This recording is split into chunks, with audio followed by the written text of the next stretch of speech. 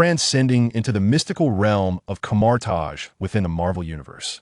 Zhang Yang inexplicably becomes an apprentice of magic. The Supreme Sorcerer has encountered a prodigy, a mere casual creation of a mirror, and he has mastered the art of conjuring mirror dimensions.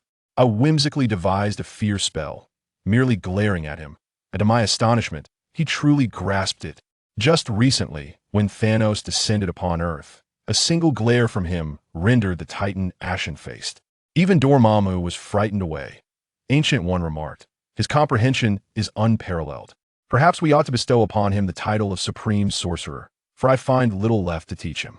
Chapter 1. Kamar-Taj, Nepal. Kathmandu, the legendary sanctuary of magic Kamar-Taj, resides in this very locale. Yet, its precise location remains an enigma to the inhabitants of Kathmandu. To those within the magical community, Kamar-Taj is but a fable sacred and shrouded in mystery. The origins of this legend trace back to the foremost power in the magical realm, the Supreme Sorcerer Ancient One. Following centuries of triumph at the Sorcerer's Conclave, Kamar-Taj, established by Ancient One, gained immense renown. Many practitioners of magic yearned to join its ranks, yet few ever discovered its whereabouts. Though Kamar-Taj professes inclusivity, one must first gain entry to receive any form of instruction. However, few are aware that access to Kamar-Taj is reserved for those chosen by Ancient One. Those unselected, no matter how fervently they pursue entry, shall find the gates firmly closed. Hence, Kamar-Taj remains the aspirational sanctuary for countless sorcerers. At this moment, the hallowed halls of Kamar-Taj convene for a sorcerer's council. With Ancient One wandering the world, the responsibilities of Kamar-Taj fell to Mordo, the eldest disciple. Recently, the ruler of the Dark Dimension, Dormammu, has been amassing an increasing number of followers on Earth. Caecilius, you shall accompany me to New York shortly to oversee the newcomers' training for the time being. Berkeley will handle their instruction. As for the other affairs of Kamar-Taj, Wang shall take charge. During this routine meeting, Mordo delegated daily tasks. Yet, while some rejoiced, others were apprehensive. Upon hearing that the apprenticeship training would be entrusted to him, Berkeley was taken aback and hesitantly replied, "Me? Master, I have only just been promoted to an intern sorcerer. Is it not premature for me to teach?" Mordo shook his head, a reassuring smile gracing his face as he comforted Berkeley. "You are the most outstanding among this batch of apprentices. The foundational spells for the new students will be well within your capabilities." Noticing Berkeley's lingering uncertainty, he added, "You will merely be a temporary substitute. Once we return in a few days, the responsibility will revert back to Caecilius." The matter of teaching apprentices has traditionally been entrusted to Mordo after the departure of the Ancient One. However, as the number of students increased and affairs became increasingly complex, Mordo delegated these responsibilities to the sorcerer, Caecilius. Recently, Dormammu's actions have intensified, leading to significant troubles in New York. Consequently, all official sorcerers from Kamar-Taj, with the exception of the Sorcerer Supreme, must journey to New York. Thus, the instruction of apprentices has temporarily fallen to Berkeley. Although the Sorcerer Supreme is an experienced and venerable master, he is also tasked with the critical responsibility of managing the library. The library of Kamar-Taj is, after the Sanctum Sanctorum, one of the most vital places. Clearly, the Sorcerer Supreme, preoccupied with his duties, cannot afford to teach apprentices. Mordo, though concerned that Berkeley's rudimentary magical skills might mislead the students, acknowledged the necessity of the situation. Upon hearing Mordo's words, Berkeley felt a slight sense of relief and cautiously inquired, "When will you return, Master Brother?" "Perhaps in about a week. Just teach the apprentices the most fundamental entry-level spells for now." Mordo sighed, gesturing for the meeting to adjourn. The sorcerers bowed and departed to attend to their respective tasks. But Berkeley remained, his countenance reflecting distress. Caecilius, who was preparing to leave, approached him. Upon seeing Caecilius, Berkeley promptly saluted, "Master Brother." Caecilius nodded, his expression impassive as he inquired, "Are you dissatisfied with Mordo's arrangement?" Berkeley quickly shook his head. "Not at all, Master Brother. I merely worry that my limited experience may prevent the apprentices from respecting me. And you are my disciple. You should not harbor such doubts." Caecilius interjected sharply, cutting off Berkeley before he could finish. Without allowing Berkeley a moment to respond, he continued, "You are the most exceptional among this cohort of apprentices. Under no circumstances should you tarnish my reputation at Kamar-Taj. I refuse to hear anyone say that my pupil is inept." A shiver ran through Berkeley at these words, prompting him to promptly fall silent. He gazed at Caecilius, whose stern and austere demeanor, clad in a brown robe with hands clasped behind his back, exuded an air of unparalleled mastery, leaving Berkeley momentarily entranced. Do you comprehend? Caecilius barked again, snapping Berkeley back to reality. Yes, I understand. Master brother, Berkeley affirmed with a resolute nod.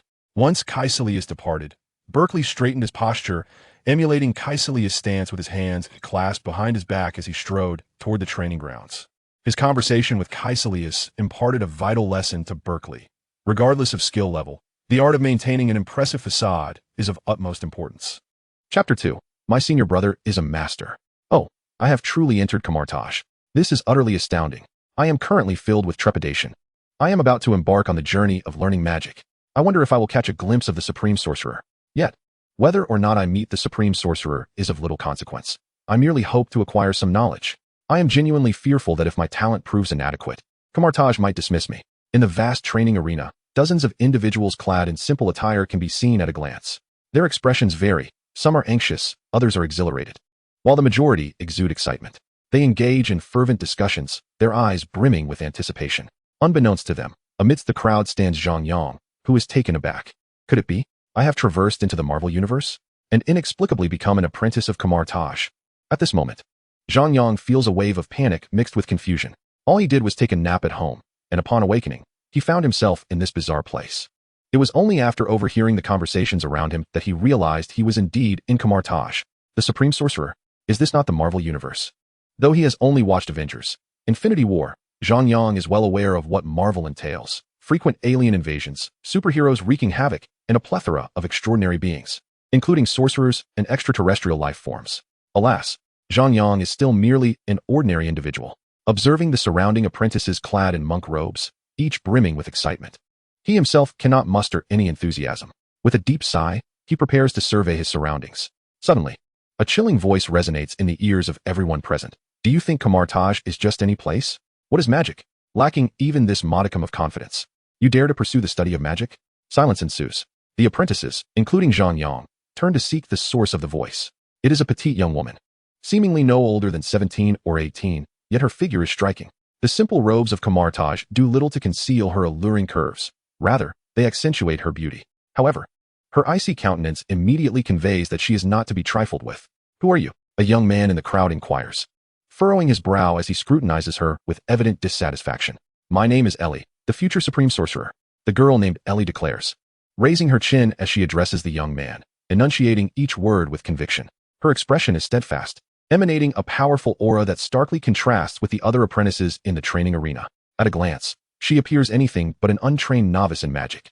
This formidable presence swiftly silences the brash young man, who now wears a look of begrudging admiration. After all, this is Kamar-Taj, where formidable sorcerers abound. In the absence of a clear understanding of the other party's background, none dared to act recklessly. Observing everything from the sidelines, Zhang Yang scrutinized the woman named Ellie and surveyed the spacious training ground. A wave of hesitation washed over him. Although he longed to depart, he could not deny that Kamar-Taj was indeed the domain of the Ancient One. As the Sorcerer Supreme, the Ancient One ranked among the most formidable powers within the Marvel Universe. For Zhang Yang, who possessed no abilities at present, Kamar-Taj was, without a doubt, a fitting sanctuary for a novice.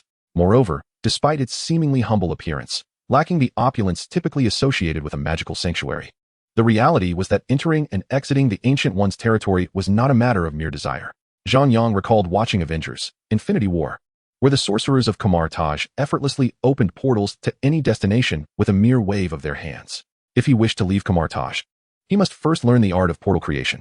Otherwise, as an ordinary individual, should he venture out of Kamar-Taj and encounter a villain wreaking havoc, he would be doomed. Alas, he had unwittingly traversed into the Marvel Universe.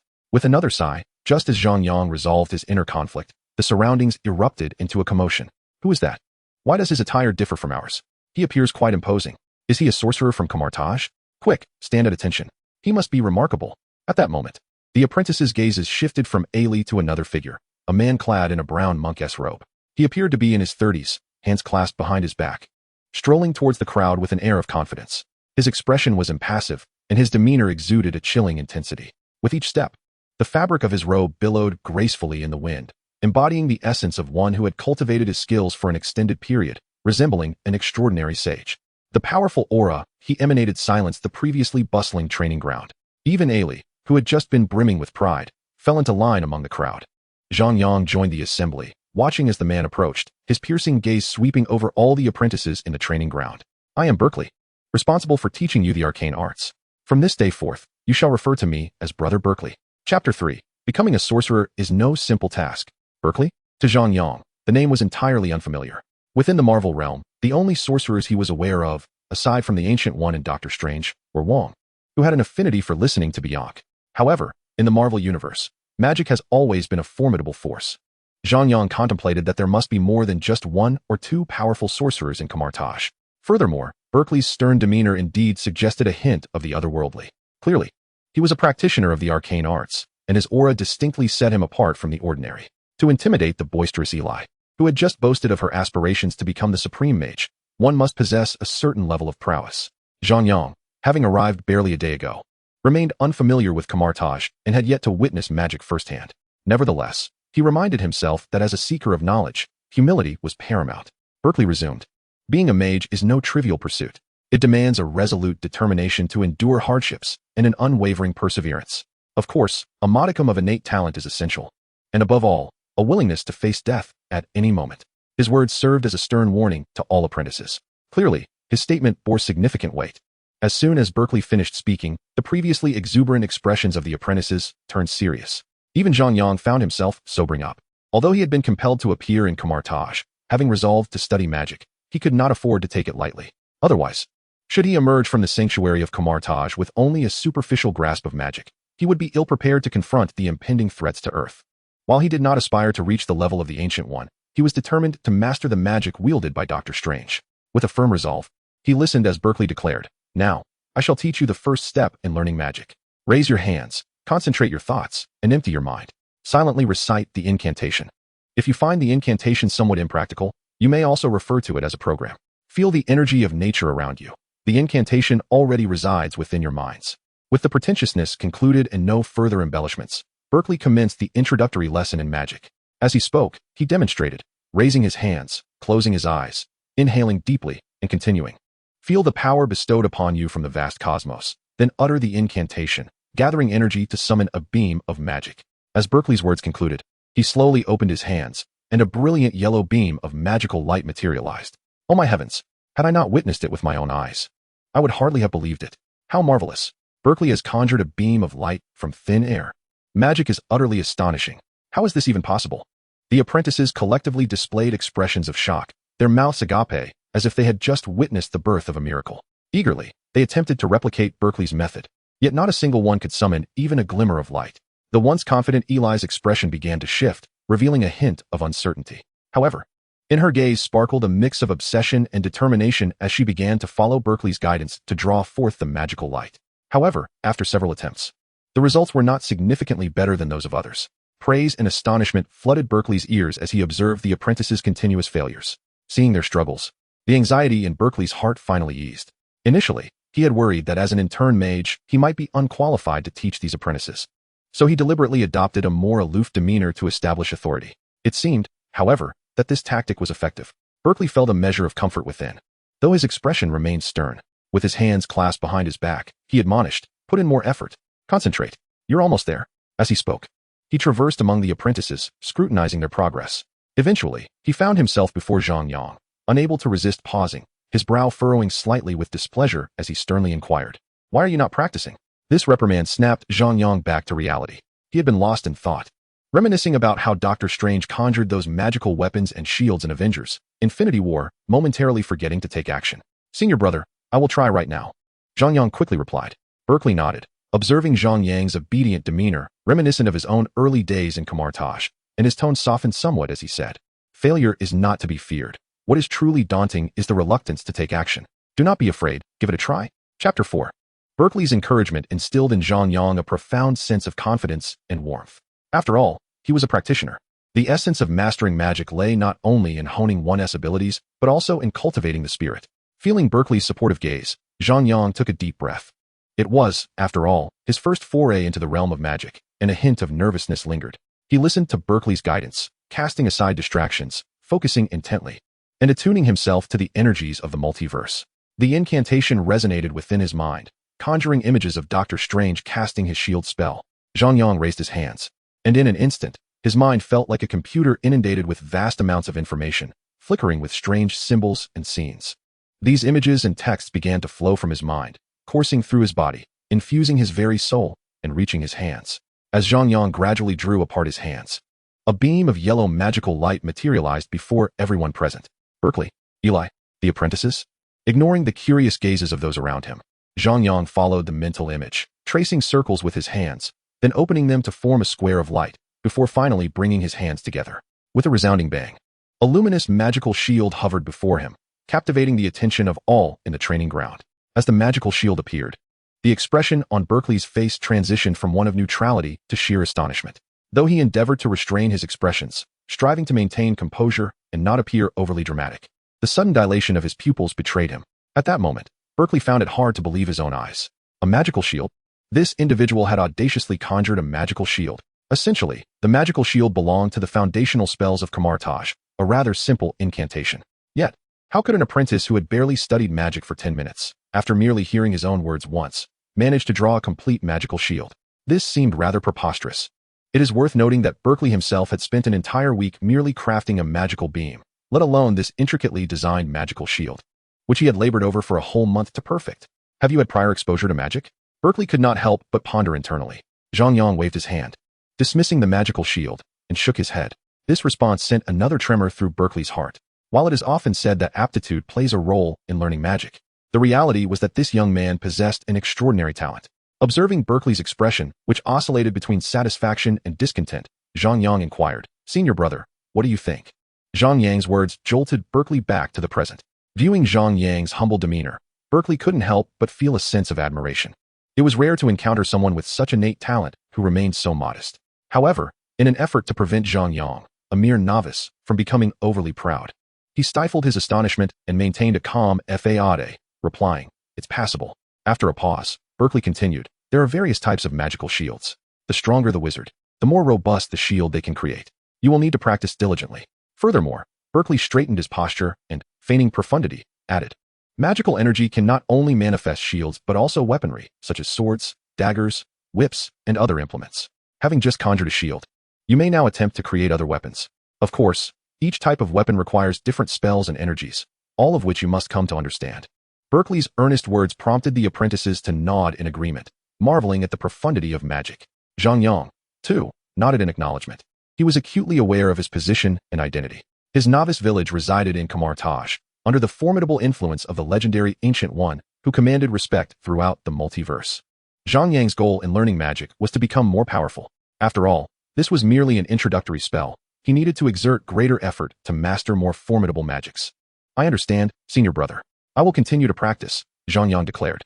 Observing Zhang Yang's humble demeanor, Berkeley could not help but remark, "Very well, for today, let us conclude here. Those who have mastered the art of drawing magical rays may begin to practice crafting magical shields and other spells on their own. For those who have yet to grasp these concepts, diligent practice is essential. Mastering magic requires extensive learning, profound experience, meaningful exchanges, and, most importantly, deep contemplation." Chapter 5. Is it possible? Berkeley, having taught only once, has already enabled that individual to draw a magical shield? And what of it? Did not my senior brother mention that this is merely the foundation? Magical energy can also be harnessed to create magical artifacts. Indeed, it seems that this is the case. After all, Kamar-Taj is a sanctum of magic, replete with advanced secrets. However, we too must intensify our efforts. Once Berkeley departed, a few apprentices began to engage in hushed discussions, predominantly regarding Zhang Yang's recent performance. Yet by this time, Zhang Yang had already gone to familiarize himself with the dormitory, oblivious to their chatter. However, Ellie overheard them, initially intending to practice longer at the training grounds. Ellie could not resist furrowing her brow upon hearing their incessant gossip. She detested such petty backbiting, particularly when it intruded upon her practice. Striding forward, Ellie addressed the gathering apprentices, "Silence. Instead of wasting time discussing others, why not devote that energy to your own practice? Will idle chatter teach you what my senior brother just imparted?" Ellie's fiery temperament matched her striking presence, and her tone was far from gentle. This provoked the ire of the apprentices, particularly a young man who had previously clashed with Ellie. "Who do you think you are, commanding us?" the youth retorted, stepping forward to vent his frustration at Ellie. "I am Ellie, the future Supreme Mage," she replied coldly, raising her hand to conjure a magical ray. The youth stared in astonishment, You have learned to draw magical rays. Ellie scoffed. Those with true talent are striving diligently, while you, lacking in aptitude, still choose not to exert yourselves. I truly wonder what gives you the right to speak so. With that, Ellie's gaze intensified, sending a shiver down the spines of the young man and his companions. Nearby, one individual quickly leaned toward the youth and whispered, Barlow, let it go. She appears quite formidable, and we have searched long to gain entry here. Our training is paramount. Upon hearing this counsel, Barlow took a deep breath and retorted to Ellie. Do not be so arrogant, proclaiming yourself a future supreme mage. Do you think it is so easy? That fellow possesses far greater talent than you. Unfazed, Ellie replied. And what of that? As long as I put in the effort, I shall one day become a supreme mage. By then, you will likely still be content to offer idle commentary from the shadows.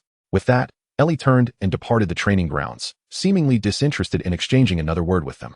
She hastily made her way towards the apprentice dining hall of Kamar-Taj. As she passed by the boys' dormitory, Ellie paused briefly to glance inside. Her delicate brows furrowed slightly, and she resolutely thought to herself, henceforth, this man shall be my rival. Feeling fatigued, Zhang Yang rose from his bed and let out a yawn. Reflecting on the events of the previous day, after listening to Berkeley's words, he had spent the entire night contemplating. He endeavored to organize the fragmented thoughts and information swirling in his mind. It must be said, Kamar-Taj is indeed a remarkable place, and magic is truly enigmatic. Berkeley had merely drawn a line of magical light, yet there was such profound knowledge embedded within. No wonder he emphasized the importance of enlightenment in practicing magic. At this moment, Zhang Yang found great wisdom in his words. The world of Marvel is undeniably wondrous and vast. He realized he must learn much more. Overlooking a night of rest, he rose early and ran to the training ground. The training area was deserted, save for Zhang Yang, who diligently continued his practice. Shortly thereafter, Ellie arrived, the first person to join him. Upon seeing Zhang Yang, she appeared somewhat astonished. She had believed she had arrived early, yet Zhang Yang had come even earlier. Ellie gazed at Zhang Yang, who was meditating with his eyes closed, and a flicker of respect blossomed within her heart. It is not fearsome to possess talent. What is truly daunting is when the talented strive even harder than you. In that moment, Ellie silently resolved to arrive before Zhang Yang from now on. Chapter 6.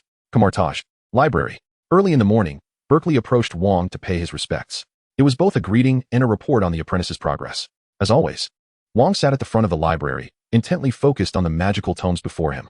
Upon entering, Berkeley noted that Wang did not lift his gaze but calmly inquired, How does it feel to teach for the first time? Berkeley promptly replied, Quite well, Master Sorcerer. This statement was indeed sincere, setting aside the unexpected presence of Zhang Yang. Everything else was proceeding smoothly. However, Berkeley could not disregard Zhang Yang's existence. Among this cohort of apprentices, there was one with considerable talent, he reported to Wang candidly. Wang, seemingly unperturbed, acknowledged this with a nonchalant demeanor. After all, it was common for a few gifted apprentices to emerge every few generations. Yet, it was unfortunate that few could meet the expectations of the Ancient One. Those capable of enduring the rigors of training were also scarce. If they are talented, then teach them well, Wang remarked lightly, turning a page without further comment, clearly signaling Berkeley to take his leave. Berkeley bowed respectfully and departed towards the training ground. By the time he arrived, most of the others had already gathered. Berkeley cast a sweeping glance over all the apprentices, ultimately fixing his gaze upon Zhang Yang. Seemingly sensing Berkeley's scrutiny, Zhang Yang beamed a smile. At merely 17 or 18 years of age, his smile radiated an exuberant warmth, further endearing him to Berkeley. Approaching Zhang Yang, Berkeley inquired, What is your name?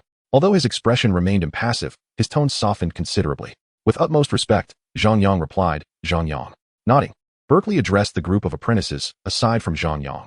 Is there anyone else who has mastered the magical beam? Silence ensued. A profound stillness enveloped the room as no one dared to speak. The apprentices exchanged apprehensive glances. At that moment, a resolute and piercing voice emerged from the crowd. I. Ellie raised her hand and stepped forward to stand before Berkeley. A tremor coursed through Berkeley's heart. Could it be? In just 1 week, had 2 individuals in this cohort managed to grasp the magical beam in a single day? Berkeley pondered, maintaining a stoic facade as he said, Let us see. Receiving the cue, Ellie confidently raised her hand, conjuring a magical beam between her palms, and then, akin to Zhang Yang's actions the previous day, proceeded to sketch a magical shield. Following Zhang Yang's movements from the day prior, Ellie replicated the sequence. Soon, a magical shield hovered in the air. Applause erupted around her. At this moment, Berkeley felt a surge of unease. Could it be? Were all the apprentices in this cohort prodigies? Just yesterday, Zhang Yang had created a magical shield in 10 minutes, and now another young girl had achieved the same feat in merely 1 day. Suddenly, Berkeley felt the weight of pressure. This mounting stress prompted him to lift his chin slightly, as if to project a more imposing presence. He nodded at Ellie, remarking, "Passable. What is your name?" With unwavering determination, Ellie replied, "Senior brother, my name is Ellie. I aspire to become the supreme mage of the future." Her declaration incited a wave of astonishment. Each apprentice displayed a myriad of expressions.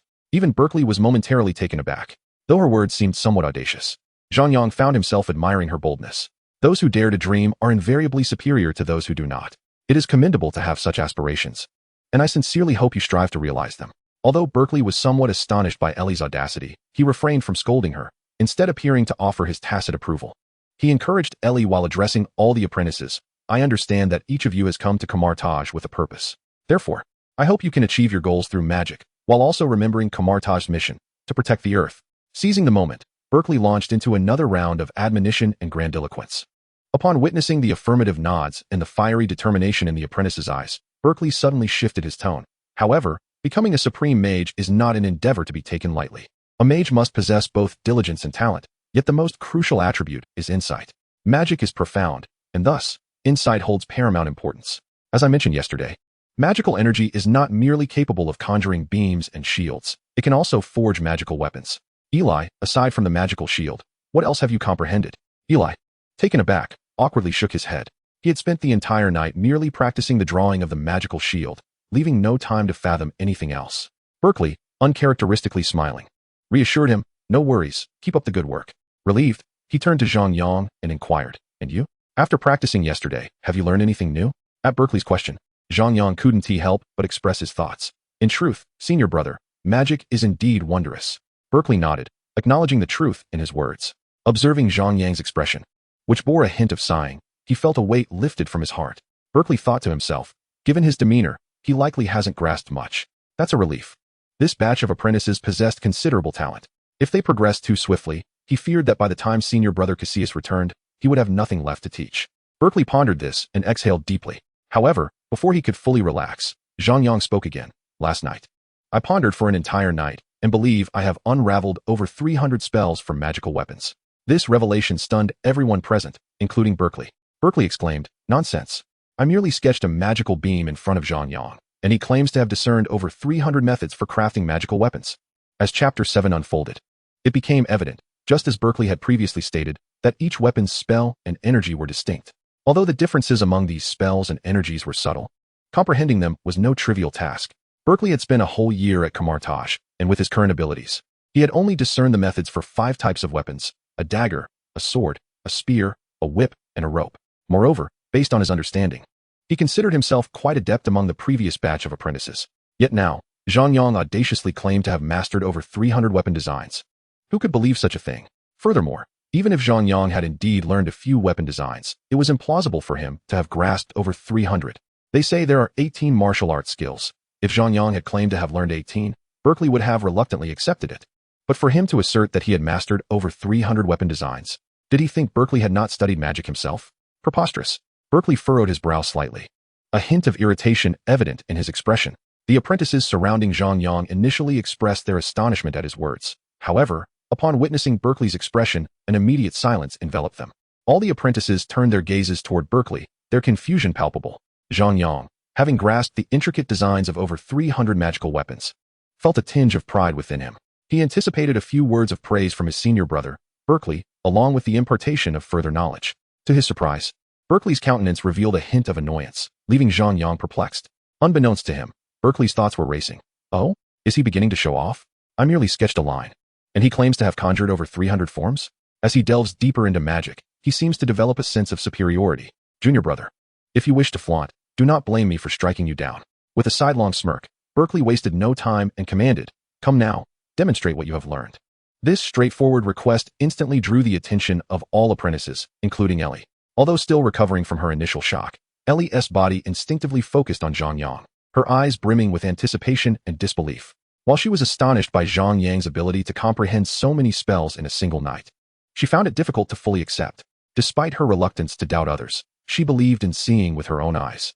As Berkeley urged Zhang Yang to showcase his skills, Ellie directed her eager and unwavering gaze toward him. Zhang Yang nodded, saluted Berkeley, and then spoke. "Well then, senior brother Berkeley, allow me to demonstrate my humble skills." With that, he raised his hand, concentrated his energy, and with a serious demeanor, focused his gaze ahead. The energy converged, and magical light began to emanate from his hands. Soon, intricate patterns coalesced and hovered before him, revealed to all present. As Zhang Yang's gestures changed, the magical light transformed into various weapons, resembling a series of slides flashing before Berkeley and the other apprentices. Swords, daggers, and whips materialized. Initially, Berkeley was taken aback but managed to maintain his composure. However, as the display continued, his bewilderment grew. Chapter 8. The Pursuit of Magic. Talent varies, and comprehension can be swift or slow. Thus, the path of learning can be fast or gradual.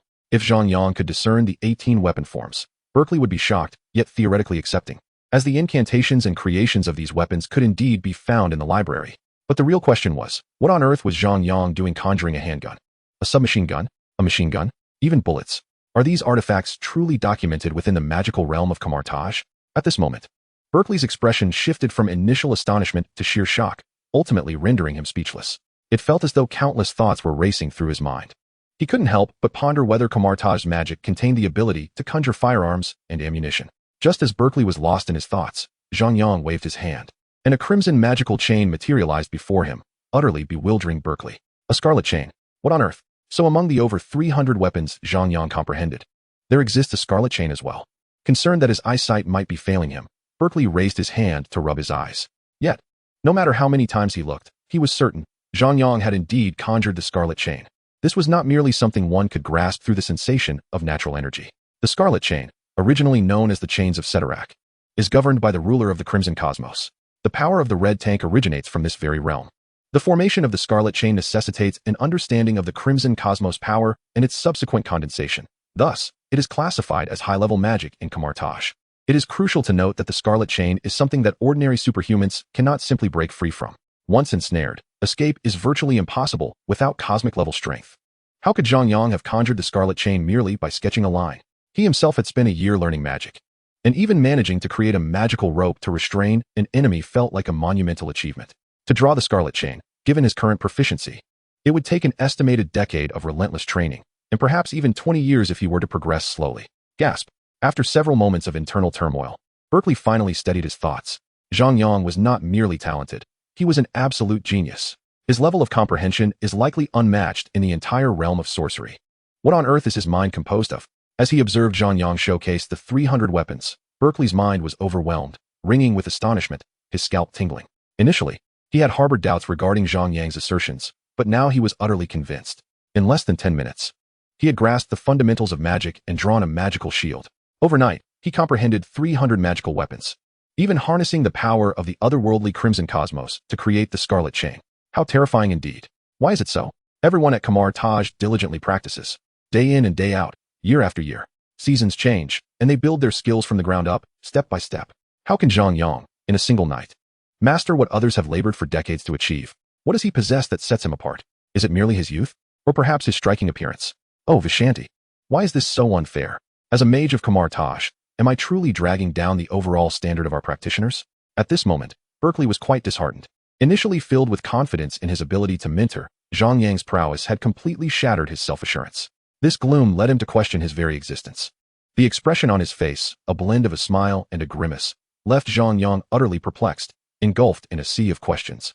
Senior brother Berkeley, what is the matter? Zhang Yang inquired after demonstrating his skills, seeking guidance. Yet, Berkeley remained unresponsive. Senior brother? Zhang Yang called once more. Finally, Berkeley slightly stirred. Calmly uttering a single syllable, taking a deep breath, his eyes devoid of spirit, he gazed at Zhang Yang and said, "It's quite ordinary." Although Berkeley recognized Zhang Yang's strength as their mentor, he could not allow Zhang Yang to perceive him as inferior. Otherwise, how could he maintain his authority in front of the apprentices? Zhang Yang was taken aback by Berkeley's words. Just ordinary? Zhang Yang, in the realm of magic, you have only just begun. Consider our supreme mages, reflect on senior brother, ponder the grand mages. You must strive harder to reach their level. One must always aspire to greater heights and never confine oneself to the present, Berkeley urged, his tone earnest. This made a certain sense. After all, no one wishes to remain stagnant. When comparing what Zhang Yang currently knew to the vast knowledge of the grand mages, it truly seemed trivial. I understand, senior brother. I will put in even more effort, Zhang Yang vowed earnestly, looking at Berkeley. Even more effort? Berkeley thought, exasperated. With your already remarkable talent, you still wish to strive harder? Your very existence leaves no room for others. If you were to accelerate your learning even further, where would that leave the grand mages? They have toiled for 10 years, even decades, to attain such formidable abilities. With your current comprehension, if you learn more magic, the Grand Mages might struggle to keep up with you. Berkeley's heart screamed in frustration. Yet, he understood that if he revealed the truth to Zhang Yang, the latter would undoubtedly leave Kamar-Taj in an instant. However, at present, the world is in turmoil. The Supreme Mage has been searching for someone capable of opposing Dormammu, and such talent must not be allowed to slip away. With this thought in mind, Berkeley cast a seemingly indifferent glance at Zhang Yang and remarked, "There's no need to exert yourself too much. When it's time to rest, it's best to get ample sleep." Chapter 9. Berkeley himself was unsure of the audacity he possessed to tell Zhang Yang that he was doing adequately, unremarkable even. Yet, he never anticipated that in his first attempt at teaching, he would encounter a prodigy. In retrospect, to label Zhang Yang as merely a genius would be an insult. The term itself fails to encompass Zhang Yang's exceptional abilities. Berkeley understood this all too well. Zhang Yang was beyond his capacity to teach. He was learning at an astonishing rate. At this juncture, the only course of action was to seek counsel from the king, urgently, immediately. For those practitioners who have yet to master the magical beam, this lesson will focus on practicing it. As for Ellie, you have already acquired the magic shield. Now, delve deeper into the nuances of other magical artifacts.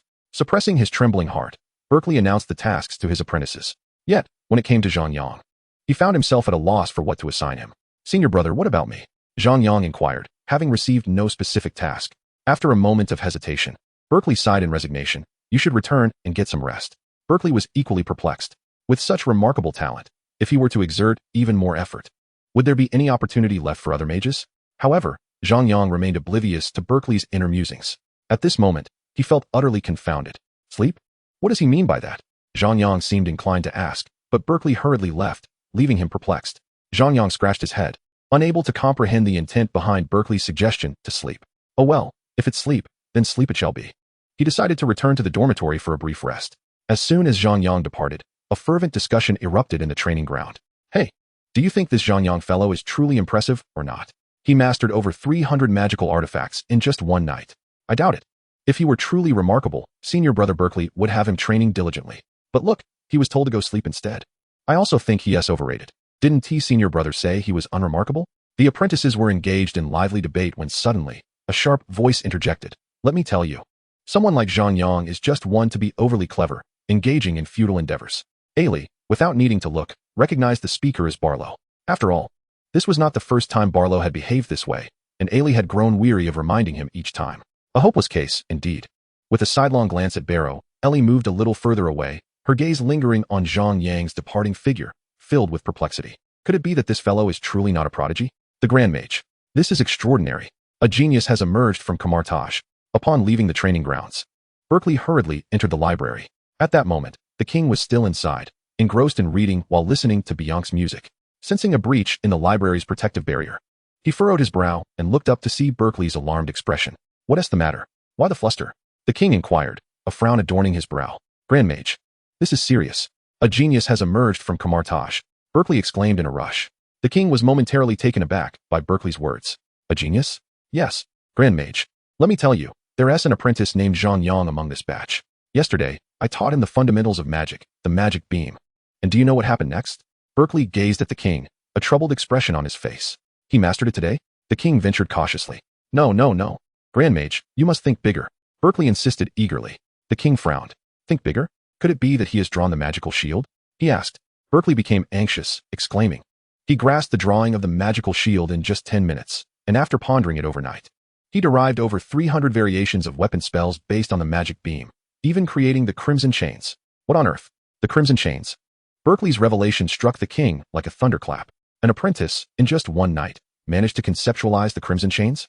How could that be? How could an apprentice possibly draw energy from the interdimensional universe? The king uttered in disbelief. It is crucial to understand that creating the Crimson Chains is not about incantation, but rather about how to harness the energy from the deep Crimson universe. Even the most gifted apprentice could not draw energy from another dimension. "Berkeley, liars have their souls cast into the realm of the dead after death," the king said with a serious expression, his tone grave. Upon hearing this, Berkeley grew frantic. "Grand Mage, this is true. I swear I am not deceiving you." Observing Berkeley's earnest demeanor, the king began to entertain the possibility. However, if this were indeed the case, it posed a significant dilemma.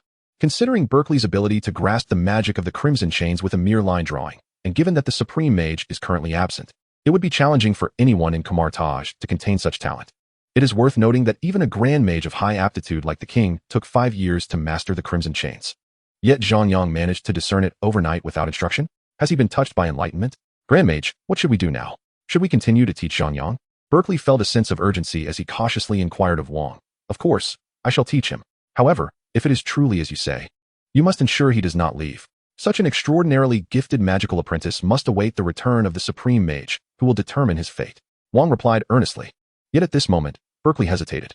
He sighed, wearing a pained expression, and lamented, Great Mage, I fear I have nothing left to impart to him. Chapter 10. Given Zhang Yang's current capabilities, Berkeley genuinely felt he could not contend with him in a confrontation. Thus, it was no exaggeration to say he could not instruct Zhang Yang. Berkeley had already been plagued by doubts regarding his own abilities. The emergence of such an anomaly as Zhang Yang had only intensified his anxiety. How could he possibly teach him? What if Zhang Yang were to discover that his abilities surpassed Berkeley's? That would be disastrous. The mere thought of Zhang Yang brought tears to Berkeley's eyes. He had toiled tirelessly in Kamar-Taj, rising early and burning the midnight oil for an entire year to progress from apprentice to intern mage. Yet Zhang Yang, in a mere day, had ascended to a level approaching that of a grand mage. The disparity between individuals could be utterly infuriating. Oh, the injustice. Great mage, I genuinely wish to teach. But I find myself powerless at present. I truly cannot instruct someone like Zhang Yang, Berkeley said, waving his hand in a gesture of defeat, his sorrow evident. His attempts at teaching Zhang Yang had led him to question the very meaning of life. Well, you did take it seriously, Wang remarked with a frown. This fellow, taking it seriously indeed. The Supreme Mage would not return with Master Brother Mordo for another week. Given Zhang Yang's aptitude, he could very well surpass Wang in just 2 days. If Zhang Yang were to realize this, he would undoubtedly wish to leave Kamar-Taj.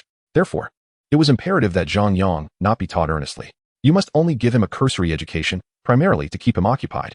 Such a prodigious talent must be contained until the arrival of Master Gu Yi, Wang stated with conviction. There was no choice. It was an extraordinary time.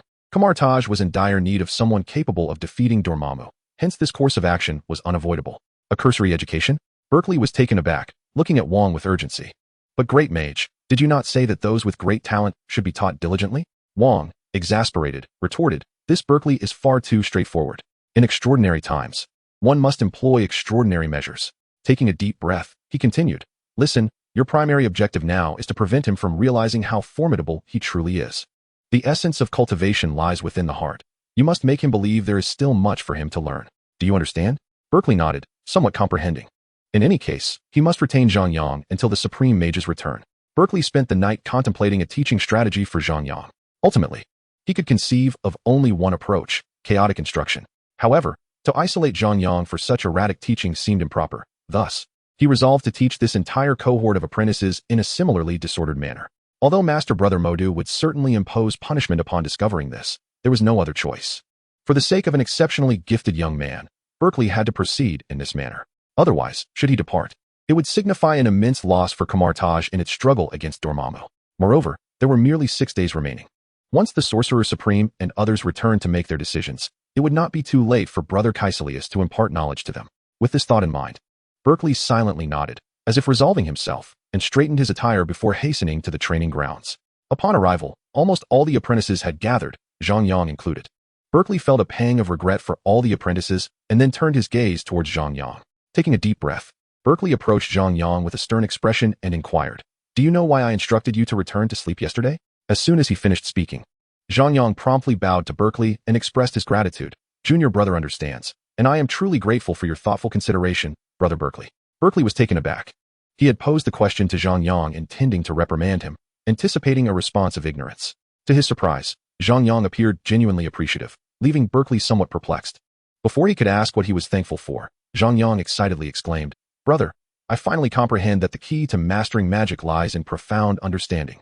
Yesterday, when you told me to rest, I closed my eyes and pondered in bed. Suddenly, an epiphany struck me. This morning, I realized how to open a portal. The magic of Kamar-Taj is indeed wondrous and mystical. You merely sketched a magical line, yet I discovered such profound meaning within it. In contemplating over the past 2 days, I realized that the magical line serves as the foundation for everything. With it, one can connect to any object. It is truly astonishing. Zhang Yang spoke with a tone of excitement, extolling the esoteric nature of Kamar-Taj's magic. However, Berkeley couldn't shake the feeling that he was merely posturing. Do you think learning magic is akin to drawing? Just sketching a design, and then you can cast spells? If it were that simple, why bother learning magic at all? Only someone with your peculiar mindset could approach it this way. If anyone else tried, they'd likely fail even to grasp the basics of magic. It's infuriating. Berkeley raged internally. Despite Zhang Yang's irritating remarks, the crux of the matter was that Berkeley had seemingly heard Zhang Yang claim he had discerned how to open a portal. Are you serious? Berkeley asked Zhang Yang earnestly, a hint of concern in his voice. Yes, Zhang Yang nodded, his expression exceedingly earnest. Oh dear, born a human, I express my deepest apologies. Berkeley pressed his hand against his temple. Please, do not seek enlightenment any further. The sanctum of Kamar-Taj may no longer accommodate you. Chapter 11. Zhang Yang observed Berkeley, who was pressing his hand to his temple, appearing to suffer from a headache, and for a moment, he was taken aback. Since yesterday, Zhang Yang had noticed that his senior, Berkeley, either shook his head or sighed in exasperation. This left Zhang Yang perplexed. The over 300 magical techniques he had recently grasped, including portal magic, had been utilized by Doctor Strange in the films. Logically, there should be no issue with his understanding. Why then did Berkeley constantly shake his head? Berkeley, have you been experiencing a bit of a headache lately? Zhang Yang inquired with unfiltered candor. Berkeley retorted, what headache? If it weren't for a headache, why would I be shaking my head, sighing, and pressing my temple? Zhang Yang directly asked, am I giving you a headache because of my exceptional comprehension? Though he thought this, Berkeley could not voice it. I shake my head and sigh because your issues are quite significant. His words only deepened Zhang Yang's confusion. Zhang Yang, I understand your fervent desire to learn magic, and I acknowledge your diligence. However, in the realm of magic, it is the quality that matters, not the quantity. Observing Zhang Yang's furrowed brow and bewildered expression, Berkeley earnestly began his admonition. I must concede, you possess an abundance of ideas, and your comprehension is, at best, passable. Compared to this cohort of apprentices, you are indeed a promising candidate. Nonetheless, your dilemma lies in your multitude of thoughts, which have caused you to lose focus. In Kamar-Taj, this is a grave misstep. Magic is categorized into various types: melee magic, ranged magic, supportive magic, offensive magic, defensive magic, and so forth. While it is certainly possible to learn all forms of magic, the crux of the matter lies in your focus. What is your major? Supportive, defensive, or offensive? Berkeley spoke with heartfelt sincerity. Indeed, there was a degree of truth to his words. Recently, Zhang Yang had discovered numerous spells. Yet he realized that most were merely foundational techniques. Reflecting on his impressions and experiences within Kamar-Taj, the mention of the Ancient One naturally conjured thoughts of the mirror dimension magic. The Ancient One had mastered the mirror dimension to an unparalleled degree. Generally speaking, whenever the Ancient One opened a mirror dimension, few had ever managed to escape its confines. Moreover, consider the abilities of Doctor Strange and the sorcerers of Kamar-Taj. The magic practiced in Kamar-Taj is referred to as the mystic arts, also known as melee magic. It seldom employs excessive flamboyance, focusing primarily on close combat, with spatial teleportation magic serving as a supplementary tool. Many may perceive Kamar-Taj's magic as lacking in flair, yet the practicality is exceedingly high. For instance, if an adversary were to engage you with ranged magic, if you were to teleport directly beside him and thrust a magical sword into his heart, no matter how flamboyant the enemy's magic may appear, it would be futile. Thus, the pivotal question arises, can your magical sword accurately and directly pierce the enemy's heart? This is the essence of Zhang Yang's understanding of Berkeley's words. To put it plainly, magical attacks must be swift, precise, and ruthless, striking directly at the enemy's vital point. More specifically, one must possess a highly refined magical ability. Whether it be support magic, offensive magic, or other categories, it is essential to excel in one before mastering another. Brother Berkeley, I comprehend now, Zhang Yang exclaimed, enlightenment dawning upon him. So that is how it is. Berkeley feigned profundity and nodded sagely, though he was entirely oblivious to what Zhang Yang had grasped from his ostentatious rhetoric. Nevertheless, he maintained the facade of inquiry, insisting, now, enlighten me on what you have understood. His earnestness stemmed from a genuine desire to know. Your meaning, brother, is that in learning magic, quality trumps quantity. One should first master a single spell to maximize its effectiveness before moving on to another, correct? Zhang Yang articulated earnestly. Goodness, truly, one cannot compare with another. Even my casual musings yield wisdom for him. Berkeley lamented inwardly, yet he maintained a fa of satisfaction, nodding. Ah, the youth is teachable. He continued. A genuinely formidable magician must possess a unique understanding of all things. The essence of magic derives from nature. Within nature lies the true significance of magic. Do not be driven solely by avarice. While fine wine is delightful, one must not indulge excessively. Thus, cast aside the notion of mere flamboyance. Although you have mastered over 300 forms of offensive magic and teleportation, your abilities have yet to reach a level of consummate control. When I drew forth the magical beam, it was meant to guide you in the study of such. Do you believe the power of a magical beam inferior to that of those magical artifacts? Berkeley stated, raising his hand to conjure a magical beam, which he then grasped. approaching a tree and delivering a horizontal strike. An invisible force surged forth, rustling the leaves of the grand tree, producing a whispering sound. Silence. An exquisite tranquility enveloped the scene. Zhang Yang and all present apprentices turned their gazes toward Berkeley, who stood with the magical beam in hand, creating an image of stillness. Just as everyone was engulfed in bewilderment, a resounding thud echoed as the tree before Berkeley was cleaved in two. Remarkable, Ellie exclaimed, unable to contain her astonishment. Brother, how extraordinary! How is this accomplished? Is the magical beam truly this powerful? The surrounding apprentices echoed their surprise in unison. Berkeley gradually withdrew the magical beam, placing his hands behind his back as he addressed Zhang Yang and all the apprentices. I hope you will cast aside all superficial embellishments and return to the essence of magic, transcending your own limitations. Magic can serve as both a weapon and a shield. The most crucial aspect lies in how you wield it. With that, Berkeley turned and departed without a backward glance. Chapter 12. Only 3 days remained. Upon awakening, Berkeley counted the days on his fingers, filled with profound gratitude. As usual, he made his way to the library to report to Wang. However, unlike previous encounters, Wang was not listening to Bianca this time. Instead, he sat at the front of the library, seemingly awaiting Berkeley's arrival. Upon seeing Berkeley, Wang eagerly inquired, what transpired yesterday? Although he had only heard rumors, the tales of Zhang Yang were indeed alarming. Such a prodigious talent must not be allowed to fall under Berkeley's tutelage. Wang cursed his obligation to manage the library, which prevented him from witnessing the events firsthand. The Grand Mage, that fellow, after a single night's rest, comprehended the magic to open a portal. Berkeley sighed and reported the matter truthfully. Are you implying he can now open a portal? Wang asked, somewhat astonished. Berkeley nodded affirmatively. You did not instruct them. He figured it out on his own? Wang pressed further. Berkeley helplessly nodded again. It appeared that Zhang Yang was truly an extraordinary talent. Wang mused, while opening a portal is a fundamental magic and significantly easier than mastering the Crimson Chains. The real issue is that Zhang Yang managed to grasp it without any guidance. That is indeed formidable. Wang shook his head, finding it difficult to concentrate on his reading. If such a talent were to be claimed as a disciple by Dormammu, it would be utterly terrifying. You must do everything in your power to delay Zhang Yang. The Supreme Mage returns in 3 days, Wang stated earnestly. Berkeley nodded vigorously, exuding confidence. Rest assured, I will certainly keep him occupied. I have devised a plan. During the Supreme Mage's absence, I intend to teach them in a rather unconventional manner. Upon hearing the words unconventional teaching, Wang furrowed his brow, resolutely declaring, unconventional? What kind of place is Kamar-Taj that you would conceive such a misguided idea? Berkeley hastily waved his hands, clarifying, no, Grand Mage, you misunderstand. What I mean by unconventional is that I will not instruct them as actual mages. I will only teach them the foundational theories. While this may seem somewhat unfair to the other apprentices, it is the only way to retain Zhang Yang, and with merely 3 days left, it is a necessary course of action. Once the Supreme Mage and the elder brother return, it will not be too late to teach them properly. After all, the path of magical cultivation is not something that can be mastered overnight. Moreover, Berkeley's notion of unconventional teaching did not entail haphazard instruction. Rather, it involved imparting profound principles for them to ponder. In doing so, even if Zhang Yang possessed exceptional insight, no one is available to guide him through the process, and it is likely that it will take him 3 to 5 days to comprehend it.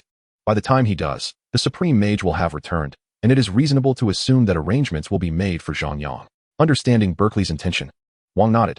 Indeed, this idea seems quite promising. Berkeley sighed in relief, though a hint of dissatisfaction lingered in his thoughts, uncertain about the dubious suggestion he had just made. By the way, what did you teach Zhang Yang and the other apprentices yesterday? Wang inquired suddenly, interrupting Berkeley's musings. Berkeley promptly replied. I told them to focus on mastering a single magical skill. Magic lies in its precision rather than its abundance. Although this wisdom was originally derived from Zhang Yang himself, it was likely that Berkeley had imparted this lesson the previous day. Noticing Wang's silence, Berkeley continued. Yesterday, I had them practice the most fundamental spell, the magic beam, urging them to concentrate on honing that skill. Wang was taken aback. The magic beam? Isn't that the most elementary form of magic? It's the entry point for novices. Hasn't Zhang Yang already mastered it? Wang appeared perplexed. What I mean is for them to refine the magic beam into a lethal weapon, Berkeley stated earnestly. It's akin to using the magic beam to sever a tree. Using the magic beam to chop down a tree. Wang was astonished. Theoretically, it was not impossible. But only a mage with sufficient magical energy could achieve such a feat. Mastering magic, in essence, involves cultivating magical energy. However, since Zhang Yang had already learned the Crimson Chain spell, using the magic beam to cut down a tree should not be overly difficult for him. Is that truly challenging? Wang asked Berkeley, still confused. Indeed, it is not particularly difficult, great mage, Berkeley replied, taking a deep breath. However, this approach could limit Zhang Yang's comprehension. We can gradually increase the difficulty, but the constant will be that he will only practice the magic beam. Understood, Wang said thoughtfully. What do you intend for them to practice cutting? Berkeley furrowed his brow, pondering before responding. Great mage, I would like to request permission to take them to the Himalayas. To the Himalayas? Wang was once again taken aback. Yes, Berkeley affirmed with a nod. Very well, you may take them, Wang consented, albeit unsure of Berkeley's motives. After all, Cassius had frequently taken his apprentices to the Himalayas for training. Berkeley bowed and took his leave, silently reminding himself, as long as I endure these 3 days, it will be worthwhile. Chapter 13. Concluding his report to Wang, Berkeley resumed his enigmatic demeanor as he made his way to the training ground. As was customary, the apprentices stood in neat formation at the training area early in the morning. Berkeley surveyed the apprentices, having ingrained each of their names in his memory. Upon confirming that all the apprentices were present, his gaze fell upon the spirited Zhang Yang before finally settling on Ellie, a girl of 17 or 18 years. Although she was not particularly fond of smiling and often appeared cold to everyone, she once boldly proclaimed to Berkeley that she would undoubtedly become the supreme mage of the future. However, it must be said that Ellie possesses remarkable talent. Were it not for the presence of the ostentatious Zhang Yang in this cohort, Ellie's abilities would surely have made her a prime candidate for focused training. Of course, despite Berkeley's previous disregard for Ellie, after she had come to his aid yesterday, he began to pay her a modicum of attention. Moreover, he devised a strategy to prevent Zhang Yang from feeling overly confident in his own prowess.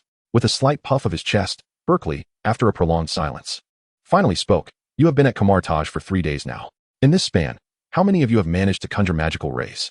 Among the dozen or so apprentices present, only 4 timidly raised their hands, including Zhang Yang. Berkeley furrowed his brow and sighed dramatically. You are truly the worst cohort I have ever taught. In previous groups, after 3 days, they were already engaged in close combat practice. As he uttered these words, Berkeley felt a twinge of apprehension. After all, his own cohort had taken a month before they began learning close combat magic. Did they think they could jump into such practices after merely 3 days of magical instruction? Was magic something one could learn as easily as stopping a passerby on the street? Yet, there was no alternative to retain Zhang Yang's interest. Berkeley had to resort to such tactics. Nonetheless, Kamar-Taj is indeed a sacred place of magic, and entering its hallowed halls is no trivial matter. Therefore, Berkeley's remarks went unchallenged by the apprentices, who merely focused on the fact that they were indeed the least capable group. An air of tension enveloped the room, and most of the apprentices bowed their heads, their faces etched with disappointment. This stirred a sense of reflection in Zhang Yang. When he first entered Kamar-Taj, he genuinely believed that learning magic would be an arduous endeavor, requiring no less than a decade of dedication. After all, such ethereal pursuits, akin to fantastical cultivation, seemed implausible, especially in a world like Marvel, where he doubted the existence of real magic. However, upon engaging with the subject earnestly, he discovered that the art of magic was not insurmountably difficult. Initially, Zhang Yang felt a smug sense of superiority, observing that most of his peers had yet to grasp even the basics. Yet, upon hearing Berkeley's words, he began to comprehend the reality. It was not merely his exceptional talent at play. There were many others with greater abilities. Within Kamar-Taj, undoubtedly, there existed numerous formidable figures and powerful spells. As Zhang Yang pondered these thoughts, Berkeley spoke again. As it stands, I believe Ellie possesses the strongest talent among us. Zhang Yang, while your abilities are commendable, your myriad of ideas lacks focus. Berkeley stated earnestly. He originally intended to assert that Eli's talent and abilities were unparalleled. Yet the issue lay in the fact that such a statement felt insincere. Thus, Berkeley pondered and decided to enhance Eli's innate gifts. The concept of talent is rather nebulous. After all, the apprentices could never truly discern whose abilities surpassed the others. Ultimately, it was imperative to establish a rival for Zhang Yang, one that was neither too formidable nor too feeble, enough to instill a sense of competition within him. Ideally, this contender should be from the same cohort of apprentices. With this thought in mind, Berkeley approached Eli.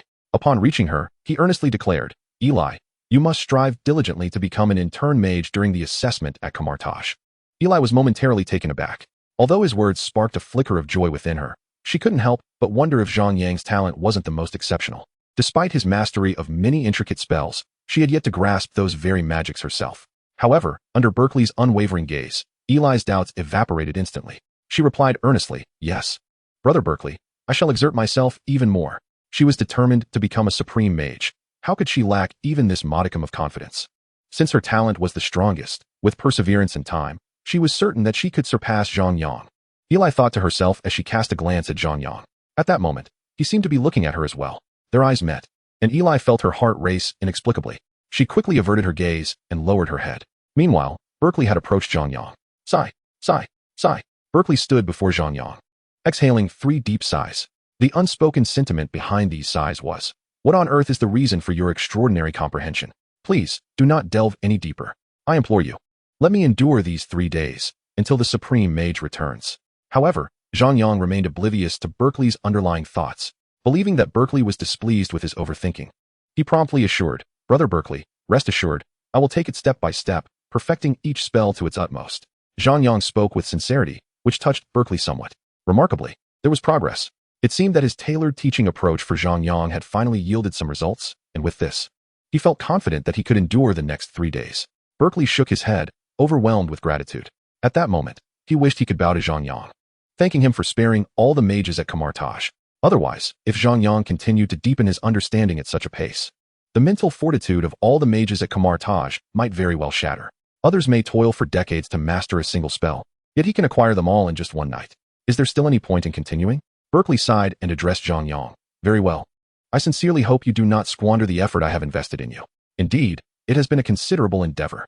Daily, I pondered how to keep you at Kamar-Taj, even going so far as to disrupt the traditions of Kamar-Taj for your sake. It has not been easy for me. However, Berkeley was unaware that Zhang Yang seemed to have misunderstood his words. Observing Berkeley's earnest concern for him, Zhang Yang quickly replied, Yes, I understand, senior brother. With that, he cast a grateful glance at Berkeley, thinking to himself, I must strive even harder than before. At the very least, I must first become a master mage at Kamar-Taj. Chapter 14. Upon receiving Zhang Yang's affirmative response, Berkeley breathed a sigh of relief. He surveyed all the apprentices in the training grounds and did not forget to encourage them. However, do not lose heart. The pursuit of magic is inherently challenging. As long as you put forth effort, you will surely achieve greatness in the future. Your primary goal now is to focus on your cultivation, become an apprentice mage, and then venture into practical experience. Kamar-Taj is merely your starting point. Where you ultimately go and what you become depends on your experiences in the outside world. Berkeley spoke these words with sincerity. The essence of cultivation is not merely to refine oneself, but, more importantly, to act. As the term implies, action means to explore the outside world, to wander and observe. Even those who have attained the esteemed level of the Sorcerer Supreme, like Ancient One, frequently embark on journeys of exploration. However, such journeys are not for mere leisure. Rather, they are opportunities to connect with nature and other magical elements, thereby enhancing the abilities of the practitioner. Originally, Berkeley intended to undertake his own journey of cultivation. Yet, due to the turmoil in New York, his training had been delayed. It is likely that he, too, will need to venture out soon. I hope it is not alongside Zhang Yang. Otherwise, the ruse I played on him will be entirely exposed. Berkeley silently prayed. With that, he cleared his throat twice to mask his embarrassment and declared, All right, you have been practicing the introductory course on magic for 3 days now. However, thus far, only 4 practitioners have succeeded. For those who have not yet mastered it, continue your practice of the introductory spell today. As for those who have already succeeded, I will guide you in your first cultivation session. Berkeley then turned his gaze towards Zhang Yang and continued, By the way, did you not mention that you have comprehended the portal spell? Suddenly called upon, Zhang Yang took a moment to collect himself and nodded vigorously. Berkeley responded with a calm tone, raising an eyebrow. Then let us see you attempt to open a portal to the summit of Mount Everest. Mount Everest. Zhang Yang's expression froze, and glancing at his monk's robes, he hesitated and asked, Senior Brother Berkeley, you cannot possibly mean to take us to Mount Everest for our cultivation, can you? Berkeley nodded affirmatively. With a mere nod, Zhang Yang and his companion Eli felt a sudden tremor within themselves. Although Zhang Yang had only recently arrived at Kamar-Taj, he was well aware of the formidable nature of Mount Everest. The summit's minimum temperature consistently hovers around -30 to 40 degrees Celsius. Due to its extreme cold, it is often referred to as the third pole of the world. One can only imagine the chill that permeates such a place. Zhang Yang glanced down at his monk robe. This attire, the standard uniform of Kamar-Taj, was neither particularly thin nor excessively thick. It provided no respite from the heat nor adequate protection against the cold. Wearing this to the summit of Everest would surely lead to his demise from the frigid temperatures. Contemplating this, Zhang Yang turned to Berkeley. Brother Berkeley, do we have any other clothing before we set out? Berkeley's expression darkened. Do you think I am taking you on a leisurely trip? I am here to guide you in your cultivation. As a mage, if you cannot endure this minor chill, how can you aspire to become a competent sorcerer? Berkeley spoke with earnest conviction. Indeed, there was a semblance of wisdom in his words. Yes, brother, Zhang Yang responded, raising his hand to conjure a circle in the air. Opposite the circle lay the majestic Mount Everest. Berkeley felt a jolt of surprise, pondering, goodness, he has truly learned to create a portal. Has Zhang Yang been raised on magic? How could he grasp it so swiftly? Just as Berkeley was grappling with his thoughts, he suddenly noticed something peculiar. Zhang Yang was not wearing a levitating ring. The levitating ring was one of Kamar-Taj's essential magical artifacts and was the most commonly utilized tool. Its purpose was to assist mages in better concentrating their energy, thereby facilitating the release of spells. It was an indispensable item for novices. At the very least, one needed it to effectively harness energy. Otherwise, numerous distractions could hinder one's magical performance. For many mages, attempting to cast spells without a levitating ring was nearly impossible. Only high-ranking mages, like the esteemed Wang, could manage to perform magic without it. Yet here was Zhang Yang, an apprentice who had only been studying magic for 3 days, capable of casting spells without the ring? Was he some kind of anomaly? Did he possess such formidable mental fortitude that he could effortlessly cast aside all distractions and focus entirely on his craft? Berkeley was astonished.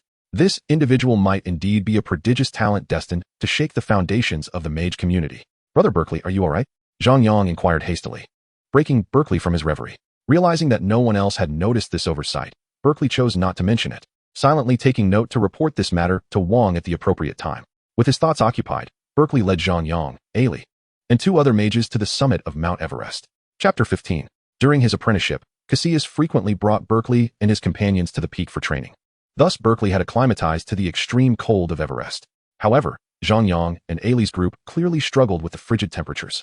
Gazing at the snow-laden peaks and the howling winds, the 2 other mages curled up, trembling in the biting cold. Though Zhang Yang was not as affected, he too shivered involuntarily, rubbing his arms for warmth. Only Ellie, observing Berkeley's unperturbed demeanor, gritted her teeth to endure. She stood tall, yet her quivering lips betrayed her discomfort. Seeing the 4 in such a state, Berkeley clasped his hands behind his back and spoke in a solemn tone. Do you understand why you feel cold? The 4 shook their heads. It is because your own energy is insufficient. As he spoke, Berkeley straightened and strolled through the snowy expanse of Everest. He continued, in mastering magic, the most crucial aspect is to attune oneself to the energy of nature and to gather that energy. Therefore, what you must do now is to embrace the cold and cultivate the energy to withstand it. Of course, if any of you find it unbearable, you may leave. With that, Berkeley casually drew a portal. In truth, the purpose of bringing them to Everest was not merely to experience the cold, but to practice the art of portal creation. However, this was only after a month of exposure to magic. Yet now, due to Zhang Yang, Berkeley had expedited the training on Everest. Admittedly, teaching Zhang Yang to create portals seemed improbable, as he had already mastered it, and astonishingly, without the aid of a suspended ring. Truly, he was exceptional. Thus, Berkeley's intent in bringing Zhang Yang and the others here was ostensibly to help them withstand the cold. But in reality, it was to elevate the training difficulty for Zhang Yang. Berkeley's ability to endure the cold stemmed from a certain level of magical energy. By accumulating this energy within his body, he could transform it to raise his internal temperature, thereby warding off the chill. This process, however, was immensely draining on one's magical reserves. An ordinary novice mage would struggle to achieve this. Given Berkeley's current capacity, he could only sustain it for about an hour. As magical energy is not something that can simply be taught, it requires years of diligent practice. While Zhang Yang could grasp various magical incantations and had mastered the Crimson Chain spell, the challenge lay in the fact that the Crimson Chains draw upon the power of the deep red cosmos, contrasting with the art of weaponry magic. Most individuals possess a rudimentary understanding of magical energy, and by familiarizing themselves with the incantations, they can easily learn the craft. The expenditure of magical energy is not particularly taxing. To illustrate, it is akin to a person striving to master the art of swordsmanship. After a single demonstration of the technique, provided they are not completely inept, with sufficient practice, they can acquire the skill. However, to truly grasp the essence of the sword and wield it lethally is an entirely different matter. This principle holds true in Kamar-Taj as well. Any individual with even a modicum of magical talent can, with the aid of magical artifacts and diligent practice, master the fundamental spells. It merely becomes a matter of time. Yet, harnessing magical energy itself requires years of accumulation. Consequently, Berkeley did not believe that Zhang Yang could summon sufficient energy to withstand the cold in a short span. At most, he would last 10 minutes. Zhang Yang and his companions would undoubtedly retreat back to Kamar-Taj. Could mastering magic truly be that effortless? Berkeley felt a sense of pride swell within him, a notion that was prompted by Wang's earlier reminder, leading him to devise this approach. Observing Zhang Yang, Ellie, and the other 2 mages braving the chill, Berkeley continued to patrol their ranks, unfazed. In but 3 minutes, one of the apprentices shook his head. Brother Berkeley, I can't endure it any longer. It's too cold, a middle-aged apprentice stuttered, shivering. A younger apprentice chimed in hastily. Brother, we can't hold on much longer. Let us return. Berkeley feigned regret, waving them off. The 2 apprentices fled as if escaping a tempest. Now, only Zhang Yang and Ellie remained. Berkeley regarded the 2 steadfast figures, remaining calm and unhurried. 10 minutes elapsed. Neither budged. A flicker of surprise crossed Berkeley's face as he pondered. Surely, they would relent within 30 minutes. As the 30-minute mark approached, the two remained steadfast atop Mount Everest, displaying no inclination to withdraw. Meanwhile, Berkeley felt the toll of expended magical energy weighing upon him. A hint of cold crept into his bones. He turned his gaze towards Ellie, who was visibly struggling against the chill, yet persevering, though it appeared she could not last much longer. Then he glanced at Zhang Yang. Goodness, the expression on this fellow's face seemed increasingly peculiar. How was it that he appeared to grow more at ease? Another 10 minutes passed. They had now stood atop Everest for over 50 minutes, and Berkeley felt his endurance waning. The cold was becoming unbearable. Yet, Zhang Yang's demeanor seemed to radiate comfort. Could it be that he had truly acclimated to the cold? Berkeley mused. Just then, Zhang Yang spoke up. Brother Berkeley, I believe I am starting to feel less cold. Zhang Yang spoke earnestly, and before Berkeley could respond, he inquired, have I completed my training? A thunderous realization struck Berkeley, leaving him astounded. Could it be possible? Had Zhang Yang managed to withstand the cold in merely 40 minutes? Berkeley was momentarily speechless, yet Zhang Yang, brimming with excitement, exclaimed, Senior brother, your words hold true. I can now feel a surge of energy coursing through my body, effectively shielding me from the chill. A flicker of disbelief crossed Berkeley's face. Could it be that Zhang Yang had truly gathered his magical energy within? Hesitatingly, Berkeley urged Zhang Yang, try to harness the power within you, just as I demonstrated yesterday. Do you remember? When I conjured the magical beam and unleashed it.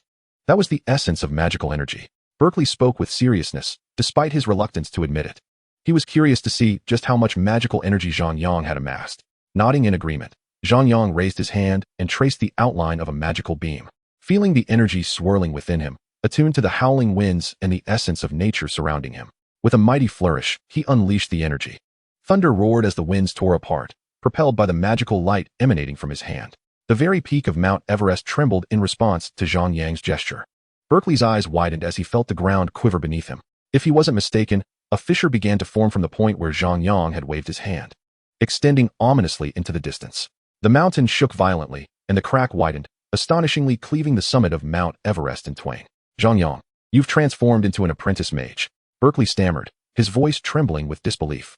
He was utterly baffled as to why he had brought Zhang Yang to Mount Everest in the first place. Was he intentionally seeking trouble?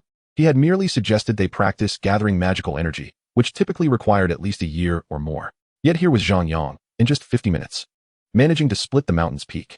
Senior brother, it seems I may have exerted myself a bit too much and inadvertently severed the summit of Mount Everest, Zhang Yang remarked, gazing at his handiwork. Though a hint of joy flickered within him, he also sensed the gravity of the situation and felt somewhat embarrassed as he addressed Berkeley.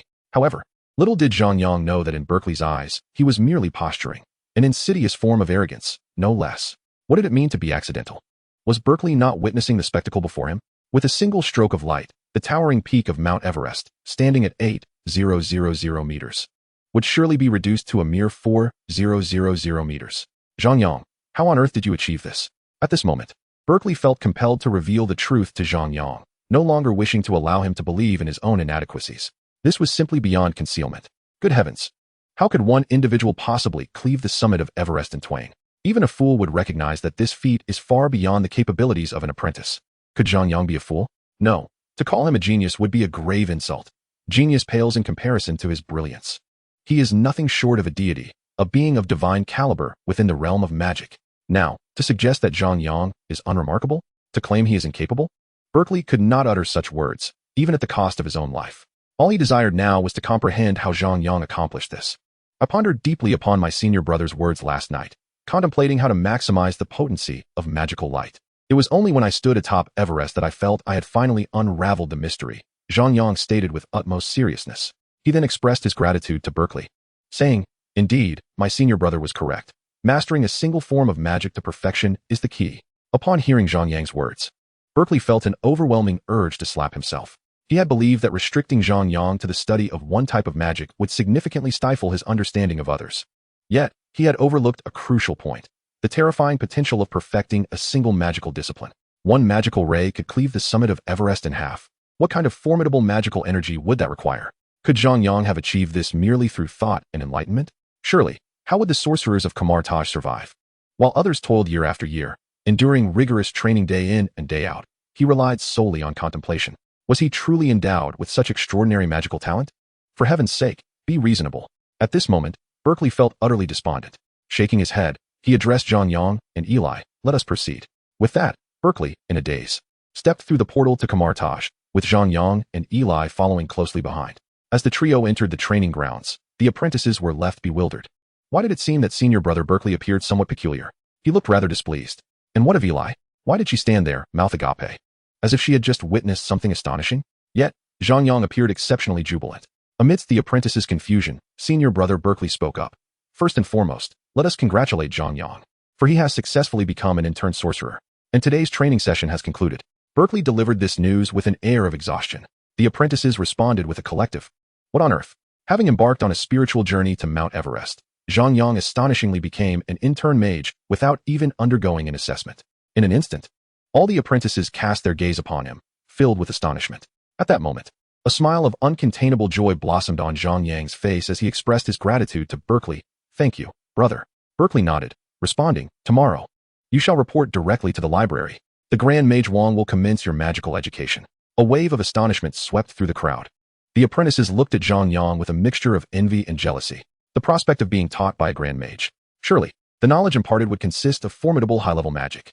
However, while Berkeley acknowledged Zhang Yang's remarkable talents, he did not hesitate to remind him, "Zhang Yang, Wang is a Grand Mage. Although you have demonstrated exceptional prowess with the magical beam, the Grand Mage of Kamar-Taj is not to be underestimated." With that, Berkeley departed with heavy steps, leaving the crowd in a state of confusion. Zhang Yang felt elated. Yet he understood that his foundational skills in Kamar-Taj were still lacking in comparison to the advanced magic he would soon encounter. He recognized the vast expanse of knowledge yet to be acquired. As he turned to return to his dormitory, the apprentices shifted their attention to Ellie. "Ellie, what on earth happened?" "Yes, Ellie, do enlighten us." They gathered around her, eager to uncover the mystery. Yet, Ellie merely stared wide-eyed, lost in disbelief. This reaction irked Barrow, who remarked sarcastically, "Aren't you aspiring to be a supreme mage? Brother Berkeley claimed your talent was the strongest. Why has Zhang Yang become an intern mage while you have not?" Normally, Ellie would have retorted sharply, but this time, she simply shook her head in a daze, murmuring, "He is too powerful, far too powerful." Chapter 17. New York. SHIELD. The Department of Homeland Strategic Defense, Attack, and Logistics. Its purpose is to address various abnormal occurrences and to monitor, research, capture, or annihilate entities that may pose a future threat to Earth. It seems I have a new mission. Each time Black Widow steps into Nick Fury's office, she is aware that it seldom heralds good news. However, for her, who is often idle, it is not entirely unwelcome. Compared to the dark memories of her time in the Red Room during World War II, SHIELD seems relatively humane. Nick Fury has treated her decently. Indeed, there is a troublesome situation, Nick Fury remarked, his brow furrowing as he observed the entering Black Widow. His expression laden with complexity. Such a demeanor from Nick Fury instilled in her a sense of foreboding. After all, as the king of spies, Nick Fury seldom displays such expressions or utters the word trouble. Generally speaking, trouble signifies a major issue. Sheathing her charm, Black Widow adopted a more serious demeanor. "Speak. What trouble has arisen? I hope it is not overly challenging."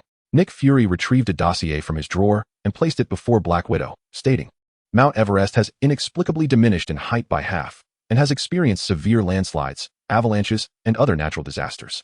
However, according to the data gathered by our deployed drones, this phenomenon does not appear to be a consequence of natural factors." Black Widow's expression faltered. "What on earth? Mount Everest has shrunk by half, and it's not due to natural causes? Are you suggesting that this reduction is man-made?" She raised an eyebrow, incredulity lacing her words. The drone footage does not rule that out. Furthermore, during the anomalies, many residents at the mountain's base reported sensing a powerful force. It is said to be both domineering and potent. Nick Fury replied earnestly, his tone leaving no room for jest. The alarming revelation compelled Black Widow to regard Nick Fury's words with gravity. Tentatively, she perused the dossier. Upon glancing at the contents, she was rendered speechless. What the hell? Man-made. Who possesses the power to cleave Mount Everest in two? This must be the work of a superhuman, or perhaps a mutant, an Omega-level mutant. Such abilities are utterly extraordinary. Nick, you cannot be considering sending me to deal with the one who has bisected Mount Everest, can you? Black Widow hesitated, closing the file with a hint of trepidation. To be honest, Nick Fury was not one to shy away from audacious plans. After all, when he approached Black Widow, it was often with lethal intentions. "I never engage in reckless endeavors without certainty," Nick Fury shrugged. "I merely require you to lead a team to investigate the vicinity of the Himalayas. Quite frankly, I believe there exists a formidable superhuman presence in that region." Nick Fury's eyes narrowed, as though he were contemplating a deeper strategy. Simple and straightforward, Black Widow exhibited no hesitation regarding the task. It was merely an investigation, after all, and not particularly daunting. However, she couldn't help but inquire, what about the Tesseract? Recently, ELD, had been delving into the mysteries of the Tesseract, and Black Widow had been investigating its anomalies. The unknown force emanating from the cosmos was indeed both overwhelming and terrifying, particularly with the recent arrival of two individuals claiming to be gods, one wielding a hammer and declaring himself the god of thunder.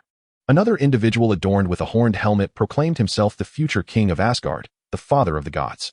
They appeared to be nothing short of fools. With this thought, Black Widow could not help but exhale a sigh. It would be best to leave the matter to Captain America and his team while she temporarily investigated near the Himalayas. The situation concerning Mount Everest was too significant. The World Security Council was applying pressure on me. Nick Fury pressed his temple, pondering the recent influx of troubles.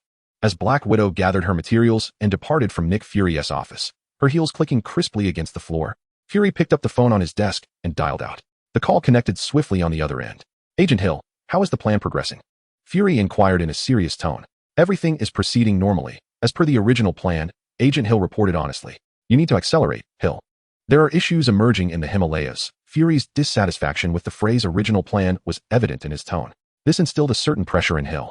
Yet she understood that Fury was her superior. Beyond that, she felt it prudent to withhold further commentary. Nevertheless, doubt lingered in Hill's mind. Director, utilizing the Tesseract to create destructive weapons could lead to catastrophic consequences if we lose control. Earth may very well suffer. Though Hill's skepticism served as a reminder, it was clear that Fury had already contemplated this. His impatience grew, bordering on irritation at her caution. Agent Hill, your only task is to expedite the completion of the plan. The rest is not your concern. Earth must possess some means of self-defense. Moreover, there are formidable individuals emerging in the Himalayas. We cannot discern if they are friend or foe.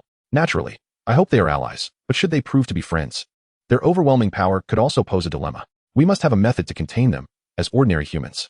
Fury's gaze hardened as he spoke, lost in thought, perhaps calculating his next move. Chapter 18. Late at night, Kamar-Taj. Berkeley sat alone in the training ground, gazing up at the sky.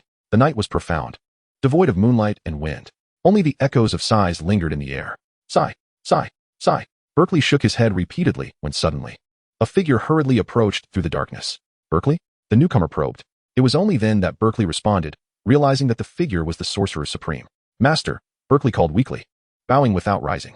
Though somewhat disrespectful, he was beyond concern for propriety at that moment.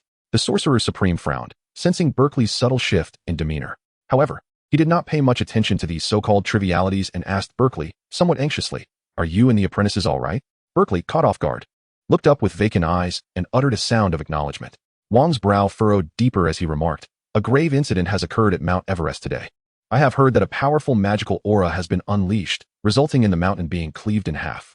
Given Everest's proximity to Kamar-Taj, this is certainly no trivial matter. I suspect that followers of Dormammu may be causing mischief nearby, and I reckon the Supreme Sorcerer must be aware of this situation as well. Did you not request this morning to allow the apprentices to train in the Himalayas? I am concerned that something may have happened to you. I came to inquire and, incidentally, to see if you know who is responsible for this." His serious demeanor indicated that the matter was indeed of great significance. As a Grand Sorcerer, Wong's primary duty was to guard the library. Generally, he would not step away from it unless there was a matter of utmost importance. However, this time, he had deliberately left the library to seek out Berkeley, underscoring the magnitude of the situation. Given Berkeley's usual demeanor, one would expect him to be in a state of agitation upon hearing Wong's words. Yet, at this moment, Berkeley remained unusually calm. He gestured to Wong, saying, "Please, grant me a moment of pause. I am truly exhausted." "Wong, Berkeley, what are you saying?" Berkeley appeared not to have heard, continuing, "As a human being, I am truly sorry." Wong's irritation flared. "Berkeley." Only upon sensing Wong's anger did Berkeley nod with conviction, "I understand." Wong, taken aback, quickly asked, "So, have you encountered the followers of Dormammu?" Berkeley slowly shook his head. Wong, growing exasperated, demanded, "Then what on earth have you been doing?" With a pained expression, Berkeley replied, "Grand Sorcerer, it was Zhang Yang who caused the rift in the Himalayas." "What? How is that possible?" Wong's eyes widened in disbelief. Zhang Yang has only studied magic for 3 days. How could he possess such potent magical energy to cleave the Himalayas in twain? Surely you jest. As if no one else has ever practiced magic. To achieve such magical prowess, one would need decades of training. If Zhang Yang can reach such heights in merely 3 days, what hope is there for other sorcerers? Wong questioned Berkeley, his demeanor suggesting disbelief and accusation of deceit. This skepticism was not unwarranted. Indeed, from both theoretical perspectives and Wong's own experiences, as well as in the texts of the ancient tomes, there existed no precedence for such an occurrence. Convincing Wong was a formidable task. "It is true, Grand Sorcerer. Not only I, but also my other apprentices witnessed it," Berkeley said, his voice trembling with emotion. The mention of disparity was particularly painful. It brought Berkeley to the verge of tears, struggling to maintain composure. He spoke to Wang with a quaver in his voice. Seeing Berkeley's earnestness, Wang was momentarily taken aback. Could it really be true? Is it truly Zhang Yang's doing? In just 3 days, he has harnessed such formidable magical energy? Has Kamar-Taj birthed a deity? Chapter 19. Berkeley's words left Wang momentarily speechless. Is Zhang Yang's talent genuinely this extraordinary? For reasons unknown, Wang found it difficult to believe. He turned to Berkeley and remarked, "Did you not claim to be teaching haphazardly? Is it possible to cultivate such immense magical energy through chaotic instruction?" His words struck like a dagger, piercing deeply. Merely mentioning it caused Berkeley to falter. And he lamented to Wang, "Great mage. I truly do not know. I am simply teaching at random. I took them to the Himalayas to help them withstand the cold and connect with the energies of nature. Who would have guessed that after just 50 minutes, Zhang Yang not only withstood the chill, but also gathered energy? So, I let him give it a try. And he cleaved the summit of Mount Everest in two with a magical beam. The most astonishing part is that today I discovered he opened a portal without a suspended ring. What immense mental strength must one possess to concentrate to such a degree?" Berkeley gazed at Wang, his expression laden with existential doubt. This caused Wang to begin to entertain the veracity of Berkeley's claims. However, the problem lies in its scientific improbability. It defies logic. How could such immense magical energy be cultivated in merely 50 minutes? To split Everest with a magical beam? To open a portal without a suspended ring? Each of these feats, as recounted by Berkeley, is unprecedented in Kamar-Taj, or indeed the entire magical realm. Any single event could become legendary. What of Zhang Yang? Does he share some connection with the Vishanti? It is known that the lineage of Kamar-Taj, inherited from the Ancient One, is rooted in the secret arts created by the Trinity of the Vishanti. If Zhang Yang is not somehow linked to them, one could scarcely conceive how an ordinary individual could possess such formidable capabilities in the study of magic. Even the most gifted cannot reach such heights. Zhang Yang is nothing short of miraculous. As Wang marveled internally, Berkeley sighed and said, "Great mage, I can no longer conceal this. I have already informed Zhang Yang that he will transition to an apprentice mage, and starting tomorrow, he will attend your classes." Berkeley looked at Wang, and it was evident that, given the current circumstances, he could scarcely endure another minute. Who knows what level Zhang Yang might reach in just another minute? "Great mage, I have come to understand that while we measure our cultivation in years, Zhang Yang measures his in minutes." Berkeley lamented, "It is so unfair."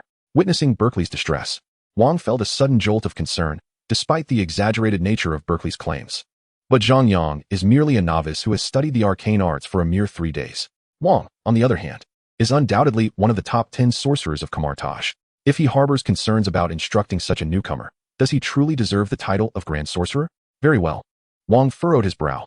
In that case, let him attend class at the library tomorrow. I shall personally teach him. Berkeley nodded vigorously, his head bobbing faster than a rattle. Thank the heavens, he was finally free from Zhang Yang. No longer would he endure humiliation. "So, you sit here today, gazing at the heavens and questioning your existence. All because of Zhang Yang." Observing Berkeley's despondent demeanor on the training grounds, one could not help but scoff. Is he merely a slightly more gifted mage? It cannot be to this extent. Consider that Kamar-Taj is a sanctum of magic. Your behavior tarnishes our esteemed reputation. Fear not, for I shall educate him myself. Berkeley gazed at Wang with gratitude and remarked, "Thank you, Grand Sorcerer. However, I must advise you, that individual possesses an exceptionally high level of comprehension." With that, Berkeley once again cast his eyes skyward, engulfed in gloom. Wang shook his head and sighed at Berkeley. "Look at what you've become." With those words, he departed, deep in contemplation. Meanwhile, Berkeley remained on the training ground, staring at the stars. Unbeknownst to anyone, amidst the vast expanse of the training ground stood Eli, clad in simple monk's robes, mirroring Berkeley's gaze upward, muttering, "Isn't my talent the strongest? Why is he so formidable? Can profound magical energies truly be grasped merely through thought? Why have I pondered all night and come up with nothing?" Chapter 20. Wang pondered throughout the night, sleepless. Who could rest easy upon encountering such a situation? Logically, one would expect Wang to be elated at having received a prodigious apprentice at Kamar-Taj. After all, the Supreme Sorceress, Ancient One, had searched for such talent for centuries, with the aim of nurturing a force powerful enough to confront Dormammu and shake the foundations of the multiverse. Yet, Zhang Yang's aptitude seems rather excessive, does it not? With his abilities, if he were to be taught all of Kamar-Taj's secrets, he might indeed grasp them all. This thought left Wang in a quandary. As the librarian, his understanding of magic is assuredly not inferior to that of the Ancient One. After all, the library of Kamar-Taj is a veritable treasure trove, containing an extensive array of spells, including tomes of dark magic that are otherwise forbidden. For many years, Wang has managed the library, despite his own limitations and talent. Few dare claim a greater knowledge of magic than he, save for the Supreme Sorceress herself. To impart all knowledge to Zhang Yang? What if he truly comprehended it all? Zhang Yang, after all, had never ventured into the realm of cultivation. His moral compass remained undetermined, and such a course of action appeared perilously reckless. Only imparting the fundamentals? Yet, Zhang Yang was capable of cleaving the summit of Mount Everest with a mere beam of magical light. Wang shook his head, resolute. This was not permissible. However, on the flip side, while Berkeley had painted Zhang Yang in an illustrious light, Wang had yet to witness his prowess firsthand. Perhaps Berkeley had exaggerated? It was essential to observe for oneself. Wang pondered this as he spent a sleepless night. The following morning, Berkeley escorted Zhang Yang to him.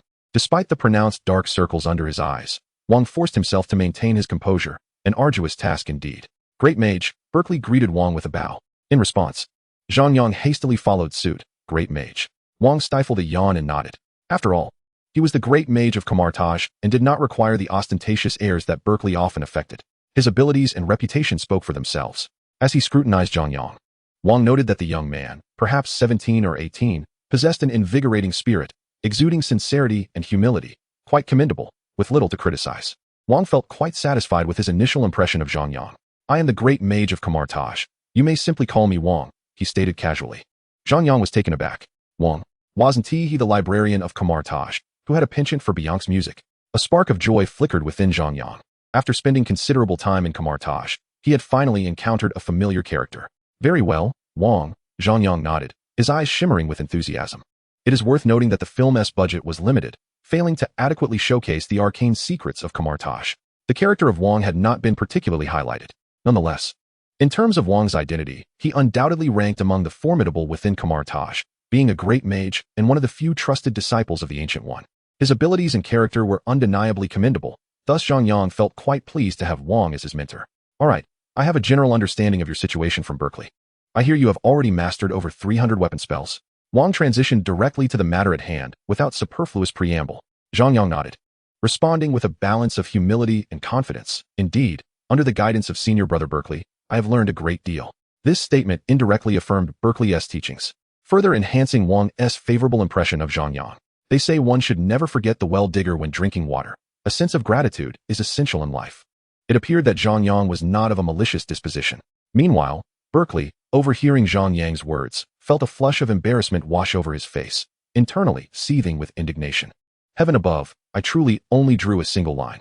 The rest, I taught nothing. It was all left to his own comprehension. Of course, what Berkeley pondered remained unheard by Wang. At present, Wang merely wished to ascertain whether Zhang Yang's abilities and insights were indeed as extraordinary as Berkeley claimed. Rising to his feet, Wang addressed Zhang Yang. If that is the case, then please demonstrate the Legarder ring. As he spoke, he raised his hand to provide a demonstration. Being a grand mage, Wang's casting speed was remarkably swift, unlike Berkeley, who required a moment's preparation. In the blink of an eye, two small, circular red magical shields manifested on either side of Wang's hands. I believe Berkeley has instructed you on the magic of the magical shield, he elaborated. The Legarder ring is also a fundamental spell of Kamar-Taj, serving as a foundational combat tool built upon the magical shield. If you have mastered over 300 weapon spells, then grasping the Legarder ring should pose no challenge. After his explanation, Wang retracted the Legarder ring and gestured for Zhang Yang to demonstrate. Zhang Yang nodded. Indeed, among the 300 weapon spells he had comprehended, the Legarder ring was included, making it effortless for him. He conjured the Legarder ring, and like Wang, two red magical shields appeared on his hands. Though Zhang Yang's casting speed did not rival that of Wang, the sight of his manifestation of the Legarder ring astonished Wang. The Legarder ring possesses two forms. One is orange-yellow, while the other is red. Generally, mages below the Grand Mage level seldom manage to manifest the red form, as its strength surpasses that of the orange-yellow variant. The red Legarder ring can withstand attacks of at least the demigod level, with one of the epitomes of such power being Thanos. One can only imagine the magnitude of magical energy required for such a feat. This lad, having entered the realm of magic merely 3 days prior, was already capable of casting the red Legarder ring, an impressive feat indeed. Wang could have prompted Zhang Yang to directly cast the Crimson Chain spell, especially since Berkeley mentioned that Zhang Yang had mastered it in just 1 day. However, he reconsidered, fearing that this might lead Zhang Yang to perceive the Crimson Chains as overwhelmingly powerful. Thus, Wang opted for a different method of testing.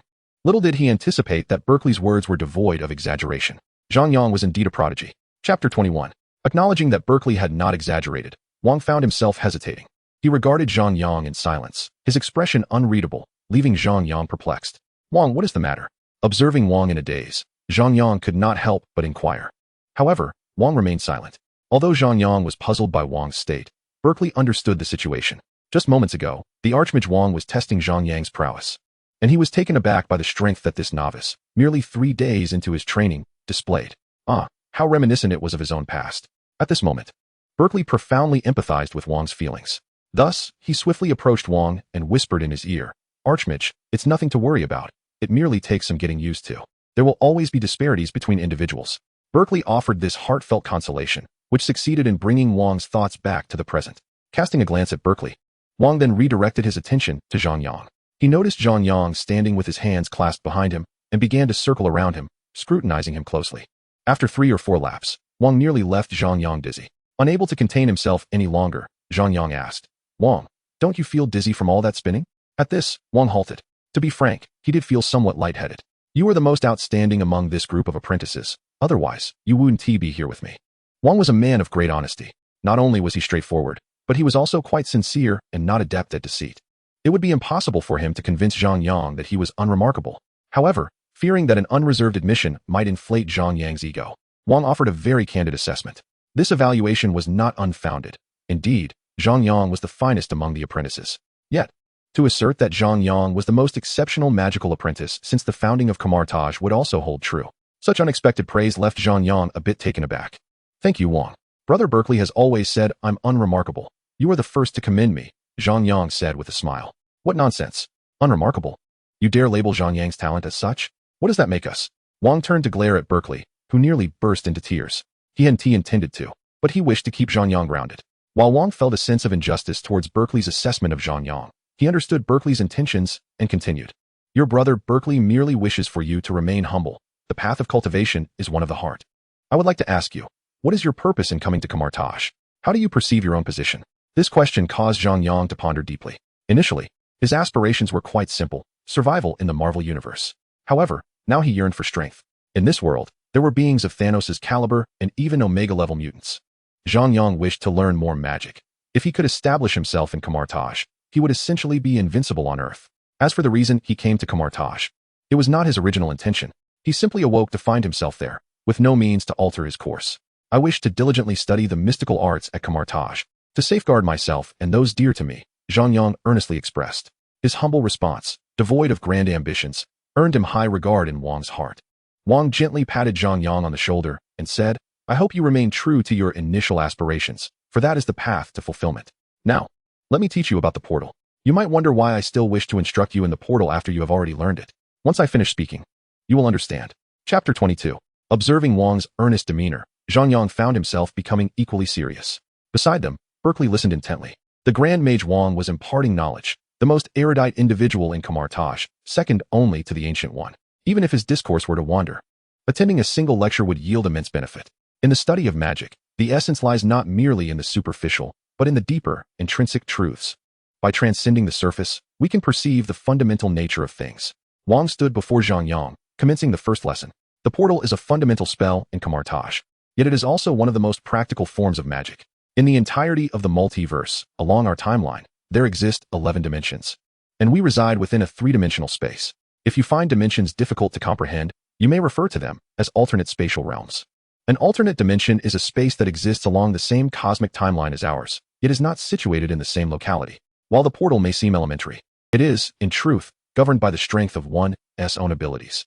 The pinnacle of portal magic lies in its unrestricted use. In simpler terms, it means that wherever you wish to go, nothing can impede your journey, transcending mere terrestrial limits. Wang regarded Zhang Yang with earnestness as he spoke. With that, Wang raised his hand, conjuring a portal. As it opened, a fierce gust of wind and sand swept into the library. On the other side of the portal lay a desolate expanse, engulfed in a raging sandstorm. This was an alternate dimension, a wasteland, utilized by Kamar-Taj to exile the most heinous of criminals. When one's abilities reach a certain threshold, the portal allows you to dictate distance and size. Just as I demonstrate now, Wang said, gently pushing his hand forward. The suspended portal swiftly advanced towards Berkeley, who vanished from the library before he could utter a sound. Although Zhang Yang had seen the likes of Doctor Strange use portals in films, witnessing such an event up close for the first time was profoundly breathtaking, filling him with a sense of exhilaration. After a series of actions, Wang clapped his hands and addressed Zhang Yang. However, there are certain limitations to using the portal. You must accurately know the coordinates and vividly imagine the scene. Of course, for some alternate dimensions with established barriers, if you wish to open a portal, you either have to forcibly break the barrier or know the incantation that governs it. If this concept is difficult for you to grasp, think of it as a password. Wang gazed at Zhang Yang, contemplating that the best course of action for him would be to learn about the portal. Even with Zhang Yang's remarkable aptitude and swift learning capabilities, mastering the ability to transcend dimensional space would require a considerable amount of study. This breakthrough in dimensions could be termed spatial magic. However, once learned, it merely allows one to traverse distances more swiftly than others, lacking any substantial practical application. Given the uncertainty surrounding Gu Yi's return to make a decision, this form of magic seemed most fitting for Zhang Yang. All right, take some time to think it over. I hope you can surprise me tomorrow, Wang said to Zhang Yang. As he prepared to return to his desk to continue reading, a sudden thought struck him, and he swiftly raised his hand to activate the portal. With a soft pop, a disheveled Berkeley emerged from the portal, collapsing awkwardly onto the ground. He looked up, his hair and clothes covered in yellow sand, indicating that the desolate land he had just traversed was far from hospitable. My apologies, Wang said to Berkeley, though his tone betrayed no hint of remorse. Great mage, why did you have to use me as a demonstration in class? Berkeley inquired, a mix of frustration and despair evident in his voice. Wang furrowed his brow and replied with mock seriousness, should I have used Zhang Yang as an example instead? Berkeley paused, glancing at Zhang Yang's retreating figure as he left the library. After a moment's contemplation, he conceded, all right, just let me know next time you plan to demonstrate, so I can prepare myself. Rising from the ground, Berkeley dusted off the sand. There was no helping it. With a genius like Zhang Yang, such a magical anomaly, it was likely that Wang was reluctant to use him as an example. Talents of this caliber typically require careful nurturing, he sighed. Curiously, Berkeley asked Wang, great mage, what have you taught Zhang Yang? Sitting at his desk, Wang replied, I have instructed him to master the portal magic to perfection. Berkeley's expression turned to one of shock. What? Great mage, you can't possibly intend for him to break through the dimensional barrier, can you? Wang nodded.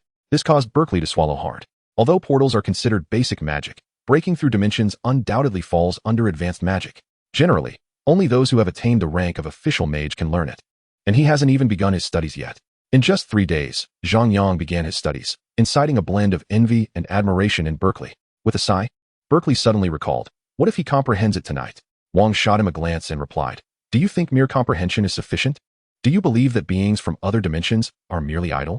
Unless he can directly break the barrier or knows a specific incantation from another dimension, it won't be that simple. Do you think magic is so easily mastered?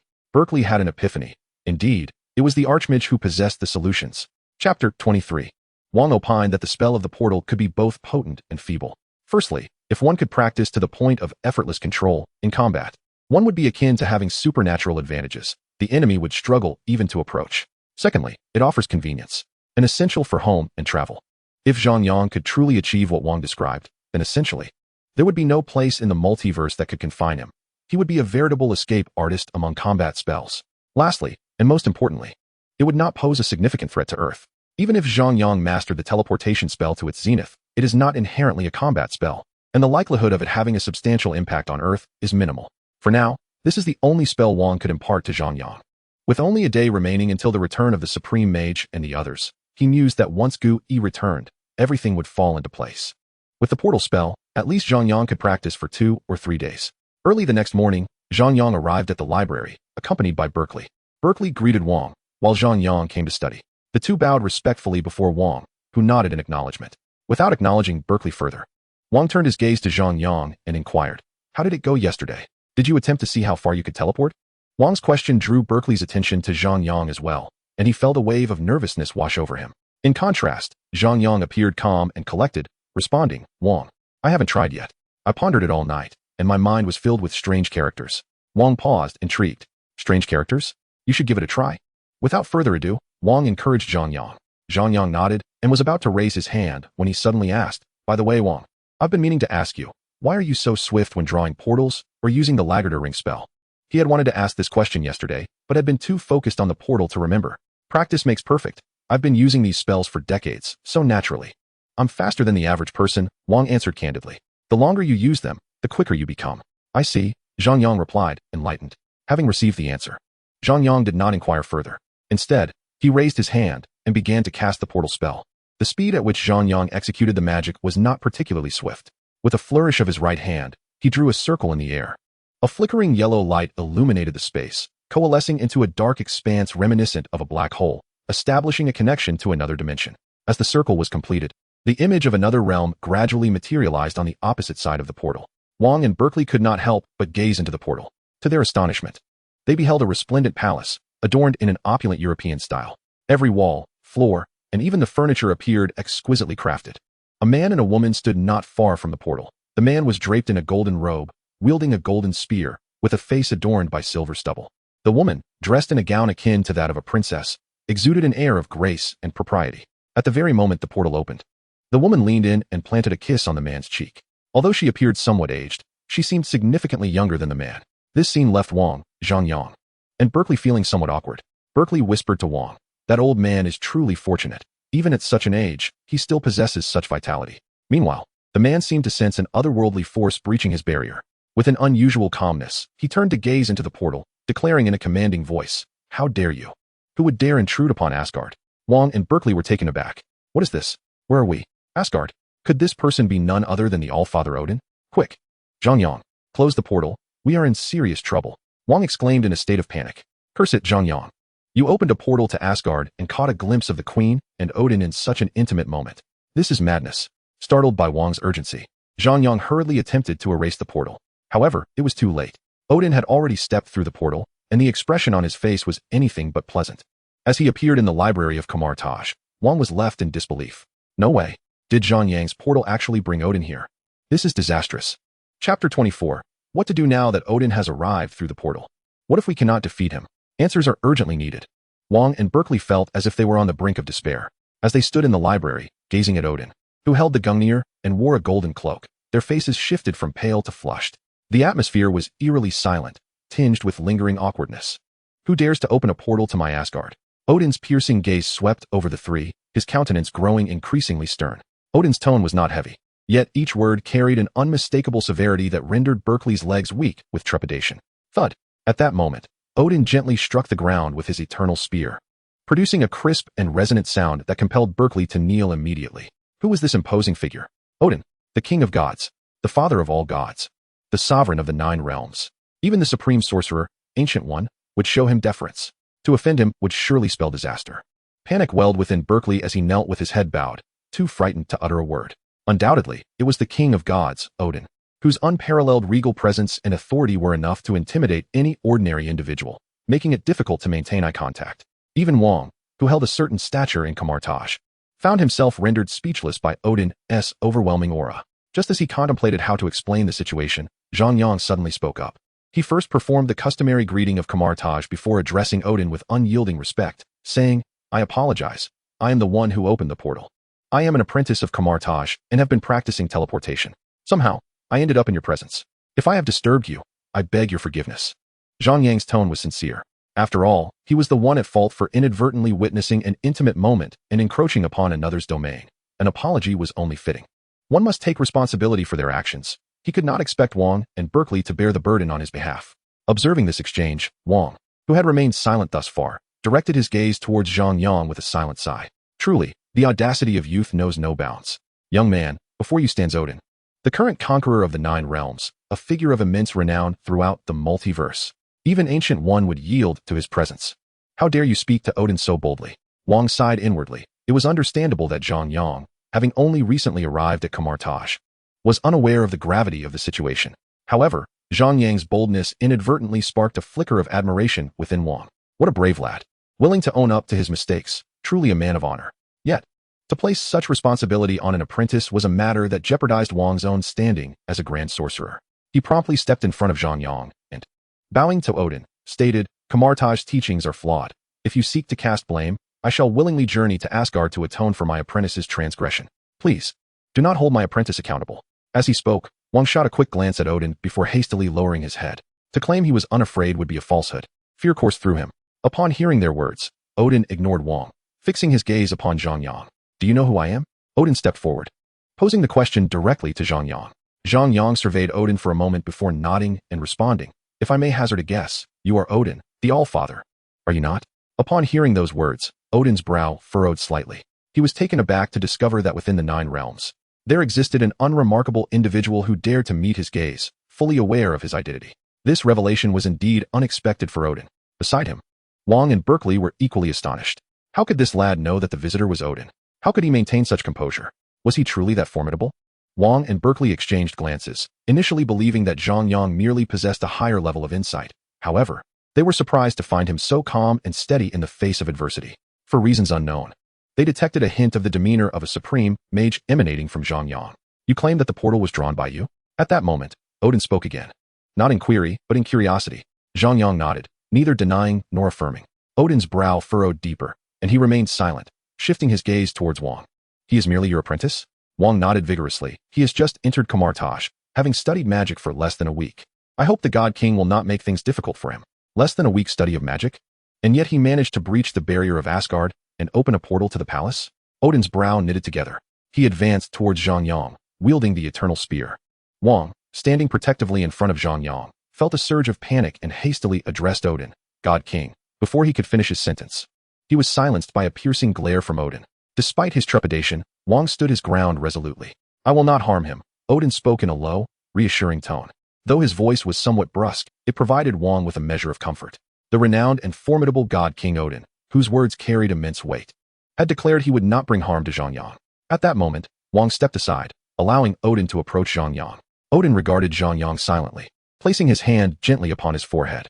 This gesture left Zhang Yang bewildered. He felt no unusual sensations or discomfort. As he gazed at Odin, it seemed as though he were performing some arcane ritual, yet Zhang Yang refrained from interrupting. After a prolonged moment, Odin gradually withdrew his hand, revealing a hint of astonishment in his widened eyes. However, these subtle changes went unnoticed by those present. In light of Ancient One, I shall not impose difficulties upon Kamar-Taj. Odin finally spoke, his voice steady. This pronouncement acted as a reprieve, lifting the burdens from Wang and Berkeley's shoulders. Thank you, God King, for your magnanimity. Wang and Berkeley bowed respectfully.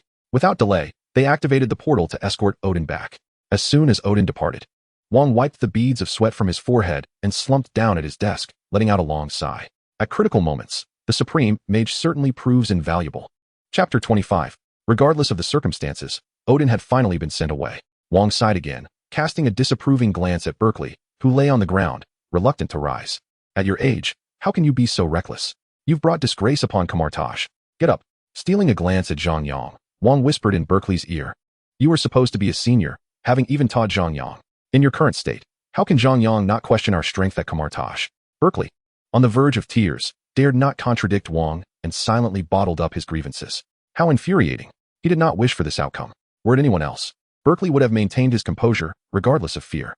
But the one who had just stood there was Odin. My heavens. With a mere wave, he could obliterate Berkeley without a trace. After all, Berkeley was just an apprentice mage. How could he stand firm against that? I am terrified, great mage, Berkeley quivered, his face a mask of despair as he whispered to Wang. Wang frowned and replied in a low, angry tone, I am afraid too. That's the truth. Yes, I am indeed frightened. But now what are we to do? Zhang Yang cannot doubt our capabilities at Kamar-Taj. Wang's irritation was palpable as he shot a glare at Berkeley. I will find a solution, Berkeley quickly responded, turning his gaze towards Zhang Yang. At that moment, Zhang Yang stood upright within the library. As Berkeley approached, intending to speak, he saw Zhang Yang bowing to Wang, saying, I apologize for the trouble caused to Kamar-Taj. Aware of the chaos he had instigated, Zhang Yang recognized that while Odin and Ancient One were likely of similar strength, they operated in different realms. Moreover, in the Marvel Universe, the awareness of one's domain was exceptionally pronounced. Zhang Yang's disturbance would surely create tension between Odin and Ancient One. Furthermore, having witnessed Wang's urgent protective stance, fearing for his safety, it would be remiss for Zhang Yang not to express some form of apology, given how Wang had so clearly favored him. After all, having traversed to this place for some time, Zhang Yang had felt the warmth of Kamar-Taj. Each person here had treated him kindly. Hearing Zhang Yang acknowledge his fault, Wang felt a swell of gratitude and quickly shook his head, saying, no need for concern. Safeguarding Kamar-Taj is, after all, my duty. Although it was an official and somewhat courteous remark, his tone was notably gentler than usual. At that moment, Berkeley, standing beside Zhang Yang, promptly addressed him, Zhang Yang. While you may have erred, your recent confession to Odin, bravely admitting your mistakes, is truly commendable. As the conversation drew to a close, Berkeley, still slightly trembling, clasped his hands behind his back and addressed Zhang Yang earnestly. Just now, the Grand Sorcerer informed me that your actions are commendable and has decided to make an exception by imparting to you an extraordinary skill from Kamar-Taj. This form of magic can only be mastered by the inner disciples of Kamar-Taj and is remarkably powerful. Would you care to learn it? Extraordinary skill? Inner disciples? Zhang Yang was taken aback. Since when has Kamar-Taj had such a concept? Upon Berkeley's words, Wang was momentarily stunned. He turned his gaze toward Berkeley. uncertain of what trickery might be afoot. Just as he was about to inquire, Zhang Yang interjected, "I want to learn." The two simple, direct words, infused with anticipation, left Wang momentarily dumbfounded. Using a communication spell, he whispered to Berkeley, "Wait, when did Kamar-Taj acquire extraordinary skills or inner disciples?" The esteemed sorcerer Gu had always been somewhat laid back in his approach to magic, lacking the rigid hierarchy found in other schools. Thus, Kamar-Taj rules were not overly strict, and the teaching methods were relatively informal. The only established protocol was the classification of sorcerers into 5 levels for the sake of management: apprentice, practicing sorcerer, official sorcerer, grand sorcerer, and guardian sorcerer. These ranks were set by Master Brother Modu, who had been quite involved in the administration of Kamar-Taj. Despite these distinctions, all were practitioners on a shared journey of enlightenment, and most sorcerers were devoid of pretentious airs, fostering a more casual camaraderie. Wang had never encountered the notions of inner disciples or extraordinary skills before, which left him bewildered by Berkeley's statements. Berkeley, appearing unperturbed, continued earnestly to Zhang Yang. "Do you understand why we were so frightened when the God King Odin appeared?" Zhang Yang tentatively asked. "Is it because of his immense power?" Berkeley neither affirmed nor denied, stating, "That's not entirely correct." Frowning in confusion, Zhang Yang pressed, "What is incorrect about it?" With a sigh, Berkeley cryptically replied, "Because just now, Odin employed a fear spell against us." Wang. Zhang Yang. "A fear spell? What on earth is that?" Zhang Yang questioned, perplexed. He had assumed that Kamar-Taj's extraordinary skills would pertain to techniques such as creating mirror spaces, magic commonly employed by Ancient One. However, this fear spell was entirely unfamiliar. Moreover, Zhang Yang could not help but inquire, "Does Odin know magic?"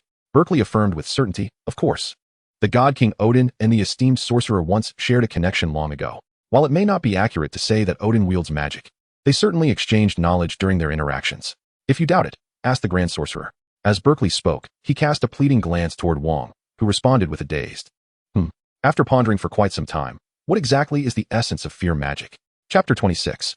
Upon noticing Wang's response, Berkeley promptly turned to Zhang Yang and exclaimed, "The Grand Mage is indeed the most knowledgeable individual in Kamar-Taj.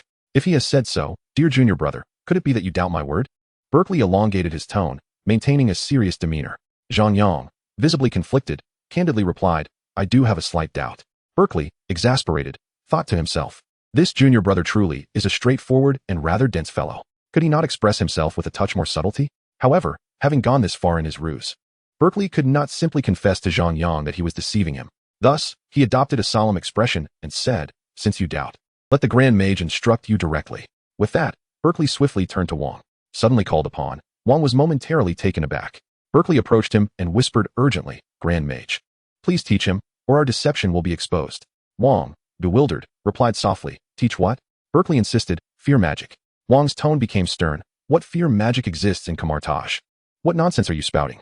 Berkeley, in a state of anxiety, thought, "This Grand Mage Wang is astonishingly naive."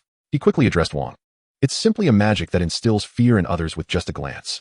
You are well-read and knowledgeable. Surely, you can conjure up something plausible. You wouldn't want Zhang Yang to think Kamar-Taj lacks formidable mages, would you?" Berkeley's words resonated with Wang. Upon reflection, it seemed to hold some merit. Reluctantly, Wang acquiesced. Unaccustomed to fabricating lies, he had to mentally prepare himself to mislead Zhang Yang. Yet, with Berkeley's cunning remarks, Wang felt compelled to continue the charade. Clearing his throat to ease the tension, Wang looked at Zhang Yang and stated, "What your senior brother Berkeley just told you is indeed true. The God King Odin has indeed employed fear magic against us." This revelation left Zhang Yang momentarily stunned. Wang's character was rather earnest, and based on Zhang Yang's previous encounters with him, this seemed plausible. Could it be true that Kamar-Taj possessed fear magic? Yet, why had he never heard of it while watching the Marvel films? Was it simply omitted from the cinematic portrayal? Although this reasoning held some validity, Zhang Yang was currently confronting the authentic Marvel universe. He had genuinely arrived at Kamar-Taj. Within the library of Kamar-Taj, an array of magical tomes lay before him. It was entirely reasonable for him to encounter knowledge he was unfamiliar with. However, the notion of Odin wielding fear magic was something Zhang Yang found hard to accept and comprehend. Noticing the look of confusion on Zhang Yang's face, Wang could not help but inquire further, "When you first laid eyes upon Odin, did you not feel a flicker of fear in your heart?" Zhang Yang nodded in response. "Fear is indeed present, especially considering the formidable Odin, a figure of divine stature, whom one has inadvertently provoked. Naturally, a modicum of trepidation is to be expected. However, it is not to the extent that Brother Berkeley would dramatically kneel. After all, Zhang Yang is not one to be overly timid. He merely values the prospect of living well." Upon seeing Zhang Yang nod, Wang remarked, "Precisely. Odin has employed a fear-inducing magic. However, As the God King perceives you merely as an apprentice, he refrained from unleashing his full wrath upon you. Yet, he has intensified the effects of the fear magic upon me and Brother Berkeley, particularly for your brother Berkeley, who, with his unfiltered tongue, provoked the God King by remarking on Odin's vitality at such an advanced age, inciting the divine wrath that further amplified the fear magic directed at him. Wang continued speaking to Zhang Yang. Though his demeanor was composed, internally, Wang felt a twinge of anxiety. After all, he was attempting to deceive Zhang Yang. Is that so? Zhang Yang inquired with a hint of skepticism. Indeed, that is exactly the case. Berkeley interjected eagerly, affirming with conviction. Zhang Yang, observing Berkeley's unwavering confidence, shifted his gaze back to Wang and asked, "Then, Wang, what exactly is fear magic?" Wang took a deep breath and, drawing from his knowledge of magical texts, fabricated an explanation. Fear magic is a form of mental sorcery, akin to a type of ranged magic. It involves utilizing one's energy to instill an invisible sense of oppression and dread in an adversary, released through one's gaze. A powerful mage can control both the range and intensity of fear magic. While the range is relatively manageable, stretching from small to vast, the intensity is far more challenging to regulate. A mild manifestation may merely evoke slight unease, while a severe manifestation can induce profound terror, causing one to avert their gaze, panic, scream, or even descend into madness and lose their sanity. This is a potent and arcane skill. Generally, we only impart this knowledge to a select few. Yes, only to our most trusted disciples, and only after ensuring that their hearts are pure. Otherwise, we would never teach it indiscriminately, for the potential of such a power, once mastered, is truly frightening. Wang sighed deeply as he spoke.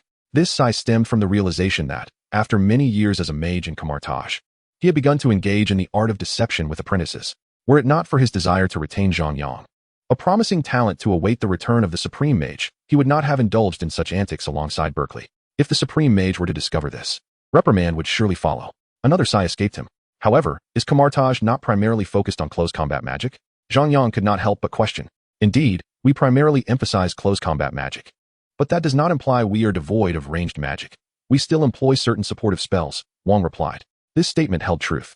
Kamar-Taj was not without its ranged magic, though it was utilized sparingly. Zhang Yang nodded, finding himself somewhat convinced. After all, Wang's sincerity was palpable. Wang, could you possibly demonstrate? Zhang Yang inquired. This caught Wang off guard. A demonstration? I am at a complete loss as to how to demonstrate, exclaimed Berkeley, hastily stepping forward. Since our junior disciple wishes to see a demonstration, I shall perform it alongside the Grand Sorcerer for his benefit. This fearsome magic is exceedingly perilous, and given your slight stature, I fear you may struggle to endure it. Upon finishing his remark, Berkeley nodded at Wang and bowed respectfully, adding, Senior brother, I hope you will show restraint. Understanding Berkeley's intent, Wang slowly nodded in acknowledgement. He then clasped his hands behind his back, his gaze sharpening as he glared at Berkeley. To enhance the realism of the demonstration, Wang subtly invoked the secretive wind of Vatum, causing the tomes within the library to flutter. The atmosphere needed to be charged. As Wang fixed his glare upon Berkeley, the latter's expression began to shift. His lips quivered slightly, beads of perspiration formed on his brow, and soon he trembled all over, ultimately collapsing to his knees before Wang. The entire sequence unfolded seamlessly, showcasing remarkable acting that even Wang could not help but admire. Berkeley's performance was truly commendable. One might say that the Oscars owed him a golden statuette. As the scene neared its conclusion with Berkeley kneeling, Wang's glare intensified, nearly bringing him to tears. Rubbing his eyes, he mused, this magic is undeniably powerful, albeit rather taxing on the eyes. Have you grasped it? Zhang Yang furrowed his brow and replied earnestly, I need to ponder this further. Wang nodded. Very well, take your time to reflect. Zhang Yang offered a bow, expressing gratitude. Thank you, Wang and senior brother Berkeley, for your guidance. As he watched Zhang Yang depart, Wang exhaled in relief. Teaching proved to be a challenging endeavor. It required not just knowledge, but also a flair for performance. Chapter 27. Wang considered himself a rather easygoing individual, yet he invested considerable effort into Zhang Yang, sincerely hoping he would remain at Kamar-Taj. After all, Zhang Yang possessed not only remarkable talent, but also a likable demeanor and a pure heart, qualities that marked him as an exceptional prospect. Should Zhang Yang choose to leave Kamar-Taj, it would indeed be a profound loss, particularly if he fell under Dormammu's sway, becoming a follower and offering his soul as a sacrifice. Such a fate would be not only regrettable, but terrifying. Alas, how could one blame their junior disciple for being a prodigious talent? Upon Zhang Yang's departure, Berkeley too breathed a sigh of relief. Teaching was an arduous task, fraught with meticulousness and humility. Hearing Berkeley's lament, Wang felt a surge of irritation. He regarded Berkeley sternly and admonished, You are being utterly reckless, fabricating spells indiscriminately. Wang's tone carried an edge of anger, for Kamar-Taj was a revered sanctum of magic, and it was imperative that the Supreme Sorcerer remained unaware of their frivolities. Berkeley promptly lowered his head and replied, "Grand Sorcerer, I had no choice. Exceptional talents warrant exceptional treatment. Besides, this Zhang Yang mastered a portal spell in a single night and could teleport to Asgard. As the study progresses, the prospect of limitless teleportation looms, leaving the Grand Mage in a state of unease. What will happen when he finds himself overwhelmed?" Berkeley's inner turmoil deepens, feeling utterly helpless. The audacity of Zhang Yang's comprehension is simply terrifying. Another heavy sigh escapes his lips. Although Wang believes Berkeley's concerns to be somewhat frivolous, there is merit in his words. At this juncture, they are left with no recourse. Yet, could it be possible that Zhang Yang might indeed grasp the essence of it all overnight? Wang's sudden doubt arises. It is inconceivable that he could decipher such convoluted magic. Berkeley shakes his head in disbelief. Surely, even with exceptional insight, one could not reach such heights. If Zhang Yang were to truly master it, would that not imply the ability to create magic? That would be catastrophic. Not only would Wang struggle to contain him, but even the Supreme Mage might find it unmanageable. It is simply impossible. Even the Supreme Mage cannot conjure new spells. Berkeley gestures dismissively. Wang furrows his brow, lost in contemplation. Indeed, it is plausible, for the magic of Kamar-Taj is derived from the power of the Vishanti. No matter how insightful Zhang Yang may be, he cannot transcend the Vishanti. The Vishanti are deities, ancient gods more formidable than Odin, the very embodiments of the old gods, the origins of magic itself. It seems unrealistic for Zhang Yang to escape the influence of the Vishanti. What if he fails to learn and begins to suspect we are deceiving him? As one query concludes, another arises, potentially more grave. Should Zhang Yang discover that Kamar-Taj has misled him, teaching him falsehoods, he would undoubtedly depart in anger. Would that not result in a counterproductive outcome? This thought weighs heavily on Wang's mind. The Supreme Mage will return shortly, given Zhang Yang's acumen. The Supreme Mage will likely take it upon himself to instruct him. Berkeley interjects hastily. The explanations now rest solely with the Supreme Mage. The blame must be appropriately assigned. And as for the impending punishment, it is inevitable. Wang casts a sidelong glance at Berkeley, remarking, "You, my friend, are quite the rascal, full of cunning. Yet, I must admit, your cowardice and propensity to avoid trouble are quite evident. Your earlier performance was rather convincing, truly a role well played." Berkeley scratches his head, saying, "What can I say? Life has compelled me. Before arriving at Kamar-Taj, I endured many hardships. When venturing out into the world, one must learn to wield some tricks for self-preservation." Wang observes Berkeley, noting the rare hint of bitterness in his words. Chapter 28. In the deep of night. At the New York Sanctum, the Ancient One sits in meditation, sensing an overwhelming presence, and opens her eyes. What a rare visitor. The Ancient One exhales softly. Within the room, a figure materializes as if stepping from the void into reality. In the blink of an eye, an elderly figure cloaked in golden armor, wielding a long spear, appeared in the chamber of the Ancient One. After centuries apart, it was astonishing that the God King would set foot in the humble realm of Kamar-Taj. The Ancient One rose slowly, first offering a respectful bow, then smiling as she spoke. After all, he was a deity from Asgard, and in terms of seniority, he surpassed her by many years. It was only natural for the Ancient One to pay her respects to Odin. However, his unexpected arrival left her somewhat taken aback, and indeed, with a hint of displeasure. Although her words were humble, they carried an undertone of warning. She was subtly reminding Odin that this was Kamar-Taj, her territory. The sanctum of the Sorcerer Supreme was not a place one would wish to intrude upon. Yet today, someone from Kamar-Taj had dared to breach Asgard. And the Sorcerer Supreme was keen to know how he intended to address this matter. Taking a central seat, Odin made himself comfortable, displaying no signs of formality. His gaze fell upon the Ancient One, his expression stern as he inquired. Despite his benevolent appearance, Odin was not one to be trifled with. It was indeed curious that someone from Kamar-Taj had managed to infiltrate Asgard. Was Odin's age finally catching up with him? Was the barrier of Asgard so easily breached? Unfazed, the Ancient One replied, "Such an occurrence? I have not heard of it." Her succinct response caused Odin's brow to furrow. "Oh, so the Ancient One was attempting to evade accountability. You have observed the past and future of Earth for so long, yet you have not taken a glance at your own Kamar-Taj," Odin remarked coldly. His tone was devoid of emotion, yet the words dripped with sarcasm. The Ancient One chuckled lightly. "You jest, God King. I am unaware of any sorcerer from Kamar-Taj who could enter your domain." Odin's frown deepened. "It is said to be an apprentice, one who has practiced magic for less than a week, who opened a portal directly into my palace." A Kamar-Taj apprentice? One who had barely begun their magical training, yet managed to penetrate Odin's barrier and enter Asgard? If they had traversed via the Bifrost, it would be understandable, given that it was infused with Odin's power and could lead to various dimensions. However, to have opened a portal independently was astounding. Odin mused.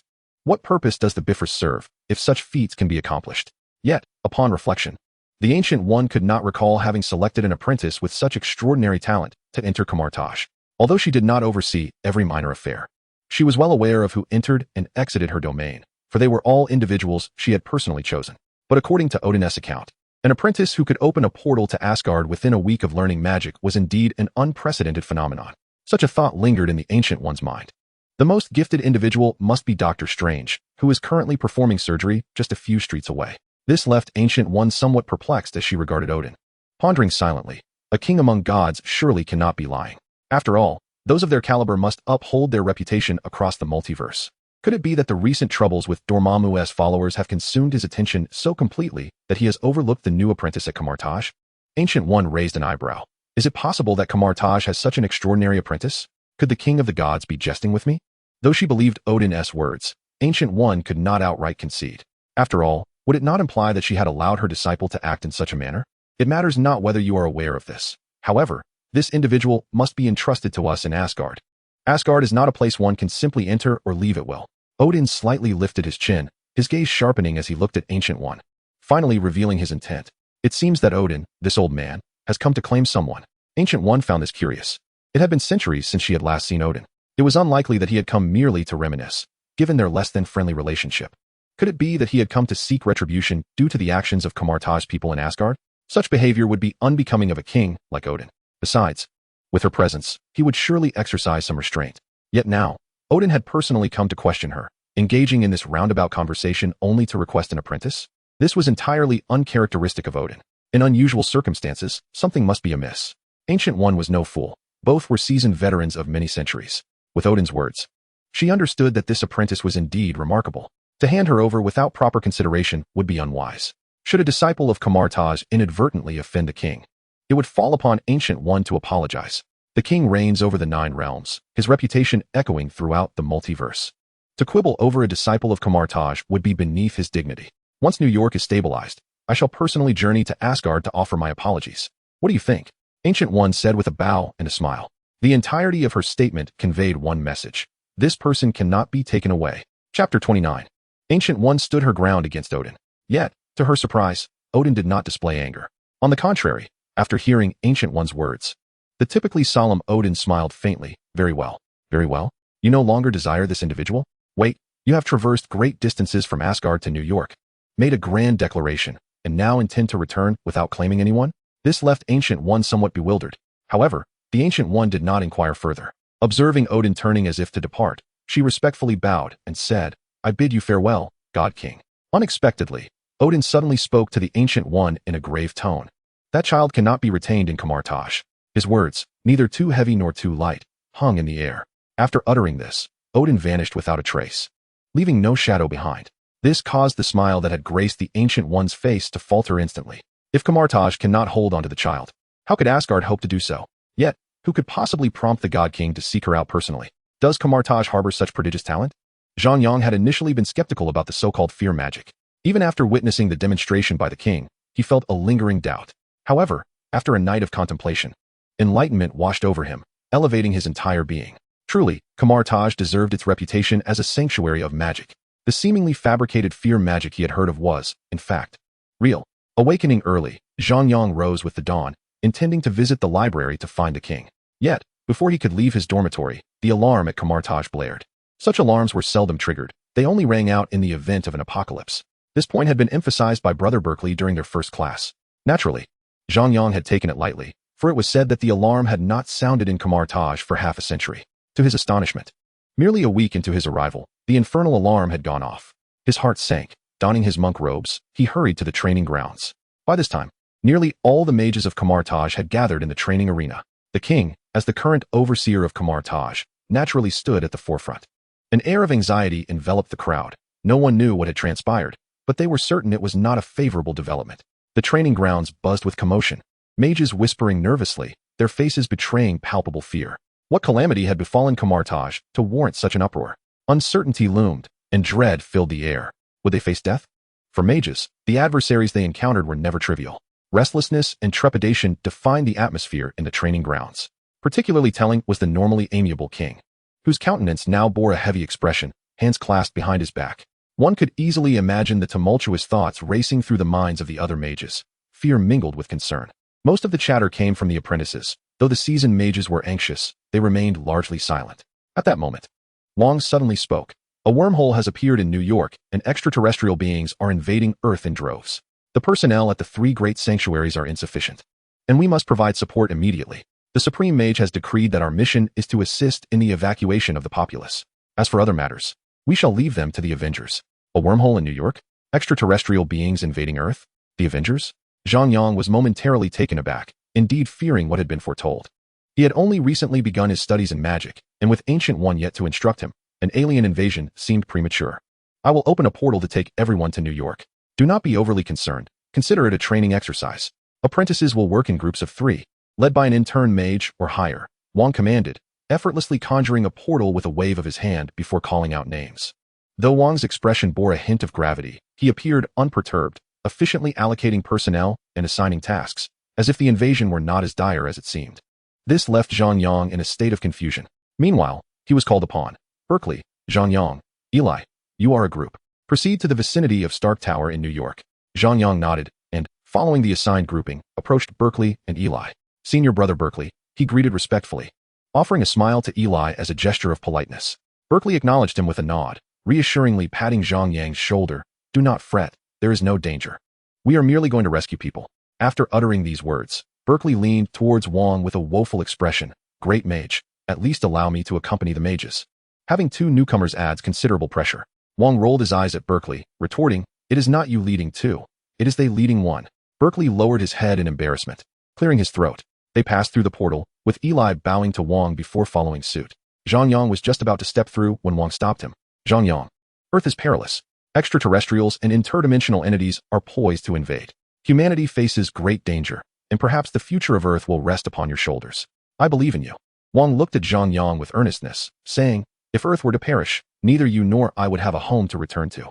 Even the mightiest of beings require a sanctuary. I hope you will always regard Kamar-Taj as your home. With that, Wang gestured toward the portal. Go now, but be cautious. In truth, there is nothing to fear. Observing the gentle smile upon Wang's face, a warmth enveloped Zhang Yang's heart. Chapter 30. New York. Near Stark Tower. A beam of blue light surged from Stark Tower into the heavens, audaciously tearing a massive rift in the sky. An overwhelming horde of extraterrestrial beings poured forth from the breach, akin to a disturbed beehive. At this moment, New York has fallen. The world has succumbed to chaos. The streets lay in disarray, with scarcely a patch of ground to stand upon. Debris and bodies litter the ground, remnants of a once vibrant city.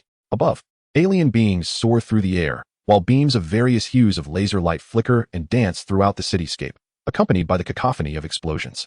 New York has metamorphosed into a hellish landscape. Oh my heavens! This scene is rather gruesome, Berkeley murmured, stepping through the portal and taking in the grim tableau before him. This was his inaugural foray into the mortal realm, his first encounter with an extraterrestrial invasion, and he could not suppress the tremors that coursed through him. Fear enveloped him entirely in that moment. What lay before him was starkly real: naked corpses, severed human limbs, and the acrid scent of fresh blood lingering in the air. As an apprentice mage, Berkeley felt overwhelmed by the weight of it all, particularly with Zhang Yang and Eli at his side. Despite his trembling form, he endeavored to muster his strength and present the best version of himself before them. Donning his suspended ring, Berkeley initiated the casting of the Lagarder Circle. Hey, you two. Activate the Lagarder Circle. He instructed Zhang Yang and Eli, preparing himself. Just then, an alien hurtled toward him. Startled, Berkeley froze in place, momentarily paralyzed by fear. In that instant, Eli sprang into action, leaping forward and delivering a decisive blow to the alien's back with the Lagarder Circle. The alien spiraled uncontrollably into a nearby building, crashing into it with a resounding boom that sent sparks flying, leaving Berkeley momentarily stunned. No wonder Wang had said it was 2 against 1. Eli's prowess was indeed impressive. After dispatching the alien, Eli's expression remained remarkably composed. She approached Zhang Yang and introduced herself, saying, "Hello, I'm Eli. I have previously trained in combat, boxing, sanzho, and taekwondo. Oh, and I know a bit of martial arts as well. You seem quite adept. You must be of Asian descent." Though Eli's words flowed casually, little did anyone know how long she had rehearsed that self-introduction. Long before, Eli had set her sights on Zhang Yang as a target of interest and had quietly observed him from afar. However, the opportunity to approach him had eluded her until now. With Zhang Yang recently elevated to the status of an apprentice mage, Eli had not seen him for quite some time. To her astonishment, they had been grouped together for this expedition into the mortal realm. It was no small wonder how exhilarated Eli felt. In her excitement, she found herself speaking rather more than usual, inadvertently drawing attention to Zhang Yang's awkwardness. Martial arts? Zhang Yang truly lacked skill in this regard. However, he could not help but approach Berkeley and inquire, "Brother Berkeley, isn't Kamar-Taj primarily focused on close combat magic? Why have you never taught me about fighting techniques? It's South said to be close combat magic. How can one wield it without any training in combat? Surely, one cannot simply flail about." Zhang Yang's words snapped Berkeley back to reality from his surprise. He cleared his throat discreetly to mask his embarrassment and replied, "You have already mastered the profound techniques of Kamar-Taj, yet you still crave more? Patience is key. Magic must be learned step by step." Berkeley said dismissively, and then turned to Ellie. "Indeed, Ellie, your ability to effectively combine magic with combat shows that this week of training was not in vain. How about you take the lead, and we shall assist the injured together." Berkeley then addressed Zhang Yang. "Zhang Yang, since you lack combat training, just stay by my side and use the Ring of Ragnar to block, providing Ellie with support." It was rather audacious to place an apprentice, especially a female one, at the forefront. Berkeley was indeed the first to do so. However, Ellie did not dwell on it. Her ambition was to become a supreme mage, and extraterrestrial beings held no significance for her. Upon hearing Berkeley's command, she advanced ahead. Zhang Yang followed Berkeley to aid the citizens of New York. "Brother Berkeley, why aren't you taking action?" Zhang Yang asked during their mission. To be candid, Zhang Yang felt he had yet to witness Berkeley's true strength. Yet Berkeley was not reluctant to engage. He was simply overwhelmed, his legs feeling weak. Before entering Kamar-Taj, Berkeley was merely an ordinary man. Although he had learned magic while at Kamar-Taj, he lacked practical combat experience. Faced with the throngs of extraterrestrial beings, he felt a tremor of fear. Nevertheless, he had to uphold his reputation. In a low voice, Berkeley admonished Zhang Yang, "Someone of my caliber does not act impulsively. The primary objective this time is to guide you in your training. I will not intervene unless absolutely necessary. I cannot perpetually assist you. You must rely on yourselves. Life does not afford you endless time for contemplation and preparation. The annihilation of every enemy in sight constitutes a flawless stealth mission. Therefore, you must grow swiftly." Before Berkeley could finish his thought, a thunderous roar echoed through the air. In an instant, the ground trembled beneath them. Zhang Yang, Berkeley, and Ellie exchanged startled glances, their eyes instinctively drawn to the source of the roar, and their expressions collectively shifted to one of alarm. Particularly for Berkeley, his legs felt increasingly unresponsive. It was over. They had encountered the Hulk. Chapter 31, a towering figure. Muscular strength. Green skin. A face of fury. Although the formidable figure of the Hulk has long been renowned in New York City, the sight of him standing before Zhang Yang and his companions imparted an overwhelming sense of pressure. After all, he is a towering behemoth, weighing an astonishing 522 pounds. In this moment, the Hulk was mercilessly tearing apart aliens and ruthlessly smashing cars parked along the roadside. His demeanor suggested he would not cease until the entire city lay in ruins. "Berkeley, it's time for you to take action," Zhang Yang exclaimed, stepping back with eager anticipation.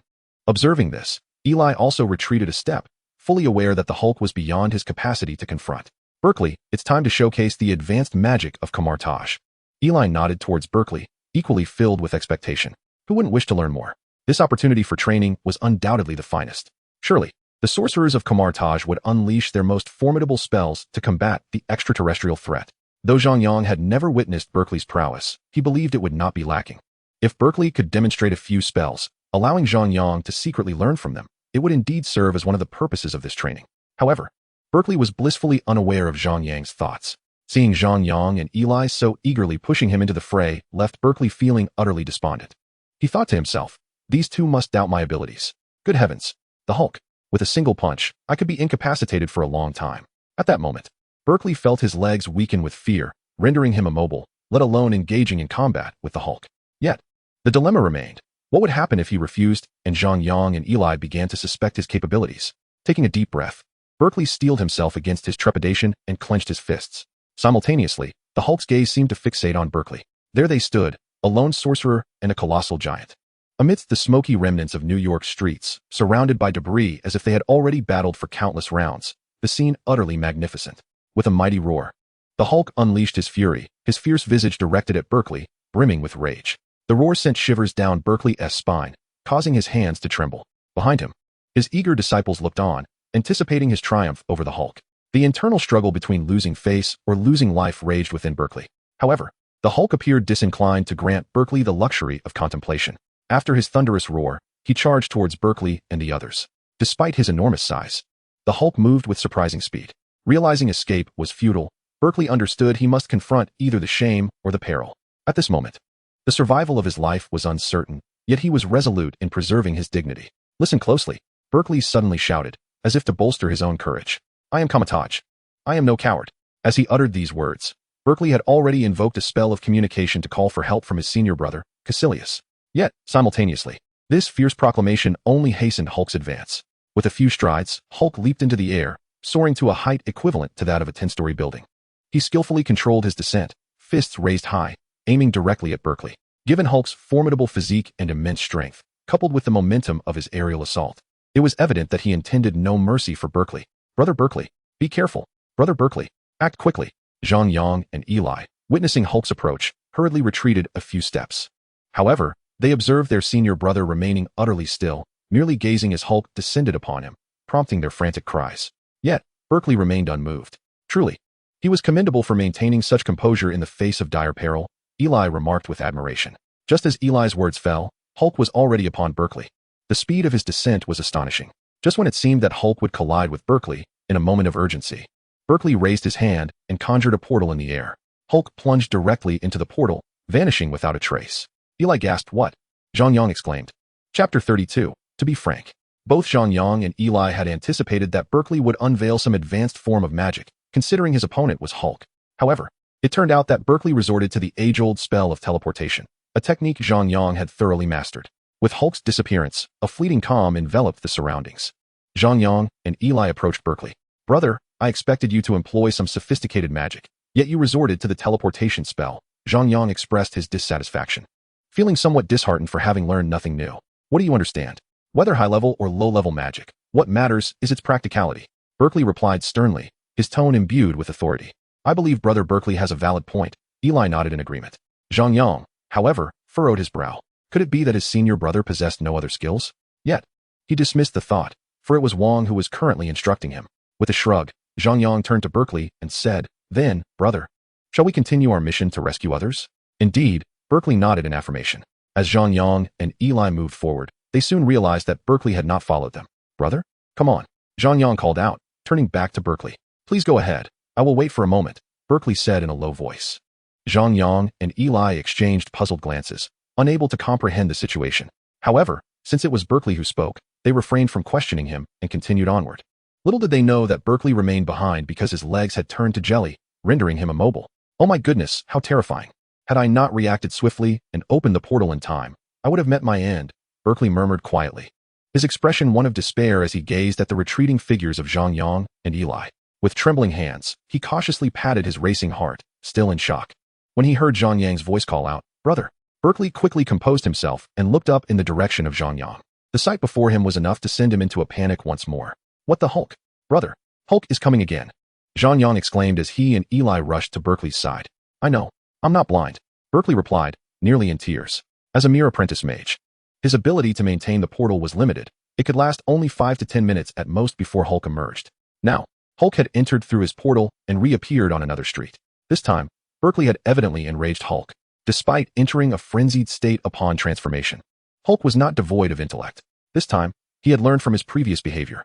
Ignoring flashy antics, he charged directly at Berkeley, his speed doubled and his fury palpable. Berkeley had initially intended to observe the portal, but upon witnessing Hulk's wrath, his hands trembled uncontrollably. Although Berkeley was among the most talented of the previous year's apprentices, he was hindered by an overwhelming fear. His anxiety rendered him incapable of focusing his magical energy, preventing him from unleashing his spells effectively. Realizing that he would surely perish if things continued this way, Berkeley urgently turned to Zhang Yang and said, "Zhang Yang, this time it's your turn." Zhang Yang, who had anticipated witnessing Berkeley's advanced magic, was taken aback by the sudden call to action. He pointed at himself and asked me, "Of course, this is your first trial. Show me what you have learned during your week at Kamar-Taj. Do not worry, if you find yourself overwhelmed, your brother will assist you," Berkeley declared with utmost seriousness. Reflecting on the moment, Berkeley felt foolish. Here he was, with an exceptionally gifted junior by his side, yet he had not utilized his potential. In terms of power, Zhang Yang was undoubtedly far superior to Berkeley at this point. Hurry, life does not afford you the luxury of time for contemplation and preparation. As Hulk charged forth, Berkeley hastily exclaimed, while Zhang Yang remained momentarily stunned. At this moment, Zhang Yang too recognized the imminent peril. Hulk clenched his fist, a colossal appendage capable of enveloping Zhang Yang's entire form, and unleashed a torrent of debris towards the trio. Before his mind could fully comprehend the situation, Zhang Yang instinctively raised his hand and, with unprecedented swiftness, drew an enormous portal. Hulk's fist collided directly with the portal, propelling his entire being into its depths. My heavens! That was close. Such speed. Zhang Yang's astonishing prowess left Berkeley and Ellie momentarily speechless, both exclaiming in astonishment. The velocity with which Zhang Yang manifested the portal was truly remarkable, rivaling even that of the Grand Sorcerer. Had he really mastered it after merely 3 or 4 attempts? This is absurd. Absolutely absurd. However, Zhang Yang, where have you sent Hulk? Berkeley inquired, still reeling from the shock. Master, I believe I may have inadvertently transported Hulk to Asgard, Zhang Yang sheepishly admitted, scratching his head. Berkeley retorted, then you must swiftly close the portal. Are you waiting for Odin to seek retribution? This is utterly exasperating. Chapter 33, Asgard, Celestial Palace. At this moment, Asgard was cloaked in the depths of night. The All-Father Odin and the Queen Frigga slumbered peacefully, but in his dreams, Odin sensed a familiar force tearing at his protective barrier. Abruptly awakening, he beheld a yellow circle materializing in the air. In the next instant, a green giant, fists raised, charged toward him, bellowing. Ah? Odin's eyes gleamed with intensity. With a swift motion, the eternal spear soared from a nearby armory, and with a single thrust, he cast Hulk out of the palace. Boom. The resounding crash echoed throughout Asgard. The opulent palace walls were breached, creating a gaping hole, and silence reigned for a moment thereafter. Queen Frigga, suddenly startled, clutched her blanket and inquired, what is happening? No sooner had she spoken than a cadre of armored Asgardian guards burst into the chamber, weapons at the ready. My lord. Upon sighting Odin, the guards promptly knelt. They approached the gaping hole to investigate, where a middle-aged man lay motionless on the ground, appearing incongruous with Asgardian attire. The commanding officer immediately knelt and reported, My lord, we have detected an unidentified intruder in Asgard. Shall we detain him for imprisonment? Yet, Odin remained silent, his countenance fluctuating between shades of green and white. At this moment, he seemed more inclined to imprison Zhang Yang, the conjurer of the portal, rather than the intruder. Odin need not venture to Kamar-Taj. It was abundantly clear that aside from the Ancient One, only Zhang Yang possessed the prowess to breach Odin's barrier. The last time, when I was being affectionate with my wife, Zhang Yang interrupted with a live broadcast, which I could overlook. However, this time, while I was asleep with my wife, Zhang Yang had the audacity to send the Hulk over. Is Zhang Yang deliberately seeking to make my life difficult? Gazing at the ruined palace wall, Odin inhaled deeply. Taking a step back, the more he pondered, the angrier he became. If it weren't for Zhang Yang's unique status, Odin would have dispatched the warriors of Asgard to seize him and execute him on the spot, imprisoning him in the dungeons. In a low voice, Odin declared, furthermore, someone must come to repair the wall by tomorrow morning. Zhang Yang, why must you choose to antagonize me, the king of gods? At that moment, Berkeley felt a wave of frustration. He never anticipated that Zhang Yang would, with a mere portal, send the Hulk straight to Asgard. It had barely been 2 days since Zhang Yang last provoked Odin. Now, once again, he had stirred the ire of the God King. Goodness. The feud between Zhang Yang and Odin seemed irreparable. Rubbing his head, Zhang Yang realized that he had inadvertently sent the Hulk to Odin, having previously summoned him to Asgard. His subconscious had instinctively recalled the coordinates of Asgard. Indeed, he felt a twinge of guilt towards Odin. Alas, it was too late to dwell on it. Berkeley sighed. Regardless of the circumstances, the situation had unfolded as it had. After all, with the Hulk in Odin's realm, it was likely he wouldn't be returning. In any case, dealing with the Hulk was less troublesome now. After all, he was rather mindless, unable to discern friend from foe, which made matters quite complicated. With this thought, Berkeley felt a sense of relief. The Hulk was indeed a challenging adversary, just as he was about to call Zhang Yang and Eli to continue their rescue efforts. A furious roar echoed through the air. Before Zhang Yang and the others could react, an intense gust of wind swept towards them. Suddenly, a hammer appeared before Berkeley. As the hammer struck the ground, a powerful surge of energy radiated outward. Berkeley shouted, block. Together, Berkeley, Zhang Yang, and Eli summoned the Ring of Ragnarok to shield themselves from the oncoming force. As the dust settled, they beheld 2 figures standing not far away. One man, with flowing golden hair, draped in a crimson cloak, wielded a hammer, while the other, clad in a blue, white, and red suit with a mask, held a shield. Both men stood opposite Zhang Yang and his companions, their expressions far from pleasant. Before Zhang Yang could utter a word, the hammer-wielding man stepped forward, angrily demanding, foolish mortals, where have you taken the Hulk? Foolish mortals. Berkeley, still shaken from his encounter with the Hulk, felt a wave of embarrassment wash over him. Upon hearing the mocking tone of the man wielding the hammer, Berkeley was immediately incensed and assumed the demeanor of his senior brother. With his hands clasped behind his back, he stepped forward and coldly addressed the hammer wielder. Who are you? The man with the shield behind the hammer wielder advanced a step, gazing at Berkeley, and declared, The Avengers. Chapter 34. The Avengers? Berkeley was taken aback. Were they not the very group the Grand Sorcerer had mentioned? Why had they crossed paths with them? Instead of vanquishing extraterrestrial threats, What business had they here? Berkeley's expression darkened as he confronted the man with the shield. Why are you here? Seeking us when you should be battling aliens?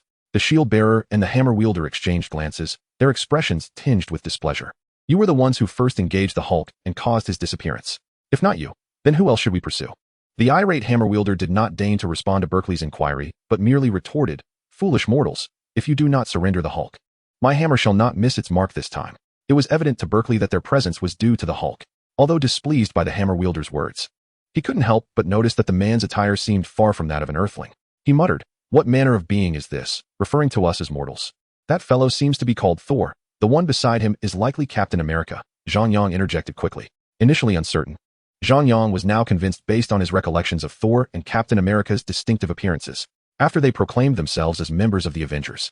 Zhang Yang confirmed that the two men before them were indeed Thor and Captain America. Thor? Who is Thor? Berkeley inquired, though he was somewhat familiar with Captain America, having heard of his fame in the country. After all, he had been the embodiment of national spirit following the infusion of the super soldier serum during World War II. However, he was not well versed in the lore of Thor. Thor, the god of thunder, is the son of Odin, Zhang Yang replied earnestly, observing Berkeley's bewilderment. You know of Odin, but not his two sons?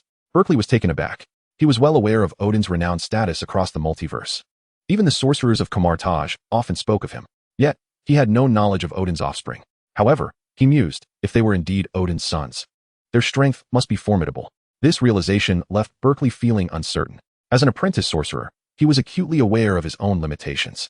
Owing to Zhang Yang, they had already incurred Odin's displeasure. Is it truly wise to provoke Odin's son once more? Zhang Yang seems perpetually at odds with Odin. In all this commotion, it is Odin who is offended time and again.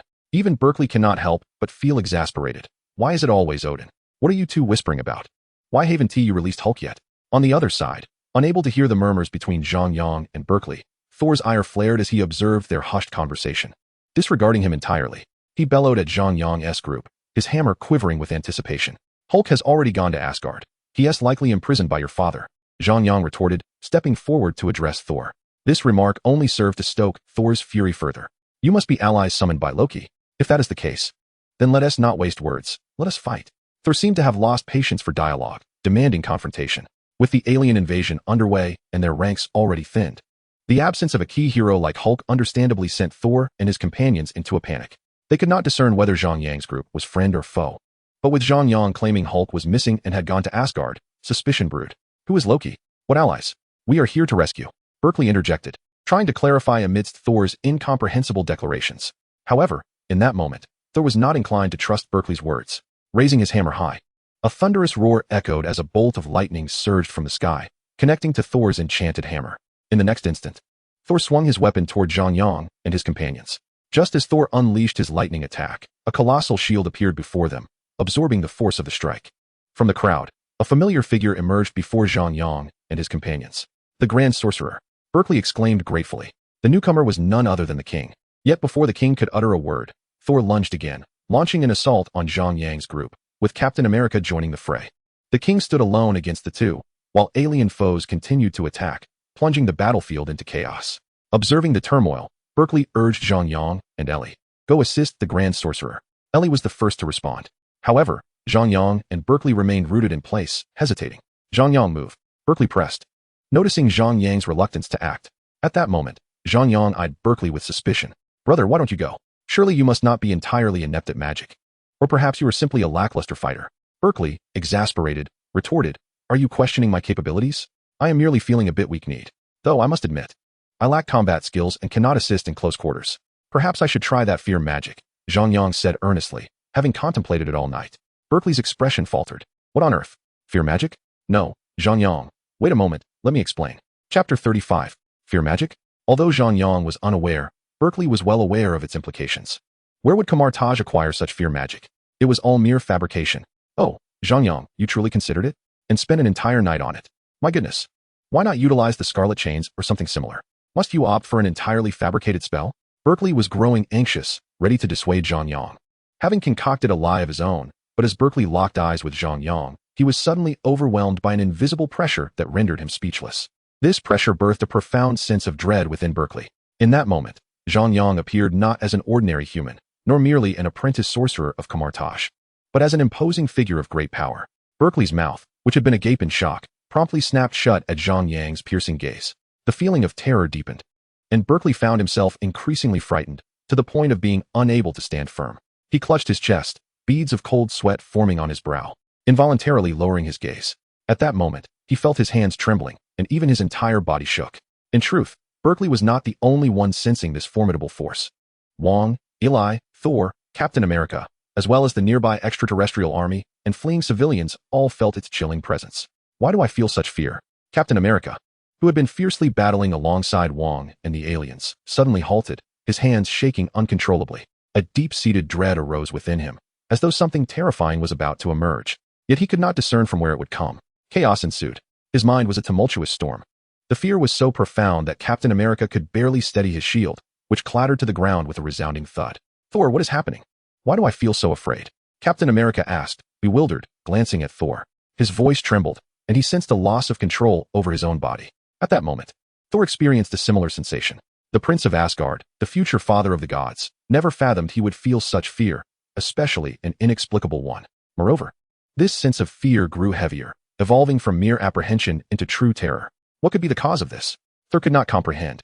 Yet the unsettling feeling within him intensified, as the noise around him gradually escalated. Oh my goodness! Please, divine beings, save us. The aliens have invaded. The end of the world is upon us. Earth is doomed. Is there anyone who can rescue me? I am so afraid.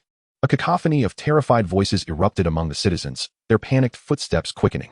In a state of frenzy, they dashed about like headless flies, disoriented and desperate.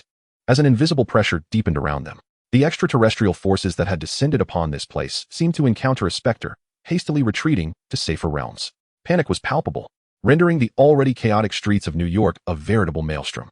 Witnessing this scene, Wong found himself momentarily stunned, unable to comprehend the unfolding events. Yet, one thing was clear, an intangible fear was burgeoning within him. Just then, beside him, Ellie suddenly spoke, her face betraying a look of terror. This startled Wong. Despite his limited acquaintance with Ellie, she had always maintained a stoic, frosty demeanor. This was the first instance he had seen any emotion on her face, and it was fear. What could possibly be happening? Wong pondered, yet the fear within him surged uncontrollably. At that moment, Berkeley crawled over, looking at Wong with trembling lips. Great mage. It's terrifying. Zhang Yang has mastered the magic of fear. Wong was taken aback, utterly dumbfounded. Could it be? Zhang Yang had actually learned the magic of fear? Was this the concocted spell Berkeley had fabricated to deceive Zhang Yang? The mere thought seemed absurd. How could he possess such knowledge? Chapter 36, The Catastrophe. To Wong's astonishment, it seemed that Zhang Yang was not merely perceptive. He was a prodigy of sorts, capable of grasping any magic presented to him, even the most nonsensical of spells. The implications were alarming. It appeared that Zhang Yang had not only retained his fear magic, but was, in fact, amplifying it. How terrifying. He was nothing short of divine. Gazing at Zhang Yang, Wong felt an unsettling sense of disarray. This disorientation was not his alone. As Zhang Yang's energy intensified, the aura of fear expanded ever outward. Meanwhile, within the confines of S.H.I.E.L.D.,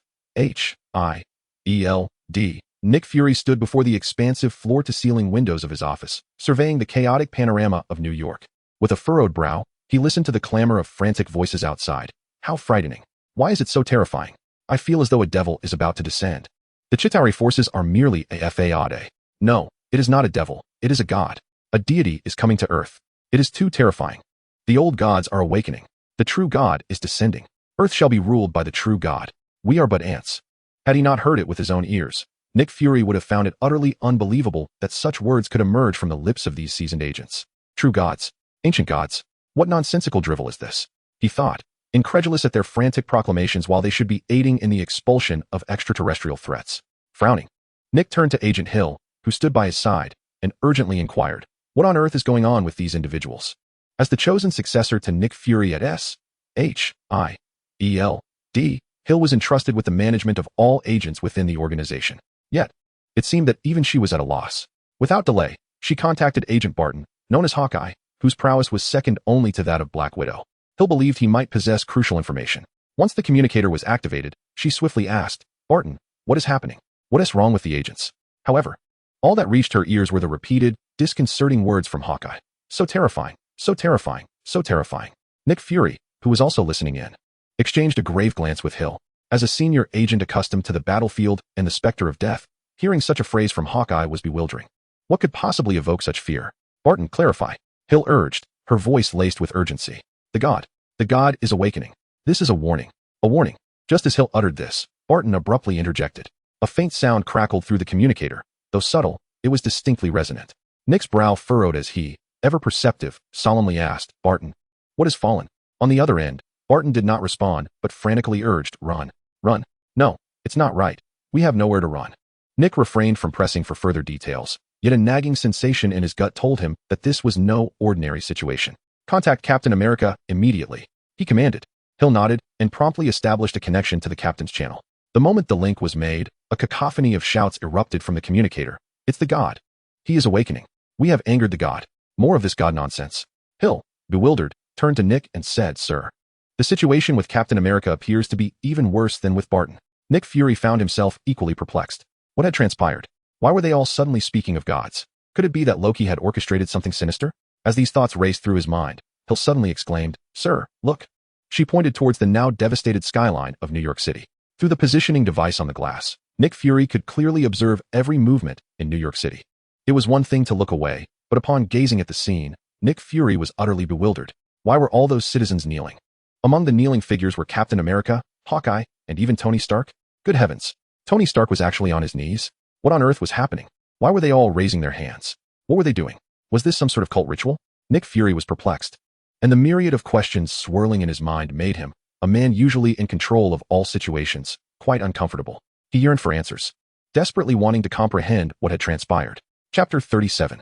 Who is Tony Stark? He is Iron Man, the immensely wealthy scion, proud and adored by many. Who is Captain America? The nation's pillar of strength, a stalwart who survived the perils of World War II against Hitler and Hydra. And who is Hawkeye? An assassin, a master of weaponry, proud, aloof, and ruthless. To see these three individuals kneeling, hands raised high, to whom were they bowing? Was it the deity they spoke of? Who was this god? Loki? No. That couldn't be right, certainly not Loki. Then who? Nick Fury was now somewhat dazed. His curiosity piqued to the point of wanting to rush to the center of the chaos, yet he knew better than to expose himself to danger. Such recklessness was not in his character or usual manner of operation. Director, it seems something is amiss in downtown New York. Shall I investigate? At that moment, Hill turned to Nick Fury, hitting the nail on the head. Go ahead, Nick Fury replied. Receiving his command, Hill strode out of the office. She was determined to uncover the truth. S-H-I-E-L-D needed answers. Downtown New York, rooftop of the Sanctum Sanctorum. The Ancient One stood aloft, gazing over the city, watching events unfold in ways far beyond her expectations, heading towards an extraordinary direction. Why was this happening? It seemed rather peculiar. The Ancient One murmured to herself, a hint of astonishment flickering across her features as her emotions swayed. According to the predictions of the Eye of Agamotto, the events in New York should not have unfolded in this manner. Loki leading the Chitauri army to invade Earth was supposed to be resolved by the Avengers. Yet now, everything was clearly beyond the Ancient One's expectations. It appeared that the timeline had already been altered, with events evolving in an incredible manner. All this astonishing phenomenon emanated from a powerful magical presence, one that was both domineering and unreasonable, enveloping the entire city center. Had it not been for the formidable magic and the resilience cultivated through millennia, Ancient One might have found herself ensnared in its grasp. This was an aura of dread. Yet the fear it invoked was not a forced phenomenon. Rather, it was an insidious manifestation that awakened within the human heart a profound apprehension of the unknown. The unknown, inherently a source of trepidation for humanity, elicited such a response. Although Ancient One had never encountered magic of this sort, she could discern that it was not a display of sheer power. Instead, it was cunningly deceptive, amplifying the fears of the unknown to an infinite degree, thereby yielding such alarming outcomes. Any individual susceptible to the emergence of fear would find this magic magnifying that fear exponentially. Ancient One prided herself on her understanding of the magic of Earth and its formidable sorcerers.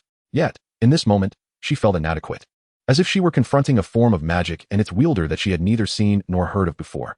Supreme Sorceress. At that moment, a figure behind her bowed in respect. Recognizing the voice, Ancient One realized it was Mordo.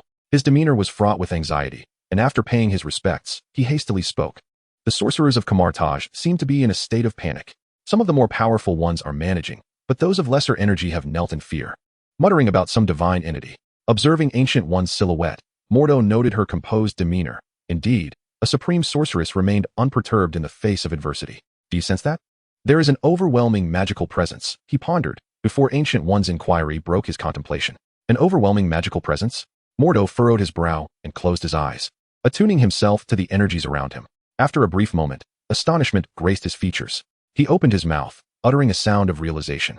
Had it not been for the alert from the Supreme Sorceress, he would have been oblivious to this strange and dominant magical aura permeating New York City. Indeed, you have sensed it as well, Ancient One affirmed, maintaining her gaze fixed on the sky above the city rather than turning to face him. Master, could it be Dormammu? The instant Mordo felt the magical energy, he grasped the reason behind the tumult in New York. A brief contemplation led him to surmise that Dormammu, Kamar-Taj's perennial adversary, was the likely source. It seemed a reasonable deduction. No, I know Dormammu better than anyone.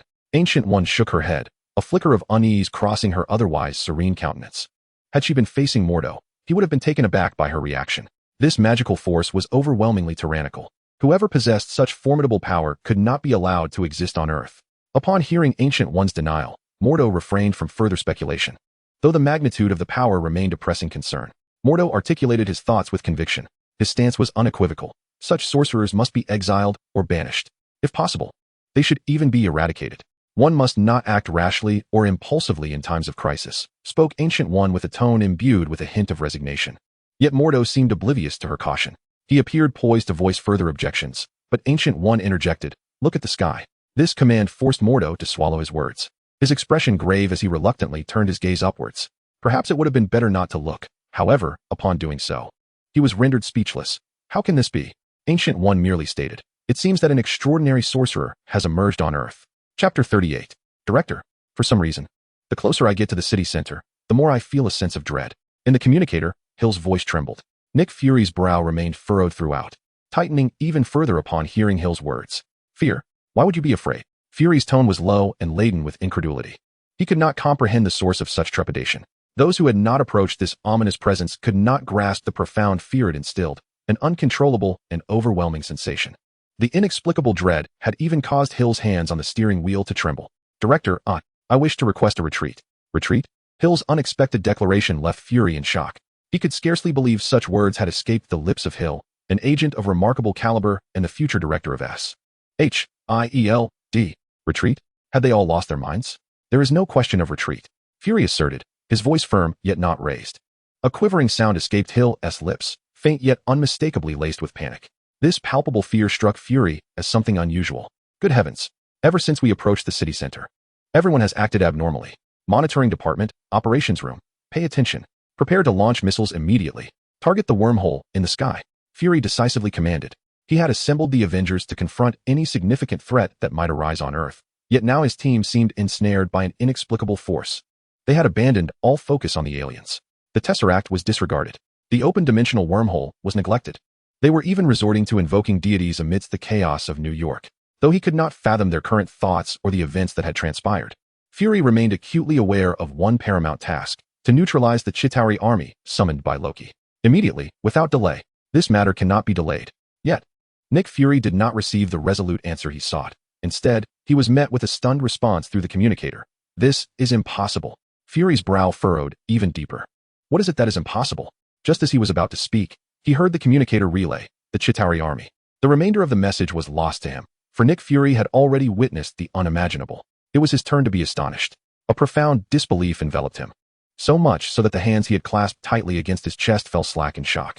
Stepping forward, Nick Fury pressed his hands against the glass, questioning the reliability of his own vision. He rubbed his eyes, as if to dispel any illusion.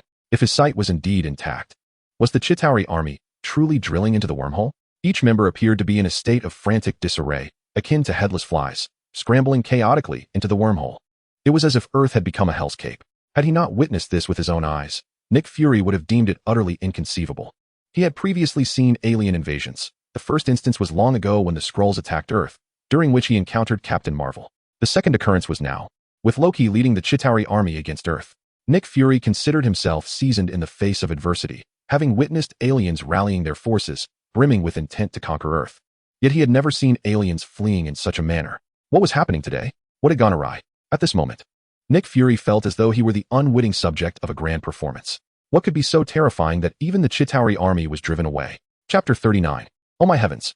The Chitauri army is retreating? This is no mere retreat. They are clearly fleeing in terror. There is nothing unusual here. Why have they been scared off? The entire city of New York has fallen to its knees. Even Iron Man has knelt. Is this not considered unusual? What the hell is happening? Director, should we launch the missile or not? Look, the roof of Stark Industries. Look at Loki. Even Loki is kneeling. Has he not always claimed to be a god? Why is he kneeling too? At this moment, chaos erupted within S-H-I-E-L-D. The aliens' panicked retreat opened the eyes of every agent. Before an enemy whose combat power was evidently inferior, the aliens had retreated, and they did so with such swiftness, as if they had encountered a ghost. This was indeed unprecedented, unfathomable. However, the discourse among the S-H-I-E-L-D agents reassured Nick Fury that his vision was, indeed, quite sound. The Chitauri army has retreated, and remarkably, they were frightened away. Upon realizing this fact, Nick Fury hastily contacted Hill. Hill, what transpired? Did you witness anything there? No, nothing. But director, I feel I cannot advance any further. There are demons, no divine beings. Humanity cannot gaze upon the divine, nor stand alongside it. Hill trembled as she spoke. Each word was comprehensible to Nick Fury, yet when strung together, they left him grappling with a sense of confusion. What on earth is happening? Fury's brow furrowed even deeper, his features contorting with tension. At that moment, internal agents of S-H-I-E-L-D began to voice their concerns. Do you feel an inexplicable fear? I don't know why, but I am feeling quite scared. My hands are shaking fiercely. Don't mention it. I feel it too. It's as if I can sense a looming dread. Something is about to descend upon Earth. I can feel the pressure. The cacophony of trembling voices echoed through the communicator, momentarily startling Fury. Just as he struggled to comprehend the situation, an unusual sensation surged within him, causing his fists to clench involuntarily. An inexplicable feeling radiated from his heart to the crown of his head, leaving him with a tingling scalp, as if countless needles were pricking at him. Why this sudden fear? And why was this sensation intensifying? From fear to terror, and then to sheer panic. Cold sweat began to bead on Fury's forehead. At that moment, he felt as though an immensely powerful presence loomed before him, a force so formidable that it instilled dread within him. Yet, he could clearly see that no one was there. There was truly no one. Where, then, did this feeling originate? The unknown dread and the non-existent power left Fury in a state of disarray. He felt as if his feet were bound by stones weighing 1,000 pounds, rendering him immobile. He was terrified, yet unable to flee, not because he couldn't run, but because the very essence of fear rendered him powerless, his legs weak. As this panic and fear intensified, Fury's entire body began to tremble violently, so much so that he could scarcely bear the weight of his own form. Thud! Fury collapsed to the ground, trembling. He had never anticipated this. He had actually knelt, and it was due to fear. What on earth was happening? On the rooftop of the New York Sanctum, watching the Chitauri army disappear into the wormhole one by one, Mordo was left dumbfounded. Master, what is happening? Mordo could not help but voice his bewilderment. Truly, this was all rather perplexing. Most likely, they were frightened away by that formidable magic, Gu-E remarked calmly, though her heart was tumultuous. After all, she possessed the eye of Agamotto, capable of glimpsing the future. Even with the knowledge that the original events had been altered, Gu-E never anticipated such an unexpected turn of events. The Chitauri army was, after all, one of the more formidable extraterrestrial races, ranking among the top 5. Their combat prowess was undoubtedly far superior to that of Earth, and yet they were scared off. Taking a moment to steady her emotions, Gu-E finally turned to Mordo and inquired, "Did you feel any fear?" Mordo frowned and replied, "A little, but I managed to ward off a portion of it with my energy." Gu-E nodded, feeling somewhat reassured that her student possessed at least some capacity to resist such power. "Master, what of the disciples of Kamar-Taj?" Mordo asked, glancing at Gu-E. With the Chitauri army having retreated, it would be reasonable to assume that the disciples of Kamar-Taj should also be recalled. Recalled, Gu-E replied nonchalantly. "So, Master, will you continue your travels, or return to Kamar-Taj?" Chapter 40. Zhang Yang remarked, "Well, the aliens have retreated." Observing the withdrawal of the Chitauri army, Wang, drenched in sweat, said to Zhang Yang, "Not long ago, I had to expend a considerable amount of my magical energy to counter the force radiating from you. If it weren't for my relatively strong cultivation, I might have collapsed like Berkeley. Goodness, you fabricated a spell, and it actually worked. You wield it with such ease." Wang mused. Indeed, this fear-inducing magic is truly terrifying. Although it caused no tangible harm, it managed to instigate a full retreat from the Chitauri army. The fact that they shut down the wormhole is exceedingly alarming. As this thought crossed his mind, Wang couldn't help but break into a cold sweat again. At that moment, hearing Wang's voice, Zhang Yang retracted the fear-inducing spell. Observing Wang's drenched appearance, Zhang Yang expressed his discontent, saying, "Wang, I pondered over it all night, and for now, I've only managed to master this level of the spell. How are things progressing? What is the status of the Chitauri army?" With a sigh, Zhang Yang reflected on how he had been too focused earlier to notice the situation around him. Achieving this level of mastery in a single night was already commendable. "The Chitauri army has retreated," Wang replied with a wry smile. "This is unbelievable. The spell I concocted, and you truly managed to manifest it. You're already quite formidable." The crucial point is that you frightened the Chitauri army into retreating, causing them to shut down the wormhole. What more could you desire? Is driving someone to madness the true measure of greatness? Wiping the cold sweat from his brow, Wang addressed Zhang Yang. Let us return to Kamar-Taj. Zhang Yang nodded, and a portal opened, leading them back to Kamar-Taj. Little did Wang know, Zhang Yang was once again immersed in his exploration of magic, completely disregarding Wang and the unfolding situation around him, as well as the fallen Berkeley and Eli. The great mage, Zhang Yang, exhibited an unsettling level of obsession. Berkeley struggled to rise from the ground, his body trembling uncontrollably. Wang sighed, recognizing that, regardless of the circumstances, their arduous days were finally drawing to a close. The Supreme Mage was poised to return to Kamar-Taj. With trembling hands, Wang conjured a portal and addressed Berkeley. Let us proceed. Berkeley, on the verge of tears, lamented, Master, my legs feel weak. Wang retorted, what a pitiful display.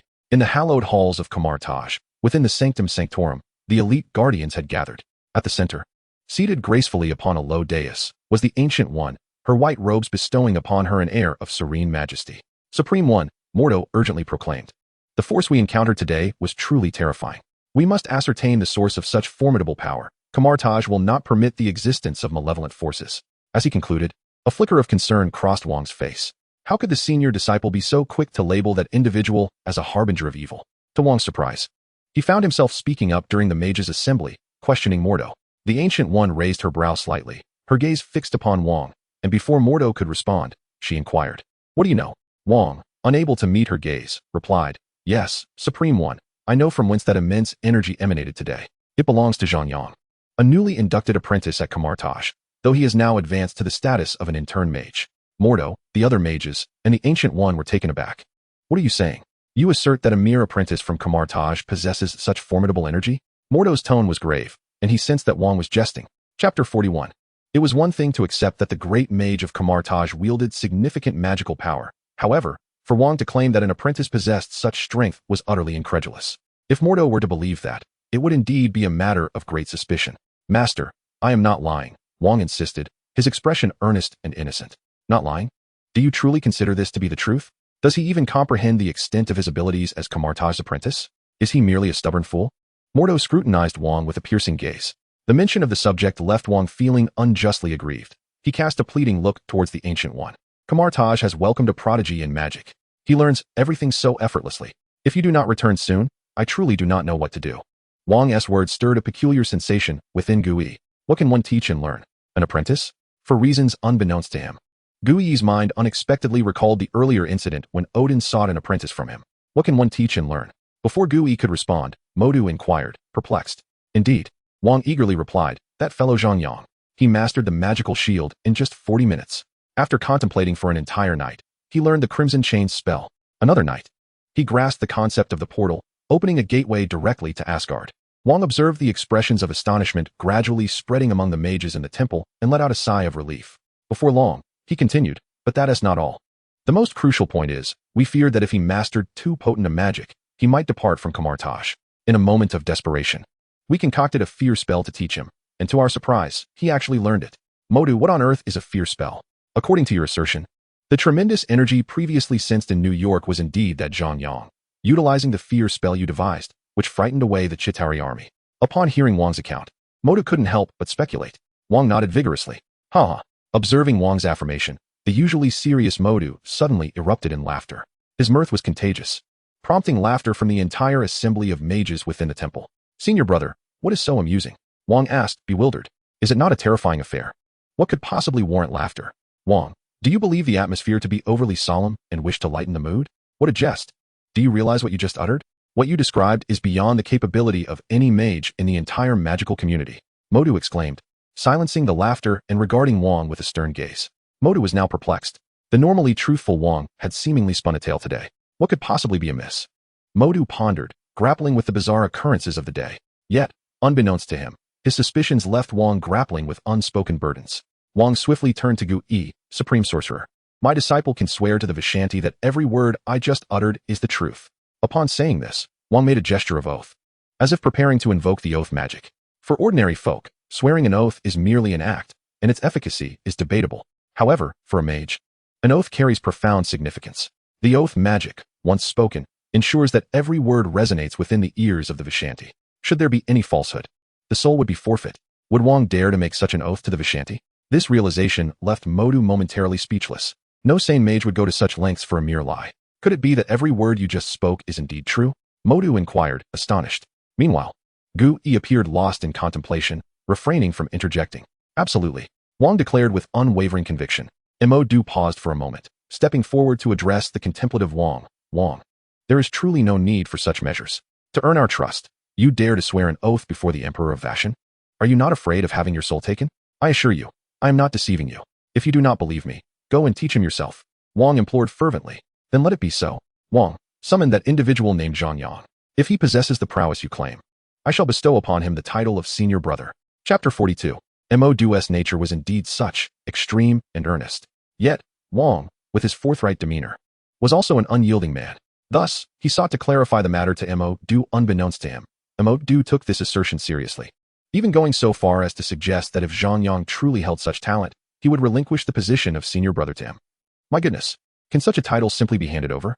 Setting aside Zhang Yang's inexperience as a newcomer, should he indeed ascend to the role of senior brother, he would undoubtedly stand as a paragon in Kamar-Taj, a position second to none. And yet, Zhang Yang has only recently arrived?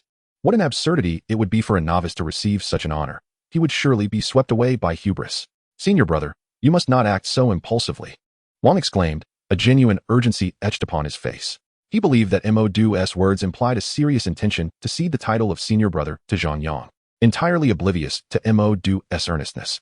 The implications of his statements were clear. He was expressing his disbelief. Indeed, Wang's forthrightness nearly incited Modu to exclaim in frustration. Junior brother, how could I possibly cede the title of senior brother to Zhang Yang?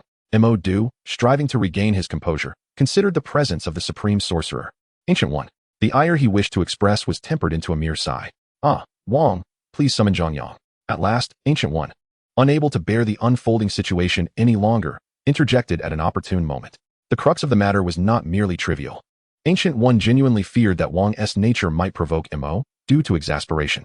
Wang, in his unyielding honesty, could even irk Ancient One at times, remaining blissfully unaware of the implications of his words. For instance, just after Ancient One had spoken, Wang hurriedly remarked, but, Supreme Sorcerer, if I summon Zhang Yang, and he proves my words to be true, would that not mean that the title of senior brother would then belong to Zhang Yang? Modu, Ancient One, the assembled sorcerers. Ancient One could scarcely fathom how a descendant of such a simple-minded lineage could exist. Kan, who lived over a millennium ago, was a multifaceted monk from the East.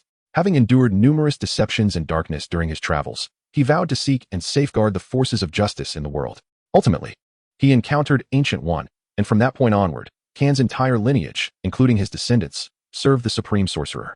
This is why Ancient One harbored such trust in Wang. It was clear that if Wang were not a descendant of Kan, he would not belong to such a revered lineage. A personality such as his, one like Ancient One, is certainly not one I wish to entertain. Although Ancient One has lived long enough to regard worldly matters with indifference, why would he seek discomfort when he could instead pursue joy? I have my own resolutions. You may summon him. With a sigh echoing in his heart, Ancient One maintained a calm demeanor as he spoke to Wang. Ultimately, it was a command from the Supreme Sorcerer. Wang bowed and replied, understood. Zhang Yang returned to his dormitory, consumed by deep contemplation of the fear-inducing magic. He found this particular spell to be rather effective. On his way back, he heard that the extraterrestrial army had been frightened away. It seemed the spell had indeed proven its merit. However, before he could ponder further, Berkeley arrived to summon him to the sanctum, at the behest of the Supreme Sorcerer. The Supreme Sorcerer? Surely, that refers to Ancient One. The most formidable sorcerer in the realm? A true powerhouse. But why would Ancient One seek him out? Could it be to hold him accountable for matters concerning Odin? It would be impossible to claim he was not anxious, yet he did not feel overwhelming fear. It was merely that Zhang Yang was unfamiliar with the character of Ancient One, which rendered him somewhat apprehensive. Adjusting his attire, Zhang Yang followed Berkeley to the sanctum. The doors were closed upon their arrival. At the entrance, Berkeley gestured for Zhang Yang to enter alone and prepared to depart. Brother, aren't you coming in? Zhang Yang inquired of Berkeley. The sanctum of the Supreme Sorcerer is not a place one can casually enter, Berkeley replied sternly. Do you think this is a marketplace? Only sorcerers of the Guardian level are permitted to enter. Berkeley's words struck a chord with Zhang Yang, who found some logic in them. Just as he intended to step inside, he suddenly recalled something and asked Berkeley, by the way, brother, may I inquire about your current rank in Kamar-Taj? This was a question Zhang Yang had long wished to pose, for he had never witnessed Berkeley in action. Berkeley regarded Zhang Yang, initially considering adopting an air of superiority. But upon reflection, he recognized that the Supreme Sorcerer had returned, rendering such pretenses unnecessary. Thus, Berkeley addressed Zhang Yang. Let me clarify. In Kamar-Taj, a sorcerer's rank is denoted by their robe. Generally, plain robes signify an apprentice, dark blue robes denote an intern sorcerer, crimson robes indicate a formal sorcerer. Yellow robes identify a master sorcerer, and black-red robes represent a guardian sorcerer. This system exists solely for distinction. Beyond that, Kamar-Taj imposes no other regulations. It was clear that the truth could no longer be concealed. Zhang Yang suddenly understood. So, brother, you are merely an intern sorcerer at the same level as I am. Merely? Berkeley lamented, tears welling in his eyes. Do you think being an intern sorcerer is easy? Do you believe teaching apprentices is a simple task? He had no desire to instruct apprentices. He was merely thrust into the role. Nevertheless, given Berkeley's capabilities, he was more than capable of teaching. However, he never anticipated encountering such an eccentric apprentice as Zhang Yang. What is wrong with being an intern mage? An intern mage is more than adequate to teach beginners. Berkeley cast a sidelong glance at Zhang Yang. Indeed, rest assured, senior brother, I have no disdain for you. After all, my journey into magic was initiated under your guidance. Zhang Yang grinned. So, senior brother, am I not an easy student to teach? Easy to teach. Good heavens, the most challenging task in Kamar-Taj is you. Sometimes, possessing excessive talent can be a curse. Chapter 43. Junior brother, do not say I did not caution you, Berkeley warned. There are many powerful mages in Kamar-Taj with exceptional talent. Concerned that Zhang Yang might become too complacent, Berkeley advised him. Moreover, the adversaries we face are formidable, some even at the multiverse level. Therefore, you must diligently study magic and avoid arrogance. The essence of cultivation lies in mastering the heart. Berkeley's admonition stemmed from genuine concern, a sentiment Zhang Yang understood well. Yes, thank you for your guidance, senior brother. Zhang Yang flashed a smile at Berkeley, humbly gesturing towards the sanctum. I shall enter first, senior brother. Berkeley nodded and turned to leave. Zhang Yang took a deep breath, gazing at the sanctum, feeling a flutter of trepidation. Although he had met Odin, the Ancient One was a different matter entirely. After all, everyone in Kamar-Taj spoke of the Ancient One with utmost reverence, especially given that Zhang Yang had previously erred by opening a portal to Asgard. I hope this visit isn't to settle accounts with me, Zhang Yang muttered cautiously. Just as he raised his hand to push the door, it unexpectedly swung open. The ornately carved door creaked as it parted, revealing the face of the king before Zhang Yang. You've arrived, the king greeted, as if he had been expecting Zhang Yang all along. With that, he stepped aside. Inside the sanctum, there were 5 mages present, all unfamiliar to Zhang Yang. Upon entering, he stood there, feeling as though he had just stepped into the principal's office. Is he the one? At that moment, a man clad in black robes stepped forward, hands clasped behind his back, scrutinizing Zhang Yang with a furrowed brow. For some reason, Zhang Yang sensed a hint of displeasure and disbelief emanating from him. Indeed, senior brother. The king replied, then introduced Zhang Yang. This is our senior brother, Mordo. Zhang Yang bowed respectfully, addressing Mordo, senior brother. Mordo acknowledged him with a slight grunt, offering little response. The king then proceeded to introduce Zhang Yang to another individual. This is the Sorcerer Supreme, he said, pointing to a bald mage seated in the center on a low dais, clad in a white monk's robe, holding a diminutive fan. She regarded Zhang Yang with a serene countenance, her face adorned with an elusive smile, exuding an air of ethereal grace. It was evident that she was an extraordinary figure, indeed a supreme sorceress, with a commanding presence that was unmistakable. Zhang Yang bowed respectfully. Ancient One nodded at him in acknowledgement. After appraising Zhang Yang, she spoke slowly. Previously, in New York, was it you who employed fear magic to frighten away the Chitauri army? The Kamar-Taj did not possess any fear magic. Yet Wang had previously informed Ancient One that this was a fabrication. Although she could not fathom why Wang, a man of unwavering honesty, would concoct such a tale, she chose to remain silent, believing that Wang had his reasons. Indeed, Zhang Yang replied, neither humble nor arrogant. He continued, however, I am but a novice. My current abilities can instill fear in others, but I have yet to master the art of obliterating an opponent's spirit. Zhang Yang conveyed this to Ancient One because she had raised the matter. He assumed his lack of skill was the reason she sought him out. Otherwise, why would a supreme sorceress have an interest in him, especially to pose such a question? Thus, he hastened to admit his shortcomings, preemptively silencing any potential reprimand. Unbeknownst to Zhang Yang, his words inadvertently painted a facade of arrogance. This pretense elicited a scoff from Mordo, who chuckled derisively. You, my young friend, are truly oblivious to your own limitations. How dare you lie before a supreme sorceress? There exists no fear magic within Kamar-Taj. As an apprentice, your intentions are deeply flawed. A person like you, if allowed to remain in Kamar-Taj, will surely fall prey to Dormammu's seduction. Chapter 44. Zhang Yang could not shake the feeling that this elder brother, Mordo, harbored a bias against him. Oblivious to my own limitations? Flawed intentions? Although Zhang Yang had only been at Kamar-Taj for a mere week, he found those he encountered to be amiable and kind. Why, then, did his experience with Mordo differ so drastically? Was he, perhaps, the archetypal antagonist often depicted in novels? A character destined to be despised? Yet, what Zhang Yang did not realize was that, in Mordo's eyes, he was merely a braggart. A novice in the realm of magic who spoke untruths. Kamar-Taj possessed no fear magic. How could he claim to have mastered it? To assert that, after just a week, he could wield such formidable power to repel the Chitauri army? Did he truly believe that magic was so easily acquired? Mordo, I sense that you hold a prejudice against me, Zhang Yang stated candidly, revealing his thoughts without the slightest veil of concealment. The gathered sorcerers were utterly bewildered. An apprentice daring to confront the elder brother? This was unprecedented in Kamar-Taj, and Zhang Yang was the first to do so. What prejudice? You are Zhang Yang. Having been so bluntly challenged by Zhang Yang, Modu initially intended to reprimand him, but unexpectedly, Ancient One interjected. She interrupted Modu, compelling him to stifle his words. Indeed, Zhang Yang chose to ignore Modu and directed his gaze towards Ancient One.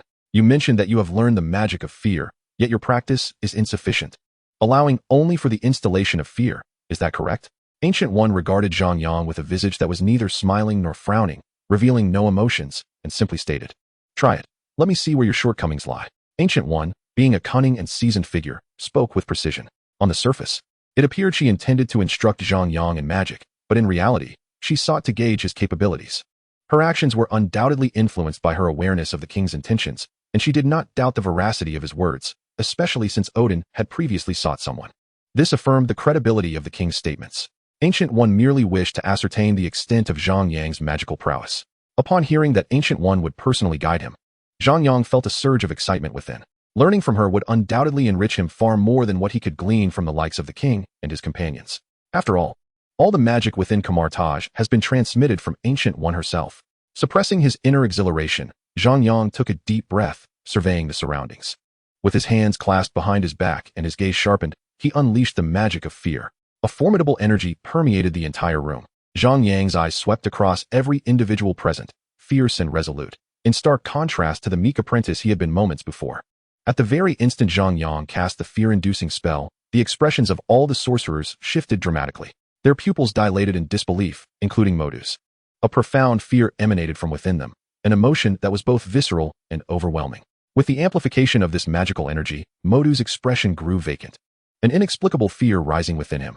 He attempted to suppress this force with his own magical energy, and the other sorcerers followed suit, engaging in a silent struggle of energies, neither party willing to yield an inch.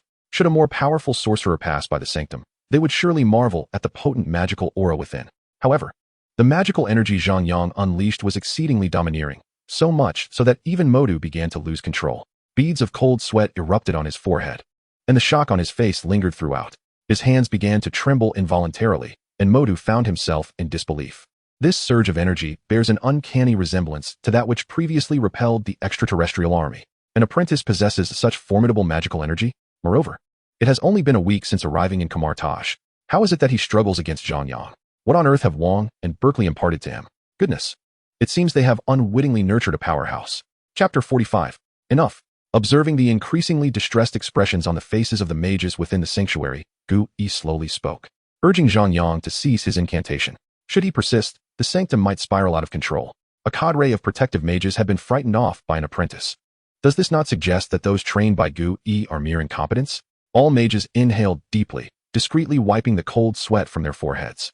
Thankfully, they had not brought disgrace upon themselves. If Gu Yi had not called for a halt, it would have soon been beyond their control. Supreme Sorcerer, I humbly seek your guidance. Zhang Yang retracted his magic and bowed respectfully. There is a minor issue, Gu Yi replied coolly. Not merely a minor issue. It is exceedingly problematic. An apprentice wielding such potent magical energy, nearing the strength of the protective mages. If this energy has indeed been amassed in just a week, Zhang Yang possesses boundless potential.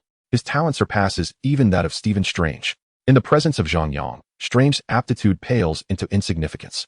With further cultivation, Zhang Yang could undoubtedly ascend to become the Supreme Sorcerer and vanquish Dormammu. What need is there for Strange? Gu Yi pondered thus. Yet, a perplexing predicament arose. According to her observations, the future Supreme Sorcerer should be Strange, the one capable of contending with Dormammu. If this is the case, why does Zhang Yang exist? Furthermore, how did he find his way to Kamar-Taj? After wandering for so long, she had never encountered Zhang Yang. Thus, how did he come to be in Kamar-Taj? Gu Yi found herself ensnared in a conundrum. At that moment, Zhang Yang spoke up. What seems to be the issue? His inquiry drew Gu Yi back from her reverie. Zhang Yang was evidently referring to the problems with the magic he had just performed, unaware that Gu-Yi was alluding to the issues surrounding his identity. However, Gu-Yi was no fool, though she had never heard of any fear magic, since she had intended to conceal this from Zhang Yang. She could not afford to reveal her hand. What do you believe is the primary function of fear magic? Gu-Yi inquired of Zhang Yang.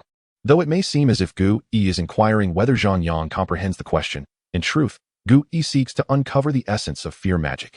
Unable to pose a direct question to Wang, Gu-Yi cleverly redirects his inquiry towards Zhang Yang.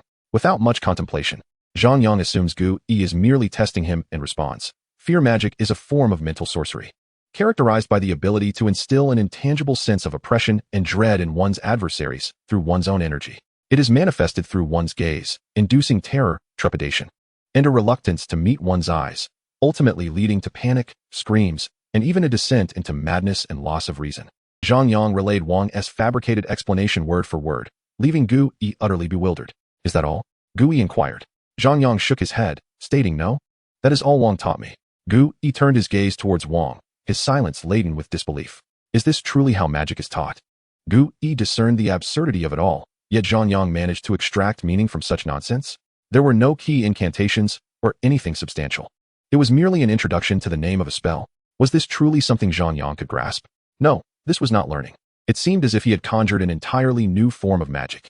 Gu-Yi was not the only one taken aback. Both Modu and the guardian mage were equally astonished.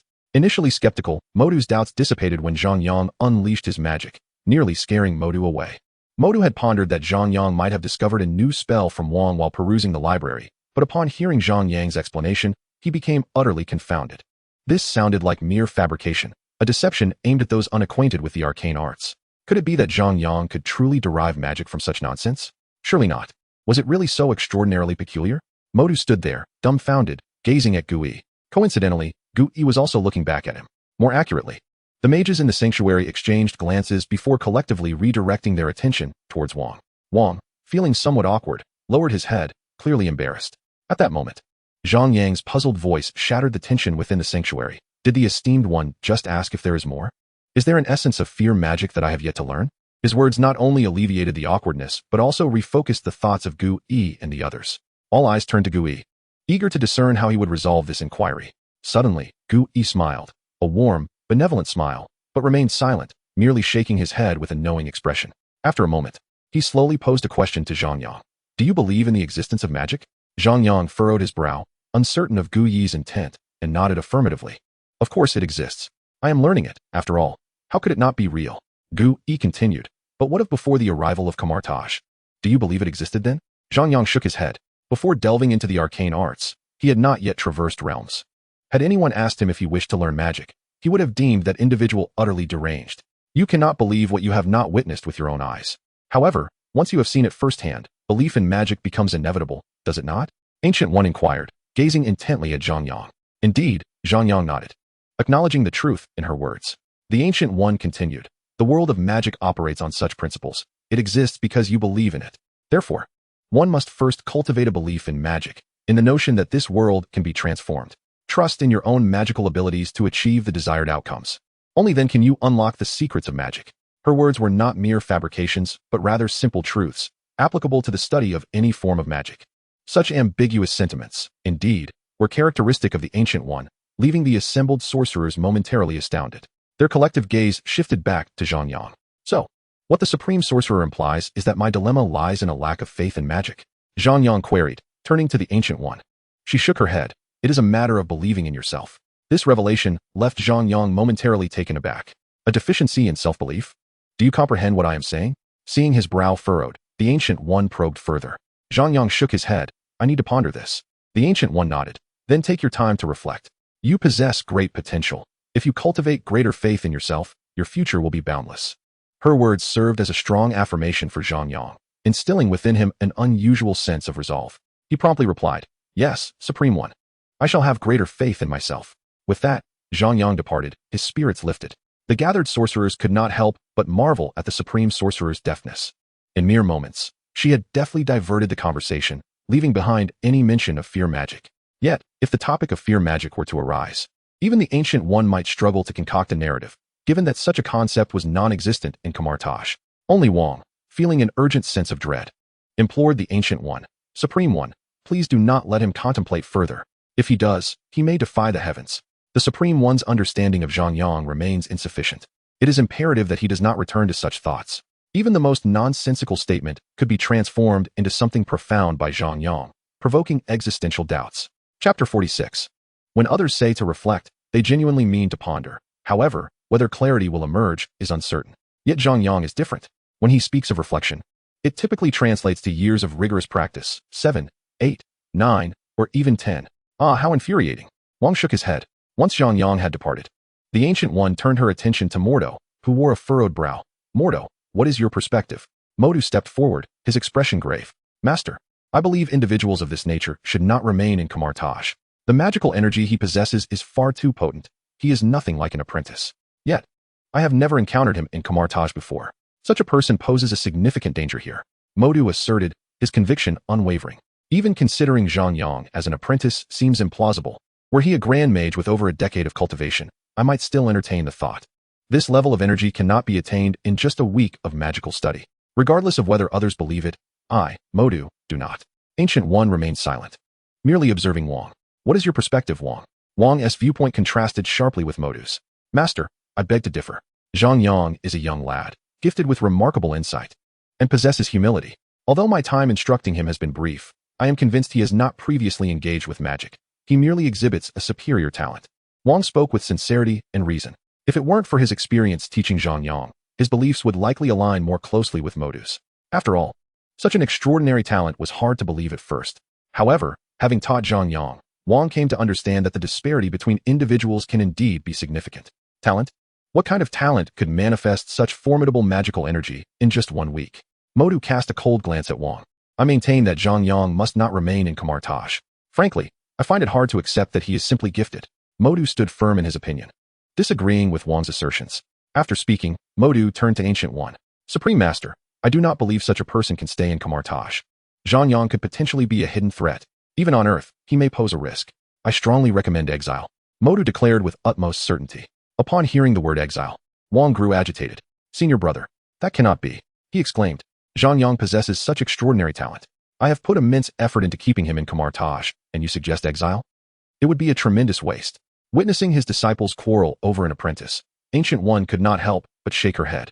Since Kamar-Taj's inception, it was rare to see an apprentice incite such discord between two elite mages. Enough. Dismissed, Ancient One waved her hand, allowing Modu and Wang to depart. She felt somewhat dizzy from their argument. Modu, seeing Ancient One, anxiously inquired, what about Zhang Yang? His tone was laced with cautious probing. Ancient One replied, I shall determine his fate. Tomorrow, Wang will continue his instruction. Wang protested, surely, master. Spare me. As the others exited, night fell. Ancient One sat cross-legged before the platform. Her mind clouded with doubt regarding Zhang Yang. It was indeed possible for one to possess a high degree of magical talent. The outcome was inevitable. However, the terrifying level Wang described was truly beyond comprehension. However, Odin had previously sought out Ancient One, appearing to harbor a profound desire for Zhang Yang. This merely attests to the fact that Zhang Yang is a person of considerable utility, rather than a villain. Yet, what secrets lie within Zhang Yang? Ancient One found herself momentarily at a loss for an answer. Thus, she invoked the Eye of Agamotto, seemingly intent on glimpsing both the future and the past. After closing her eyes for a duration, she suddenly opened them wide, her pupils dilating in astonishment. To her disbelief, there was no future. This marked the first instance of such an occurrence for Ancient One. The Eye of Agamotto could not unveil the future. The only vision of Zhang Yang's destiny that emerged was a singular golden light. This golden light represented the holy light. What does the holy light signify? In the realm of magic, the holy light embodies the utmost supremacy. In New York, at S.H.I.E.L.D. Do you know what transpired previously? Nick Fury sat in his office, observing Hawkeye, Thor, and Captain America opposite him, and inquired. It is said that we all knelt. Captain America replied with a solemn expression. Although he hesitated to voice it, he felt compelled to speak. Nick Fury furrowed his brow and asked, what of Stark? Stark has returned, Captain America responded. No sooner had he finished speaking than Hawkeye added. He appeared somewhat withdrawn when he left, even refusing to eat his favorite beef burger. Naturally, who wouldn't he be withdrawn in such circumstances? Especially someone as proud as Stark, who knelt in public. It would be unnatural not to feel that way. Reflecting on the chaotic retreat of the Chitauri army, scrambling in panic, and the overwhelming fear that had engulfed S.H.I.E.L.D. Nick Fury understood that an extraordinary figure had emerged. It seems that our adversaries extend beyond mere invaders. The Earth itself is not safe, he declared with a steely gaze. Beside him, the tempestuous Thor raised his hammer, swinging it vigorously while exclaiming, "It must be that peculiar group causing this chaos. Hulk has vanished because of them. If I encounter them again, I shall surely smash their heads." Thor's anger was palpable, his expression candidly revealing his thoughts. However, his fury was entirely justifiable. Although Thor had not yet reached the point of kneeling, it was rumored that he had been seen weeping in the streets, calling for his mother, and someone had captured it on video. A robust man clad in armor, draped in peculiar red rags, wielding a hammer, was seen running and shouting, "I must find my mother. Mother." Thor is very scared. The oddity of the video was undeniable, and it was said to have garnered considerable views, surpassing 50 within just an hour of its upload. Strange individuals? What sort of people have you encountered? The astute Nick Fury discerned the critical point in the conversation and quickly inquired. Just as Thor was about to respond, Hill entered from outside. "Commander, Natasha has sent the latest information, stating that she has discovered a name in Kathmandu. Kamar-Taj," Hill remarked upon entering. "Kamar-Taj?" Upon hearing this name, Thor furrowed his brow. "I believe I have encountered this name in ancient texts from Asgard." Chapter 47. According to the customs of Kamar-Taj, Zhang Yang should return to teach Mordo's apprentice, Caecilius. Yet, the Ancient One insisted that Wang continue the instruction. Ultimately, it was due to her deeper trust in Wang and her acknowledgement of Zhang Yang. Early the next morning, as was customary, Zhang Yang accompanied Berkeley to the library of Kamar-Taj. Berkeley was there to pay his respects, while Zhang Yang sought to learn the arcane arts. However, today's atmosphere appeared somewhat different. The library, typically occupied solely by Wang, now housed 3 other sorcerers, the Ancient One, Mordo, and a third individual whom Zhang Yang did not recognize. Berkeley was momentarily taken aback before hastily bowing. "Master Brother, Supreme One, Brother Caecilius." The trio was engrossed in their reading. The Ancient One offered a slight nod, while Mordo remained aloof, his displeasure evident. Only Caecilius' gaze was fixed intently upon Zhang Yang, his book forgotten in hand, the scrutiny making Zhang Yang rather uncomfortable, as if laden with unspoken emotions. Zhang Yang offered a brief salute, and Wang stepped forward. "No need for such formalities. Master, Brother, and Caecilius are perusing some materials in the library. We shall continue with our lessons without fear. Reading and congregating? Quite the excuse you've crafted." Regardless of Zhang Yang's belief, Berkeley was unconvinced. The most telling detail was that Brother Caecilius was holding his book upside down. Good heavens, are you truly reading it that way? Berkeley thought, though he refrained from exposing the truth. Instead, Zhang Yang, with a smile, pointed out, "Brother Caecilius, it seems your book is upside down." Wang. Mordo. Berkeley. "Indeed, you are a true disciple of Wang," Berkeley thought, admiring Zhang Yang's forthright nature and fearless demeanor. "Junior brother, do not speak out of turn. Many magical tomes yield new insights when read in reverse." Berkeley quickly interjected, attempting to alleviate the tension. Zhang Yang, suddenly enlightened, responded, "Ah, I see. The mysteries of magical texts are indeed profound. If they can be read upside down, surely they contain many powerful spells." Contemplating this, Zhang Yang inquired, "Wang, when shall I be able to read in the library?" "Once you become a formal sorcerer," Wang explained, "for the books in the Kamar-Taj library are not accessible to everyone." Zhang Yang pressed further, "And when will I become a formal sorcerer?" This question left Wang at a loss, if not for the multitude of enigmas surrounding Zhang Yang. Given his innate talent and prowess, he would have undoubtedly ascended to the rank of an official mage by now. However, should their overthinking have merit, stifling a gifted individual would not bode well for Kamar-Taj. Once you master close combat and can wield it adeptly, Wang solemnly regarded Zhang Yang. "Today, I shall impart to you the art of melee combat." Kamar-Taj primarily emphasizes close-quarters magic, with other techniques serving as complements. In Kamar-Taj, a mage who cannot engage in close combat is not deemed a proficient mage. Wang had previously misled Zhang Yang and had not earnestly taught him much, leaving him with a sense of guilt. Yet, despite the deception, it was all for the sake of Kamar-Taj. Now, with the Supreme Mage's return and explicit instructions on how to teach, Wang felt less apprehensive. Stretching his limbs, he beckoned Berkeley, who stood nearby. "Come forth." Berkeley, feeling somewhat reluctant, yet pondering for a moment, complied. Observing Wang's readiness and eagerness, Berkeley swallowed nervously. Meanwhile, Wang began to elucidate. "Zhang Yang, pay close attention. I am about to teach you combat. Combat encompasses both fighting and warfare, with each nation possessing distinct techniques. There are numerous types of combat, such as boxing, sanda, wrestling, and more. As you are of Eastern descent, today I shall teach you a set of combat techniques I recently acquired from the East. Observe closely." As he spoke, Wang initiated a demonstration against Berkeley. Their exchange was lively, clearly showcasing the combat techniques for Zhang Yang. Yet, for reasons unknown, Zhang Yang perceived Wang's movements as reminiscent of military boxing. Once the demonstration concluded, Wang retracted his stance and addressed Zhang Yang. "All right. This set of techniques is called military boxing. Junior brother, have you comprehended it?" It is indeed military boxing. Zhang Yang was uncertain whether he had grasped it. But Mordo, Kaisilius, and Gu Yi clearly did not understand. What exactly was Wang teaching? Military boxing?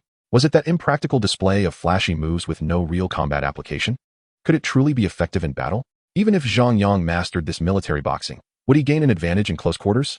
Zhang Yang looked at Wang, perplexed, and inquired, Wang, do you all typically use this in close combat? Wang shook his head. Of course not. This is merely the foundation. I told you that there are many types of combat techniques, but they are largely similar, relying on hands and feet for lethal strikes against adversaries. Ultimately, all martial arts share commonalities. You must solidify your foundation before I can teach you more advanced techniques. Moreover, combat is inherently connected to strength. Teaching you military boxing not only fortifies your foundation, but also enhances your power. Do you comprehend? Wang gazed at Zhang Yang with utmost seriousness. Unaccountably, Gu Yi felt a shift. Wang had changed. Recently, he had begun to play tricks on his apprentices. What the devil? Can practicing military boxing truly amplify strength? Wang, what on earth are you imparting? Chapter 48. Observing Wang's earnest demeanor, it seemed even the supreme mage Gu Yi had nothing to say. Although doubt lingered in Zhang Yang's heart, he still nodded in agreement. He had only heard of military boxing, but had never engaged in its practice or witnessed it firsthand. Yet, considering Wang's recent sparring with Berkeley, it hardly appeared to be a legitimate martial art suitable for combat. Nevertheless, Wang had asserted that it was foundational. Furthermore, every peculiar lesson Wang and Berkeley imparted always left Zhang Yang with profound realizations upon reflection. Initially skeptical, Zhang Yang had come to recognize the enigmatic nature of magic. What seemed odd or bizarre often revealed deeper truths upon contemplation. If it were true that nothing had been learned from Wang and his companions, Zhang Yang might have harbored some doubts. However, the undeniable progress he had made with what others had taught him dispelled such uncertainties. With this in mind, Zhang Yang resolved to earnestly delve into the practice of military boxing. Zhang Yang, do you understand the purpose behind my teaching you military boxing? At that moment, Wang abruptly addressed Zhang Yang, his expression unusually grave. Typically, Zhang Yang found Wang to be quite amiable, yet this time, his demeanor was markedly different, compelling Zhang Yang to adopt a more serious posture. Wang, do you wish for me to master this military boxing technique? Wang shook his head. No. I aim for you to strengthen your physical attributes and enhance your power through this military boxing. Zhang Yang, your time studying magic has not been extensive. Although you have grasped many spells and achieved commendable results, your physical condition and strength remain inadequately developed. Therefore, I hope you can utilize this military boxing to bolster your physical fitness. With that, Wang took a few strides towards Zhang Yang and presented him with a coin. Zhang Yang, without employing magic, I want you to throw this coin with all your might. Upon hearing this, Gu Yi, Mordo, and Kaisilius were momentarily taken aback. What is this? Enhancing strength and physicality through military boxing? At this juncture, Kaisilius could no longer contain himself. He stepped forward, preparing to voice his thoughts to Wang, only to be met with a fierce glare from Wang. Despite Kaisilius being a grand sorcerer, he still stood a tier below Wang in terms of status. Upon witnessing Wang's expression, Cassius stifled his words. Zhang Yang furrowed his brow and cast a coin into the air, which lacked any semblance of influence. With a resounding chime, the coin soared for a brief moment before descending to the ground with a crisp sound. You see, your strength is akin to that of an ordinary person. With such power, how do you expect to triumph in close combat? Wang shook his head and addressed Zhang Yang. Do you understand now? Zhang Yang, somewhat perplexed, replied. I will reflect on this. Wang nodded. Practice the military boxing I taught you and ponder over it. I hope you can grasp it by tomorrow. Yes. Thank you for your guidance, Wang. Zhang Yang bowed and exited the library. Once Zhang Yang had left, Cassius could no longer contain himself. Great mage. When our senior brother taught us combat, he imparted practical techniques to be combined with magic. Moreover, the skills he taught were based on martial arts or free combat. Why are you instructing in military boxing? Cassius expressed his confusion. Honestly, I find it baffling that if Zhang Yang can derive anything from this, it would be quite extraordinary. What kind of nonsense is this? I suspect Wang is merely fabricating it. Beside him, Mordo could not help but interject. I came here with the Supreme One to assess Zhang Yang's potential, but Wang, what exactly are you attempting to convey? Mordo's tone was unusually grave. In contrast, Ancient One merely observed Wang in silence, inwardly contemplating, you all underestimate Zhang Yang too much. If it were not to demonstrate the extent of Zhang Yang's extraordinary talent, Wang would not risk incurring Ancient One's wrath by doing this. Moreover, Wang is absolutely certain that Zhang Yang will discover something valuable. What exactly he will uncover is akin to a lottery, even Wang cannot predict.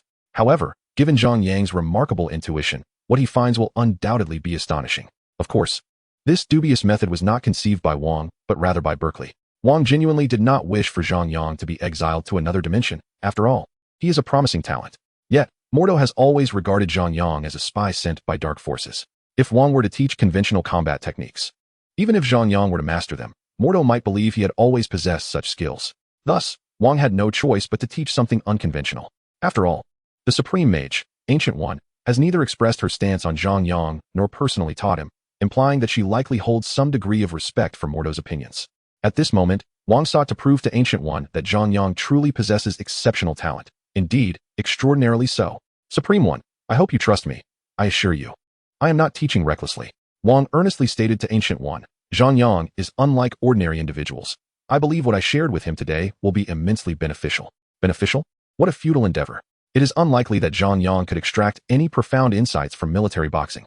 Nevertheless, Modu and Casillas remain unconvinced. Wang, you assuredly proclaimed yesterday that Zhang Yang possesses exceptional comprehension skills. Even under your misguided tutelage, he would still grasp something. Should he fail to demonstrate any understanding by tomorrow, it would be a testament to your deceit. Consider how you shall explain this to your master. Modu snorted, internally lamenting the absurdity of it all. If he does not succeed, I shall be exiled alongside Zhang Yang. Wang, with unwavering conviction, replied. Wang's resolute tone silenced Modu.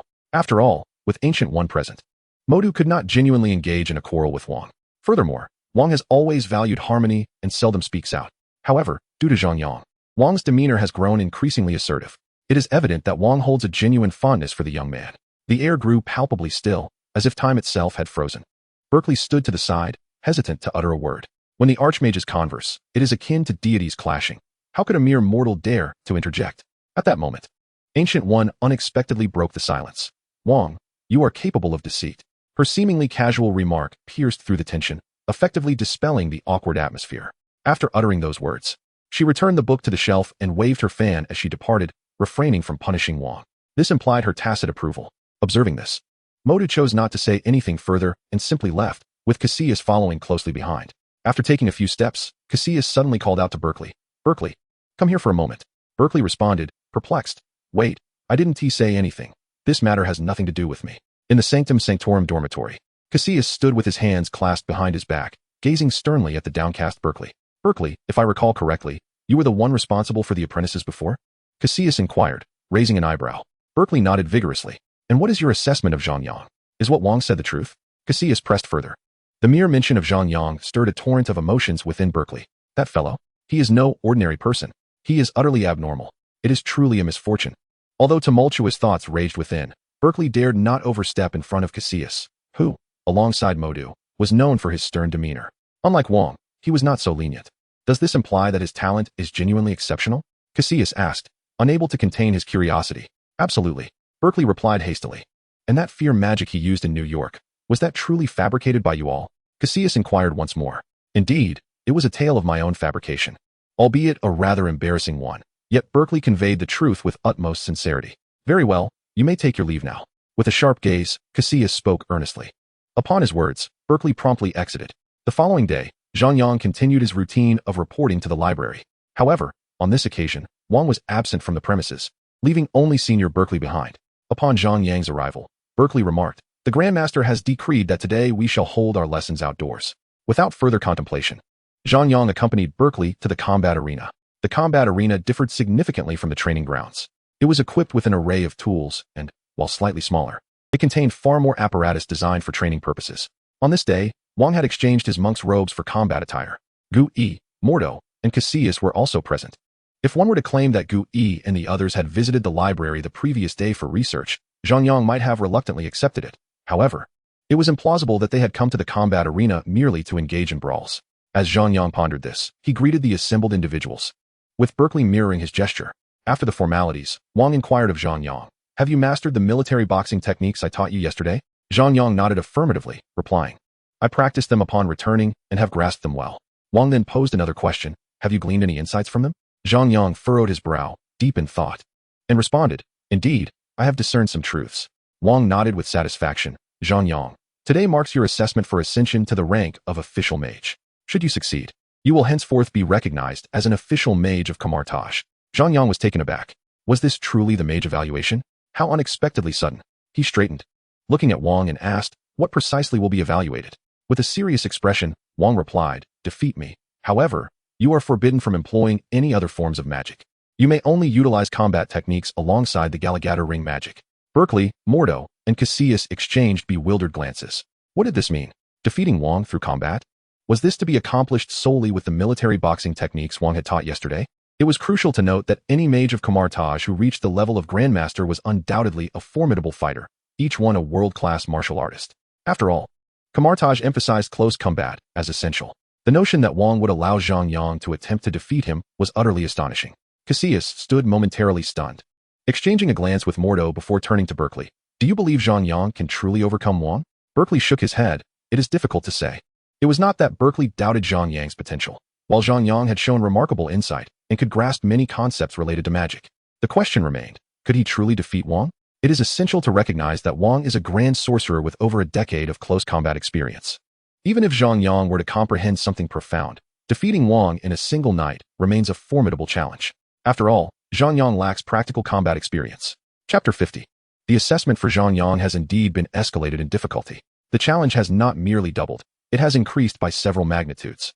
It is worth noting that a standard assessment for an official sorcerer does not necessitate such extremities.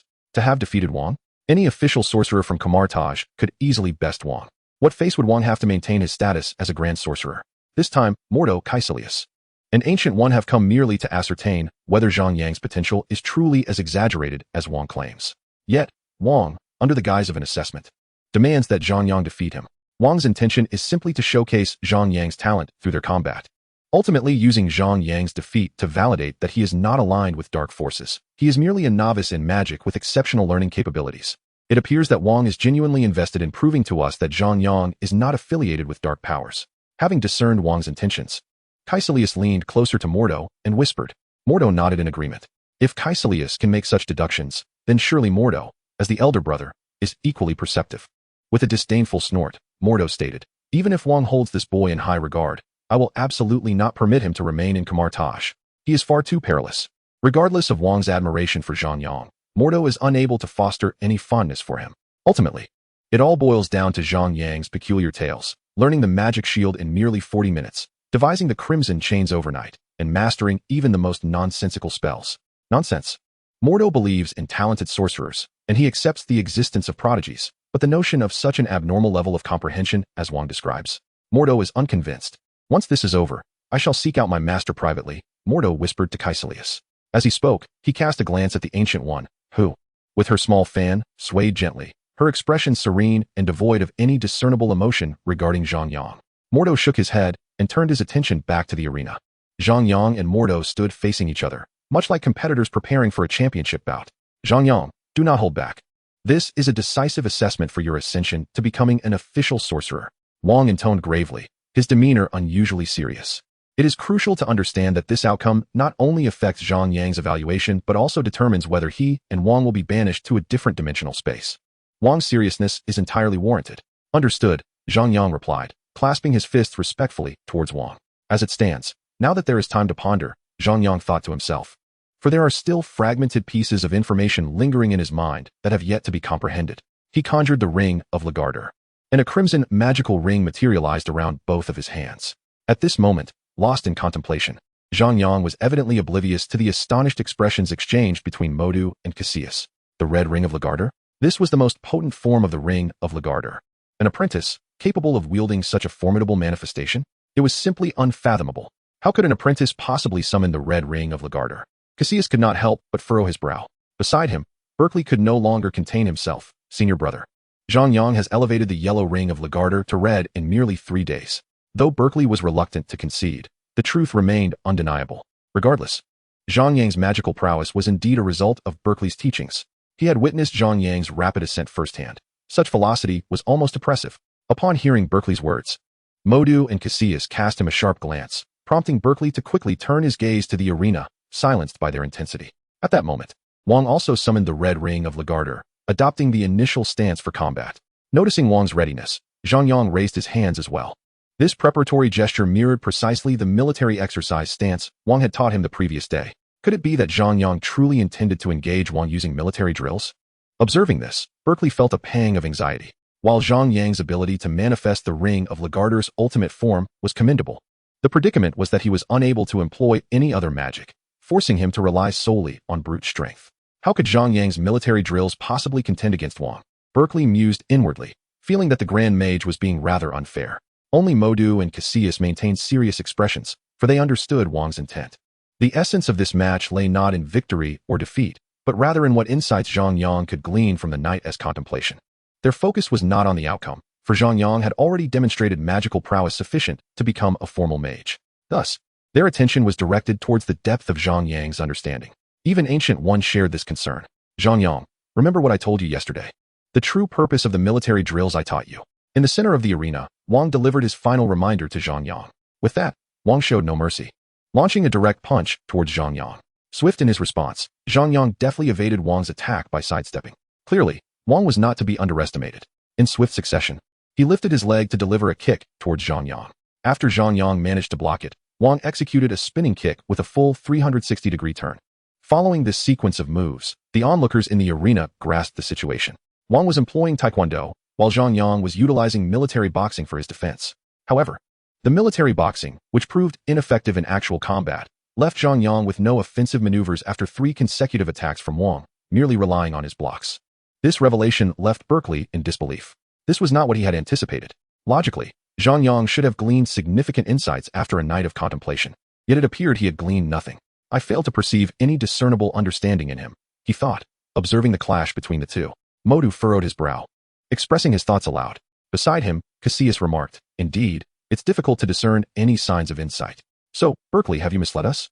Has he truly mastered the fabricated magic you concocted? It's true, Berkeley exclaimed, visibly agitated, casting a bewildered glance at Zhang Yang. Even Wang, who was engaged in combat with Zhang Yang, appeared momentarily stunned.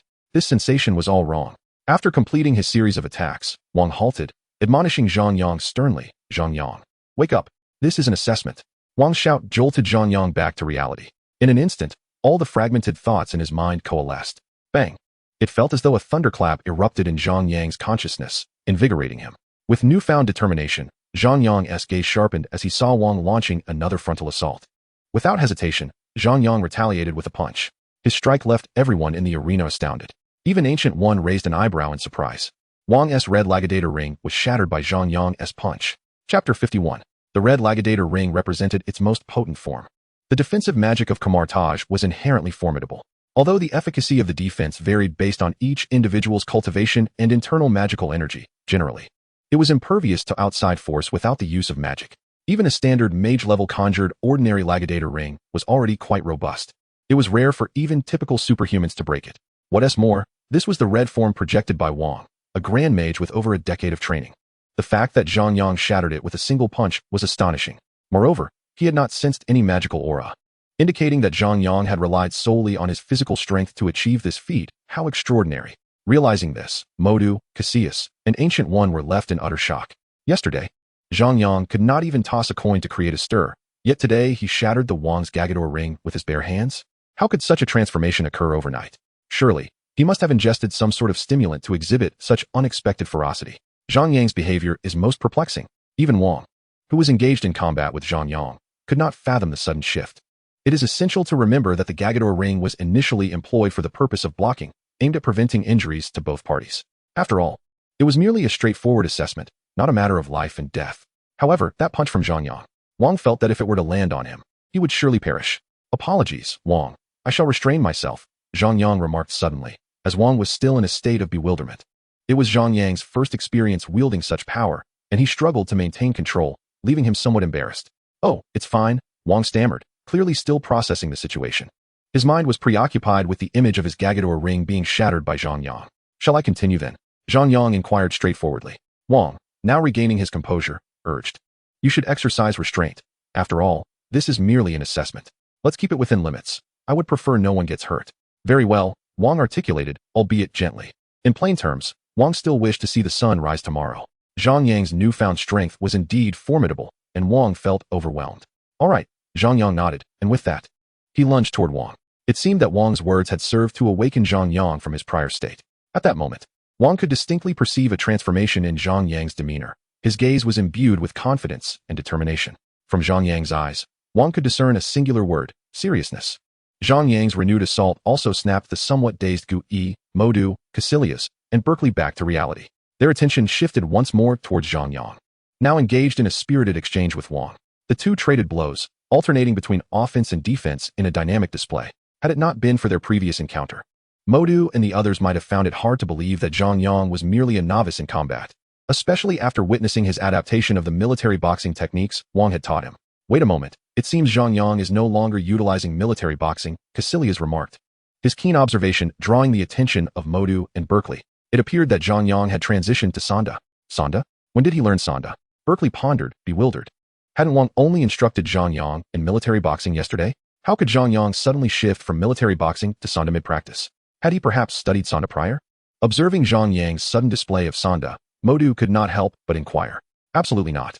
At that moment, Berkeley interjected, during the previous battle in New York, when Wang engaged with the Avengers, I sent them for assistance. Zhang Yang insisted he was untrained in any martial arts, which is why he resorted to the fabricated fear magic we concocted. Berkeley lowered his voice deliberately, as if fearing Zhang Yang might overhear. However, Modu found Berkeley's words somewhat incredulous. Zhang Yang's Sanda, regardless of its slight lack of finesse, certainly did not appear to be the work of a novice. It seemed to require at least a year or two of training to reach such a level. If Zhang Yang had never practiced Sanda, how could he exhibit such skill? Chapter 52. Modu regarded Berkeley with a stern expression, his face etched with skepticism. Berkeley found himself at a loss for words. Every statement he made was, without exception, the truth. As he pondered how to clarify the situation to Modu, Caecilius interjected, somewhat astonished, isn't that Muay Thai? Modu? Berkeley? What Muay Thai? Did you not just say it was Sanda? Both Modu and Berkeley were taken aback. Upon glancing back at the stage, Zhang Yang's stance and movements had indeed transformed. The subtle shuffles and the positioning of his fists resembled Muay Thai. Modu, are you certain that Zhang Yang has never trained in Muay Thai? Berkeley was at his wit's end. Master brother, Zhang Yang truly was not adept in combat before. If he had trained, he would not have been reluctant to engage in close combat during the alien invasion. I swear, Berkeley lamented weakly. He speaks nothing but the truth. Perhaps Zhang Yang had deduced elements of Sanda and Muay Thai from that military boxing routine, Berkeley hastily explained. To be honest, this possibility was not entirely implausible, and it seemed rather significant. Of course, this was Berkeley's belief in the likelihood of such an idea. Modu and Caecilius, however, held an entirely different perspective. They felt as though their intelligence had been utterly trampled. To think that mere military boxing could give rise to Sanda and Muay Thai? Who do you think you're fooling? Do you assume we are all unacquainted with Sanda and Muay Thai? Have we never trained in mixed martial arts? With such insight, he would surely be extraordinary. Berkeley, are you treating us as fools? The gap between Muay Thai and Sanda is astronomical. Modu was somewhat incensed. In his anger, he startled Berkeley, who hastily replied, Master brother, it truly isn't like that. Zhang Yang's comprehension is indeed exceptional. Previously, I taught them the incantations for magical beams, and Zhang Yang spent an entire night contemplating it, managing to learn over 300 types of weapon-based magic, all of which were minor spells from Kamar-Taj. In Berkeley's estimation, when it came to comprehension and talent, Zhang Yang of Kamar-Taj was unrivaled.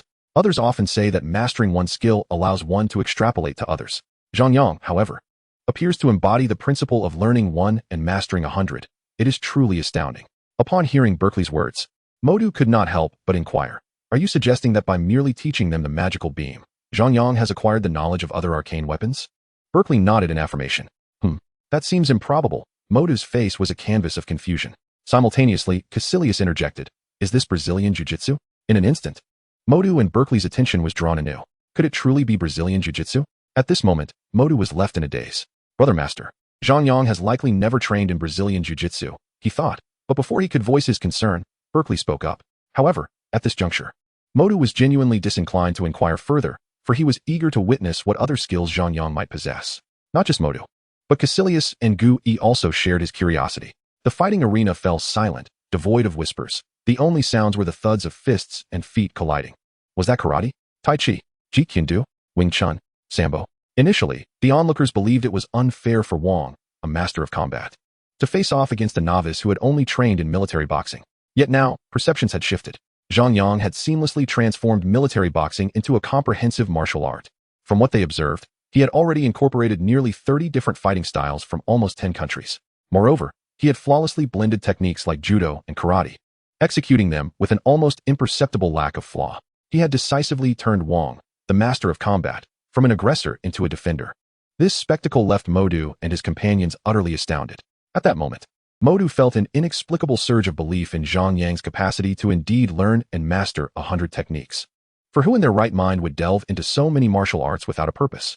After all, they were not aspiring martial arts masters. They were merely mages. Chapter 53. Modu and Caecilius were thoroughly bewildered. After all, this was their first encounter with Zhang Yang's extraordinary talent and insight. They found it hard to believe, filled with a mix of astonishment and skepticism. Yet the confusion extended beyond just the three of them. Wang was equally perplexed. At this moment, Wang was not only bewildered but also quite frustrated. To be honest, one could not definitively say that Zhang Yang's combat skills surpassed Wang's. After all, Wang had been engaged in close combat for many years, possessing far greater proficiency and understanding of various fighting techniques than Zhang Yang. Not only was he knowledgeable about these martial arts, but he was also well-versed in countering various maneuvers. In the realm of combat, proficiency and comprehension undoubtedly hold significance, yet they are not the crux of the matter. The pivotal factor resides in one's physical constitution. Why did Wang commence his defense? It was because he discerned an alarming truth. Zhang Yang's physique, or rather his physical prowess, appeared to surpass his own by a considerable margin. Each strike and maneuver executed by Zhang Yang seemed to wield an unearthly strength, one that Wang felt was beyond the capacity of an ordinary individual to withstand. Particularly striking were Zhang Yang's speed and power. His swift movements evoked memories of Wang's own youthful days. Had Wang not been persistently utilizing the Giga-Door ring for defense, he might have long surrendered in defeat. Most troubling was the revelation that this was merely the power Zhang Yang possessed after claiming to have restrained himself. What had transpired overnight that led to such enlightenment?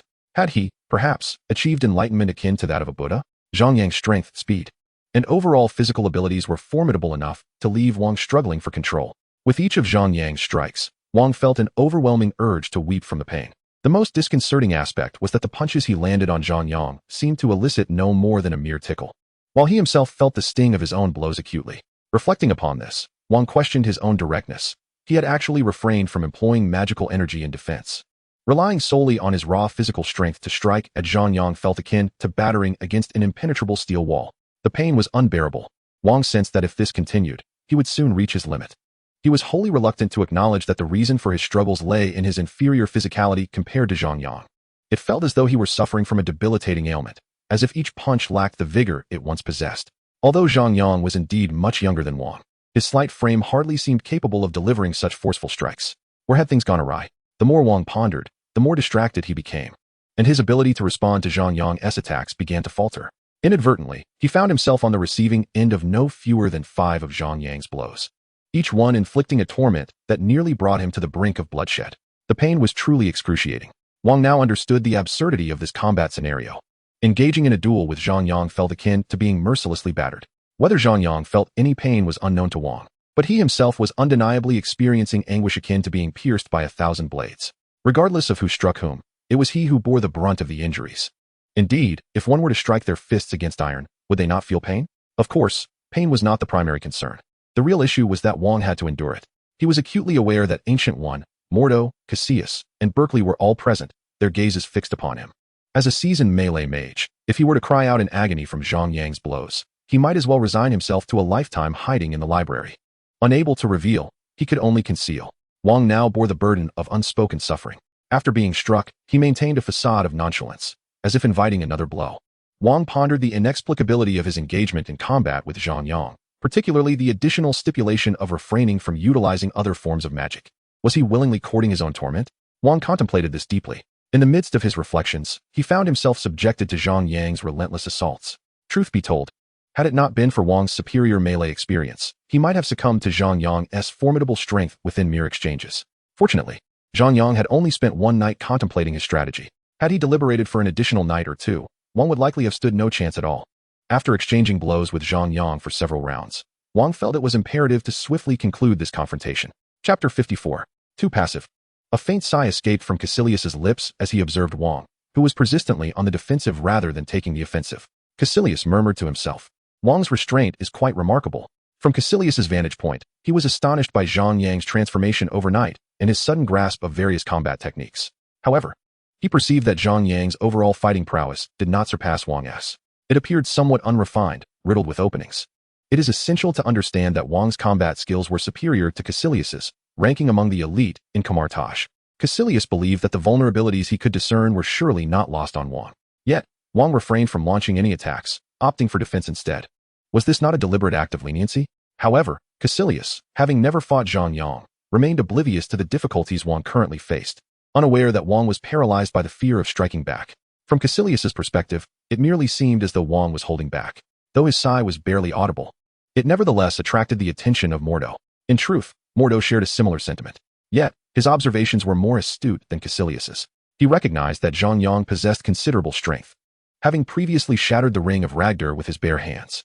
However, it was evident that Zhang Yang had curtailed his power significantly thereafter. Wang had successfully blocked several of Zhang Yang's attacks using the ring of Ragnar. It was clear that Zhang Yang's practical experience and proficiency in combat were not on par with Wang's. At the moment when Wang could have delivered a decisive blow while using the ring of Ragnar to fend off Zhang Yang's strikes, he did not. Was this not a blatant act of concession? Observing this, Mordo's brow furrowed in concern. Allowing for leniency in such a manner? Especially with the Supreme Sorceress, Ancient One, present. How dare they be so brazen? Mordo composed himself, shaking his head as he took a few strides to approach Ancient One. First, a bow was exchanged, followed by a tentative preparation to speak. Just as the first word escaped, it was interrupted by Gu Yi's succinct command. Look. In essence, Gu Yi had no desire to converse with Modu. Her sole interest lay in witnessing the battle unfold. Modu nodded, sensibly choosing silence. When suddenly an exclamation pierced the air. Tai Chi. Is Wang serious now? Tai Chi. Modu swiftly redirected his gaze to the fighting arena. At that moment, Wang was indeed employing the Eastern martial art of Tai Chi on stage. Wang, already possessing Eastern lineage, had proclaimed after studying various martial arts across numerous countries that Tai Chi was his favorite. The principle of yielding to overcome rigidity was particularly effective against a power-oriented fighter like Zhang Yang. Wang's Tai Chi was not a mere display. It was one of the most formidable martial arts applicable in real combat, enhanced by his own modifications. It appeared that Wang had resolved to take the match seriously, prompting the audience, including Modu, to adopt a more earnest demeanor. With Wang utilizing Tai Chi, Zhang Yang was bound to suffer defeat, murmured Berkeley. Wang's Tai Chi had previously subdued Modu, the strongest master in close combat, aside from Gu Yi herself. As the duel commenced, Zhang Yang unleashed his strikes with ferocity, embodying the spirited vigor of youth. However, his aggression lacked finesse. In contrast, Wang exhibited a mastery of technique, skillfully dispersing Zhang Yang's power while alternating between defense and counterattacks. As they closed the distance for close-quarters combat, it became evident that experience triumphed over raw strength. Modu breathed a sigh of relief, realizing that Zhang Yang's power was rendered ineffective without the space to generate momentum. Engaging in close combat made it challenging to unleash overwhelming force. Even achieving a fraction of his full strength was commendable, Modu mused. In a flurry of exchanges, Wang landed a punch squarely on Zhang Yang's chest, following up with a series of strikes that forced Zhang Yang back several steps. At this juncture, had Wang pressed the advantage and aimed for Zhang Yang's throat, victory would have been assured. Modu anticipated that Wang would act as he had envisioned. Yet, at this critical moment, Gu Yi interjected, "That's enough." Her words halted both Wang and Zhang Yang. Modu, Caecilius, and Berkeley stood momentarily stunned. Why had they ceased? Wasn't Wang on the verge of victory? Just as the three remained in bewilderment, Gu Yi's next statement left them utterly astounded. I am pleased to inform you that you are now a formal member of the Order of Sorcerers. Chapter 55. This. Was Gu Yi implying acceptance of Zhang Yang? Hadn't Wang asserted that one must defeat him to become a formal sorcerer? Clearly, Zhang Yang was poised to lose just moments ago. The Supreme Sorcerer appears rather biased. Does it not? Berkeley seems to hold a more favorable stance. After all, in Berkeley's perspective, Zhang Yang has long ascended to the status of a Grand Mage. However, both Mordo and Caecilius harbor a sense of dissatisfaction. Upon hearing the words of Ancient One, Mordo respectfully bowed and then hurriedly exclaimed, "Supreme One." It seems Zhang Yang has yet to triumph over Wang. Though conversing with Ancient One, Mordo remained acutely aware of his words' weight. Yet, should any semblance of unfairness arise, he felt no compulsion to shy away from it. Who do you believe would have won? Ancient One inquired, fanning herself gently, her expression a blend of amusement and inscrutability. For reasons unknown, Mordo often sensed an aura of contentment surrounding Ancient One. I believe Wang would have prevailed. Just now, he could have effortlessly seized Zhang Yang by the throat, subduing him in one swift motion, Mordo stated earnestly. His assertion held merit. On the surface, it appeared indisputable. Berkeley and Caecilius shared this consensus. Similarly, Ancient One did not refute Mordo's claim, acknowledging its truth. If Wang emerged victorious, why then can Zhang Yang still be deemed a full-fledged sorcerer? Mordo pondered, perplexed. Mordo, many matters require one to look beyond mere appearances to grasp their essence. Ancient One replied, her words laden with profound significance. She often spoke in such enigmatic terms, elusive and challenging to decipher. What does essence mean? Is it not the case that Zhang Yang has already lost? Mordo glanced at Wang and then back at Ancient One, his confusion deepening. Ancient One chose not to engage with Wang further and instead approached Zhang Yang directly. Supreme One, Zhang Yang greeted her with a bow. What insights have you gleaned from the military boxing that Wang taught you yesterday? Ancient One inquired, a warm smile gracing her features, exuding a gentle demeanor. There was an inexplicable sense of familiarity about Ancient One. If one were to rely solely on instinct, it would be impossible to associate her with the formidable supreme sorcerer who has shaken the multiverse. Conversely, she felt more akin to a humble practitioner from a quaint temple. Yet, Zhang Yang understood that such personas often concealed greater mysteries and powers, a classic guise indeed. I have discerned various martial arts from different nations. Last night, I practiced military boxing for hours and felt as if my body had undergone a transformation, brimming with newfound strength, Zhang Yang conveyed to Ancient One. And what martial arts have you uncovered? Ancient One inquired, her gaze fixed intently upon him. Many, perhaps more than 50 distinct styles. However, Wang emphasized that the most crucial aspect is enhancing physical fitness and strength, which is why I dedicated the latter part of the night to practicing military boxing. Caecilius, in truth, those who can cultivate to the level of a grand mage possess considerable magical aptitude. After all, the upper limits of magical practice are intrinsically linked to one's innate talent. Therefore, both Mordo and Caecilius are not lacking in this regard. On the contrary, their talents are rather commendable. However, to claim that one can deduce over 50 forms of martial arts from military boxing in a single night is utterly implausible. To think that practicing military boxing for an entire evening could yield the strength to shatter the ring of Ragador with a single punch is simply inconceivable. Frankly, both Caecilius and Mordo find such assertions hard to believe. They sound rather absurd indeed. Of course, had Wang and Berkeley not witnessed such phenomena themselves, they might have deemed it preposterous as well. Yet, at this moment, their minds could only conjure two words to describe Zhang Yang. Monstrous. We are all human. Why is it that you are so vastly superior? Is my upbringing somehow flawed? Contemplating this, Berkeley leaned closer to Wang and whispered, Wang, can military boxing truly be so effective? Wang shook his head, despair etched on his face. Nonsense. When I was learning military boxing, it was nowhere near this effective. After all that practice, my physical prowess is only marginally better than that of an ordinary person. Sighing, he conceded that perhaps it was merely a matter of lacking the same level of insight as others. Come to the fighting arena early tomorrow, and get a good night's sleep tonight. Do not dwell on anything else. Upon hearing Zhang Yang's words, Gu Yi shook his fan and addressed him. Once Gu Yi finished speaking, everyone was taken aback. Even Zhang Yang was momentarily stunned. Was Gu Yi implying that she would personally instruct Zhang Yang in magic? Chapter 56. In truth, Gu Yi's teaching was not an earth-shattering event, for she had always been the one to impart knowledge. However, after her travels, she had not engaged in teaching for quite some time. Mordo and Caecilius were not particularly concerned with Gu Yi's pedagogical endeavors. Rather, they were taken aback by her decision to forego her wanderings for the sake of Zhang Yang, choosing instead to remain in Kamar-Taj. If that were the case, it signified that Gu Yi was genuinely intent on nurturing Zhang Yang as her disciple. This realization left Mordo feeling quite unsettled. Yet, no one paid heed to his sentiments. Zhang Yang, shouldn't you express your gratitude to the Supreme Sorcerer? Wang exclaimed, filled with excitement. Observing Zhang Yang still in a daze, he hastily urged him. Zhang Yang finally snapped to attention and bowed to Gu Yi, saying, I humbly request your guidance, esteemed sorceress. Gu Yi nodded nonchalantly, remarking, you ought to rest well. You will need it. Your path ahead will be fraught with challenges, and you must bear your burdens with fortitude. Gu Yi's words were profound, yet Zhang Yang failed to grasp their full significance and chose not to ponder them further. As Zhang Yang turned to leave, he suddenly recalled something and inquired of Wang. Wang, may I now borrow books from the library? Wang was abruptly reminded of a prior conversation with Zhang Yang. He then glanced over at Gu Yi, who replied nonchalantly. Starting tomorrow. Tomorrow it is, Zhang Yang mused to himself, reflecting on how long it had been since he had enjoyed a restful night's sleep. He respectfully bowed to Gu Yi before taking his leave, with Berkeley doing the same beside him. As they departed, Zhang Yang felt an unwelcoming gaze upon him, not from a single person, but from two, Modu and Caecilius. Master, I do not comprehend.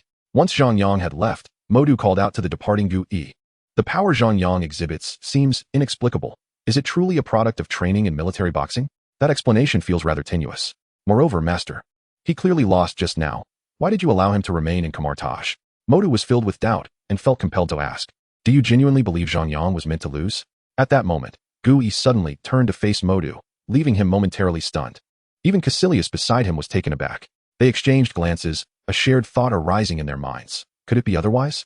Observing their perplexity, Wang interjected, to be honest, I feel quite embarrassed, but I must admit, had the Sorcerer Supreme not called for a halt, I would have been the one to lose.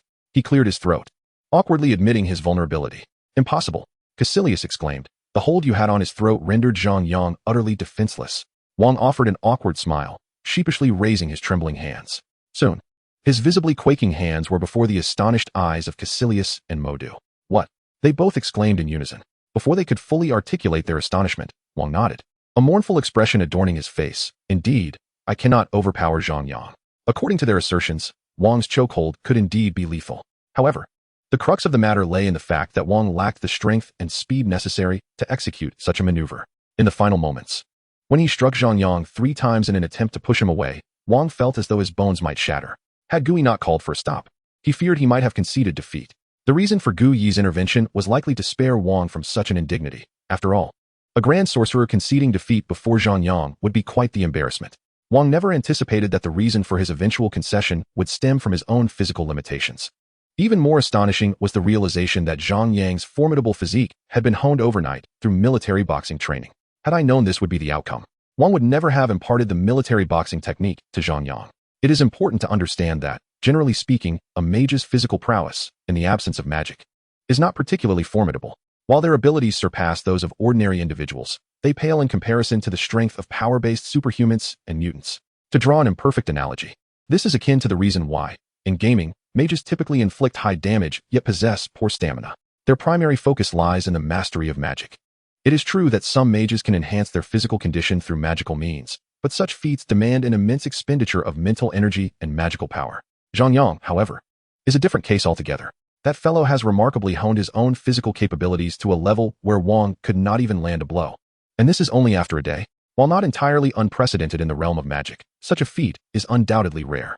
It is akin to encountering a high-damage tank-like mage in a game, delivering the same damage as others. One cannot help but feel the sting of frustration. Wang, indeed, felt that sting acutely, even if Wang's combat skills exceeded those of Zhang Yang. The issue lies in the fact that Zhang Yang is resilient and does not lose health in a fight. It would be absurd to expect a loss. At this moment, Modu and Cassius began to comprehend the situation.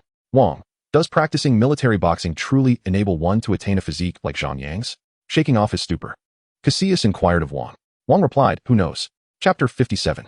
Cassius is an ardent enthusiast of abilities. His question stemmed from a desire to ascertain whether military boxing indeed possesses the ability to enhance one's physical condition. Essentially, Cassius harbored no particular fondness or aversion towards Zhang Yang.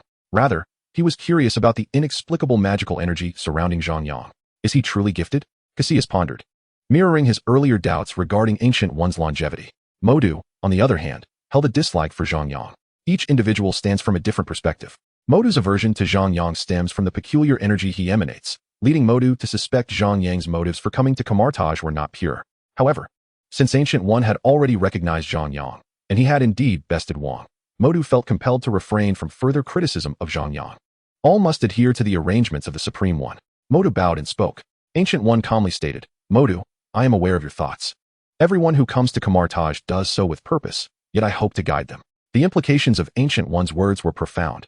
She consistently emanated an aura of inscrutability, as if she could penetrate the thoughts of all. Modu found himself at a loss for a response to her statement, and thus chose not to broach the subject of Zhang Yang any further. Mordo addressed Ancient One, Supreme Sorceress. There has been a group from Kathmandu persistently seeking us. Ancient One smiled knowingly. It seems you are already aware. Indeed, Caecilius interjected. It is Agent Natasha, a member of the Avengers. From what I gather, they are investigating the recent deforestation in the Himalayas. Perhaps they have heard of a place called Kamar-Taj. At the mention of the Himalayas, Wang broke into a cold sweat. How could I have forgotten about this? Yes, Ancient One replied, folding her fan, murmuring. It appears matters have become complicated. The objectives of Kamar-Taj and the Avengers align. Both seek to protect the Earth. However, Kamar-Taj focuses on preventing interdimensional beings and magical incursions, while the Avengers guard against tangible threats. Under normal circumstances, the two should be allies or collaborators, yet their interactions are scant. The core issue lies in the fact that the Avengers are fundamentally managed by Nick Fury and his cadre of agents. Ancient One was acutely aware of Fury's disposition. The world is reluctant to accept magic, which complicates matters further, especially with the emergence of a powerful Kamar-Taj sanctum, should Fury discover their existence. His nature would undoubtedly lead him to trouble Ancient One or wish to exert control over them. She harbored a distinct aversion to these agents and was particularly disinclined to engage in any psychological maneuvers with them. She had no time for such games. Therefore, the more concealed Kamar-Taj remained, the better. Yet now, the Avengers had evidently arrived at their doorstep. Mordo, Caecilius, you may depart, she commanded. Wang, you stay. I have questions for you. Seemingly recalling something, she ordered. Upon hearing this, Mordo and Caecilius bowed and exited, leaving Wang alone in the training arena. Supreme Sorceress. Wang bowed deeply, feeling a surge of anxiety, lowering his gaze. Are you nervous? Ancient One discerned without hesitation.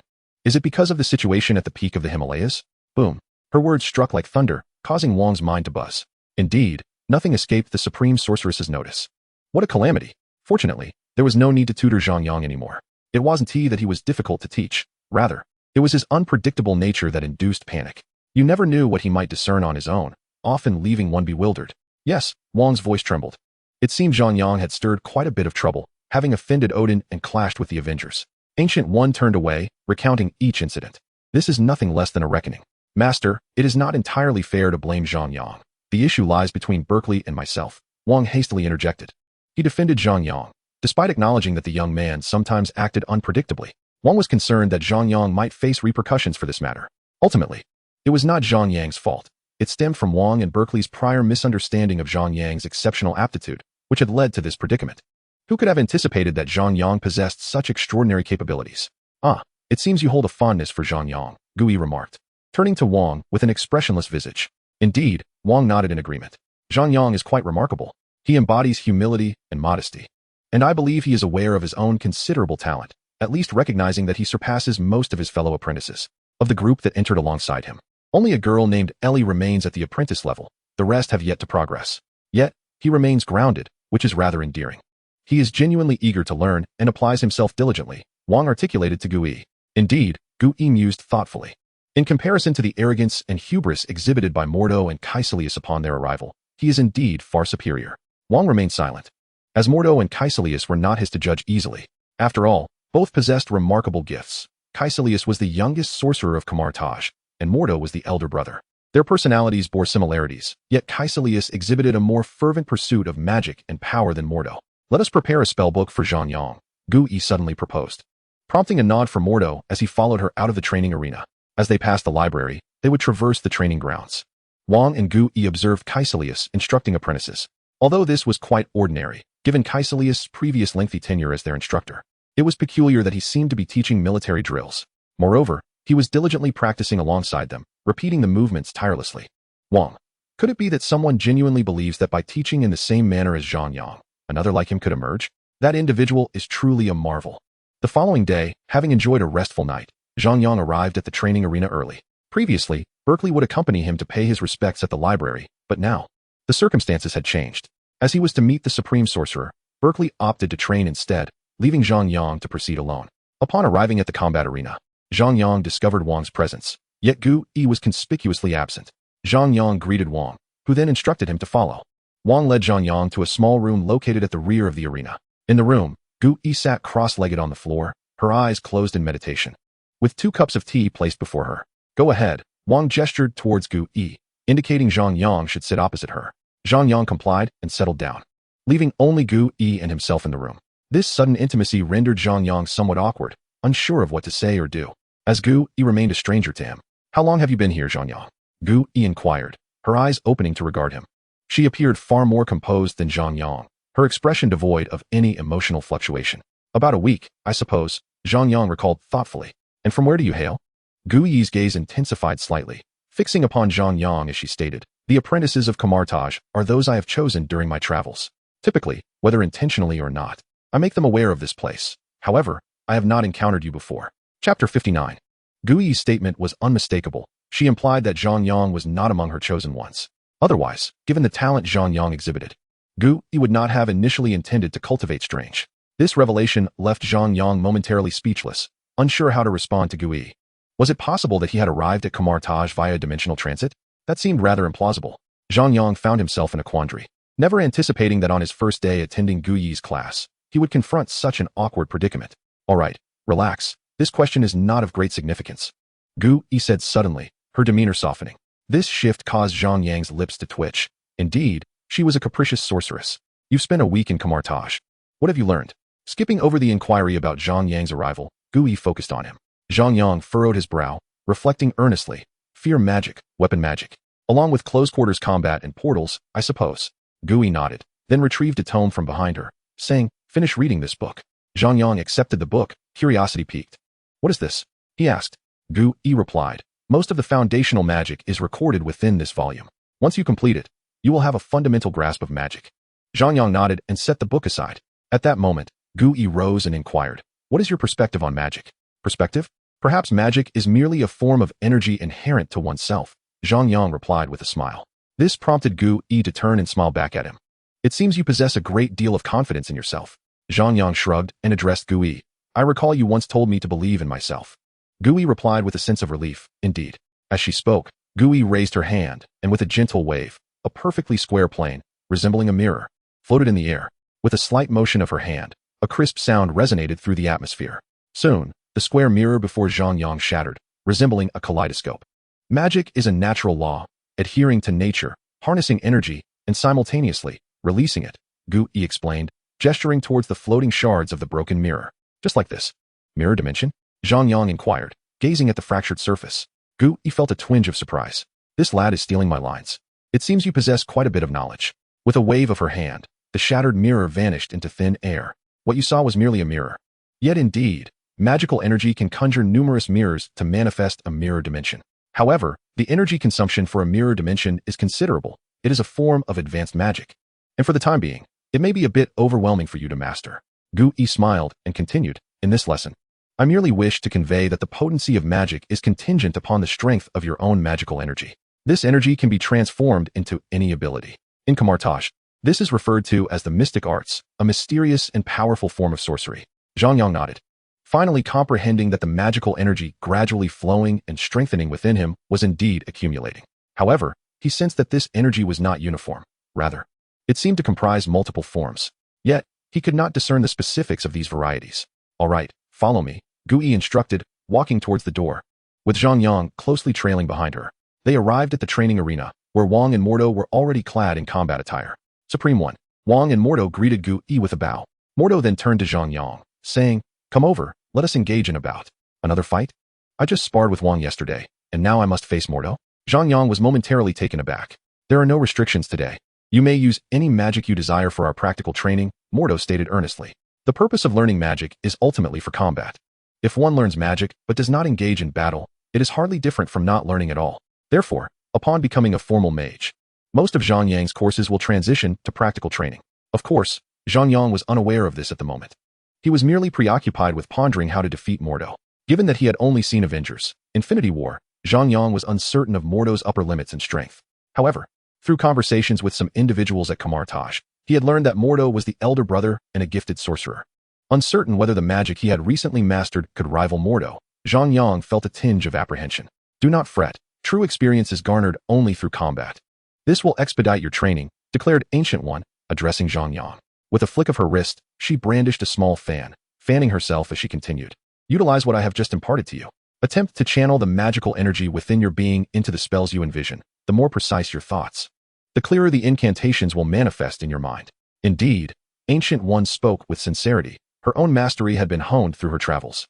Very well, Zhang Yang replied, stepping into the center of the combat arena. At that moment, Mordo scrutinized him, recalling that Zhang Yang had nearly bested Wang the day prior.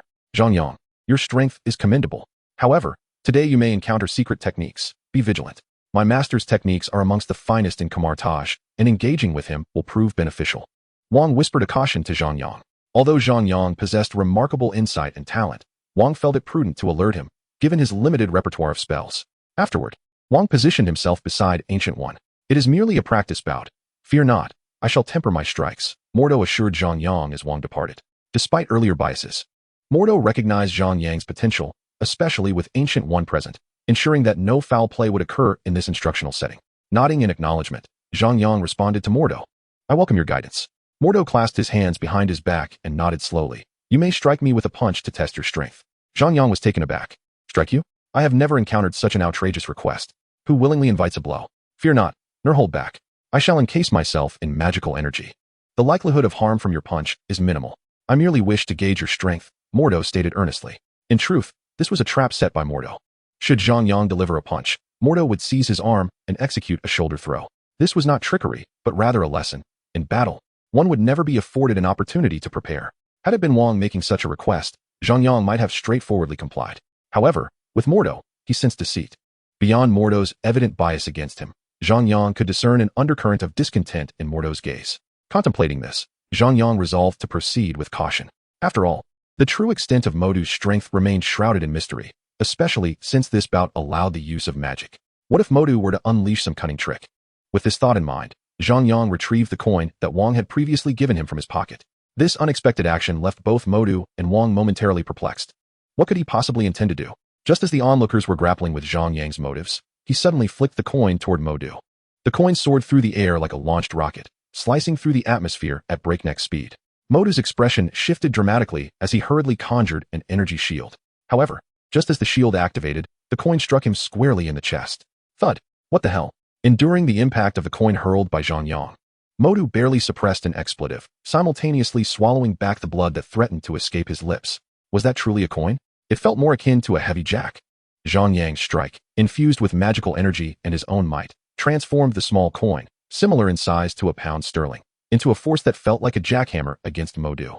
Had Modu not activated a tri-layered energy barrier at the last moment, that coin might have pierced straight through his chest. What the hell? Is Zhang Yang's strength really that monstrous? Can this possibly be the strength of an ordinary human? No, that is not the most critical aspect. The most astonishing part is that he launched his attack without uttering a single word beforehand. At this moment, pain coursed through Modu. His face flushed crimson and his eyes bulging like those of a bull, bloodshot and fierce. With the magical energy still lingering from the coin, Wang and Gui could easily deduce just how uncomfortable Modu must be feeling. It certainly appeared to be excruciating. Wang leaned toward Gui, shaking his head, unable to contain his trembling hands, and remarked, "I can truly empathize with Modu's plight. It must be incredibly painful." Gui, seemingly indifferent, nodded in agreement, her expression unchanged. Yet internally reflecting, what a pity. Why must one provoke another to test their strength? Now, how does it feel to endure the pain? Why didn't you give any warning before striking? After a moment, Modu finally collected himself and glared at Zhang Yang, gritting his teeth against the pain in his chest. "You should have warned me." Zhang Yang scratched his head awkwardly. "Master brother, isn't this a practical training session? In a real battle, your opponent certainly wouldn't afford you the courtesy of preparation." Modu thought to himself. Chapter 61. Modu felt that while he had not been killed by Zhang Yang, there was a considerable chance he might very well die from sheer frustration. This guy had the audacity to steal his words. This was precisely what he intended to say to Zhang Yang. "Wait a minute. Who is the master brother here, you or me? Am I the one teaching you? Or are you teaching me?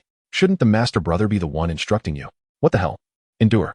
Modu took a deep breath, his face pale as he awaited Zhang Yang, internally reassuring himself. Gui is still here, calming the tumultuous emotions within and the pain coursing through his body. Modu resolved to teach this insufferable junior brother a proper lesson. "Do not blame me for my lack of mercy," he thought, as he retrieved a stick from behind him, presenting it before Zhang Yang. "This is known as a magical artifact. Some spells are too difficult to master, so we imbue these artifacts with magic to wield it more effectively." As Modu spoke, he grasped the stick with one hand and pulled it apart, revealing 7 or 8 segments connected by red magical energy. With a swift motion, he flicked the stick toward the ground, producing a sharp crack as it transformed into a long whip, seemingly taunting Zhang Yang. This was a stick once used by the Court of Life on Earth. Addressing Zhang Yang, Modu then lifted his leg and kicked his shoe, which emitted a small yellow magical circle before swiftly vanishing. "This is the jumping boots of Vardo," Modu continued. "Of course, some artifacts are equally challenging to master. Sometimes, it is not you who chooses the artifact, but rather, the artifact that chooses you. You might attempt to use the retrieval spell. Those artifacts that resonate with you will find their way to you." As Modu assessed Zhang Yang from top to bottom, Zhang Yang appeared taken aback. "Retrieval spell? I don't think I've learned that yet." Seemingly realizing this, Wang quickly instructed Zhang Yang. "Zhang Yang, pay close attention. Imagine the item you desire. The more detailed, the better. Alternatively, sense the energy of a certain object and try to attract it with your own energy. Then, use your hand as if casting a teleportation spell to perform the retrieval spell. If the object resonates with your energy, you will be able to summon it. In fact, this spell is quite similar to a portal. Think carefully. The incantation resides within your mind, just like this." Wang illustrated a small circle in the air and then reached in to retrieve a long sword. "Oh, Wang, do you truly believe that by simply teaching him now, he will master it?" Modu furrowed his brow as he observed Wang. "We're on the brink of battle, and you wish to conduct a magic lesson? Am I to wait for you to learn before I engage?" Modu glanced at Zhang Yang and shrugged. "Do not forget, battles do not afford time for preparation. If you lack an artifact, utilize your magical energy as one. You possess the ability to conjure over 300 types of weaponry, which should suffice." With that, Modu raised the stick in his hand, adopting a combat stance. As soon as he finished speaking, Zhang Yang suddenly closed his eyes and raised his hand. Was he attempting to cast the retrieval spell? Modu was momentarily stunned. Could this be a trick? Zhang Yang has learned things with such remarkable speed. He has indeed grasped it instantly. As Modu pondered this, he could hardly believe his eyes when Zhang Yang effortlessly conjured a retrieval array in midair. Had it not been for Modou witnessing this immediate learning and teaching firsthand, he would have harbored doubts about Zhang Yang's comprehension. Yet now, Modou felt a sense of reassurance. It seemed he ought not to question Zhang Yang's insight any longer, for his acumen was undeniably exceptional. Although Zhang Yang was still novice, his execution, albeit somewhat sluggish, was indeed impressive, considering he had only been studying this retrieval magic for less than 10 minutes. Modou couldn't help but feel a twinge of admiration. Meanwhile, Wang appeared entirely unfazed, accustomed to the spectacle. It must be noted that retrieval magic is fundamental, closely resembling the mechanics of teleportation. Given Zhang Yang's intelligence, he should grasp it swiftly. Magic bears a resemblance to martial arts. Similar spells often share commonalities. Once one comprehends one, understanding the others becomes a trivial endeavor. With this thought, Wang couldn't resist boasting quietly to Gu Yi, Supreme One. Do you see? Zhang Yang is rather clever, isn't he? Gu Yi, fanning herself, replied with an air of indifference. A good talent is commendable, yet it does not dazzle. Wang felt somewhat awkward, falling silent as he turned his gaze back to Zhang Yang. At that moment, Zhang Yang persisted in his application of retrieval magic. Though the process was somewhat slow, it was within the bounds of normalcy for a first attempt. Presently, everyone's focus shifted solely to what artifacts Zhang Yang would manage to procure. Suddenly, Zhang Yang's eyes widened. He swiftly reached into the air and retrieved 2 items. After completing the conjuration, he waved his hand, dispelling the magic. Holding the items, he turned to Modou and declared, "Senior brother, it's done. Let us proceed with practical training." Modou, Wang, and Gu Yi were momentarily taken aback. If their eyes did not deceive them, the 2 objects in Zhang Yang's hands were likely Odin's eternal spear and the cosmic cube. This unfortunate lad, was he truly courting trouble with Asgard? Chapter 62, No way? I merely wish to engage in some sparring for practical training. Must you take it so seriously? Modou felt disheartened. He never anticipated that in response to his request for 2 artifacts, Zhang Yang would produce the eternal spear and the cosmic cube. This was excessive, truly excessive. Gazing at the eternal spear standing upright in Zhang Yang's hand and the cosmic cube he held, Gu Yi felt momentarily bewildered. Your disciple is far too straightforward, she remarked after a brief pause, turning to Wang. Wang, equally at a loss for words, thought, seriously Zhang Yang, does senior brother not have any pride? When asked to retrieve artifacts, a couple of random items would suffice. Is it merely a training session? How could you bring forth the eternal spear and the cosmic cube? Are you not considering granting the master brother a semblance of dignity? Wang felt a surge of anxiety and awkwardly directed his gaze towards Modou. At that moment, Modou appeared dazed, his wide eyes betraying a mix of tragic bewilderment. He simply could not comprehend how Zhang Yang had acquired these 2 artifacts, both of which belonged to Odin. This implied that Zhang Yang had just employed a summoning spell pertaining to Asgard. Dimensional summoning? No. How could Zhang Yang possibly know how to breach Asgard's barrier? Master brother, what is the matter with you? Zhang Yang inquired, noticing Modou's stupor. This question jolted Modou back to reality. Modou muttered, clearly still entranced, his mind not yet fully returned. I am ready now. We can commence the battle, Zhang Yang declared, brandishing the eternal spear in his hand. The golden spear glimmered brilliantly under the sunlight. Modou, what on earth are you talking about? You are prepared?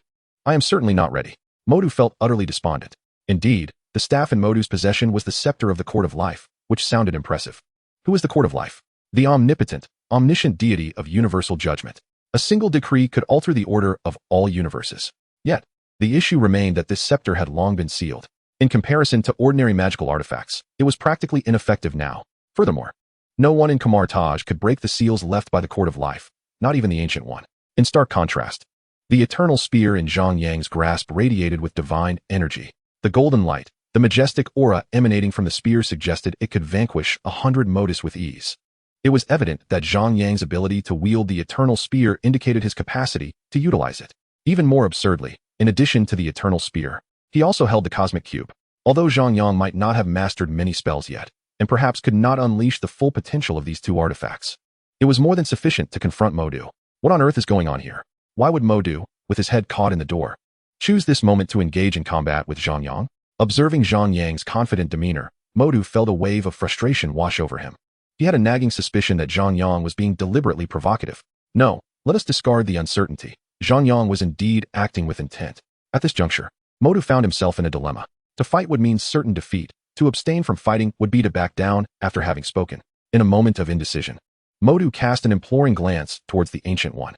Mordor understood that at this moment, if Ancient One could utter a few words, it might very well alter the course of the entire battle. However, after waiting for what felt like an eternity, Ancient One remained leisurely fanning herself, as if nothing had transpired at all. For a moment, Mordor was taken aback.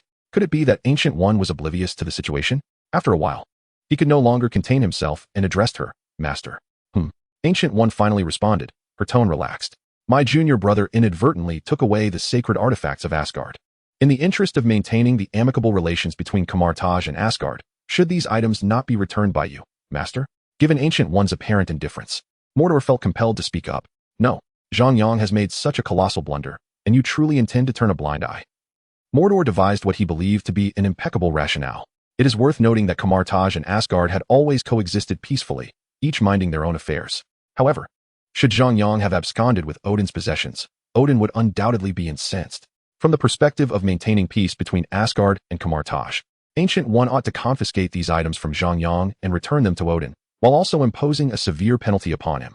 Thus, Mordor was convinced that, considering this angle, Ancient One would surely reclaim the Eternal Spear and the Cosmic Cube. Such an outcome would considerably enhance his chances in practical training against Zhang Yang. Ideally, it should be done immediately.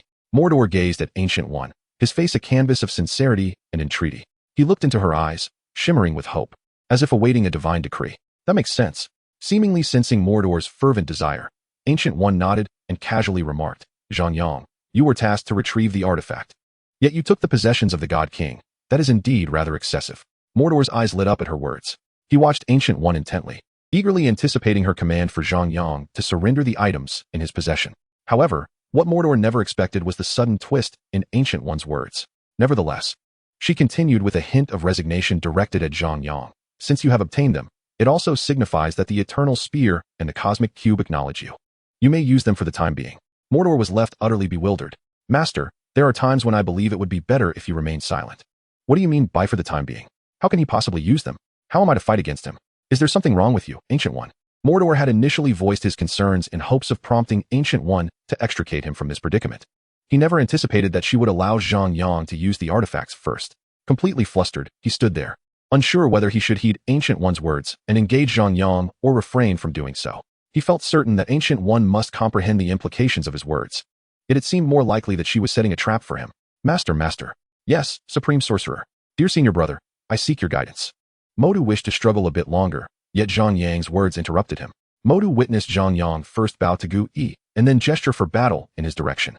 The confidence radiating from Zhang Yang made it difficult for Modu to concede defeat. It was hardly a matter of seeking guidance. With considerable effort, Modu addressed Zhang Yang, hesitantly raising the stick in his hand. For a fleeting moment, Modu contemplated using the stick to knock himself unconscious. With a strained smile, he looked at Zhang Yang and said, Junior brother, promise me. Please, do not go too far. To put it simply, take it easy on me. Asgard, the Celestial Palace. My king, you seem troubled, Frigga remarked, observing Odin, who stood on the balcony gazing into the dark expanse of the night with a melancholic expression, her concern evident. Sighing softly, Odin shook his head and turned to Frigga, saying, the twilight of the gods draws near. Yet, Thor is still unworthy of being a ruler. How can I possibly rest easy? From a long time ago, Odin had endeavored to mold his son, Thor, into a competent monarch. Of course, he had considered nurturing Loki as well. However, Loki's heavy disposition was destined to lead him towards tyranny. For the sake of the people of Asgard, Odin devoted all his attention to Thor. Regrettably, with a heavy heart, Odin sighed again. It was better not to mention Thor. The mere thought of him left Odin perplexed. How could a mighty king, renowned across the 9 realms, have produced such a dim-witted son? Do not fret, my king. There is still ample time before the twilight of the gods. We can teach Thor gradually. Frigga comforted Odin, gently placing her hand on his face. The hazy moonlight bathed Odin and Frigga, casting an intimate ambience. Frigga gazed at Odin with deep affection, the enchanting night sparking a subtle flutter in their hearts. At that moment, Odin's expression suddenly turned sharp as he furrowed his brows, murmuring, this is not good.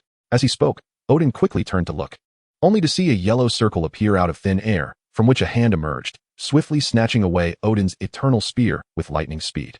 Odin exclaimed, Zhang Yang, you beast. Chapter 64, The Retrieval Magic of Kamar-Taj. Odin did not need to speculate to know who possessed the audacity and capability to take his eternal spear. In Kamar-Taj, it was indeed only Zhang Yang who could claim the spear as his own. Odin now found himself utterly baffled. Why did Zhang Yang persist in opposing him? Once, twice could be overlooked, but this was the third time. Previously, Odin had turned a blind eye to Zhang Yang's identity and the latent power within him. However, Zhang Yang's audacity had reached an intolerable level. Did he think that the mighty king of the gods was incapable of wielding a weapon? How dare he, emboldened by his mastery of the summoning spell, abscond with his arms? What, pray tell, Does Kamar-Taj nurture a sorcerer or a thief? This was not the most grievous offense. What truly infuriated Odin was that each time he attempted to share an intimate moment with his wife, Zhang Yang would invariably disrupt it. Previously, a simple kiss had been broadcasted live by Zhang Yang. Even a moment's rest was shattered when Zhang Yang sent the Hulk crashing through a wall. Now, after finally managing to steal a moment away, gazing deeply into each other's eyes, the atmosphere charged with romance. Before he could act, his weapon was pilfered. As a king, was it so easy for him? He had countless matters within the 9 realms to oversee, 2 foolish sons to manage. Just when he sought a respite to connect with his wife, Zhang Yang had to ruin it. Odin had toiled throughout his life, filled with trepidation as a king. Could he not even relax for a moment? Truly outrageous. Zhang Yang's current behavior was utterly reprehensible. How could Odin, a dignified god king, suffer such indignity? Odin seethed with rage. Fortunately, as a god king, he was shielded by divine power. Otherwise, given his age and blood pressure, Zhang Yang's antics might have left him incapacitated. My king, your eternal weapon. Frigga suddenly seemed to grasp the situation, exclaiming in shock. Odin, feeling despondent, replied, I know. I may be aging, but I am not blind. Who has the audacity to steal from Asgard? Frigga could not help but inquire. Who else could it be? Odin retorted angrily. Just then, a throng of guards stormed in, led by a commander who exclaimed, My king, it is dire. The Tesseract has been stolen. Odin, all I saw was a hand appear out of thin air. And then the Tesseract was whisked away. Odin, this is intolerable. Zhang Yang, are you poisoned? Is the eternal weapon not enough for you? That you must also take the Tesseract? Why not just take me as well? Odin took a deep breath, nearly choking on the anger bubbling within him.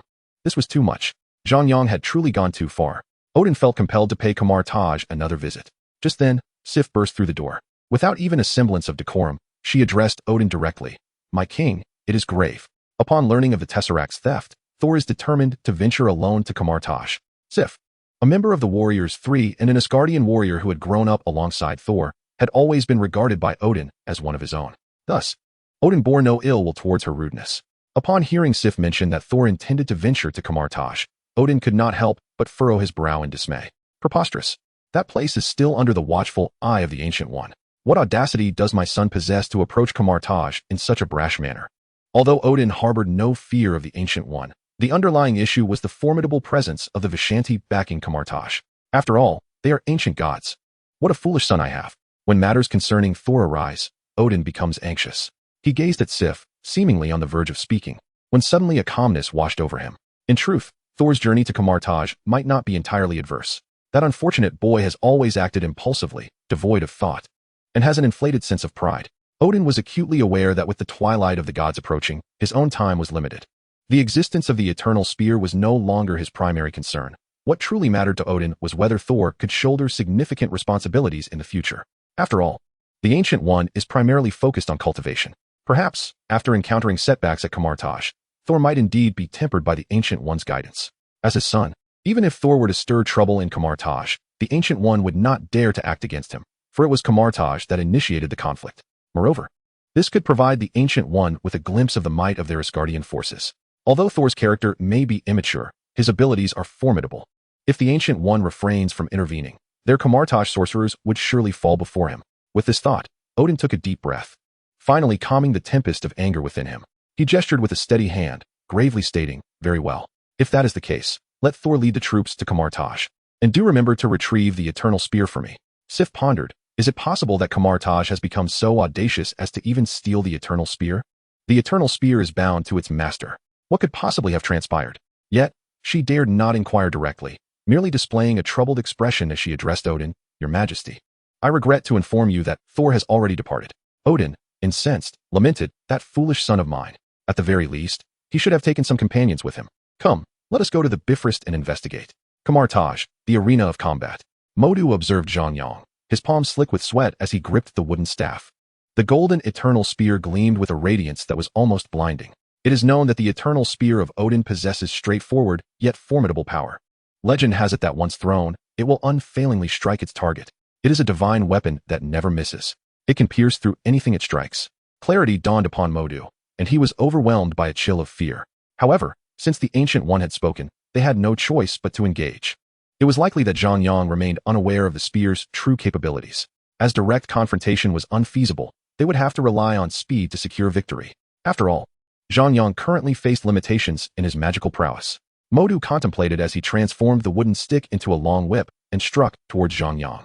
Zhang Yang, wielding the eternal spear, managed to deflect the blow. In a swift motion, Modu activated the Valto jumping boots, propelling himself into the air. With the enhancement of the Valto jumping boots, Modu's speed was astonishing, so much so that Zhang Yang barely had time to react before Modu landed behind him.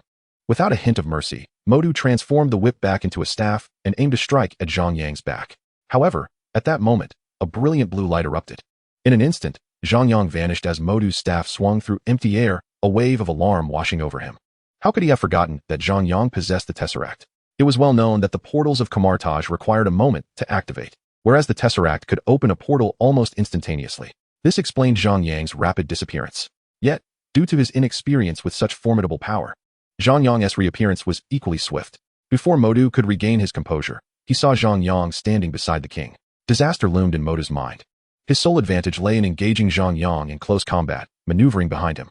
The length of the eternal spear rendered it ineffective for close encounters. Thus, Modu had initiated his attack with the intent of exploiting his speed. However, Zhang Yang had evidently grasped this strategy and had utilized the Tesseract's power to create distance. Moreover, with the eternal spear raised, Zhang Yang appeared poised to throw it. Modu froze, a chill running down his spine. Brother, we agreed to keep it lighthearted, he thought, panic gripping him as he observed Zhang Yang's movements, leaving him nearly immobile with fear. Just as he considered surrendering, after all, the eternal spear was a lethal weapon. An explosive sound akin to thunder reverberated through the air. A vibrant beam of light surged from the heavens, striking down with tremendous force. This multicolored light not only descended with incredible speed, but also exuded an overwhelming might, piercing through the very ground of Kamar-Taj, as if anything it touched would be obliterated. The combat arena, including Zhang Yang, was taken aback by the spectacle. Only the Ancient One remained relatively composed, her expression revealing little disturbance. She raised her hand to invoke the mirror dimension, shielding against the force of the radiant light. At the same moment, she caught a glimpse of a golden flash darting by, its speed so great that she barely registered it before it vanished. With the disappearance of that golden light, another resounding crash echoed, signaling a clash of energies, the nature of which remained unclear to the Ancient One. As the rainbow bridge closed, the Ancient One waved her hand, causing the mirror space to vanish. A large pit appeared on the ground of the combat arena, a remnant left by the flamboyant rainbow bridge. Beside the pit lay a blond man, face down. The eternal spear was lodged behind him, more precisely, resting upon his posterior. As the Ancient One and her companions approached, they witnessed the hammer affixed to the eternal spear shatter into a heap of scrap metal on the ground. The only remnant was the spear's tip still embedded in the man's backside. Wang remarked, "Master, I believe I have encountered this individual during the battle in New York. He claimed to be Odin's son, named Thor." The Ancient One replied, "Be confident, he is indeed." Modu inquired, "Master, can his backside still be salvaged?" The Ancient One responded, "A bit of assistance should suffice." For some reason, this scene always evoked an ancient Eastern proverb, reminiscent of Jing Ke's assassination attempt on King Qin. Wang, the Ancient One, and Modu all turned their gazes towards Zhang Yang. Zhang Yang exclaimed, "Would you believe me if I said I was startled by the sudden appearance of the Rainbow Bridge and accidentally tossed him out?" Chapter 66, The Rainbow Bridge of Asgard. Odin stood beside Heimdall, exuding an air of majesty and authority. "Has Thor safely arrived at Kamar-Taj?" he inquired, observing Heimdall as he closed the Rainbow Bridge. Sif stepped forward, her expression tense, seemingly concerned about the answer. "Indeed," Heimdall affirmed, his golden eyes sharp and eagle-like, scanning the distance with keen perception. At this moment, all his attention was focused on Kamar-Taj. "How?" Odin pressed, a hint of arrogance in his tone. Although Thor's impulsive nature had not brought along an Asgardian soldier, Odin believed that, with Thor's godly might, he should be instilling fear throughout Kamar-Taj. With a single strike from the hammer of the god of thunder, not only should Kamar-Taj be obliterated, but at the very least, a training ground ought to be destroyed.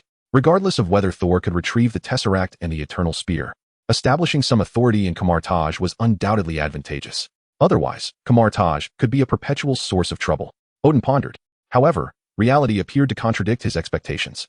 "My king, the thunder god has already been defeated," Heimdall lamented. Odin responded, "What? Defeated? So soon? Did he not just arrive at Kamar-Taj?" Odin continued, "Did Thor not wield his hammer?" Heimdall replied, "The hammer of the thunder god was destroyed." Odin asked, "Did he not strike back?" Heimdall explained, "No. He was struck by the eternal spear while still on the Rainbow Bridge and has since lost consciousness." Moreover, Heimdall hesitated before adding, "It seems the eternal spear has pierced Thor's backside." Odin was left speechless. "Once again, it is you, Zhang Yang. You scoundrel, await your reckoning." In the sanctum of Kamar-Taj, Mordo, Wang, and Zhang Yang stood in a line, gazing upon the unconscious form of Thor, lying upon the bed, and could not help but shake their heads. At this moment, the Ancient One was tending to him, employing various herbal remedies.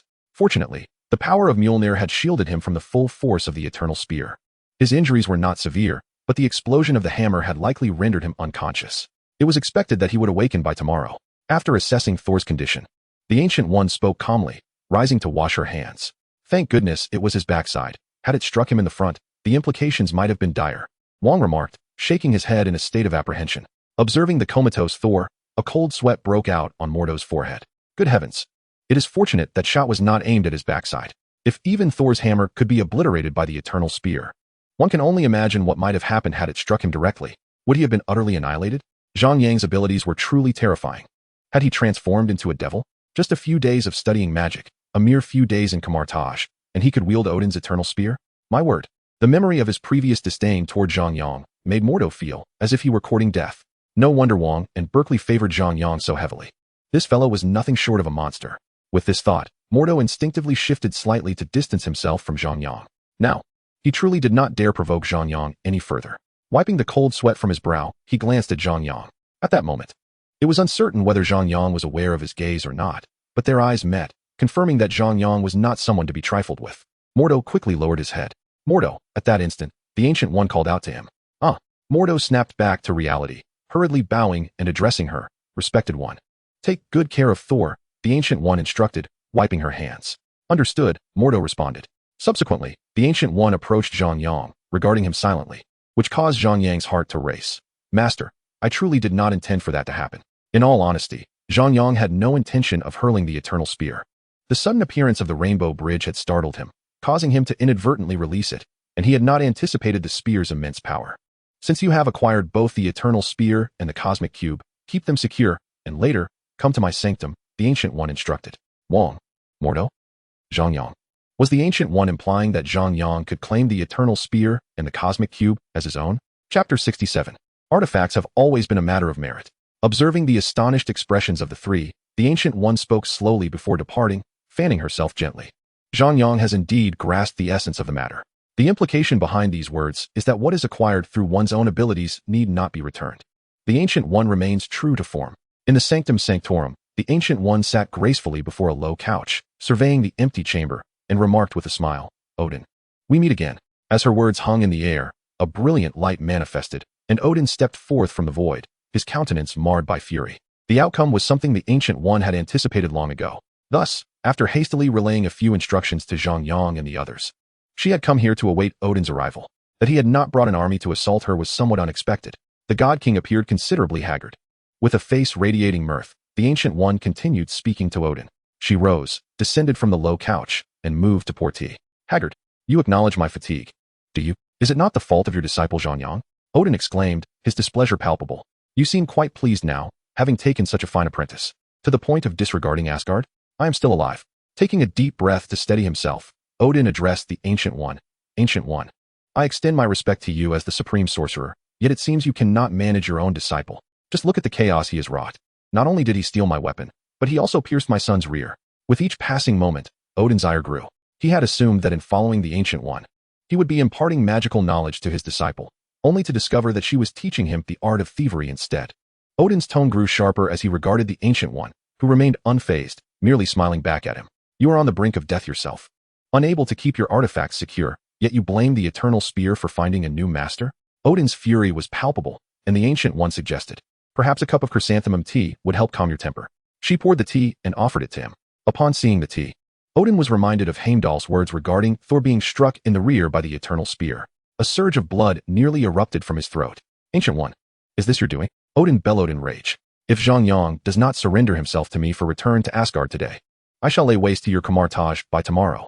The twilight of the gods would surely come soon, and given Thor's current capabilities, defeating his sister Hela seemed a daunting task. Moreover, considering Thor's temperament, he appeared ill-suited to assume the mantle of ruler over Asgard. Disregarding Odin's fury, the Ancient One retrieved her small fan, fanning herself as she addressed him. Why does the God King persist in exiling Thor to the mortal realm for experience, yet does not allow him to remain in Kamar-Taj for a trial? Her words struck home. The primary reason Odin had refrained from bringing an army was indeed this very matter. He wished for the Ancient One to temper Thor's character. Long ago, Odin had contemplated this, though his pride had held him back, as Kamar-Taj and Asgard had little in the way of connection. However, with Zhang Yang's arrival, such connections had indeed increased. Though these connections irked Odin considerably, For one whose foot was already planted in the grave, such matters hardly weighed heavily on his mind. Presently, Odin's foremost concern lay solely with the future of Asgard. Ancient One was acutely aware of this, and spoke with piercing clarity. Although Odin's thoughts were indeed discerned by Ancient One, the issue remained that he could not acquiesce so readily. A king must maintain his dignity. Did you think Asgard inferior to Kamar-Taj? Or that I, as king, lack the ability to oversee my own son? Ancient One smiled. The king is burdened with myriad responsibilities. Kamar-Taj is willing to assist. A succinct and lucid statement. Ancient One afforded Odin the courtesy he deserved, acknowledging that it was his own disciple who had stirred the trouble. Ancient One was perceptive enough to discern the balance of propriety.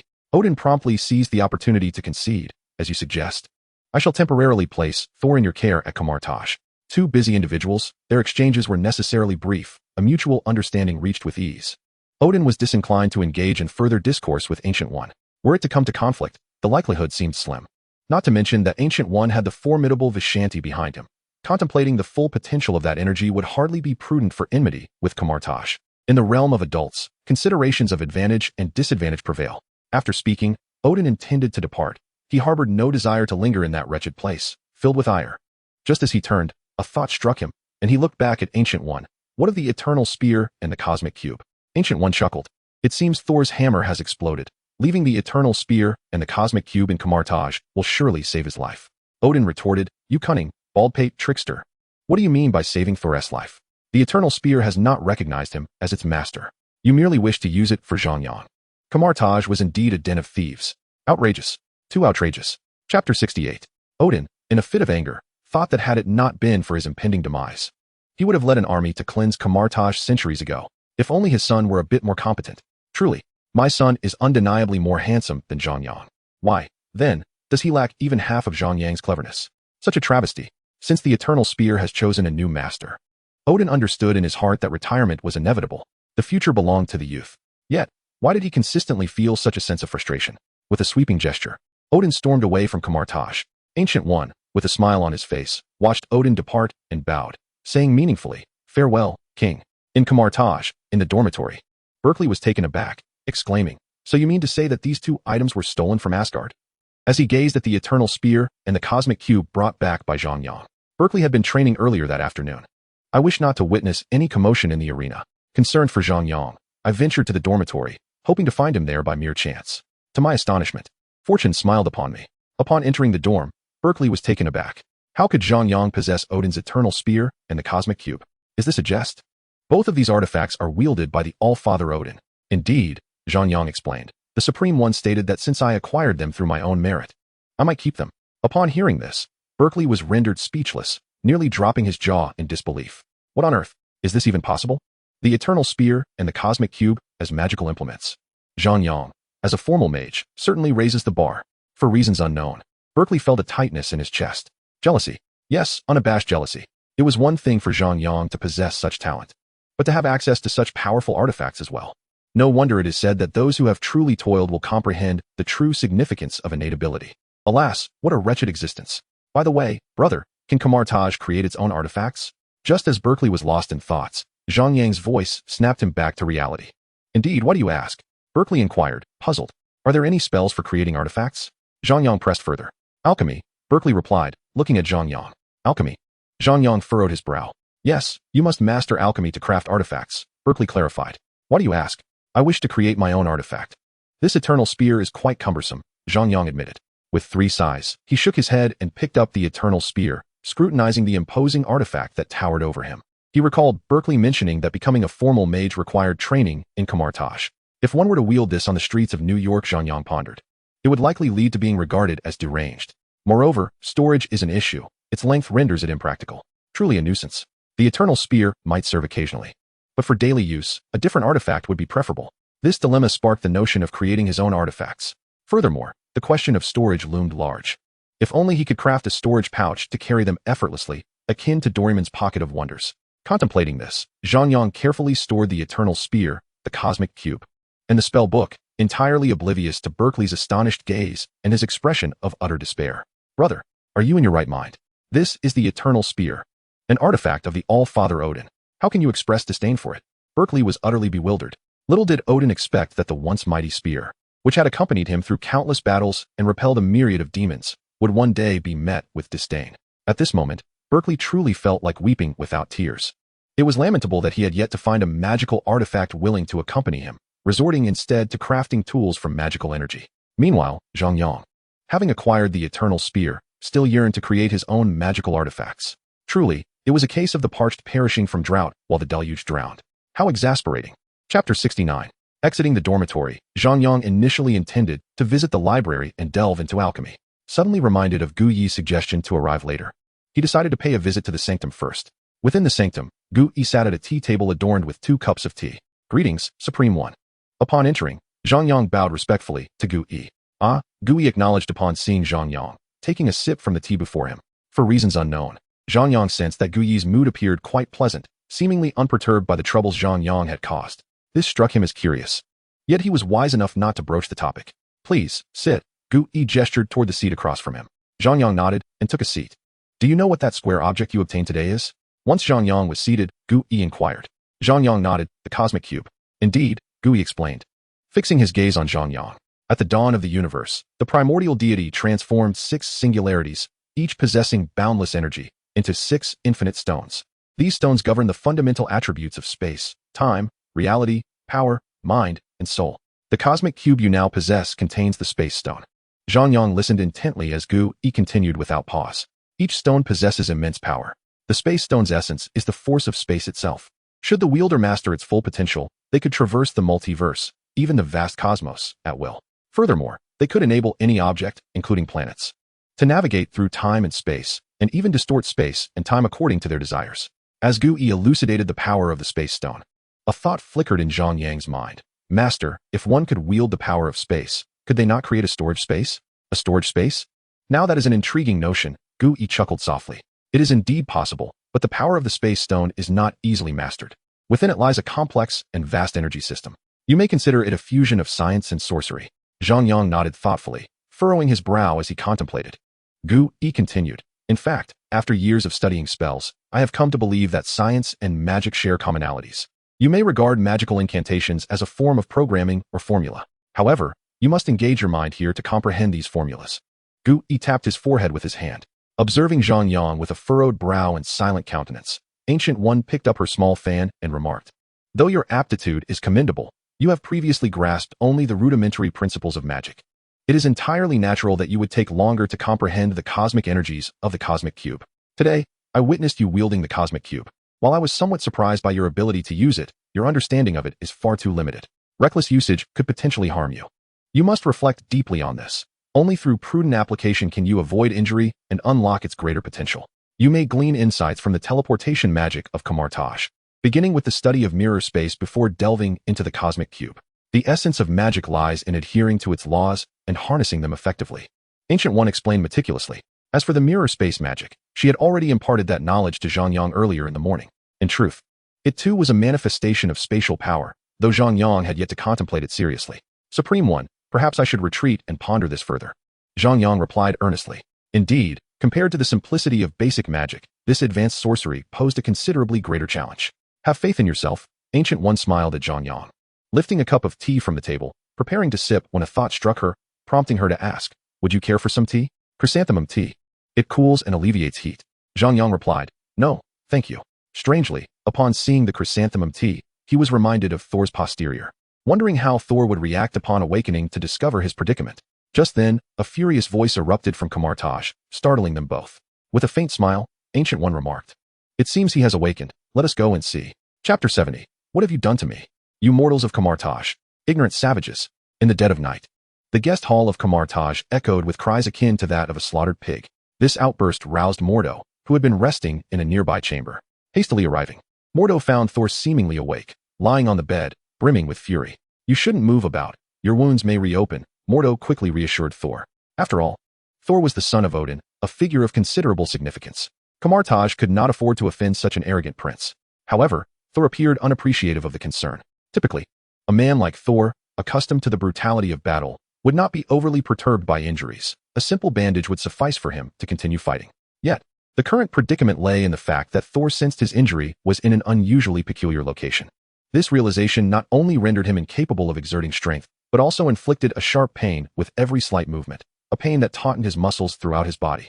Remarkable. You have awoken after only one night? Mordo spoke again before Thor could utter a word. Indeed, Asgardians possess an extraordinary constitution. Such a grievous injury. And yet he awoke from his slumber in less than a day. This is truly remarkable. Therefore, might you elucidate for me why my wound resides upon my posterior? Thor glared at Mordo, and although he found himself immobile, he could distinctly feel the pain emanating from the injured area. Thor was genuinely perplexed as to why his wound was situated on his backside. What had he endured? Why, upon awakening, did he find his rear so painfully compromised? Perhaps you should count yourself fortunate that your injury is not situated at the front, Mordo awkwardly remarked. Oh, I believe I shall wield my hammer to flatten this barbarous place. Thor bellowed in fury. He extended his hand, seemingly attempting to summon Mjolnir, yet after a prolonged moment, the hammer did not soar into his grasp as it typically would. This left Thor momentarily stunned, and he then shouted at Mordo, "Where's my hammer? By the gods! What have you done with it?" "Right here," Mordo replied, resignedly gesturing toward the floor. At that moment, the once mighty hammer lay as a heap of scrap metal scattered across the ground, with only the handle remaining intact. "How is this possible?" Thor exclaimed, his shock palpable as he beheld the remnants of his hammer. He gasped and picked up the handle, staring at it in disbelief. His hammer had shattered. This left Thor in a state of utter bewilderment. He distinctly recalled that after learning of the Cosmic Cube's theft, he had dispatched Heimdall to investigate. Upon discovering that it had been taken by the sorcery of Kamar-Taj, he had journeyed there alone. As he traversed the Bifrost, nearing his destination, Thor had intended to intimidate the inhabitants of Kamar-Taj with Mjolnir, tossing it from the bridge. However, moments later, he was astounded to see his hammer hurtling back towards him at great speed.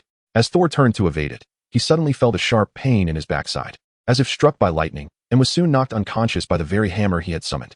Wait, struck by lightning. Could it be?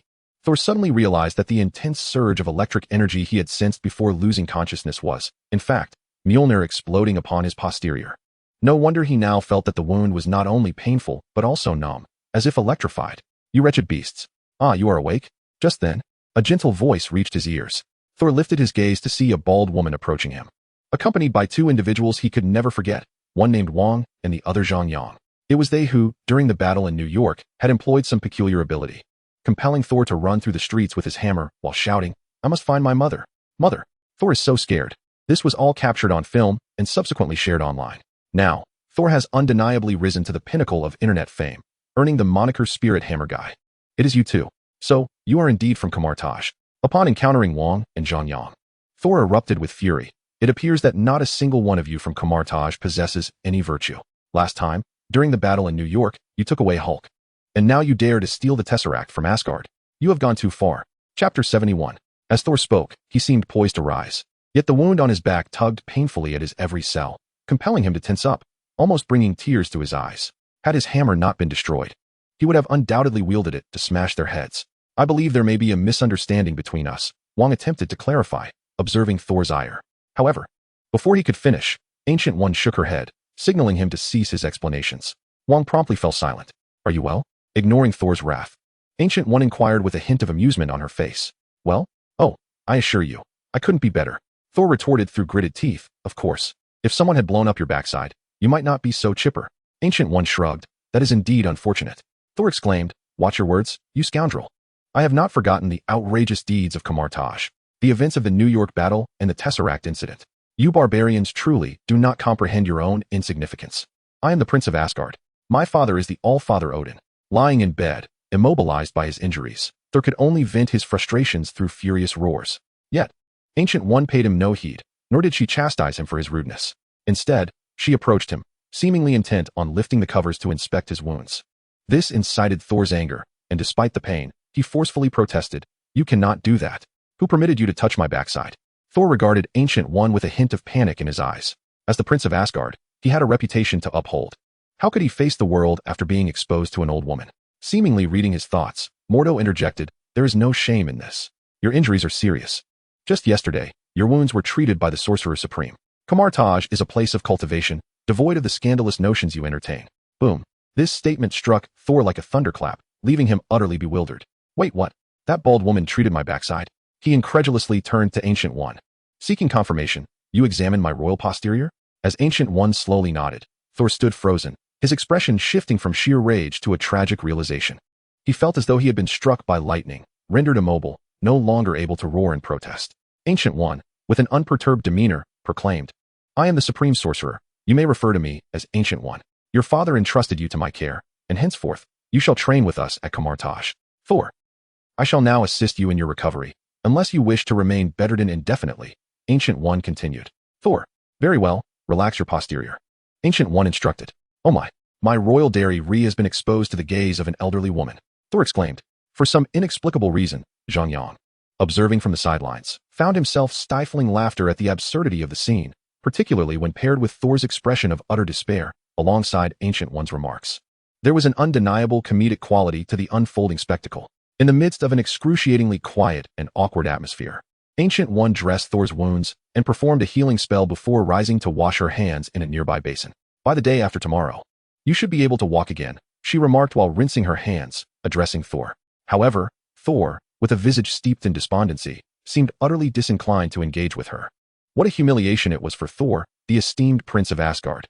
How had he found himself in such a disgraceful predicament? He had come to Kamar-Taj to settle scores. Yet he left in utter disarray. His hammer lost, his dignity shattered. How mortifying. If only a hole could appear, he would gladly plunge into it. By the way, your father mentioned that you would be staying at Kamar-Taj, so for the time being, a return to Asgard is out of the question. Ancient One continued without waiting for Thor's response. This statement finally elicited a reaction from Thor. What do you mean? My father left me here? This cannot be true. Are you jesting? How could my father abandon me in a den of brigands? Thor glared at Ancient One, his tone decidedly ungracious and rather rude. Of course, Thor had exhibited such discourtesy from the outset, a fact to which Ancient One had grown somewhat accustomed. It was worth noting that Thor's character bore a striking resemblance to that of his father Odin in his youth. In deference to Odin, Ancient One chose not to rebuke Thor, instead addressing Zhang Yang. Zhang Yang, please retrieve the Eternal Spear. The mention of the Eternal Spear caused Thor to pause. As Odin's son, he was well aware of its significance, the weapon that had accompanied his father in countless battles, a symbol of power and strength. Yet, how could his father's Eternal Spear possibly be here? Skepticism clouded his thoughts as he shifted his gaze to Zhang Yang. Upon hearing Ancient One's request, Zhang Yang raised his hand and summoned the Eternal Spear from the dormitory using a retrieval spell. At the moment, the resplendent Eternal Spear made its appearance. Thor's expression turned to one of astonishment. His widened eyes clearly conveyed disbelief. The Eternal Spear, belonging to his father, had not only materialized in Kamar-Taj, but was also wielded by a seemingly frail young man. What on earth was happening? This individual, named Zhang Yang. How could he possibly lift the Eternal Spear? This weapon recognizes its master. Without the spear's acknowledgement, Zhang Yang should be incapable of even lifting it. Thor was momentarily bewildered, struggling to comprehend the situation. Surely you recognize the Eternal Spear, remarked the Ancient One, observing Thor with a smile. This statement rendered Thor momentarily speechless. How could he not recognize the Eternal Spear? Could it be that my father truly wishes for me to remain here? Upon witnessing the spear, Thor began to entertain the Ancient One's words. Yet, why would his father want him to stay? This perplexity weighed heavily on Thor's mind. Your father desires you to become a worthy king, yet it is evident that you currently lack the requisite abilities. Before you can acquire such capabilities, you must remain in Kamar-Taj to cultivate your skills. Otherwise, you will never return to Asgard, the Ancient One said, her demeanor growing more serious. This was yet another trial. Thor had initially thought that after being cast down to earth for training, his father's expectations had been fulfilled. He believed he had gained his father's approval. To his surprise, it seemed his father had not yet fully recognized him. Thor furrowed his brow and inquired of the Ancient One, "You know my father? His Majesty's reputation precedes him." "Of course," the Ancient One replied calmly, her tone neither subservient nor arrogant. Thor pondered this for a moment before asking, "Can you assure me that your words are truthful?" His skepticism was beginning to wane. "If you doubt my words, you may call for Heimdall and see if the Bifrost will respond to you," the Ancient One suggested with a smile. Skeptical yet determined, Thor shouted, "Heimdall!" He called for over 10 minutes, his throat growing hoarse, yet no one responded. Seeing this, the king, unable to bear it any longer, handed Thor a cup of tea and stifled a yawn, saying, "Why not take a sip of tea and try calling again later?" Thor frowned and looked down at the cup, his anger rising. "Damn it, chrysanthemum tea." He hurled the cup to the floor in frustration. The king explained. "The Supreme One mentioned that with the recent heat, tempers may flare, so all the tea in Kamar-Taj has been replaced with chrysanthemum tea." Thor exclaimed, "What a bunch of fools." Chapter 73. Now you realize that I have not deceived you. Observing Thor's disgruntled and furious demeanor, the Ancient One leisurely fanned herself and spoke softly. "Henceforth, you shall remain in Kamar-Taj until you have matured into a worthy sovereign. And by the way, his name is Zhang Yang, your senior brother and my current disciple, the future Supreme Sorcerer." However, the last remark was left unspoken by the Ancient One, merely an implicit acknowledgement in her heart. Undeniably, Zhang Yang's talents are the most formidable she has ever encountered, even surpassing those of Doctor Strange. Upon hearing this, both Thor and Zhang Yang displayed a unified expression of astonishment. Zhang Yang exclaimed, "So, does this imply that Thor has become my junior brother? A junior brother? No way, I must be the elder." Seemingly having accepted the reality of being abandoned by his father at Kamar-Taj, Thor refrained from further comments. Yet, upon hearing the Ancient One refer to him as a junior brother, Thor felt a surge of discontent. Although he did not fully comprehend the distinctions of seniority within Kamar-Taj, the term junior irked him. After all, he is a prince of Asgard. In Asgard, he is always the elder. In Kamar-Taj, he must at least hold the position of the eldest. If I am to stay in Kamar-Taj, it must be as the foremost, Thor declared, raising his chin defiantly. You joined later than Zhang Yang. Thus, it is only natural that you are the junior brother, the Ancient One countered. But I am more formidable than he is. Thor retorted boldly. In Asgard, the victor reigns supreme. Strength is the true path to authority. With that, Thor flexed his well-defined biceps. The Ancient One merely smiled and replied, that is not necessarily the case. Oftentimes, those with brawn possess lesser intellect. While others may not be Thor's equals, Zhang Yang is an anomaly, a prodigy of magic, and thus, the outcome is uncertain. According to our customs, you must accept the role of junior brother, and notably, you would be the youngest disciple in all of Kamar-Taj. This declaration displeased Thor. He scrutinized Zhang Yang before snorting disdainfully. Let him and I engage in a duel. The victor shall be deemed the elder. The Ancient One smiled faintly. Combat training is indeed a commendable suggestion, but perhaps we should wait until your injuries have healed. With those words, the Ancient One elegantly fanned herself and departed, followed closely by Wang. Zhang Yang intended to leave, but was halted by Thor's call. Hey, mortal, your name is Zhang Yang, correct? Zhang Yang paused, nodding in acknowledgement, while a frown creased his brow. Mortal? What a condescending term. Let us engage in battle. The winner shall be the elder. What do you say? Thor challenged, leaning forward on the bed. At the mention of combat, Wang trembled, seemingly recalling the terror of their earlier encounter. Are you issuing me a challenge? Zhang Yang inquired, eyeing Thor intently. Indeed. Thor raised his chin defiantly. Upon the mention of a brawl, Thor felt an invigorating surge of energy. Very well, but let us discuss this once you have healed, Zhang Yang replied, accepting the challenge. All right. You are quite the straightforward one, Thor remarked, wincing slightly as he instinctively covered his rear, a grimace of pain crossing his face. Zhang Yang shrugged and prepared to depart with the eternal spear. Suddenly, Thor seemed to recall something and inquired, Hey, do you know who did this to my backside? This question left Zhang Yang momentarily awkward. Yet, Thor appeared oblivious to the discomfort, continuing, the hammer of thunder could not have exploded suddenly. Besides the sensation of being blown up, I also feel a sharp sting. I suspect something must have pierced the hammer and then lodged into my rear, otherwise, I wouldn't be experiencing this. Thor analyzed the situation earnestly. Although his deduction was evident to any discerning observer, it was commendable that Thor managed to reach such a conclusion with his intellect. With a sudden intensity in his gaze, Thor declared angrily, If I discover who has done this to my backside, I shall ensure their demise. Zhang Yang retorted, Do you think the tip of this eternal spear could fit into the wound on your backside? Thor responded with a puzzled expression. After making his statement, Zhang Yang departed with the spear. Thor frowned and turned to Modu, asking, What does he mean by that? I have no idea, Modu replied, his demeanor nonchalant.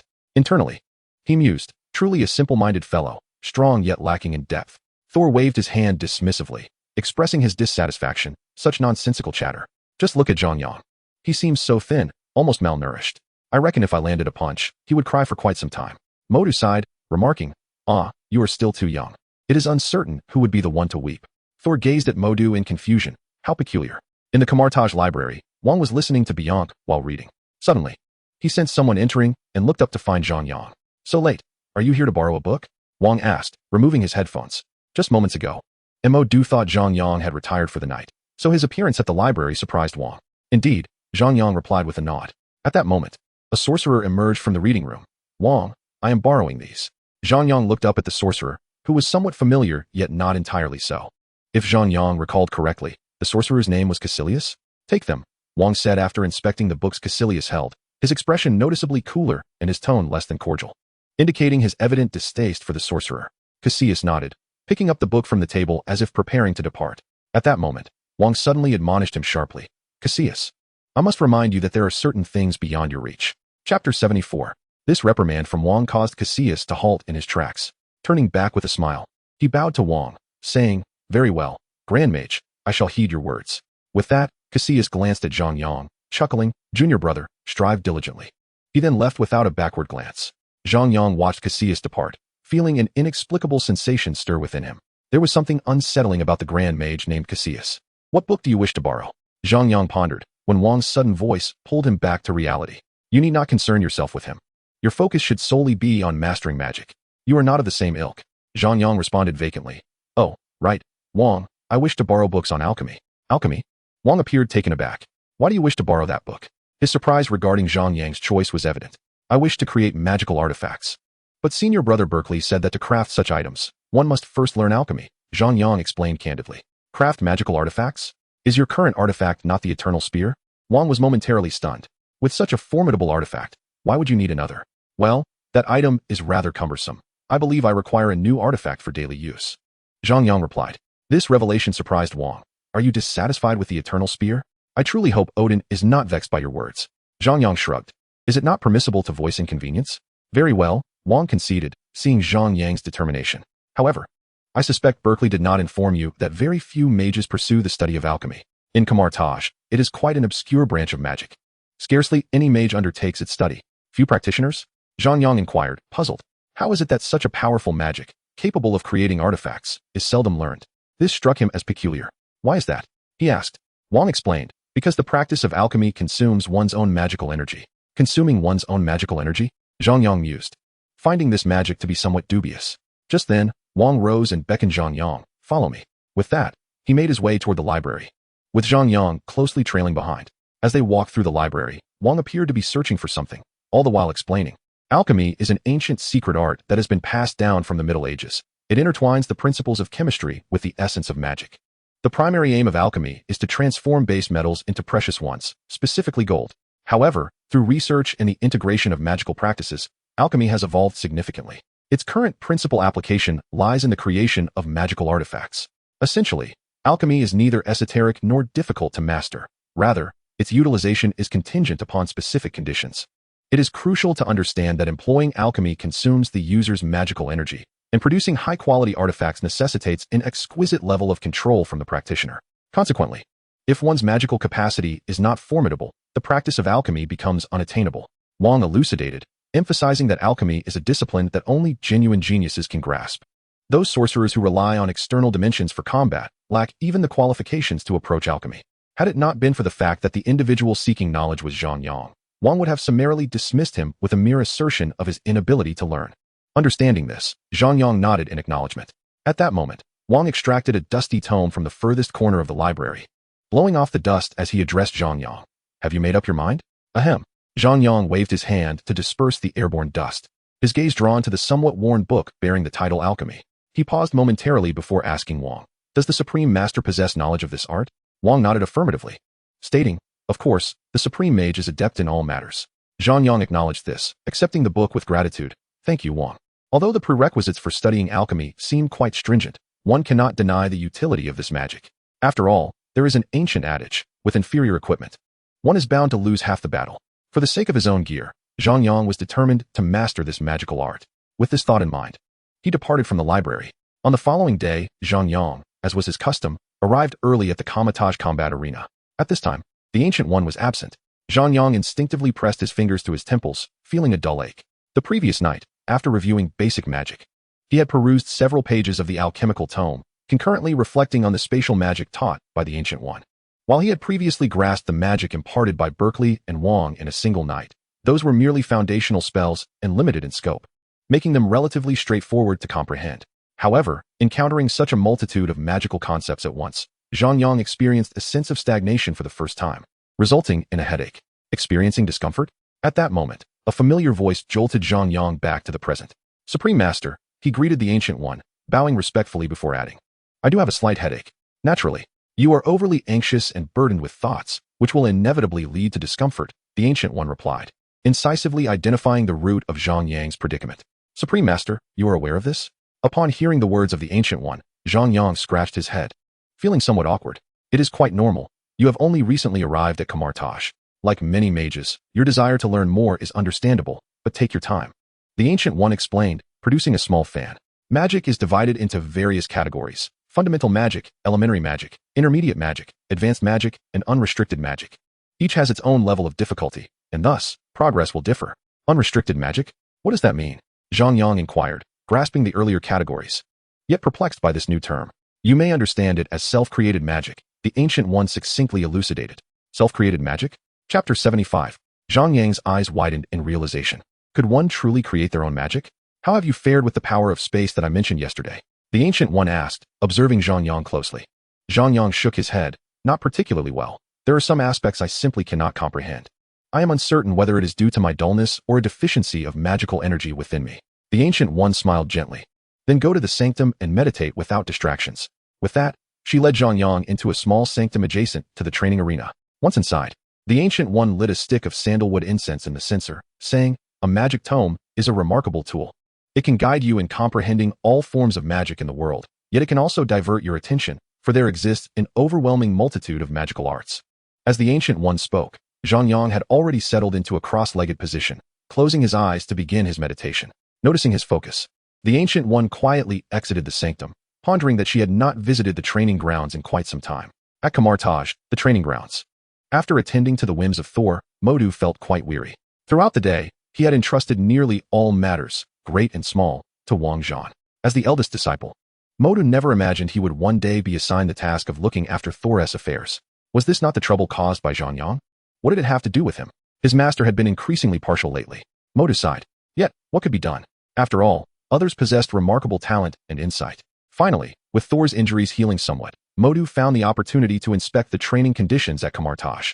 He was the first to arrive at the training grounds, where the progress of the apprentices was of utmost importance, as there might be a prodigious talent among them.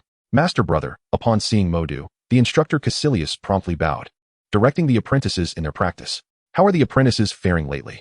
Modu casually inquired, stretching his neck. It seems to be going well, but their progress is significantly slower compared to previous cohorts. This group appears to lack promising talents, Caecilius reported honestly. That cannot be entirely accurate. Both Zhang Yang and Eli are quite commendable. Modu interjected quickly upon hearing Caecilius's assessment of a lack of good candidates. He preferred not to mention Zhang Yang. That individual was truly an enigma. As for this Ellie, Mordo cannot help but mention her. The girl's talent is indeed remarkable, and her diligence is commendable. She has now become the most outstanding apprentice sorceress, to the extent that even Berkeley, who has been here a year longer, would likely be unable to surpass Ellie. Aside from the two of them, the rest exhibit generally mediocre talents. It is likely that any promising magical seedlings have already succumbed to the worship of Dormammu. Caecilius nodded, suddenly expressing a sentiment. This remark caused Mordo to furrow his brow, and his previously weary countenance transformed into one of seriousness. Why do you bring up Dormammu? Mordo inquired, fixing his gaze upon Caecilius.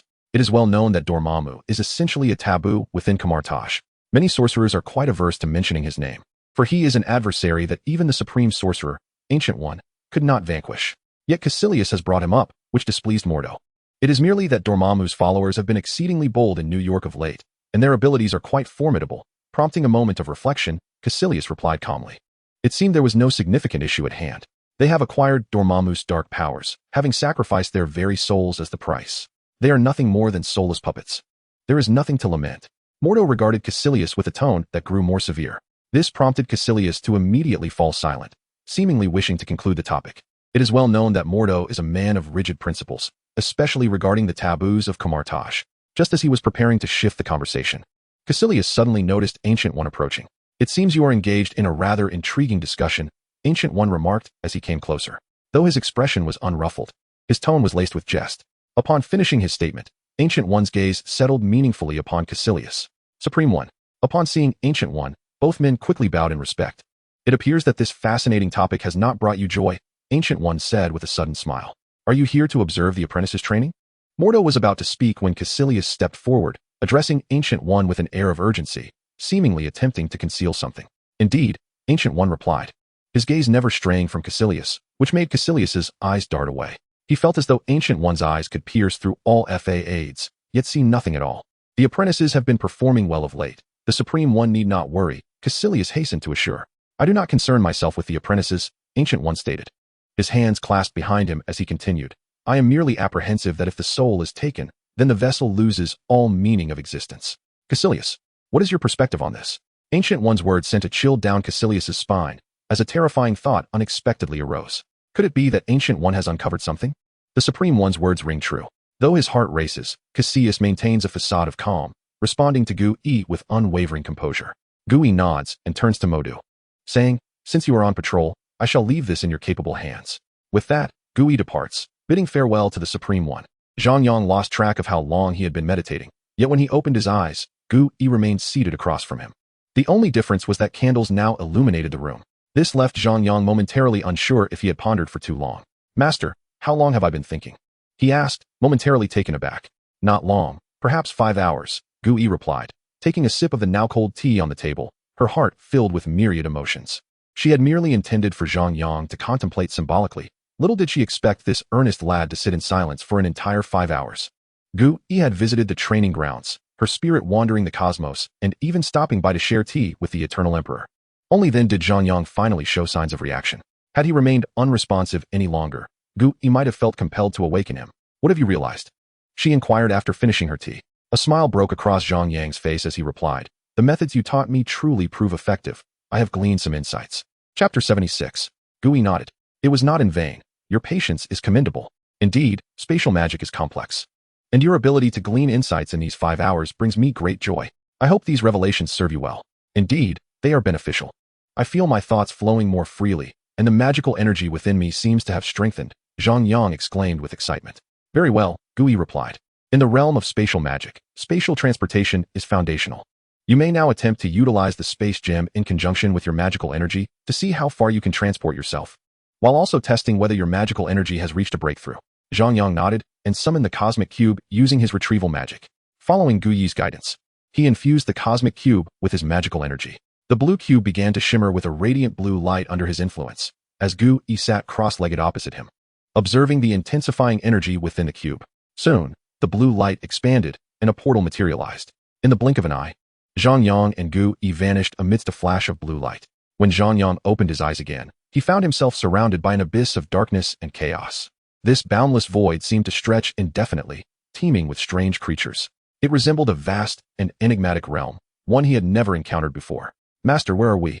Zhang Yang inquired, his curiosity piqued, seemingly awaiting an explanation from Gu Yi. However, she remained silent, offering no words. As Zhang Yang turned his gaze back to Ancient One, he could not shake the feeling that something was amiss. He distinctly perceived a hint of panic on the usually composed face of Ancient One. Indeed, he could affirm that expression was unmistakably one of alarm. This revelation left Zhang Yang momentarily taken aback. He had merely teleported to the farthest point he could reach based on a fleeting image that had flashed through his mind, following Ancient One's guidance. However, the precise nature of this destination remained elusive to him. What was most concerning was that it had managed to elicit such a reaction from Ancient One. Clearly, this place held significant importance.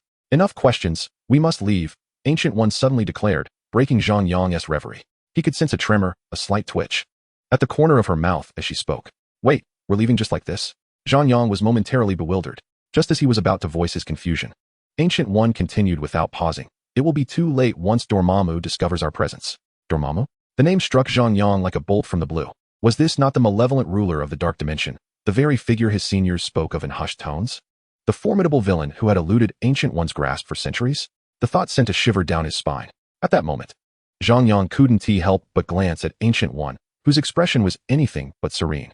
Although she managed to maintain her characteristic icy demeanor, it was evident that she was far from calm. How could she be? Ancient One had merely instructed Zhang Yang to attempt teleporting to the farthest point, and somehow, he had ended up directly before Dormammu. It was well known that Ancient One had encountered Dormammu in her youth, battling him throughout the ages. To vanquish such a dimensional sovereign was no simple task. Thus, Ancient One had resorted to a strategy of enduring, repelling Dormammu each time he ventured to Earth. This endless cycle of confrontation had persisted for centuries, and Dormammu remained a lingering shadow in Ancient One's heart. While it was unlikely that Ancient One would flee upon encountering Dormammu, she would certainly never seek him out intentionally. After all, the toll of centuries of conflict had not been kind to her. Yet, she never anticipated that one day, her own disciple would unwittingly create a portal that would deliver them directly into Dormammu's presence. "Zhang Yang, you may be inadvertently placing your master in peril." It was inconceivable how overwhelmed Ancient One must feel at this moment. "Quickly, we must leave while Dormammu is still unaware of our presence. Move swiftly, otherwise, we shall be in grave trouble." At this moment, Ancient One felt a throbbing pain in her head, rendered speechless. Although she had heard of Zhang Yang's occasional shocking actions, did he truly go too far today? Of all places, he chose to bring his master to Dormammu? Oh, splendid. Upon hearing Ancient One's words, Zhang Yang snapped back to reality, preparing to open a portal to leave. However, at that very moment, a cacophony of thunderous and unrestrained laughter echoed from the dark corners of the space. "Leaving?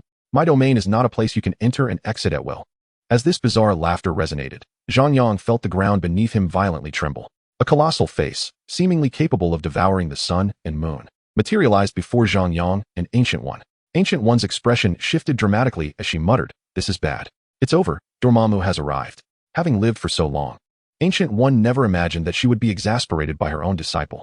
Zhang Yang had indeed ensnared her in a predicament. Not only did he bring her to Dormammu, but he had also roused Dormammu himself. At this point, Ancient One was utterly at a loss for words. Initially, when Dormammu was not disturbed, Zhang Yang might have been able to create a portal and escape. But now that Dormammu was present, their situation was dire.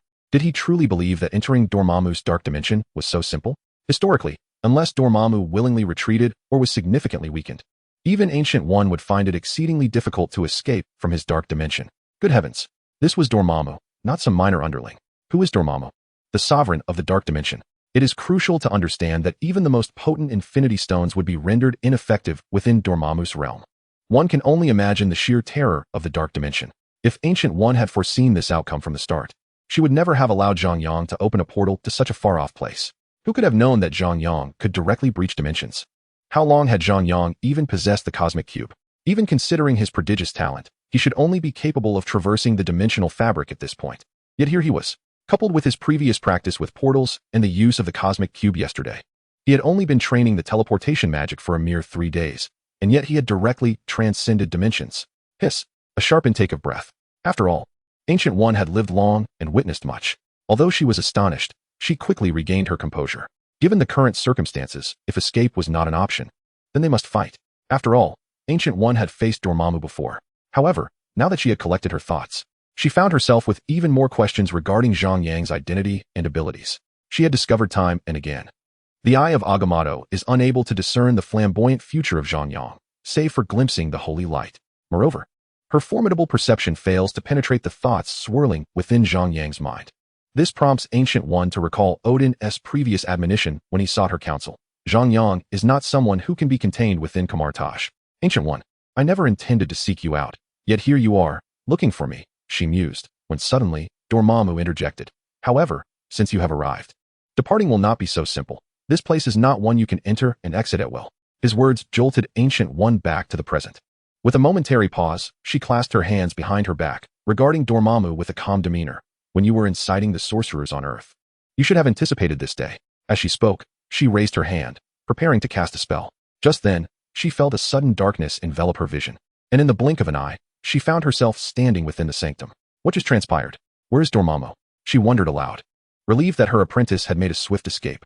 As Ancient One pondered this perplexity, she heard Zhang Yang's voice nearby. She was taken aback. It seemed that Zhang Yang had opened a portal and transported them both away. Wait, he had opened a portal right beneath Dormammu's very nose. How could this be? Zhang Yang, is it not a tad disrespectful to dismiss Dormammu so lightly? At that moment, though Ancient One remained silent, her mind was rife with questions and astonishment. Her apprentice was indeed remarkable. That was close, master. Thankfully, we managed to flee, Zhang Yang remarked, visibly relieved. He appeared unaware that his audacious act of emerging from Dormammu's dark dimension was nothing short of astonishing to Ancient One. After a brief moment, Ancient One regained her composure and nodded at Zhang Yang. However, her thoughts were tumultuous. She scrutinized Zhang Yang, struggling to discern whether his demeanor was feigned or if he truly grasped the gravity of his unexpected actions. The dark dimension ruled by Dormammu is certainly not a realm one can freely enter and exit. Firstly, one must possess knowledge of dark magic to enter. Secondly, gaining passage in and out of the dark dimension requires Dormammu's consent. Both conditions must be met without exception. Yet, what astonished Ancient One was that Zhang Yang bore no trace of dark magic nor exhibited the formidable power capable of unsettling Dormammu. How could he navigate the dark dimension with such ease? She mused that perhaps it was time to consult Odin about this matter. Master, is that Dormammu truly formidable?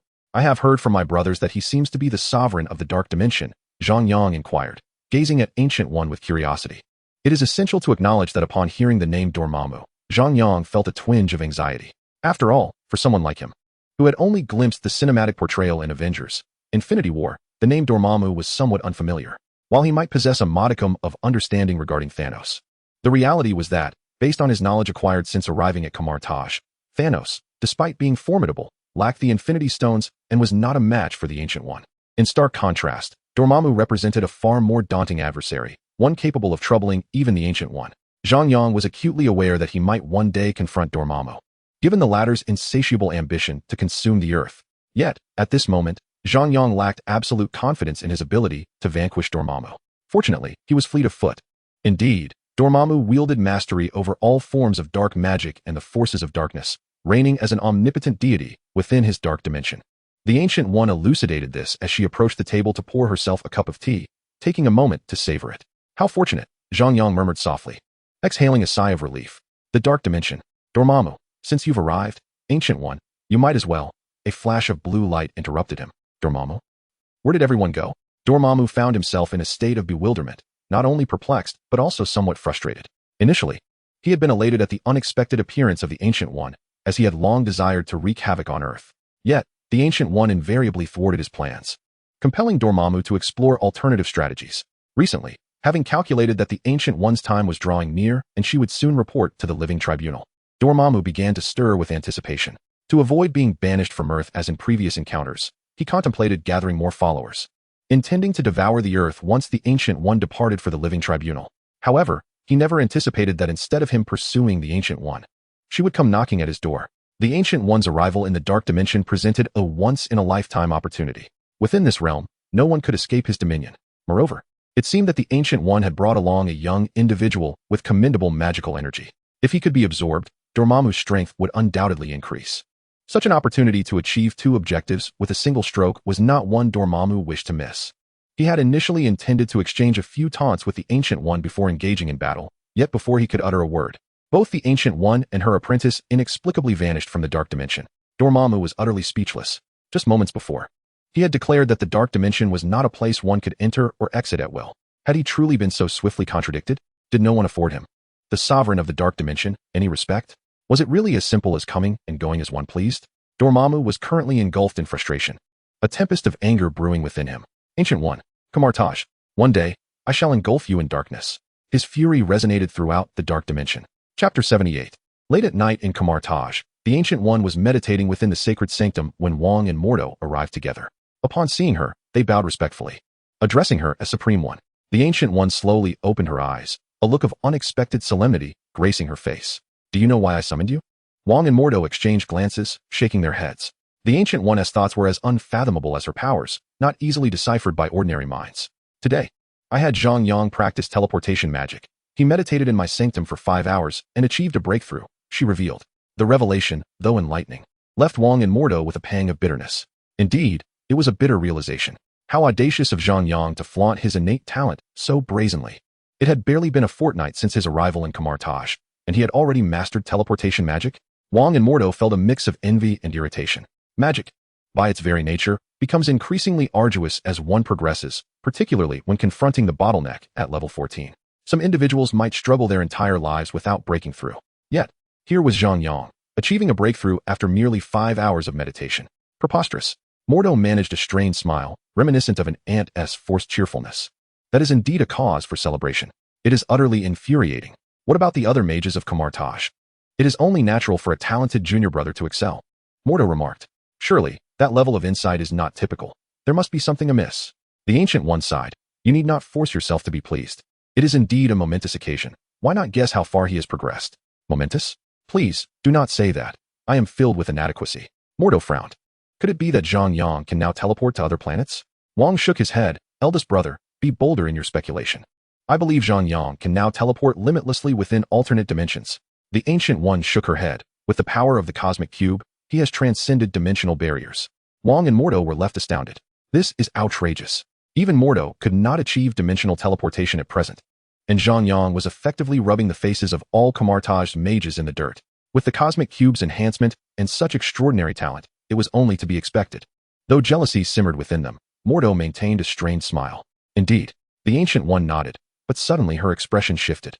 He transported me into Dormammu's dark dimension today. What, Master? Could you please convey your thoughts in one go? Your relentless actions are overwhelming our fragile hearts. Good heavens! Zhang Yang is not only capable of dimensional transportation, but can now also traverse into the dark dimension of Dormammu. This is a staggering leap, transcending 2 or even 3 tiers, to break through from Odin's dimensional space directly into the dark dimension. Wong and Mordo exchanged glances, swallowing hard and inhaling sharply. Have you not discerned any issues? Amidst their frustration, Gui inquired, causing Wang and Mordo to pause. Issues? What issues could there be? Aside from proving Zhang Yang's exceptional magical talent, what else could it signify? Wait, the dark dimension? Master, are you suggesting that Zhang Yang has delved into dark magic? The astute Wang was the first to grasp the underlying concern. Gui shook her head, but he bears no traces of dark magic energy. Wang nodded in agreement. Indeed, Zhang Yang exhibited no signs of dark magic. However, it was Caecilius who had recently emanated an aura of malevolence. Perhaps Wang was merely overthinking. What exactly are you worried about? Master? Wang questioned, gazing at Gui. She turned, her hands clasped behind her, her expression growing increasingly grave. I am uncertain whether leaving Zhang Yang in Kamar-Taj was the right decision. Mordo interjected, Master, I have always maintained that Zhang Yang's presence in Kamar-Taj is perilous. Although he acknowledged Zhang Yang's talents, he remained firm in his belief that there was something amiss with him. If it did not affect Kamar-Taj, that would be one thing. But if it did, Mordo would adamantly oppose Zhang Yang's continued stay. That cannot be the case, Wang countered, shaking his head. Perhaps there is a misunderstanding. Zhang Yang does not seem to embody the essence of dark forces. I trust him. Gui sighed, refraining from voicing her thoughts. After all, she had observed Zhang Yang for quite some time without detecting any anomalies. Yet, the inability to glimpse Zhang Yang's future or probe his thoughts left her feeling perplexed. The notion of relinquishing such a promising talent troubled her heart. After some contemplation, Gui resolved to seek Odin. Perhaps he might offer insight. She addressed Wang. In the coming days, I must step out. I entrust Zhang Yang's care to you. Also, do your utmost to keep negative influences away from him to avoid clouding his judgment. Wang, Master, must it be entrusted to me? Gui reassured him, rest assured. The space stone should occupy him for a while. Sensing Wang's unease, Gui spoke gently. Wang finally exhaled in relief. Fortunate that he would not need to instruct Zhang Yang further. As Gui prepared to depart, Mordo suddenly called out to her, Supreme One. Gui halted in her tracks. Supreme One, Mordo respectfully addressed the Ancient One. I believe I previously mentioned that agents from S.H.I.E.L.D. have been investigating our affairs in Kathmandu. Do you recall? Yes, I am aware. They are still present, replied the Ancient One, her gaze contemplative. She maintained a certain interest in the happenings around Kamar-Taj, acknowledging that Black Widow and her companions had indeed sought out Kamar-Taj for quite some time. However, the Ancient One had no inclination to engage with them. Should I send a disciple to clarify matters? Mordo inquired. They will depart if they cannot find what they seek. The Ancient One said calmly, seemingly unconcerned about Black Widow and her party. Mordo nodded, then continued, by the way, Supreme One, there has been another incident in New York. Recently, there have been numerous bizarre explosions, seemingly caused by human self-detonations. The Ancient One raised an eyebrow, acknowledging her awareness of the situation, which appeared to be connected to the extinction virus. Chapter 79. The human heart is a complex entity, and the Earth is not devoid of those with ambitious designs. However, internal affairs on Earth have always been managed by the Avengers, leading the Ancient One to refrain from intervening prematurely. To her, the established timeline is inexorable. Even if she could intervene, events destined to unfold would do so regardless, rendering assistance or inaction equally inconsequential. It seemed that Zhang Yang existed independently of the cosmic timeline. At this moment, the Ancient One was more preoccupied with Zhang Yang. Just have the Guardians in New York keep a watchful eye, she stated with a hint of indifference. Mordo nodded, and after a formal bow, the Ancient One stepped through a portal and departed from the sanctum. Farewell, Supreme One. The following morning, the training grounds were alive with new apprentices engaged in their exercises, while Thor leisurely emerged from the guest quarters of Kamar-Taj, striding with the characteristic gait of a noble. Meandering towards the training area, a glance around revealed no familiar faces, which puzzled him. Yawning, Thor approached the practicing mages and bellowed, Hey, does anyone know where the Ancient One, Wang, Mordo, and Zhang Yang are? His loud call startled the mages, halting their training as they turned to regard him with puzzled expressions. At that moment, from the back of the crowd, Mordo stepped forward. Upon seeing Thor, Mordo frowned, evidently displeased. However, considering Thor's injuries and his recent arrival at Kamar-Taj, he refrained from reprimanding him sternly and instead said, Now that you're healed, it's time to train. Our sessions begin at 6 in the morning. Do not be late tomorrow. Train, Thor exclaimed, his voice rising. Did not my father send me here to cultivate my skills? As a prince of Asgard, I have trained on the battlefield since childhood. Your training seems quite trivial. His tone was laced with unmistakable arrogance, resonating loudly enough for nearly all of Kamar-Taj to hear. This left Mordo feeling somewhat disgruntled, unaware of Mordo's displeasure. Thor scanned the crowd and continued to call out loudly, Hey, where's Zhang Yang? Why isn't he here? Didn't that fellow say he wanted to fight me? We still have to settle who is the senior brother. Thor's self-assured proclamation caused Mordo's expression to darken. Regardless of whether Thor was a prince of Asgard, he was currently training in Kamar-Taj, and Mordo, as the senior brother, understood that with so many eyes upon them, Failing to teach Thor a lesson could lead to chaos in Kamar-Taj in the future. With this thought in mind, Mordo raised his hand and unleashed a crimson chain towards Thor. Thor, taken aback by Mordo's sudden attack, hesitated for a moment, seemingly preparing to wield his hammer. However, it suddenly dawned on him that his hammer had been destroyed. Stripped of his weapon, Thor found himself at a loss as to how to employ his godly powers. He was soon ensnared by Mordo's crimson chain. After struggling for a while, Thor realized the chain was extraordinarily resilient, and despite his strength, he could not break free. "You scoundrel! What have you done to me? Let me go?" Thor bellowed furiously at Mordo. Mordo, in a low voice, looked at Thor with disdain and retorted, "Do you still believe you are the Prince of Asgard? This is Kamar-Taj. Without your hammer, you are nothing." Mordo's words struck Thor like a thunderclap, momentarily stunning him. Only to incite his fury further, Thor shouted at Mordo, "You foolish mortal! Even without my hammer, I am still the god of thunder, the future king of Asgard." Mordo frowned, impatiently opening a portal and casting Thor into the time-space continuum, shrugging as he remarked, "You truly are a pitiful god." The bustling training ground fell silent in that moment. Meanwhile, in the adjacent fighting arena of Kamar-Taj, King and Zhang Yang exchanged glances upon hearing Thor's roar, shaking their heads. "Honestly, Thor's temper is rather reminiscent of Odin's in his youth," the king commented. "Are you saying Odin also came to Kamar-Taj and raged like Thor?" Zhang Yang inquired, intrigued. The king shook his head, "Not quite. But according to the records in the Kamar-Taj library, Odin was known for his fiery temperament in his youth." "Very well."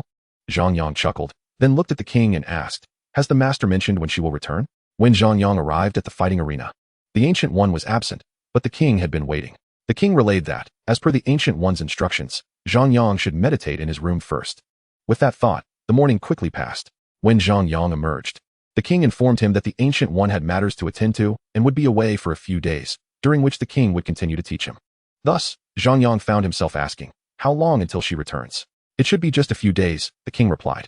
Wang gazed at Zhang Yang and said, "The master instructed you to familiarize yourself with spatial magic over the next few days and to practice it diligently." Zhang Yang nodded, "Indeed. Spatial magic is considerably more complex than basic magic. I shall ponder it for a few more days." Wang felt that Zhang Yang was putting on airs. Although Wang was aware of Zhang Yang's remarkable aptitude, he could not help but wonder if Zhang Yang truly believed that mastering spatial magic was as simple as learning intermediate or advanced spells.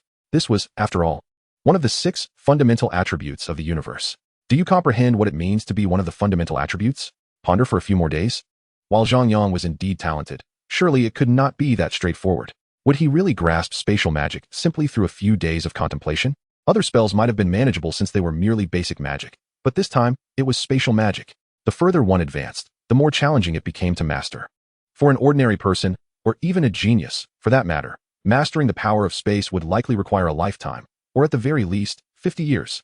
And that is if one is extraordinarily gifted to reach the level of proficiency described by Gu Yi. Zhang Yang believed he could master it in just a few days? That was simply implausible. Wang regarded Zhang Yang with a look that conveyed his youthful naivety and patted him on the shoulder, saying, "No rush, take your time. The power of space cannot be mastered overnight." Zhang Yang bowed in acknowledgement. "Thank you for your guidance, Wang." Wang smiled and replied, "It's no trouble at all." Suddenly, Wang seemed to recall something and asked Zhang Yang, "By the way, how did you find the magic book you borrowed from me about alchemy?" Zhang Yang replied, "I've read it." Wang inquired, "What are your thoughts?" Zhang Yang responded, "It's quite good. Just yesterday, I attempted to create a sword using alchemy." Wang, surprised yet somewhat expectant, asked, "You crafted a magical artifact?" Although astonished, it was not entirely unexpected given Zhang Yang's innate talent. Alchemy was not exceedingly difficult. Thus, it was reasonable for Zhang Yang to grasp it within a day or two. However, Wang was curious about the nature of the sword Zhang Yang had produced. Zhang Yang nodded and explained, "Last night, feeling restless and unable to sleep due to a peculiar energy stirring within me, I decided to peruse the alchemy book.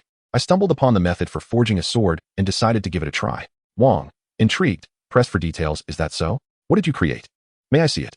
Zhang Yang shrugged. "It's merely an ordinary sword, but if you wish to see it, I can retrieve it." As he spoke, Zhang Yang cast a retrieval spell, summoning the sword from his dormitory and handed it to Wang.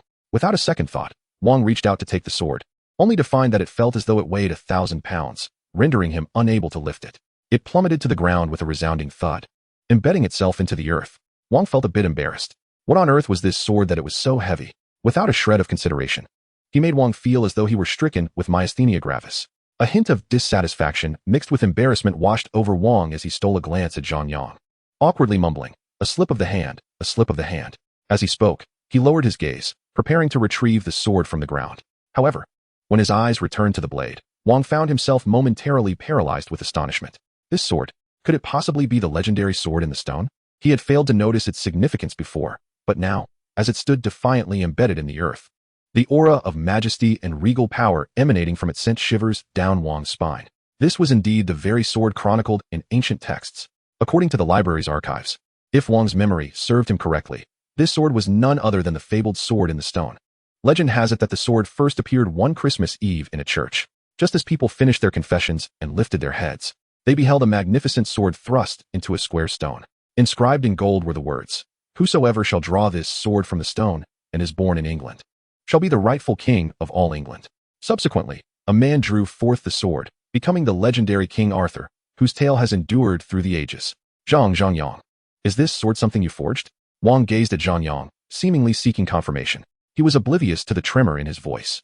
Zhang Yang nodded, presenting himself as harmless and nonchalant. Indeed, at this revelation, Wang was utterly flabbergasted. His mind buzzed as if struck by a thunderous clap from clear skies. A divine being. Fearing he might be mistaken, Wang hastily bent to examine the blade once more. The sword bore a series of ancient and peculiar inscriptions, which translated to, "Only a king can draw the sword from the solid stone." The inscription was identical. At that moment, Wang felt a surge of conviction. There was no time to waste. He needed to visit the library. Zhang Yang, ponder this for a moment. I have urgent business, exceedingly urgent.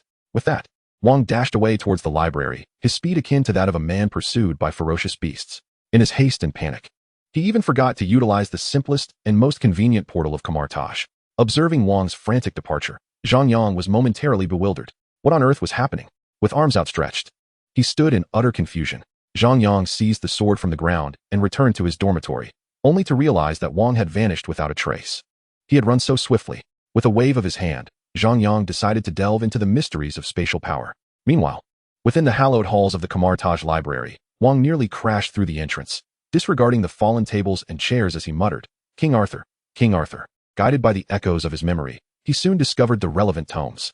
Upon discovering the records regarding the legendary sword in the stone, Wang was momentarily struck dumb. My goodness, this is astonishing, utterly terrifying. Zhang Yang has managed to conjure the fabled sword in the stone using alchemy. No, Zhang Yang. You dare claim that this sword is merely an ordinary blade you crafted at whim? Ordinary. This artifact cannot possibly be deemed as such. This, in fact, is one of the 10 holy swords, the sword in the stone. One might concede that Zhang Yang possesses remarkable talent and insight, but alchemy, is this formidable? Good heavens. Is there no sense of justice or humanity in this world? At this moment, Wang felt a surge of despair. He had merely glanced at a book on alchemy. Yet Zhang Yang was capable of forging the sword in the stone. This weapon is even more formidable, indeed, more fearsome, than the eternal spear in Zhang Yang's possession. Legend has it that during the ancient era of Britain, King Arthur ruled over the land, raised by the wizard Merlin. However, Britain eventually fell into ruin, and Arthur, along with the sword in the stone, faded into myth. This sword, said to be imbued with ancient magical powers, vanished as well. Yet now, one must ponder, is this merely an identical imitation, or does this sword truly possess the same ancient magical essence as that wielded by King Arthur? Wang, in his current disarray, felt an urgent need to consult with Master Modu. This is simply too frightening. At the training grounds, after imparting new spells to the novice mages, Modu seemed to remember that Thor was still confined within the time-space portal. Taking a deep breath, Modu raised his hand to conjure a portal, releasing Thor. A dull thud echoed through the air as Thor, bound by crimson chains, crashed to the ground face first. Ouch! I just fell for at least 30 minutes. And with my hands bound. Upon emerging, Thor's furious voice resonated once more, prompting Modu to furrow his brow and let out a resigned sigh. It appears you have not yet learned to behave. Shaking his head, Modu lifted his hand, poised to send Thor plummeting once again. However, Thor, now compliant, quickly interjected, No, I've thought it over. I will train diligently. A wise man knows how to adapt. Lacking his hammer, Thor could not wield the power of the thunder god. For now, his best course was to bide his time and remain steady. In that case, you shall join the novice mages in their training, Modu sighed, retracting the crimson chains. As Thor rose from the ground, shaking off the stiffness in his limbs, he expressed his dissatisfaction. Novice mages? Given my prowess, shouldn't I be training alongside that Dr. Strange instead? Modu's lips twitched slightly as he remarked, That is the supreme mage Kamar-Taj, the most formidable sorceress. Her standing in Kamar-Taj is akin to your father's position in Asgard. Thor shrugged, embarrassment evident on his face as he replied, Then at the very least, I must train alongside that fellow named Zhang Yang. Modu retorted, With that mind of yours, it's clear you lack Zhang Yang's brilliance. Stop dwelling on it. Furrowing his brow, Modu asked, "Do you wish to continue your descent?" Thor shook his head and quickly altered his tone, saying, "Actually, I think training with them wouldn't be so bad." With that, Thor stepped into the throng of apprentice mages. Modu sighed, feeling that teaching had become increasingly challenging. At that moment, a loud shout pierced the air. Reaching Modu's ears, "Senior brother, something terrible has happened." The shrill cry startled Modu, making his heart skip a beat. Something terrible? What could it be? As he pondered, Wong rushed over in a flurry. "Something terrible has happened, senior brother." Without a moment to offer greetings, Wong pulled Modu aside and spoke hurriedly. A sense of foreboding washed over Modu. Wong was typically a stickler for etiquette, and his current panic suggested a grave situation indeed. Modu's expression turned serious. "What has happened?" Wong took 3 deep breaths before finally managing to articulate. "Senior brother, Zhang Yang has conjured Excalibur using alchemy." Zhang Yang created Excalibur through alchemy? What significance does this hold? Alchemy is not an overly complex art. It merely requires a bit of magical energy, which is why few choose to pursue it. It is not particularly powerful magic. So it seemed quite reasonable for Zhang Yang to have mastered it. Modu, initially relieved, began to scold Wong. However, midway through his reprimand, he suddenly froze, as if realizing something. His pupils dilated. "What did you say? Zhang Yang conjured Excalibur through alchemy?" Modu exclaimed in disbelief. "No, Wong, are you serious? You must be joking. Excalibur? Goodness gracious. This is utterly terrifying. Indeed, I have confirmed it 3 times. There is absolutely no mistake." Wong looked at Modu, his expression grave and devoid of jest. Modu's astonishment deepened. With the fall of ancient Britain, Excalibur had vanished, and few knew of its true power. Yet, ancient legends merely hinted at its might. When the sword is drawn, the heavens tremble, and where it strikes, life perishes. Such sparse phrases still convey the overwhelming might of Excalibur. If Zhang Yang has truly managed to forge this sword through alchemy, my dear heavens, what manner of creature has graced Kamar-Taj? Does the sword forged by Zhang Yang truly possess the legendary might of Excalibur? Doubtful, Modu inquired once more. At this moment, Wong shook his head. "I cannot say if it possesses such power, but that sword undeniably resembles Excalibur. Moreover, upon seeing it, I instinctively felt it was no ordinary blade." Modu inhaled deeply, furrowing his brow in contemplation. The more he pondered, the more perplexed he became. How could Zhang Yang possibly forge such a mythical artifact? With a serious demeanor, Modu addressed Wong. "Wong, I believe you may have misjudged. It could merely be a likeness." "Impossible," Wong asserted emphatically. "Master brother, I assure you, I did not err. If you doubt me, see for yourself." Modu regarded Wong with suspicion. "If you wish to show me, then let us go," he declared, swiftly departing towards the training grounds, with Wong closely trailing behind. Observing the hurried exit of Wong and Modu, Berkeley, amidst the training crowd, remarked, "Ah, it seems Zhang Yang has once again performed some astonishing feat." As someone who had the privilege of mentoring Zhang Yang, Berkeley was all too familiar with the expressions that had just adorned Modu and Wong's faces. Zhang Yang had a knack for unsettling anyone who attempted to instruct him. With remarkable insight, he likely had uncovered yet another arcane spell. Sighing, Berkeley prepared to resume his practice when a low, audacious voice interrupted him. "Hey, you over there. Old man, do you know Zhang Yang?" "Old man, who dare speak so presumptuously?" Berkeley frowned, turning to identify the source of the insolence, only to be taken aback. Was that not Thor, the son of Odin? A jolt of alarm surged through Berkeley as he recalled the conflict he had previously had with Thor during the New York battle, leaving him feeling rather weak-kneed. After all, he was uncertain if he could contend with Odin's son. Moreover, from the conversation he had overheard with Master Brother, it seemed Thor intended to remain in Kamar-Taj to train alongside them. Truly, one could not escape their rivals. "What is it?" Berkeley asked nervously. "Why is that lad Zhang Yang not training here?" Thor inquired, his expression surprisingly calm. It was evident that Thor had no recollection of Berkeley. At that moment, Thor was entirely preoccupied with the thought of competing against Zhang Yang. Realizing that Thor seemed to have forgotten him, Berkeley exhaled in relief and replied, "He is a direct disciple of the Supreme Sorcerer. Thus he is training under the Supreme Sorcerer." "The Supreme Sorcerer? Ancient One," Thor mused. "I believe that rings a bell." Before Berkeley could respond, Thor suddenly voiced his discontent. "Why does he get to train with the Ancient One while I am stuck here training with you all?" "Because he is exceptional." Berkeley thought to himself, but merely shrugged and said to Thor, "You must gain the Supreme Sorcerer's approval." "Approval?" Thor replied with dissatisfaction, "As the Prince of Asgard, how could the Ancient One not acknowledge me? Who can fathom what the Supreme Sorcerer thinks?" Realizing he had misspoken, Berkeley hastily fell silent. Meanwhile, Thor continued to prattle on. "In Asgard, I am the mightiest warrior." He lifted his chin, a hint of pride glimmering in his eyes. Noticing Berkeley's indifference, Thor patted Berkeley on the shoulder and inquired, "Oh, by the way, where's Zhang Yang training? I've recovered now, and we still have a match to settle." "A match? With Zhang Yang?" This piqued Berkeley's interest. Although Zhang Yang possessed great talent, Thor was indeed Odin's son. Given Zhang Yang's current abilities, it was possible they could engage in a contest to determine who was stronger.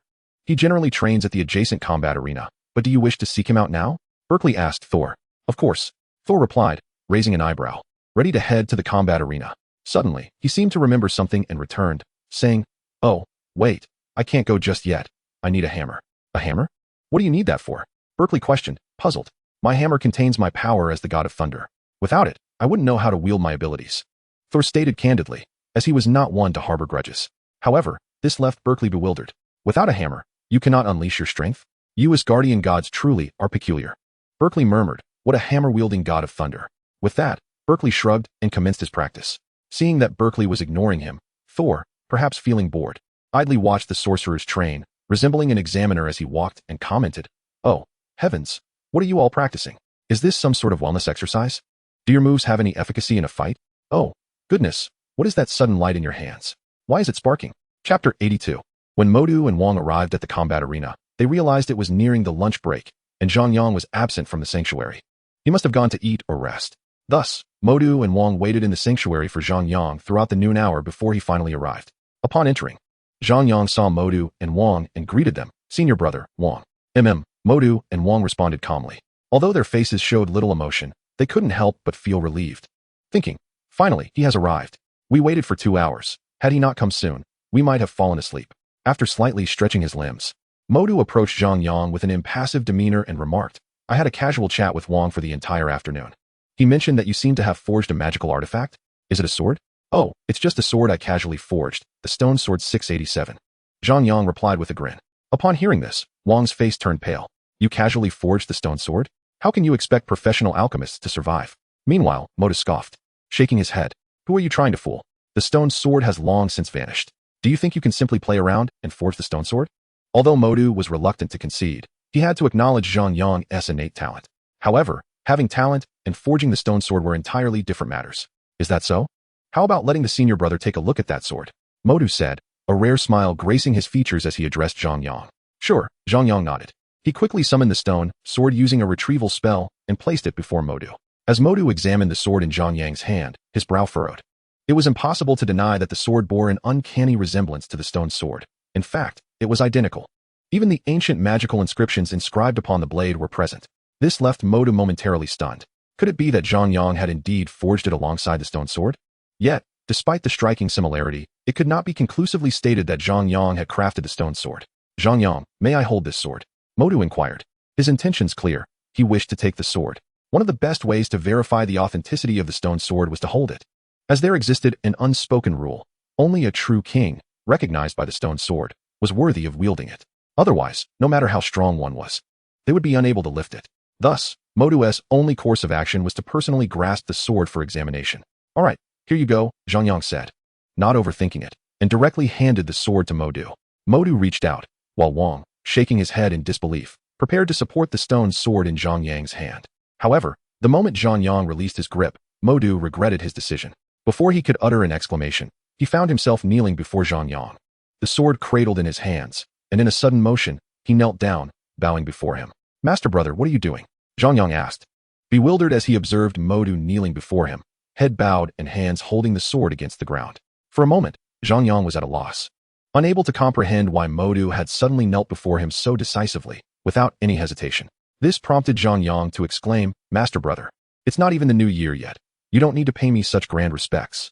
Moreover, is it truly appropriate for you to kneel before me?" Zhang Yang remarked, a look of discomfort crossing his face.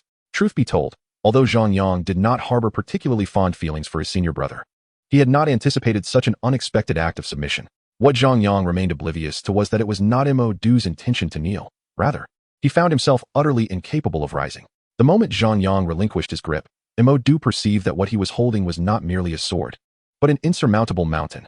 The weight of the weapon bore down upon him with such force that he could not react before his hands were driven into the ground, forcing him to kneel uncontrollably. The most pressing issue was that he could not rise again. Not only was he unable to stand, but he also felt the searing pain radiating from his hands. The connection between his fingers and heart was undeniable. Now, each of his 10 fingers was crushed beneath the weight of the sword in the stone, rendering him speechless and with reddened eyes. He could only lower his head and endure the agony, even with all the magical energy coursing through his body. Modu found it impossible to budge the sword even a fraction. This sword in the stone was exceedingly heavy. "Senior brother, please, you should rise," Zhang Yang implored. Witnessing Mo-Du's prolonged immobility, his heart softened with concern. "Mo-Du, heaven knows the turmoil within you." Mo-Du thought desperately. "I wish I could rise, but I simply cannot." Observing Mo-Du's lack of response, Zhang Yang turned to Wang Dao with a puzzled expression. "Wang, what seems to be the issue with my senior brother?" Wang Dao speculated. He is likely pinned down by the weight of the sword in the stone. However, he refrained from divulging the sword's formidable nature to Zhang Yang, knowing the disastrous consequences if Zhang Yang were to mishandle it. Instead, he suggested, "Your senior brother must be gauging the weight of the sword." Zhang Yang paused for a moment, then inquired, "Does one need to kneel to gauge the sword's weight?" Wang Dao replied, "Your senior brother has always preferred this method." Zhang Yang's lips twitched in disbelief as he quipped, "What a peculiar approach. I thought he was merely bowing to me." Wang Dao countered, "How could that be? You truly misunderstand." Zhang Yang furrowed his brow, eyeing Mo-Du with suspicion. "Senior brother, do you usually assess the weight of swords in such a manner?" At that moment, Mo-Du found himself in a predicament, unable to articulate his plight, and could only nod, tears brimming in his eyes. How could he admit that he could not lift Zhang Yang's sword? "Please, continue," Zhang Yang urged, patting Mo-Du's shoulder. Those words left Mo-Du utterly bewildered. "Continue? If this persists, my hands may very well be rendered useless. I truly believe this is the sword in the stone." Mo-Du's heart sank in despair as he stammered through the pain. Zhang Yang, could you please lift the sword, just a little? My legs are going numb." Chapter 83. The fee collection is not completed, and the numbers have not been properly reported. It seems we will have to wait for the next update. The publication has been delayed due to the review process, as indicated in Chapter 28. Chapter 84. Zhang Yang picked up his sword. Mo-Du's hands were finally freed. He quickly placed his hands behind his back and stood up. The pain was excruciating. At this moment, Mo-Du felt a throbbing pain in his hands, his face flushed crimson, and his eyes were red, resembling an enraged bull. "Master brother, what is wrong with you?" Zhang Yang inquired, observing Mo-Du's peculiar appearance. Mo-Du shook his head, unable to utter a word due to the pain. It was truly a case of having no words to express his suffering. "Then, Master brother, what do you think of this sword?" Zhang Yang asked, curious about Mo-Du's opinion, especially since Mo-Du had previously offered to examine the sword. It's all right," Mo-Du replied, forcing out two words with a nod. How could it not be?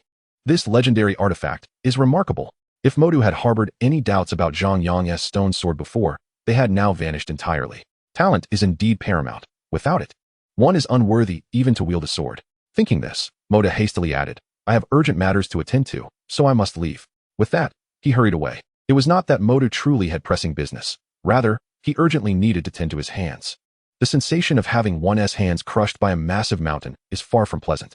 Were it not for Mo-Du's protective magical energy, his hands might have been rendered useless. As Mo-Du departed, Wang also said, "Zhang Yang, you practice for now. I have something to attend to." With that, Wang left, leaving Zhang Yang in a state of bewilderment. Both Mo-Du and Wang had claimed to have urgent matters, which left Zhang Yang perplexed. He recalled the scene where Mo-Du had suddenly knelt upon receiving the sword. Zhang Yang furrowed his brow, feeling that Wang's words were somewhat dubious. Was it truly necessary to kneel to gauge the weight of a sword? Ridiculous. Could it be that the sword was simply too heavy? Zhang Yang pondered as he lifted the sword in his hand effortlessly. It didn't feel heavy at all. Deciding to dismiss these perplexities, he waved his hand and returned to meditating on the power of space. In the Mage's sanctuary, after exiting the arena, Mo-Du continued forward, completely ignoring Wang. His expression unusually serious. It was not until he entered the Mage's sanctuary that Mo-Du could no longer contain himself. He vigorously shook his hands, exclaiming in pain. Jumping on the spot within the sanctuary, "Master brother, I told you that sword is indeed the stone sword." Seeing Mo-Du in such a state, Wang let out a sigh. "Serves you right for doubting it. Can anything I see be false?" Who knew that Zhang Yang could truly forge a sword from stone? Mo-Du was filled with exasperation. If he had known, he would have never dared to approach that sword. Now, Mo-Du was filled with regret, wishing he could turn back time. Sighing, Wang observed Mo-Du's state and thought it best to assist him in healing. After all, it was not ideal for Mo-Du to endure such pain. "Elder brother, allow me to examine your injury," he offered. As Wang reached out to inspect Mo-Du's hands, Mo-Du awkwardly placed his hands behind his back, refusing to let Wang see. This left Wang perplexed. "Elder brother, what's wrong? Don't you need treatment?" Treatment was indeed necessary, but Mo-Du hesitated, looking at Wang and insisting, "You mustn't laugh." Wang furrowed his brow. "What is there to laugh about? Your healing is far more important." He couldn't help but think how Mo-Du was acting quite timidly, almost like a maiden. Seeing the firm gaze from Wang, Mo-Du took a deep breath and finally revealed his hands. To Wang's astonishment, he burst into laughter at the sight. "Goodness, whose pig's trotter is this?" Mo-Du's hands were visibly swollen, resembling two large pig's trotters presented before Wang, glistening red and translucent. Unable to contain himself, Wang erupted into laughter, sounding almost pig-like. Wang.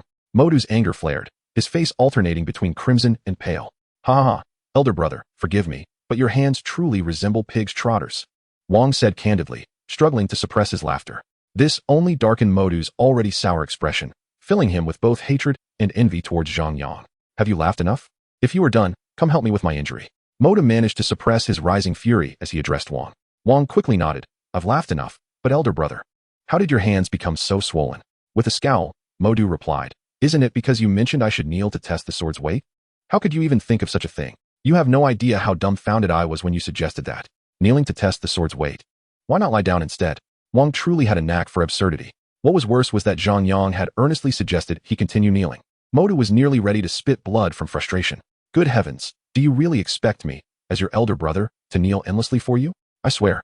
If we had delayed even a moment longer, my hands might have been beyond saving. Modu said, barely containing his anger. Wang wanted to laugh, but restrained himself, finally managing to regain his composure. With a lingering smile on his face, he said to Modu, elder brother, I was just trying to help you out. Help out? Enough already, junior brother. If you keep this up, I fear I may have to sever my own hands. Modu sighed, suppressing his frustration. Wang couldn't help but chuckle. He had no desire to argue with Modu and instead began to tend to his injured hand. The atmosphere fell into a contemplative silence, and time seemed to stretch on indefinitely. Eventually, Modu managed to calm his mind and solemnly addressed Wang. We must promptly report to the Supreme Elder about Zhang Yang's forging of the stone sword. Upon hearing this, Modu's thoughts instantly turned to Gui. This was no trivial matter, and neither he nor Wang could make such a decision alone. However, senior brother, the Supreme Elder is not present, Wang said, his expression revealing his unease. This reminded Modu that Gui had indeed mentioned going away for a few days the night before. Oh dear, this is quite troublesome. Why does Zhang Yang always make such earth-shattering news while Gui is away? Wang lamented. Zhang Yang, if you know Gui is absent, could you spare me the trouble? Do you think Zhang Yang is aware that he has forged the stone sword? Modu inquired, looking at Wang. Wang shook his head. I doubt he knows. He probably thinks of the stone sword as just an ordinary sword. Truly a waste of potential. Modu internally lamented. He should consider what artifact I, as his elder brother, wield. How can Zhang Yang treat the stone sword as if it were a mere common blade? It's infuriating. Taking a deep breath, Modu finally spoke. Since he is unaware, let us refrain from informing him for now. We should also prevent him from recklessly using it. Should anything go awry, neither of us could bear the consequences. Wang nodded in agreement. Of course, I understand that. He added, goodness. With Zhang Yang being able to cleave half of the Himalayas with a mere magical beam, who knows what kind of power the stone sword would unleash in his hands? The thought sent a chill through Wang, and he turned to Modu, senior brother. I think I ought to go tell Zhang Yang to switch to a different artifact. Modu considered this and found it reasonable, so he said nothing further. The temple fell silent once more, with only Wang's sighs and Modu's exclamations echoing through the vast space. I truly hope the Supreme Mage returns soon. Wang, you brutish man, be gentler. Modu cried. Oh, for heaven's sake, don't touch that area. How can I concentrate on my magic with this pain? After tending to Modu's wounds, Wang went to find Zhang Yang.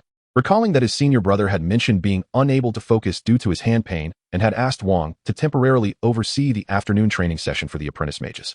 Wang felt a headache coming on. Teaching Zhang Yang had already left him feeling hopeless, and now he was also tasked with instructing the apprentice mages. He couldn't help but think of Soul, who was among the apprentices. With an exceptionally gifted Zhang Yang and an arrogant Soul, Wang feared he might be utterly overwhelmed. However, there seems to be no alternative. After all, who could blame Kamar-Taj for their current shortage of personnel? Alas, another sigh escapes from the depths of one's soul. Having finally reached the sacred arena of Kamar-Taj, Wang felt he had mentally prepared himself. He boldly pushed open the door. Inside, Zhang Yang was seated in meditation, undisturbed by Wang's entrance. Not wishing to intrude, Wang refrained from interrupting. Glancing around, he noted the absence of the sword in the stone. With a sigh of relief, he took a seat opposite Zhang Yang. At that moment, Zhang Yang opened his eyes, concluding his meditation, and greeted Wang with a bow. Greetings, Wang. Wang endeavored to maintain a neutral expression, feigning calmness as he inquired, Did I disturb your meditation? Zhang Yang shook his head, not at all. Upon finishing his sentence, he rose to stretch his limbs and remarked, I had a productive session today. My thoughts seem clearer than yesterday. I intend to practice in the dormitory later. Wang nodded absent-mindedly while observing Zhang Yang. As long as it proves effective, that's good. By the way, Zhang Yang, I wanted to discuss that sword with you. Sword? Zhang Yang appeared perplexed. What sword? My heavens. Zhang Yang, you can't possibly have mistaken the sword in the stone for an ordinary blade, can you? You've forgotten about it? Wang's lips twitched in frustration. Oh, that sword. What's the matter with it? Zhang Yang asked, suddenly enlightened. Wang took a deep breath and cautiously suggested, actually, your senior brother mentioned that your sword is still too heavy and larger than typical swords. Since your weapon crafting is meant for convenience and agility, I recommend that you refrain from using that sword for the time being. Upon hearing this, Zhang Yang found Wang's reasoning sound and replied, if I don't use that sword, should I continue wielding the Eternal Spear as my artifact? Well, the Eternal Spear does seem to possess considerable power, Wang acknowledged. What about the Cosmic Cube? Zhang Yang queried. The Cosmic Cube appears to be even more formidable, Wang conceded. Then until I forge a new weapon, shall I use that sword for now? What do you think, Wang? Zhang Yang proposed. Wang couldn't shake the feeling that Zhang Yang was putting on airs, brazenly so, yet he possessed no evidence to substantiate his suspicion. This lack of proof was, indeed, the most exasperating aspect. At this moment, Wang felt a pang in his heart. While others lacked even a single artifact, Zhang Yang arrived with 3, each one a divine treasure. Each item he produced was nothing short of astonishing. How infuriating, how envious. Nevertheless, after much contemplation, Wang realized he truly could not determine which artifact would suit Zhang Yang best. To suggest that Zhang Yang forego using any of them seemed equally implausible. With this thought in mind, Wang decided to shift the conversation to another topic. Wang stood with his hands clasped behind his back, gazing sternly at Zhang Yang. Zhang Yang, what is your perspective on magical artifacts?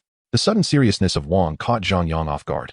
After a brief moment of confusion, he quickly regained his composure and replied, I believe that magical artifacts serve as tools to assist mages. Is that a valid perspective? Wang nodded, affirming, indeed, you are correct.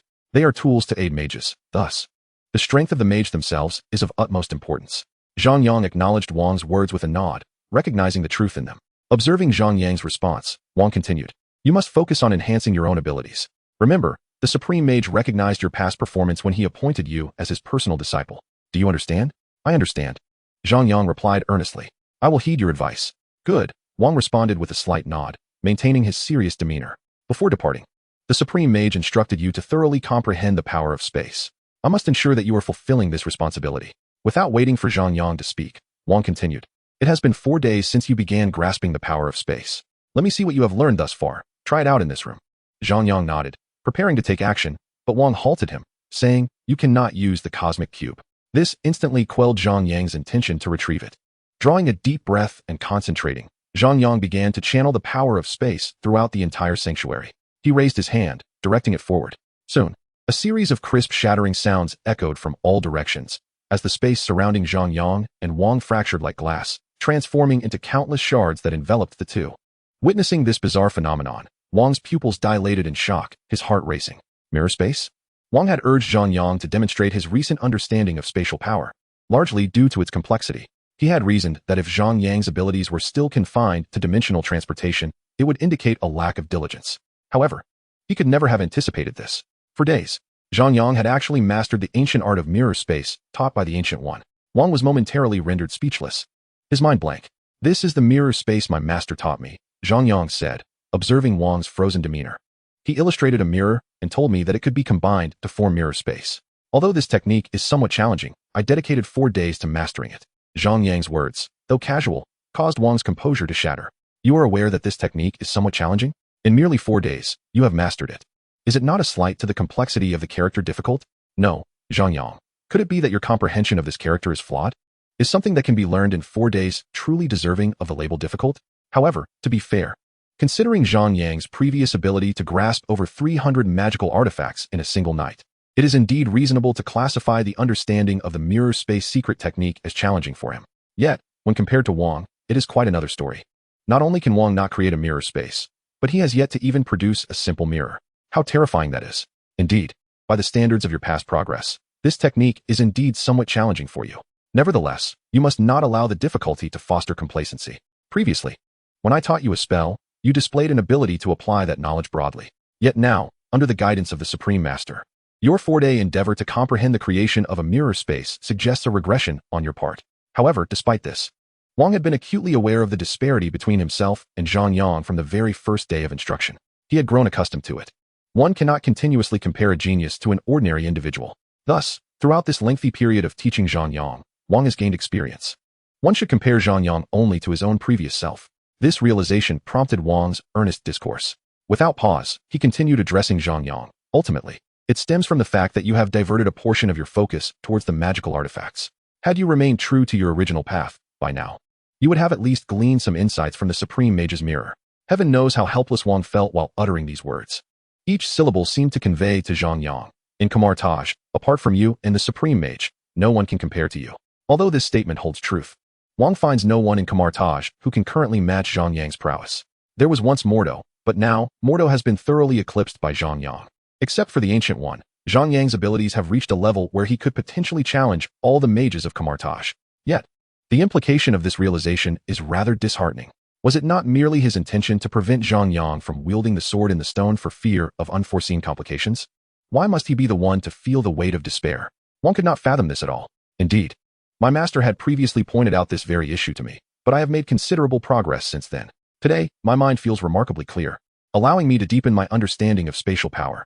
As soon as Wang finished speaking, he heard Zhang Yang respond with a hint of joy. Upon concluding his words, Zhang Yang raised his hands. As he did so, Wang felt a violent tremor beneath his feet. Suddenly, the entire sanctum began to tilt, twist, and even deform before his eyes. Within the sanctum, only the wooden platform beneath Wang and Zhang Yang remained intact, while the rest of the space was under Zhang Yang's control. The entire temple appeared to be constructed from mud, casually manipulated and toyed with by Zhang Yang. Observing the scene before him, Wang was utterly astonished. Was this not a manifestation of spatial distortion magic? Had Zhang Yang also mastered it? Is this your own insight? Wang inquired, his eyes widening as he swallowed hard. Indeed, it is quite intriguing. However, I had previously experimented with it and realized that I can only alter the space within this temple. Zhang Yang replied candidly. You are impressive. You have triumphed. Wang exclaimed. As he contemplated the situation, he began to think that perhaps it was time to leave Kamar-Taj. Magic might not be suited for him after all. Chapter 86. Zhang Yang. Head to the training grounds. You will be training with the apprentice sorcerers shortly. No, wait, you will guide them in their training and, in the process, share the knowledge imparted to you by the Supreme Sorcerer, Wang stated wearily. At this moment, Wang finally grasped a crucial realization. Concerning magic, there were few in Kamar-Taj, apart from the Ancient One, who could effectively instruct Zhang Yang. Initially, Wang intended to provoke Zhang Yang to focus on spatial manipulation. But now he felt that further provocation was unnecessary. Continuing down that path might compel him to reconsider his suitability as a sorcerer. Consequently, Wang thought it prudent to have Zhang Yang accompany him to guide the apprentice sorcerers. This way, he could keep Zhang Yang occupied and prevent him from wielding the sword in the stone, while also sparing himself from discouragement. Upon reflection, Wang deemed this approach to be the most advantageous. Guiding the apprentice sorcerers? Isn't that what Brother Modu has always done? Zhang Yang inquired upon hearing Wang's suggestion. Brother Modu is unwell and will not recover anytime soon, Wang sighed. Unwell? Zhang Yang was taken aback. Hadn't Modu been assisting him with sword testing that morning? How could he be ill by the afternoon? Well, let us go, Wang said nonchalantly as he made his way toward the training grounds. Zhang Yang nodded in agreement and hurriedly followed him. At the Kamar-Taj training grounds, Thor sat alone at the front, resembling a seasoned officer as he addressed the practicing sorcerers. Hey, you lot, your punches lack power. Did you not have enough to eat at noon? And you, a grown man, are boxing like a child. Come on, don't just stare at me. Focus on your training. Behind Thor, Wang, who had just arrived at the training grounds, cast a glance at Zhang Yang, pressed his temples, and shook his head. He had almost forgotten about the Asgardian fool. Ah, Wang, you're here. So where's Modu? Thor suddenly stood up, turning to Zhang Yang and Wang, and yawned. What are you doing just sitting there? Wang's expression turned serious as he regarded Thor.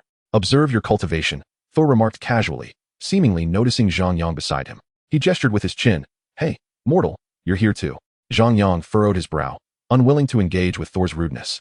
However, Wang, witnessing the exchange, interjected, Thor, you came to Kamar-Taj to cultivate, not to observe our training.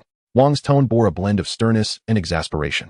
To be honest, Thor's presence had become a source of frustration for Wang. Since his arrival at Kamar-Taj, Thor had never regarded himself as an outsider, treating the place as if it were Asgard. What difference does it make? After all, both involve cultivation. Thor cast a sidelong glance at Wang, disregarding his warning entirely. Wang, growing irate, exclaimed, how can it possibly be the same? Before he could finish, Thor interrupted, enough. You locals keep employing some peculiar secret arts. Yet none possess the strength to withstand a real confrontation. Frankly, if it came to blows, your flowery techniques would be no match for the might of Asgard's army. With that, Thor shifted his gaze to Zhang Yang and declared, Hey mortal, do you remember our agreement? Zhang Yang frowned, responding with displeasure. Are you ready to take a beating now? Thor suddenly burst into laughter, clapping Zhang Yang on the shoulder. You've got quite a bit of confidence, don't you?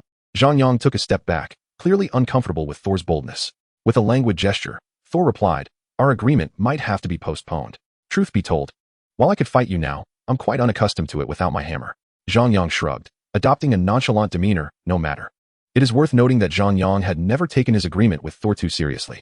He had come to Kamar-Taj to hone his abilities. He intended to become a grand sorcerer, and when he achieved the status of the Sorcerer Supreme, not even Thanos would dare to cross his path. Seeing your apparent delight, are you happy thinking I can delay our bout? Thor laughed heartily, as if he had made a particularly amusing jest. In truth, Zhang Yang recognized that Thor's arrogance was somewhat mindless. Yet, he had not anticipated that Thor could be so insufferable. Zhang Yang maintained his silence, a cold expression on his face. Noticing Zhang Yang's reticence, Thor turned to Wang, stating, "By the way, Wang, I must leave Kamar-Taj for a while." Wang's brow furrowed deeper. "Have you forgotten why your father left you here? Or do you no longer wish to return to Asgard?" Thor shook his head with a smile. "Of course not. There is no need for concern. I'm not truly leaving. I simply need to visit Nidavellir. My hammer is broken, and I cannot wield the power of the Thunder God. I still have our wager with Zhang Yang, and I need to forge a new hammer. In the realm of Nidavellir, a race of dwarves resides, renowned for crafting extraordinary artifacts for the gods. Odin's eternal spear and Thor's mighty hammer were both forged within this sacred domain. It is not surprising that Thor, feeling somewhat unaccustomed without a weapon, sought to return to Nidavellir to have another forged. However, the king could not acquiesce to Thor's request. Your status is unique. Without the command of the Supreme Sorcerer, you are prohibited from leaving Kamar-Taj. Thus, the king firmly rejected Thor's appeal. Do you truly believe this wretched place can confine me? Thor scoffed, addressing the king. Be my guest, the king replied in a low tone, his expression far from pleasant. Just as Thor was about to speak, a mage approached. Your Majesty, the mage began. Bowing before the king, the master has requested your presence at the temple. There are guests arriving.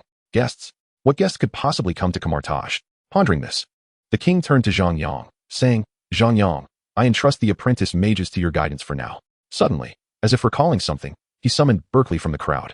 Upon his arrival, Berkeley bowed to the king, who then pulled him aside. Berkeley, remember to keep a close watch on Zhang Yang. Do not allow him to wield a sword. With that, the king departed. Berkeley was left in a state of confusion, not allowed to let Zhang Yang use a sword. What does that mean? He wondered as he approached Zhang Yang. Brother, Zhang Yang greeted him, preparing to bow, but Berkeley halted him. No need for formalities. Berkeley felt somewhat awkward. Just 2 weeks ago, Zhang Yang was merely his apprentice, and now he was to guide him. If he were to bow in return, Berkeley would surely wish to vanish into the ground. The king suggested I assist you.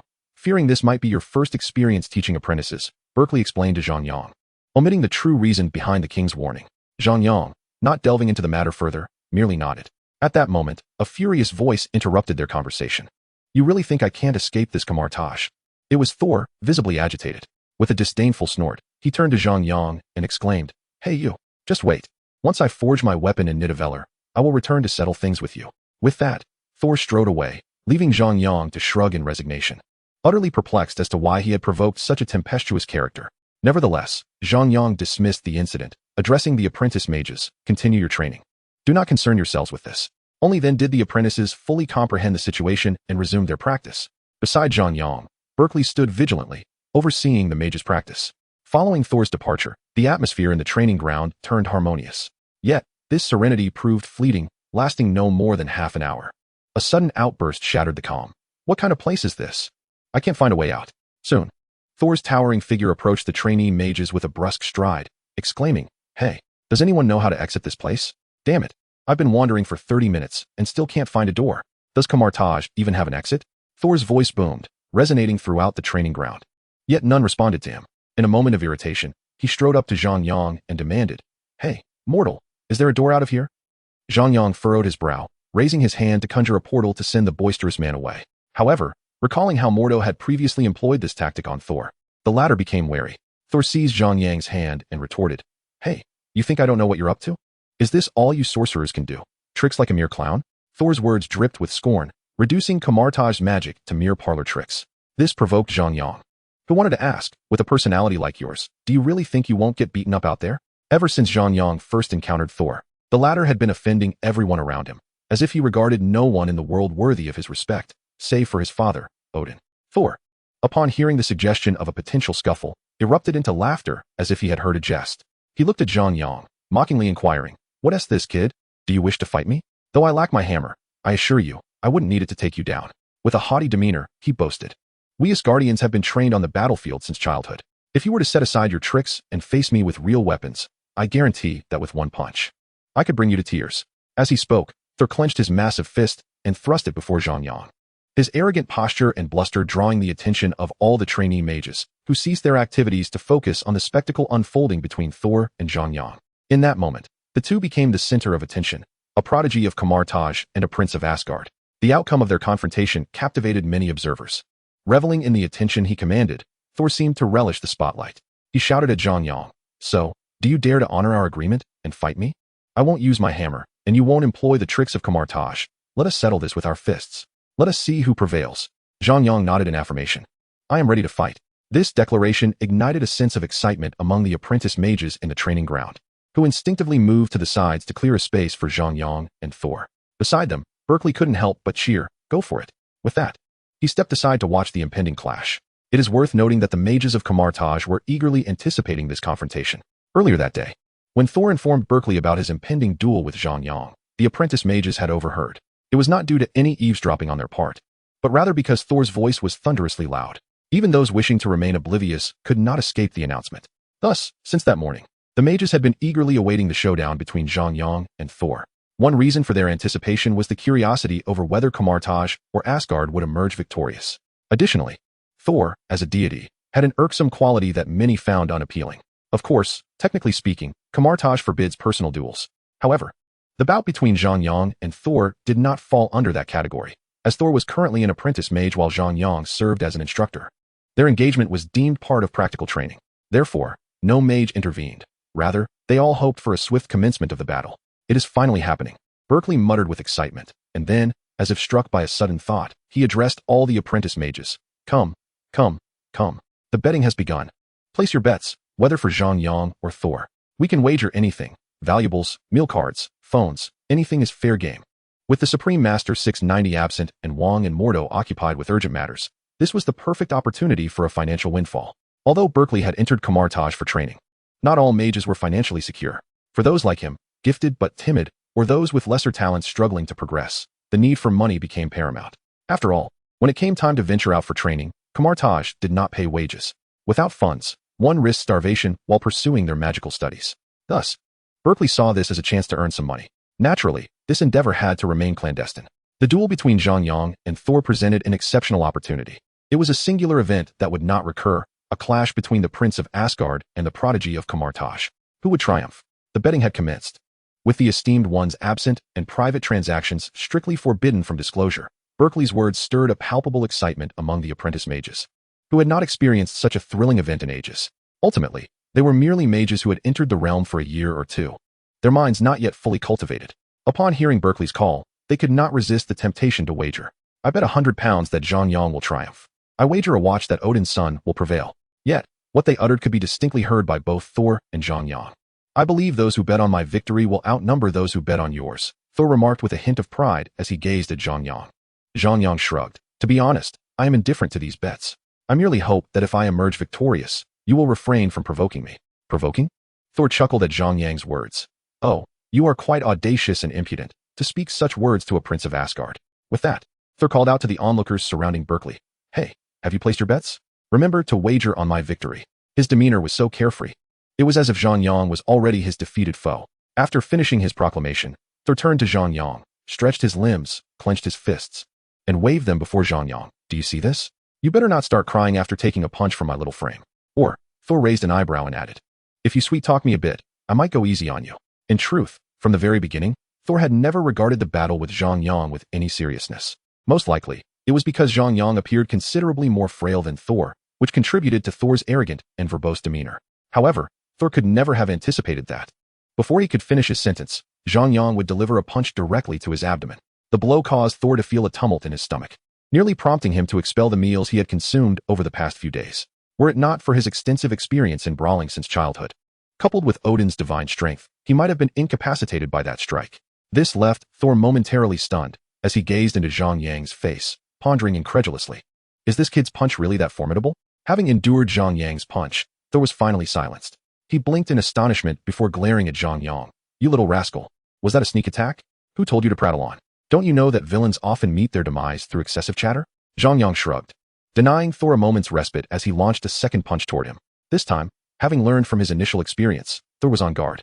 Raising his elbow to block Zhang Yang's strike, Thor, a warrior accustomed to the battlefield and endowed with divine power, possessed physical prowess and endurance that far exceeded that of many mages from Kamar-Taj.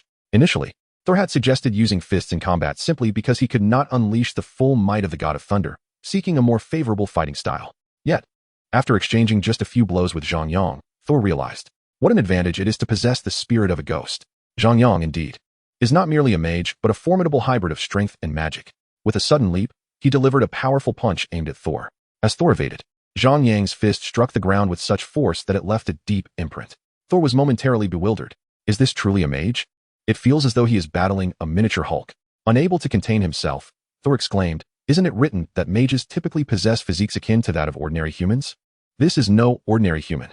Nearby, the excited Berkeley, observing the clash between Zhang Yang and Thor, chuckled and remarked, "Who told you that? The texts are all fabricated." Thor retorted, "Are you suggesting that the historical records of Asgard are mere fabrications? Are you out of your mind?" Yet, Zhang Yang's physique and strength do seem far from ordinary. He is capable of contending with me and forcing me to defend myself repeatedly. This won't do. It appears I cannot rely solely on strength. Contemplating this, Thor swiftly opened a gap between them with a powerful punch and addressed Zhang Yang. "Wait.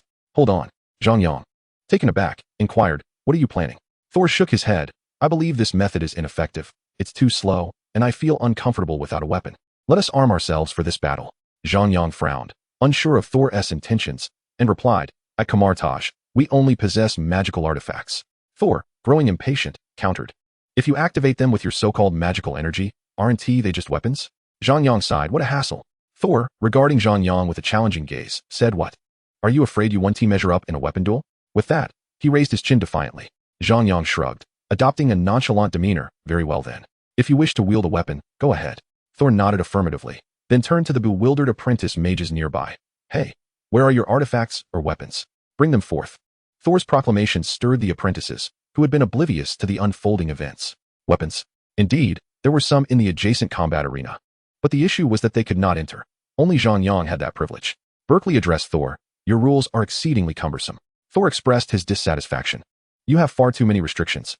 Zhang Yang cast a glance at Thor and conjured a portal, saying, "Choose whatever you desire." Thor, with a casual air, strode into the portal. Moments later, he emerged wielding two massive spiked clubs, declaring, "This will do." Instantly, the training ground erupted with excitement. "Goodness. Aren't those the largest and heaviest artifacts of Kamar-Taj? It is said that these clubs were left behind by a colossal beast from another dimension. Can Zhang Yang possibly survive such a blow? If it were to involve magic, the outcome would be uncertain. However, without the use of magic, these two flails should be insurmountable by any weapon." Observing as Thor presented the mightiest artifact of Kamar-Taj, many sorcerers were momentarily taken aback. At this juncture, Thor appeared rather pleased with himself. "All right, I've made my choice. These two flails shall suffice." Berkeley, "What the hell? Isn't this cheating? Two massive flails. Just one of them looks capable of crushing Zhang Yang. The most critical point being, they could not utilize magic?" Berkeley exclaimed, "I'm raising the stakes. I bet on Thor's victory." Berkeley, "I too shall raise the stakes. I wager on Thor winning." Berkeley, "Can I change my bet? I wish to wager on Thor as well." In an instant, all the apprentice sorcerers turned their gazes toward Berkeley, eager to alter their bets. In their minds, the duel was already decided the moment Thor brandished those two flails, reputed to be Kamar-Taj's heaviest weapons. They believed Zhang Yang had lost. Little did they know, Zhang Yang possessed artifacts, each a divine instrument in its own right. Feeling victorious in the eyes of the onlookers, and with the two enormous flails in hand, Thor hummed a tune, raising his charming chin towards Zhang Yang. "If you concede now, it would still be timely. At worst, you would merely acknowledge that Kamar-Taj is comprised of pretentious fighters. Otherwise, with one swing of my flail, you shall meet your demise." Chapter 88. Thor boasted, his face radiating triumph. In truth, Thor had merely brandished the flails to intimidate Zhang Yang. Despite their past grievances, having shared moments together, Thor found Zhang Yang to be quite likable and entertaining, prompting him to tease him a little. Yet, Thor held a genuine disdain for the flowery techniques and broken rules of Kamar-Taj sorcerers. "You've made your selection, now it is my turn." With Thor having chosen his weapon, Zhang Yang began to retrieve his artifact. Thor selected the large flails, and after careful consideration, Zhang Yang resolved to summon something formidable in response. Utilizing a summoning spell, he swiftly produced the eternal spear, which he had previously contemplated. "Thor, what the hell?" It appeared Thor had entirely forgotten that he had witnessed Zhang Yang wield the eternal spear before. Yet, he could not comprehend why the eternal spear remained in Zhang Yang's possession. However, that was not the crux of the matter. The essence lay in the fact that he merely wielded two flails, while Zhang Yang had drawn forth the revered artifact of Asgard, the eternal spear. Was this not excessive? "Thor, Zhang Yang, you really needn't take this so seriously." Strangely, at the instant Zhang Yang unveiled the eternal spear, a sense of unease washed over Thor.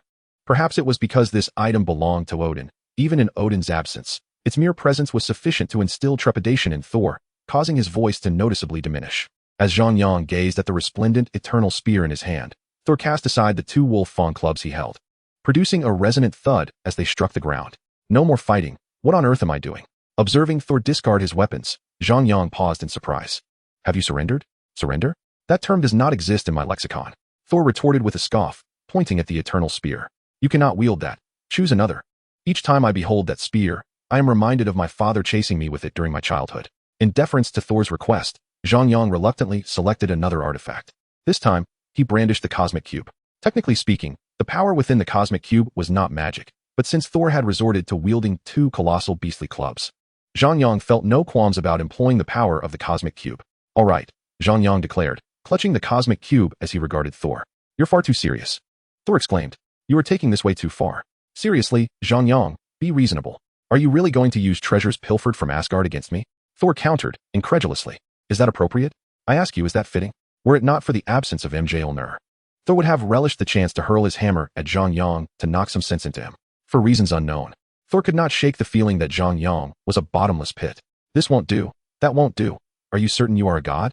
Faced with Thor's obstinacy, Zhang Yang felt exasperated. Am I to blame for this? Thor gazed at Zhang Yang, bewildered. I merely wish to engage in a friendly brawl. You either wield the eternal spear or the cosmic cube. Is that not excessive? The crux of the matter is, both are artifacts from Asgard. This is unacceptable. You must choose again. Thor waved his hand dismissively.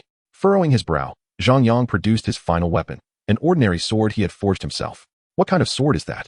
Perhaps intimidated by the previous two artifacts, Thor inquired upon seeing the unfamiliar blade. It is one I forged myself, Zhang Yang responded candidly. You forged this sword yourself? Thor regarded Zhang Yang with skepticism, scrutinizing the sword from every angle. After deliberating, he clapped his hands and declared, I believe this will suffice. This sword is perfect. With a smile gracing his face, Thor pondered inwardly. How remarkable could a sword crafted by Zhang Yang truly be? Examining the seemingly ordinary blade, he doubted its efficacy. Nonetheless, he remarked, I sense that your sword bears a resemblance to my wolf fawn clubs. It could hold its own. Thor's words prompted Berkeley to step forward.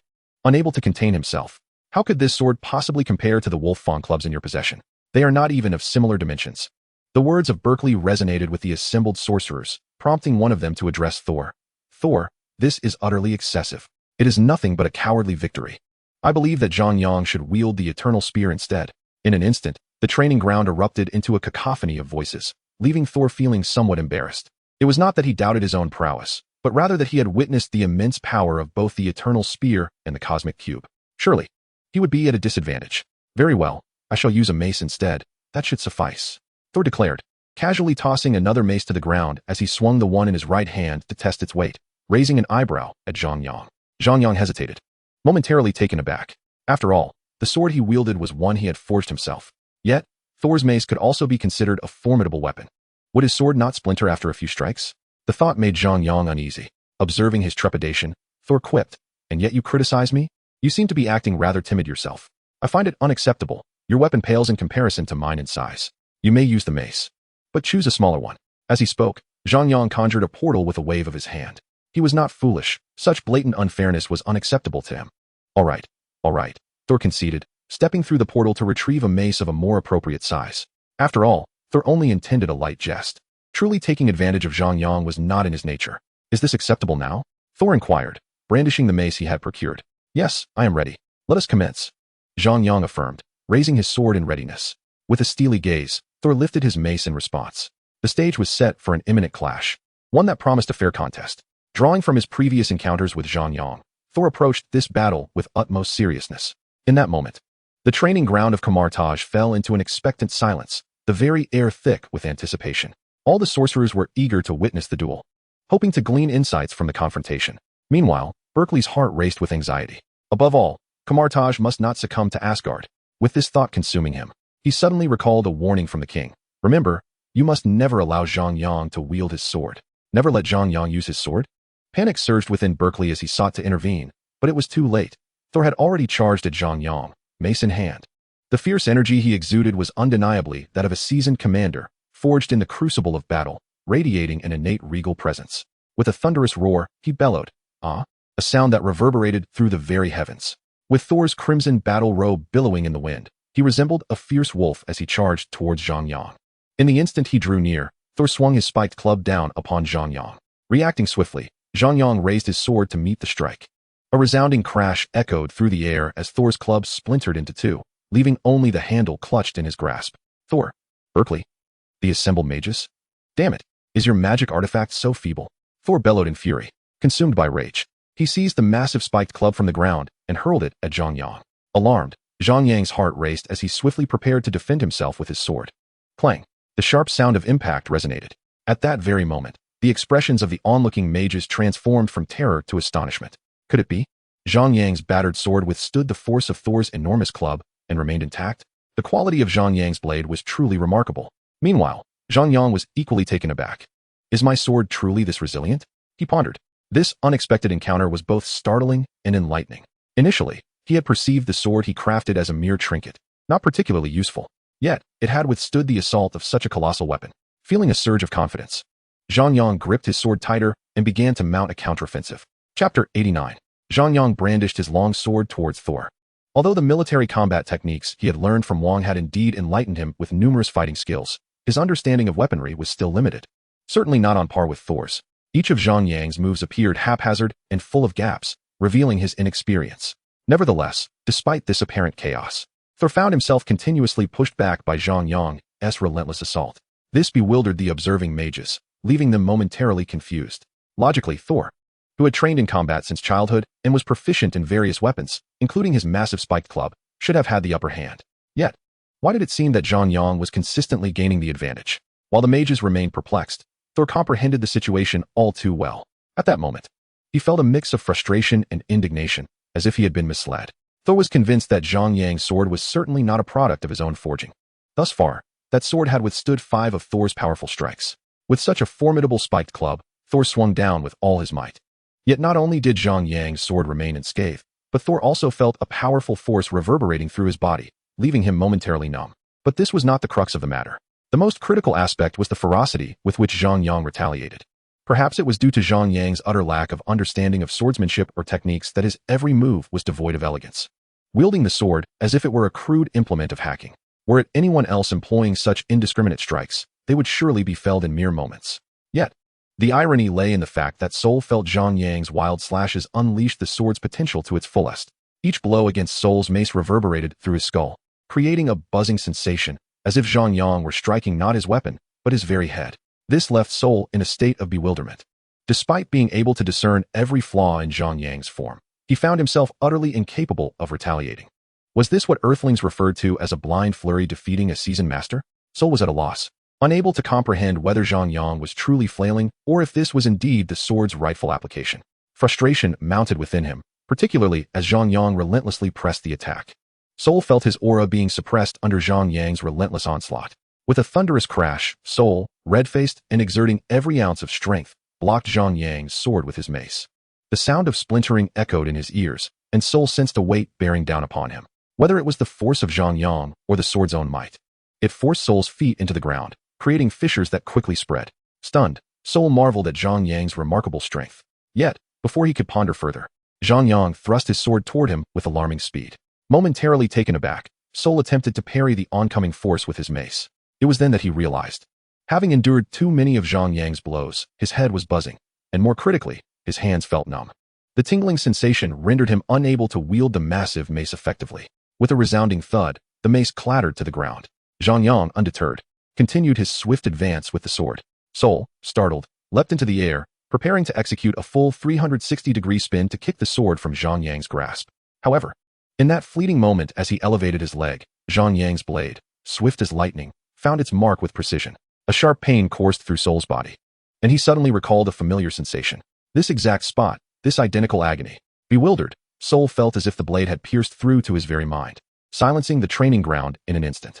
All the mages gaped in astonishment at Soul, or more accurately, at the sword embedded in his form. Even Soul himself could not help but widen his mouth in shock, turning to see the sword lodged in his posterior. The same location, the same pain. In that moment, Soul seemed to grasp a profound realization, causing him to widen his eyes in astonishment before slowly raising his gaze to meet Zhang Yang's. Last time, it was you who poked the hole in my backside, wasn't it? In a fit of rage, Thor bellowed shortly thereafter. Berkeley, the mages surrounding them. Last time, could it be that Zhang Yang has poked Thor's behind before? Thor's words left the onlooking mages bewildered, their expressions a mix of confusion. Zhang Yang's lips twitched, and he promptly drew his sword with a swift motion. As he unsheathed his weapon, Thor shuddered, feeling a sudden tension in his rear, and exploded in fury. What the hell? Thor gritted his teeth. Did you really have to poke and then pull out? Not even a hint beforehand? Zhang Yang retorted. What do you expect? Should I poke you again and remind you once more? Thor's teeth ground together. Can I poke you twice in return? Zhang Yang countered. Absolutely not. Thor's teeth clenched tighter. Then why do you keep staring at my backside to poke it? Zhang Yang protested. I didn't do it on purpose. Do you believe me? You beast. Thor exclaimed. So it was you who poked my backside last time. But the problem is, it would have been enough if you had only done it once. Yet here you are doing it again. Is one poke not sufficient? Have you become addicted to it? Twice already, and both times in the same spot. Fighting should be civilized. Is it too much to ask not to poke my backside? At that moment, Thor was overwhelmed, his face flushed and blood rushing to his head, causing his emotions to spiral out of control. With reddened eyes and prominent veins on his neck, it was clear that he was furious. By the gods, if someone else poked your backside twice, wouldn't you be angry? With a fierce glare, Thor picked up a spiked club from the ground. Gripping it tightly with both hands, leaping into the air, and with all his might, he brought it crashing down towards Zhang Yang. Oh no! Berkeley exclaimed in alarm. His cry tightened the hearts of all the mages present. As an Asgardian, Thor bore Odin's blessing, his divine power shielding him, even without the enhancement of his hammer. His jump reached heights that far exceeded that of an ordinary human. The combination of his altitude and strength promised to unleash an immense force upon Zhang Yang. Thor was clearly incensed, showing no intention of holding back. This is it. This is the end. Berkeley muttered anxiously, his heart racing, fear making his legs feel weak. Just then, a thunderous roar erupted. In an instant, the atmosphere shifted dramatically. The moment Thor leaped, a bolt of lightning connected with his body. Instantly, Thor's eyes and entire form were enveloped in a brilliant blue, crackling with the power of the thunder god, the air filled with a sizzling sound. All the mages watching were left in stunned silence. Could this be the legendary power of the thunder god? Heavens! Berkeley shouted, Zhang Yang, run. It seemed Berkeley wished to warn Zhang Yang that he might not withstand this impending blow. But alas, it was far too late. It is futile to attempt to stop what is already in motion, for Thor's descent is far swifter than his leap, charged with formidable lightning power. At this moment, the Wolf Fang Club in Thor's grasp is poised to strike Zhang Yang. All the mages fixate on Thor, their gazes trailing the club until it mercilessly collides with the sword held by Zhang Yang. The training ground reverberates with Thor's furious shout, Zhang Yang, you beast. Boom. The collision of forces releases an invisible energy that radiates throughout the combat arena. Dust swirls violently, engulfing both Thor and Zhang Yang. The mages, anxious and restless, frantically wave their hands to disperse the sand veiling their vision, eager to witness the outcome. As the swirling dust gradually settles, clarity begins to emerge. The mages stand, agape, witnessing the once-raised combat arena now caving inwards. At the center of the collapse, Zhang Yang holds his sword aloft, bracing against Thor's Wolf Fang Club. The two remain locked in a tense standoff. Moments later, the massive club in Thor's hands shatters into fragments, scattering onto the ground, reduced to mere scrap metal. Thor. Berkeley. The mages. Zhang Yang. Are you certain that sword is of your own forging? A mere ordinary sword? Chapter 90. Gazing at the heap of broken metal on the ground, Berkeley and the mages are left bewildered. They are not alone in their confusion. Thor is equally taken aback. The power of lightning, combined with the club from a colossal beast of another dimension, struck down upon Zhang Yang. Yet, he remains unscathed, his sword intact, while Thor's weapon lies in ruins. What else could this signify except the extraordinary prowess of Zhang Yang's sword? Even Thor is left astounded, his previous rage evaporating into thin air. Looking at the shattered club, Thor cannot help but inquire, Zhang Yang, is your sword truly just an ordinary sword? No sooner had Thor spoken than a cacophony erupted in the training ground. Good heavens, what is that on Zhang Yang? Look, the sword in Zhang Yang's hand. Oh my, the sword is emanating golden light. In magical lore, golden light signifies holy radiance, a symbol of the Supreme. This commotion draws Thor's attention, and he raises his hand. Momentarily stunned. At this moment, Zhang Yang stands with closed eyes, his frail figure enveloped in a haze of ethereal air. The sword, once deemed unremarkable, now glows with a brilliant golden light. The radiance emanates from the inscriptions along the blade, quickly enveloping the sword and surging into Zhang Yang's entire being. Zhang Yang's form was enveloped in a radiant golden light. The once frail figure was illuminated to such an extent that it instilled a flicker of fear within Thor's heart. An overwhelming surge of energy emanated from Zhang Yang. The previously calm air of Kamar-Taj had, unbeknownst to anyone, stirred into an eerie breeze, tousling Zhang Yang's hair and rustling the fabric of his monk's robe. This sensation prompted a foreboding sense of unease in Thor's mind. Zhang Yang, what are you doing? Weren't we supposed to be finished? Thor inquired, gazing at Zhang Yang, who stood before him with closed eyes. Unbeknownst to him, a tremor had crept into his voice. Truth be told, this was not Thor's intention. However, he felt an inexplicable pressure weighing down upon him, causing his voice to quiver. Yet, it appeared that Zhang Yang had chosen to ignore Thor, as the energy radiating from his body continued to intensify, with the golden light swirling around him. Thor felt bewildered. He sensed that perhaps his earlier strike had been misguided. How could it be that his blow had seemingly awakened Zhang Yang's latent power? Zhang Yang, we should talk this out, Thor said, feeling a twinge of embarrassment as he looked at him. At that moment, blood still trickled from Thor's rear. But he found himself unable to focus on such trivial matters. A nagging thought crept into his mind. He might need to make a hasty retreat. He had likely provoked the wrong individual. Just as Thor turned to flee, a deep voice resonated behind him. The Sword of Kings is drawn. Drawn? What does that mean? That sword didn't he even unsheath during our earlier confrontation? What will happen now? Is this some kind of jest? Thor pondered, hesitatingly turning back. Suddenly, Zhang Yang opened his eyes, and a golden light spilled forth from them. Grasping his sword with both hands, he slowly raised it aloft. As he did so, the golden radiance intensified. No, it was not merely the brilliance of the sword that amplified. The sword itself was elongating before Thor's very eyes. Indeed, Zhang Yang's weapon was growing longer and larger. With the golden light becoming ever more brilliant, Zhang Yang held the sword skyward. From Thor's perspective, that sword had transformed into a colossal blade, stretching at least 100 meters. Is Zhang Yang preparing to unleash a formidable attack? Thor thought in disbelief. This is excessive. We were merely having a skirmish. Is it truly necessary to resort to such an overwhelming display? Yet, at that moment, it seemed Zhang Yang's sword was poised to cleave towards Thor. In conjunction with this, Zhang Yang bellowed 5 words: victory and oath. As his fierce proclamation echoed, Zhang Yang swung the radiant, 100-meter sword down upon Thor. A tremendous force rent the air as it descended. The brilliance of the sword flashed suddenly, accompanied by an imposing aura. This strike descended from above, unleashing a tempest of ferocious winds as it cleaved through the air. Wherever the long sword passed, devastation ensued. And with a thunderous crash, the entire Kamar-Taj quaked. This blow from Zhang Yang cleaved 100 meters, ruthlessly splitting the training ground in two, leaving behind a wide and lengthy chasm. Berkeley, the assembly of mages. Thor. My goodness.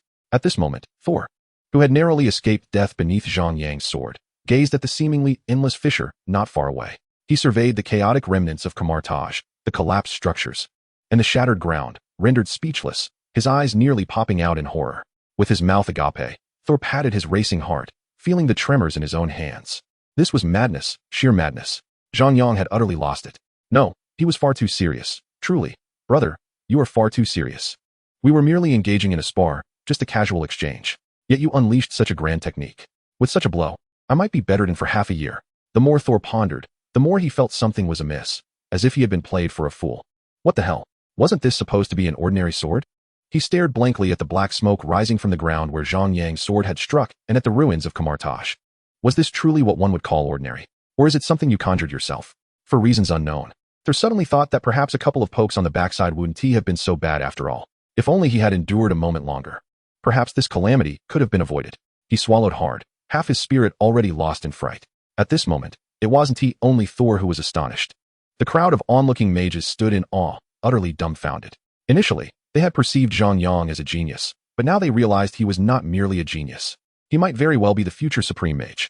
All eyes, without exception, turned in unison towards Zhang Yang, a collective gasp escaping their lips. How terrifying. Chapter 91. Amidst the astonished gazes, the golden light surrounding Zhang Yang faded, and the sword in his hand returned to its original state. Staring at the wreckage, akin to a place ravaged by bombardment, Zhang Yang himself was momentarily stunned. This sword. He glanced down at the weapon in his grasp, seemingly unaware of its considerable prowess. While it could not compare to the abominable artifacts like the infinite gem, it was still quite impressive, wasn't it? Zhang Yang mused, suddenly noticing the chaotic aftermath he had wrought upon Kamar-Taj. What shall we do if the Supreme Master returns? Zhang Yang pondered, momentarily taken aback. After a prolonged contemplation yielded no feasible solution, he waved his hand dismissively, reasoning that the Supreme Mage would surely have a plan. With this thought in mind, he lifted his gaze to the figure of Thor seated not far away and approached him. At that moment, Thor seemed to notice Zhang Yang's approach, quickly rising to his feet with an expression devoid of any emotion. As Zhang Yang regarded Thor, it appeared he wished to utter something but hesitated. Just moments prior, when Thor had struck down with his wolf fang club, Zhang Yang had managed to parry the blow with his sword. only to feel an immense surge of energy within the blade resonating with a certain magical force within himself. He was baffled by this phenomenon, as the peculiar magical energies coursing through him felt as if they had been ignited, leading to that decisive strike of victory and oath. Although Zhang Yang harbored a disdain for Thor, the latter had not truly committed any grave offense. A reprimand would suffice, and it seemed unnecessary to resort to lethal force. Yet, observing Thor's current state, Zhang Yang began to wonder if he had perhaps exerted too much force in that moment. Zhang Yang, just as he hesitated, contemplating what to say to Thor, the latter suddenly called out his name.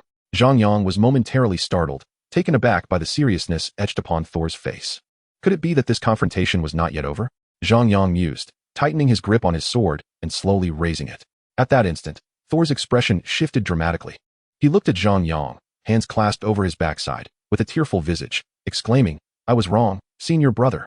Meanwhile, within the sanctum of Kamar-Taj, Wang regarded the grave demeanor of Mordo, momentarily taken aback. "Elder brother, is it true that the descendant of the great Merlin the Mage is indeed coming to Kamar-Taj?" Mordo nodded in affirmation. "It is said they will arrive in 3 days." The weight of Mordo's words caused Wang's brow to furrow in concern.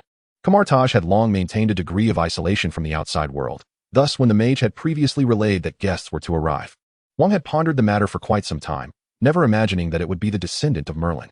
It is worth noting that Merlin was a figure of considerable renown in the realm of mages, a formidable sorcerer. Prior to the Ancient One, he had been the last supreme mage. In his time, the lineage led by Merlin was akin to what Kamar-Taj represents today. However, following Merlin's spirit's passage to the Eternal Emperor, the Merlin family faded into obscurity. To this day, the legacy of the Merlin family has become a mere legend, shrouded in mystery. Since Merlin relinquished his title as Supreme Mage, his family has not participated in any mage gatherings, nor has anyone contested for the title of Supreme Mage, leaving the current capabilities of the Merlin lineage shrouded in enigma. Yet, within the realm of sorcery, no one has ever dared to underestimate any mage associated, even in the slightest, with the illustrious lineage of Merlin. It is well known that Merlin was an exceptionally powerful and remarkable sorcerer. It is said that the most formidable witch in Earth's history, Morgan Le Fay, was once his disciple. Thus, one can only imagine the extent of Merlin's prowess. Of course, the king is aware of this through a combination of historical tomes on magic and casual conversations with the Ancient One. Even the Ancient One speaks of Merlin with a tone laced with reverence. This is indeed a curious phenomenon. The king sighed, feeling an inexplicable sense of unease upon hearing this news. Although it is quite common for mages from various regions to communicate, the fact that individuals from Merlin's lineage are coming is rather unusual. After all, they have largely been inactive within the magical community. To suddenly declare their intent to visit Kamar-Taj is rather alarming. As the saying goes, when the unusual occurs, there is often something sinister afoot. Hence the king's anxiety. Indeed, he wondered when the Supreme One would return. Beside him, Mordo also sighed, his concerns mirroring those of the king. Observing the king's anxious demeanor, Mordo shook his head and said, "To be honest." However, before he could finish, an earth-shattering explosion erupted. Boom. Before Mordo and the king could react, they were hurled away by a tremendous surge of energy. This force obliterated the sanctum. A pivotal pillar, which supported the entire structure, collapsed, crashing down onto Mordo's leg. Immediately, Mordo's anguished cry echoed throughout Kamar-Taj. "What is happening? Is something invading Kamar-Taj?" the king exclaimed. Yet, Kamar-Taj has always been protected by the barrier of the Supreme Sorcerer. What could possess such power to breach it? Amidst the ruins, the king finally regained his senses, channeling the magical energy within him. He lifted the debris that pinned him down and stood up, only to discover that the intense magical force had utterly devastated the sanctum. No, it was not merely the sanctum. It appeared that half of Kamar-Taj had been annihilated. A chasm, several meters wide, cleaved the place in two, and it seemed to be widening. Within this fissure, nearly all structures of Kamar-Taj had vanished, leaving only a swirling cloud of darkness. Had it not been for the fact that the sanctum where the king and Mordo stood had merely been impacted by the energy shock, it too might have been obliterated. Upon witnessing this scene, the king's expression turned grave. Could it be that the followers of Dormammu had invaded Kamar-Taj? Or was there a malevolent force from another dimension breaching their sanctum? This is dire. The library. Wang's heart raced as he hurriedly glanced towards the library. Phew. Thankfully, the library remained intact. Wait, had he forgotten something? His senior brother. At that moment, Wang recalled Modu. Simultaneously, the sound of Modu's anguished wails reached his ears. Following the sound, he discovered Modu trapped beneath the rubble, unable to move, with a massive load resting on his legs. The weight of that supporting beam exceeded 2,000 pounds. At this point, Modu, whose hands had been injured by Zhang Yang's sword, was utterly incapable of focusing his attention to cast any spells. With such a heavy beam pressing down, it was likely that his foot would swell as well. "Wang, senior brother, how's your foot?"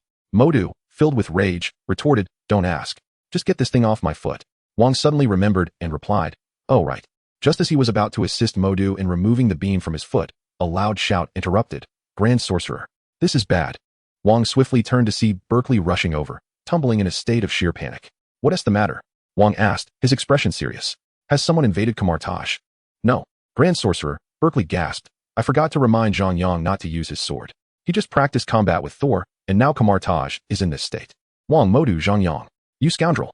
Not only did you injure my hands, but now you've harmed my feet as well. Do I have a vendetta against you? How could your sparring with Thor destroy half of Kamar-Taj? Are you training in combat or planning to annihilate Kamar-Taj? Exile. Such a person must be exiled. Modu seethed with anger. Wang, is anyone injured? Berkeley. Fortunately, the mages and apprentices of Kamar-Taj were training, mostly in the training grounds, so no one was hurt. Modu, am I not considered a person? Ignoring Modu, Wang anxiously instructed Berkeley, quickly, go summon Zhang Yang to the sanctum of the Supreme One. I need to ask him what happened. Berkeley, it seems the sanctum of the Supreme One is also gone. Wang, what about the mage's sanctum? Berkeley, also gone. Wang, where is still intact? Berkeley, the library appears to be standing. Wang fumed. Then tell Zhang Yang to go to the library. Meanwhile, Modu, still pinned beneath the beam, was filled with both rage and despair. Could you at least rescue me first? I feel like my leg is giving out. Chapter 92. Asgard, the Celestial Palace. Odin was preparing to rest when he suddenly sensed the presence of an unwelcome guest. Soon, a figure clad in a yellow robe and hood appeared within Odin's palace. The visitor was the Ancient One. Have you come to offer an apology? Upon seeing the Ancient One, Odin's brow furrowed, and his demeanor was far from pleasant. Indeed, were it any other, they would likely share Odin's displeasure. After all, Zhang Yang has ensnared Odin on more than one occasion. Ancient One, fully aware of the gravity of the situation, chose to adopt a more humble demeanor in Odin's presence. She first bowed respectfully, then addressed Odin directly. I have come to offer my apologies and, in addition, to inquire about a matter concerning the God King. Odin's gaze sharpened, his authoritative demeanor unwavering as he regarded Ancient One, exclaiming, You, too, wish to pose a question to me? How remarkably unusual.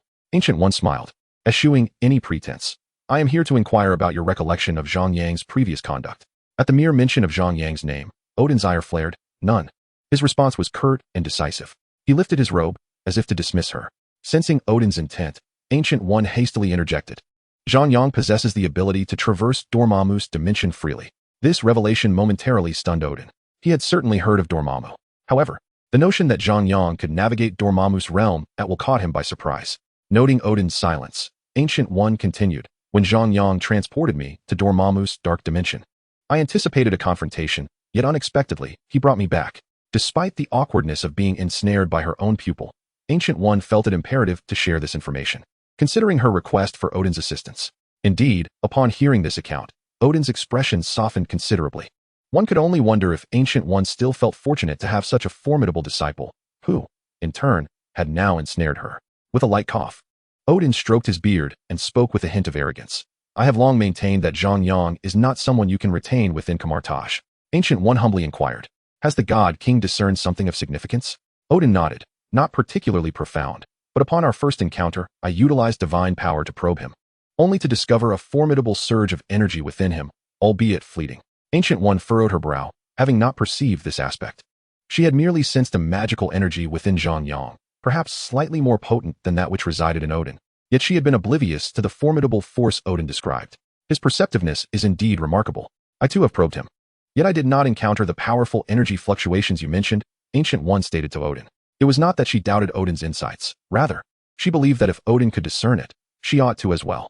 It was but a fleeting moment. As for the nature of that energy, I remain uncertain. Though I can confirm I felt its presence, Odin remarked, still astonished by the memory of that energy.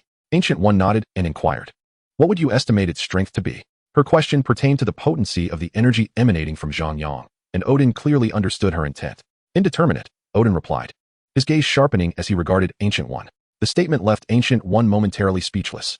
The intensity of energy that even Odin could not discern was indeed formidable. Furthermore, Ancient One discerned something peculiar. Zhang Yang seemed to have never utilized the suspended ring. Initially, upon discovering this, she was taken aback and intended to inquire about it with Zhang Yang. But later, while teaching him, the matter slipped her mind.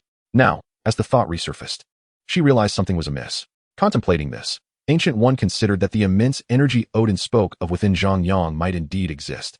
However, she need not worry, for that energy did not emanate from malevolent forces, Odin assured her earnestly. Despite Zhang Yang having committed numerous transgressions against Odin, the God King would not speak lightly. I trust in my judgment, and naturally, I trust in the judgment of the God King, Ancient One responded with a bow. Then, I shall trouble you, God King. With that, she departed from the celestial palace, her mind occupied with Odin's words. While it was not that Ancient One suspected Zhang Yang, after all, she had glimpsed the holy light when she peered into his future, a testament to his unparalleled potential. This indicated that Zhang Yang's future was indeed bright and promising. Nevertheless, Ancient One felt compelled to clarify matters concerning Zhang Yang. As she contemplated a visit to the Eternal Emperor, she suddenly froze. Kamar-Taj was in peril. Something had breached her barrier. Stunned, she hastily activated her perception magic in the Asgard square. To her astonishment, she found that half of Kamar-Taj had been cleaved by Zhang Yang's sword. Was this the formidable energy Odin had alluded to? But wait, Excalibur? Why did Zhang Yang possess the legendary sword? Ancient One was taken aback. Yet, having lived for so long, she quickly regained her composure. Alas, she had only been gone for a day, and such a calamity had befallen Kamar-Taj. The most pressing concern was that the barrier had been shattered, threatening to expose Kamar-Taj to the world. This thought caused a sharp pain in her head. It was one thing for Zhang Yang to send her to Dormammu's dark dimension, but now he had destroyed half of Kamar-Taj. Was taking on this apprentice a blessing or a curse? Remembering her earlier amusement at Odin being outwitted by Zhang Yang, Ancient One sighed and recalled an ancient adage, the wheel of heaven turns. Who has ever escaped its grasp? The visit to the Eternal Emperor would have to wait. She must return to Kamar-Taj. At that moment, a rare sense of melancholy washed over her. The only solace was that, at the very least, there had been no incursion of dark beings from other dimensions into Kamar-Taj. Zhang Yang walked along the path to the library, his heart heavy with unease as he observed the dilapidated state of Kamar-Taj. He sighed, reflecting on the trouble he had caused. It was indeed a significant mess. Pausing his steps, he gazed at the desolate Kamar-Taj, pondering whether the sorcerers had gathered for a meeting given the recent upheaval. Surely someone must step forward to provide an explanation. With a sense of trepidation, Zhang Yang was about to continue his journey to the library when he noticed a young girl standing not far from him. She seemed to be gazing at him with an unwavering and unabashed stare, rendering him momentarily speechless. The two exchanged glances for a while, neither uttering a word, until the awkwardness compelled Zhang Yang to avert his eyes and resume his walk towards the library. However, just as he moved, the girl took a step forward, mirroring his motion. Soon, she stood directly before him, a mere meter apart, prompting Zhang Yang to halt once more, his gaze fixed on the girl. Remarkable. Truly, her beauty was striking. Isn't it lovely? A voice, laced with a hint of seduction, echoed in his ears. In that instant, Zhang Yang regained his composure, retreating several steps in slight embarrassment as he responded, "It's quite beautiful." This statement was heartfelt, for it encompassed more than just her alluring physical attributes. The girl possessed a breathtaking appearance that would stand out amidst any crowd, captivating all who beheld her. Had he encountered her before his journey into this realm, her looks would have easily eclipsed even the finest of celebrities and beauty pageant winners. "You are rather honest, aren't you? Your name is Zhang Yang, correct?" The girl's smile radiated warmth, as if she carried an innate charm that illuminated the world around her. This left Zhang Yang in a state of reflection. In a world so rife with superficiality, it was rare to find someone like her, elegant yet unpretentious, exuding a sensuality that was tempered with purity. "How do you know my name?" Zhang Yang inquired, surprise mingling with a newfound wariness. He was certain he had never met this girl before. Otherwise, her striking features would be impossible to forget. "You are a sorcerer of Kamar-Taj. Discovering your name is hardly a challenge," she replied, her large eyes scrutinizing him with satisfaction. Not bad. It appears you have awakened." Zhang Yang was taken aback. "Awakened? What do you mean?" But the girl offered no response. She merely smiled and addressed Zhang Yang. "My name is Qing, and it is a pleasure to meet you, Master Zhang Yang." Before he could respond, the girl playfully blinked her right eye at him and continued, "You must remember my name, for I shall be the woman who accompanies you throughout your life." Zhang Yang was taken aback. "What? The woman who will accompany me for a lifetime? Am I really that charming?" Suddenly, a woman appears out of nowhere claiming she will be with me forever? This is rather absurd, isn't it? Zhang Yang pondered, preparing to inquire about the meaning behind Qing's words. However, by the time he regained his composure, Qing had vanished without a trace. If it weren't for the faint lingering fragrance in the air, he might have doubted whether Qing's appearance was merely a figment of his imagination. What a peculiar individual. Chapter 93. Nepal, Kathmandu. "Captain, we've been searching for so long. Perhaps we should just head back," a weary agent of S.H.I.E.L.D., clad in tight attire, said to Black Widow amidst the bustling streets of the dusty city. Each face bore signs of exhaustion, including Black Widow herself. "We cannot return without locating Kamar-Taj," she retorted coldly. Though her expression was impassive, turmoil raged within her. "Where on earth is that damned Kamar-Taj? I've been searching for nearly half a month. I've scoured all of Kathmandu, and still no sign?" Could Nick Fury's intel possibly be false? Black Widow mused, visibly irked. Were it not for Nick Fury's stern orders forbidding their return without finding Kamar-Taj, she would have long since returned to New York, certainly not lingering in this desolate place. Feeling disgruntled, Black Widow turned to her fellow agents. Hey, you lot, I'm going to look over there. With that, she strode purposefully towards a narrow alley, moving with her signature cat-like grace. After searching and inquiring for a while, yet yielding no results, her frustration mounted. She decided to sit on the steps by the roadside, preparing to sip some water and take a brief respite. Just then, she heard a sudden commotion. Before she could react, a blinding flash of golden light surged before her eyes. Instantly, a row of buildings was obliterated, replaced by a wide, gaping fissure emitting thick black smoke. A powerful shockwave rushed towards Black Widow, splashing the water she had just taken a sip of all over her face. What the hell? What is happening? An earthquake? An alien invasion? What was that blinding light? Where have those houses gone? The Black Widow pondered, a shiver running down her spine as she reflected on the narrow escape from death she had just experienced. In that moment, she stood frozen, droplets cascading from her hair, realizing she had brushed perilously close to the brink of oblivion. If that blinding light had shifted just a fraction closer, she would have met her demise. It was a mere whisper away from death. Had she not been seated on the steps at that moment, she would surely have perished. What on earth had just transpired? The Black Widow's mind raced, oblivious to the tremors now coursing through her entire being. After a prolonged pause, she finally began to regain her composure. Goodness, there is something amiss in Kathmandu. Inside the library of Kamar-Taj, a furious roar erupted, startling the entire establishment. Inside the library stood Sol and Zhang Yang, facing the king and Mordo. Unlike his usual imposing demeanor, Mordo now bore an expression of barely contained fury, seated in a wheelchair, his face pale with rage. It was evident that he had sustained numerous injuries, as if he had just survived a calamity. Observing Mordo in such a state, Sol could no longer contain his laughter, exclaiming, "Mordo, what on earth has happened to you? Have you begun to enjoy your twilight years prematurely?" However, Sol was not faring much better himself, as he lay uncomfortably on a plank, nursing an injury to his backside. "Don't point fingers at me. Take care of yourself," Mordo snapped, casting a furious glance at Sol before turning his attention to Zhang Yang. The humiliation of being reduced to a wheelchair was a profound affront to the esteemed master of Kamar-Taj, all thanks to Zhang Yang's reckless actions. Had he not only injured his hand, but also his foot? What ill fate had befallen him to encounter such a troublesome individual? How was he to instruct his disciples now? Would he have to teach from a wheelchair? Zhang Yang, do you realize that your actions have violated the sacred rules of Kamar-Taj? According to our laws, you are to be exiled to another dimension, Mordo declared through gritted teeth, his eyes ablaze with fury, as if he wished for Zhang Yang to be banished at once. Noticing the escalating tension, the king cleared his throat and interjected, "Zhang Yang, this is utterly outrageous. While awaiting the return of the esteemed master, you shall witness how he will deal with you." Wang's words clearly indicate his bias towards Zhang Yang. According to the regulations of Kamar-Taj, Zhang Yang's current actions indeed warrant expulsion. However, Wang is reluctant to see such a promising talent cast aside. Moreover, Zhang Yang is currently a disciple of the Ancient One, who possesses the direct authority to address Zhang Yang's situation. Thus, Wang subtly reminds Mordo not to overstep his boundaries. After Wang spoke, Thor, growing impatient, interjected, "Is it merely a sparring match? What is the fuss? Isn't that how battles unfold? You Kamar-Taj practitioners are overly rigid."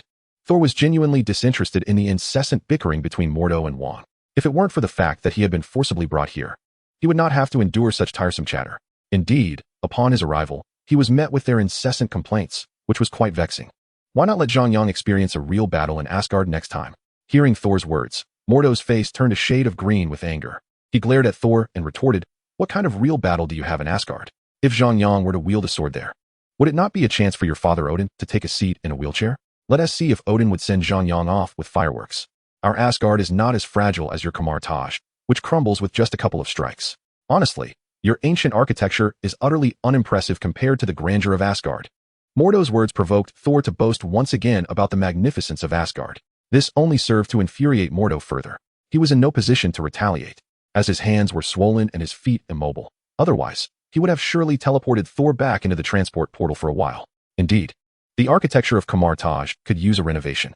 Just as Mordo was about to speak again, an unexpected voice pierced the air. In the next moment, a portal, towering high, materialized, revealing the Ancient One clad in a yellow robe and hood within the library. The arrival of the Ancient One prompted the others to bow respectfully. However, Mordo, feeling rather awkward, wished to pay his respects but found himself unable to do so from his wheelchair. "Mordo, what has happened to you? Did you sustain injuries while battling a follower of Dormammu?" The Ancient One, having sensed something amiss, looked at Mordo with a puzzled expression and inquired. Mordo, feeling embarrassed, met the Ancient One's gaze. How could he explain that his injuries were inflicted by Zhang Yang, his own junior? It would be far more palatable if he could claim he was bravely fighting against a disciple of Dormammu. But alas, he was left with the absurdity of admitting that he was attacked inexplicably by his own peer in Kamar-Taj. What a truly unfortunate predicament. As this thought crossed his mind, Mordo felt a surge of anger and turned to the Ancient One, exclaiming, "Supreme Sorceress, in your absence, Zhang Yang has acted without restraint, even destroying a significant portion of Kamar-Taj. I urge you to impose severe punishment upon him. Exile him." Chapter 94. Beside them, Wang, upon hearing Mordo's words, hastily interjected, "Master, one cannot solely blame Zhang Yang for this." Just as Wang was about to defend Zhang Yang, the Ancient One fixed her gaze upon him and said, "Enough. Take Mordo to the sanctum for healing." It was evident that she had grasped the underlying meanings in both Wang and Mordo's statements and had no intention of prolonging the debate, for she had already made her decision. However, upon hearing the mention of healing in the sanctum, a troubled expression suddenly crossed Wang's face. "But, Supreme Sorceress, the sanctum. It has been destroyed by Zhang Yang." Wang appeared dejected, yet found himself at a loss for words, pondering whether the Ancient One had witnessed the destruction upon her arrival. The sanctum had indeed been repaired. Though Wang had only voiced part of his thought, the Ancient One understood, and with 4 simple yet clear words, she conveyed to everyone present that Kamar-Taj had been restored. Her proclamation left all in attendance, including Thor, momentarily speechless. "Is it possible, Ancient One, that Kamar-Taj has been repaired so swiftly? Did you manage to restore it?" Thor's astonishment was palpable as he regarded her with incredulity. "Indeed," she replied, dismissing Thor's impudence with an air of calm. This response left Thor even more astonished, contemplating the extent of the Ancient One's abilities. Wang, on the other hand, remained composed, fully aware of the Ancient One's prowess, though he felt displeased by Thor's casual address of her. However, observing that the Ancient One remained unperturbed, he refrained from commenting further and merely shot Thor a disapproving glance, stating, "The Supreme Sorceress has her own methods." Thor, lounging upon the wooden bed, grinned broadly at the Ancient One. "Hey, Ancient One, if you can restore Kamar-Taj, does that mean you can also fix my hammer? Please, restore my hammer." His face radiated anticipation, resembling a simpleton from a wealthy family. The Ancient One glanced at Thor, but did not address his query, merely responding with a slight frown. "Thor, what is wrong with your backside?" Thor retorted, "I ask you all, can you refrain from fixating on my backside every day? What have I done to provoke such scrutiny? You all must be envious of my physique." Casting a resentful glance at Zhang Yang, he added, "This is all his fault. He claimed that the sword in his possession was merely an ordinary one, yet it ended up piercing my backside and nearly ended my life." With this, Thor shot Zhang Yang a fierce glare.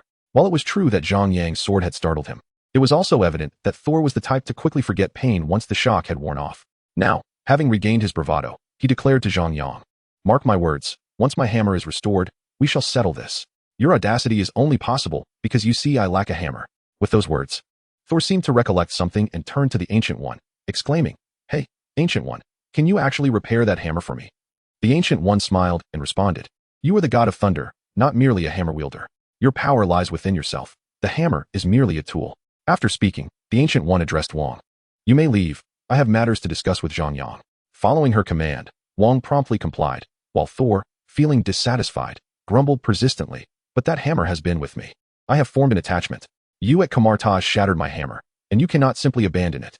"Hey, I say," Thor began again, but before he could finish, Wang teleported him away. With a roll of his eyes, Wang muttered under his breath, "Such a chatterbox." Clapping his hands, Wang turned to the Ancient One and, with a cordial demeanor, took his leave. He was about to assist Mordo, who was preparing to depart in his wheelchair, when Mordo spoke up, "Master." Just as he uttered those 2 words, the Ancient One removed her hood, approached the tea table, and poured herself a cup of tea, remarking softly, "I have my own certainties." Mordo interjected, "Master, you are being quite obvious. Your bias is glaring. You cannot favor Zhang Yang simply because of his talents. This could lead to the loss of your disciples." A flicker of sadness crossed Mordo's heart. Noticing his distress, Wang hurriedly pushed him along. They traveled all the way to the temple's entrance, where Mordo, exasperated, raised his hands, which were wrapped up like a ball, and exclaimed, "Wang, look at me. Even in this state, the master still shows favoritism towards Zhang Yang. Isn't that excessive?" Wang cast a glance at Mordo and retorted, "Who told you your talent was insufficient? Enough already. It's not a grave matter, and no one was harmed. Besides, you've never mentioned to Zhang Yang that his sword is formidable. Ignorance is no crime."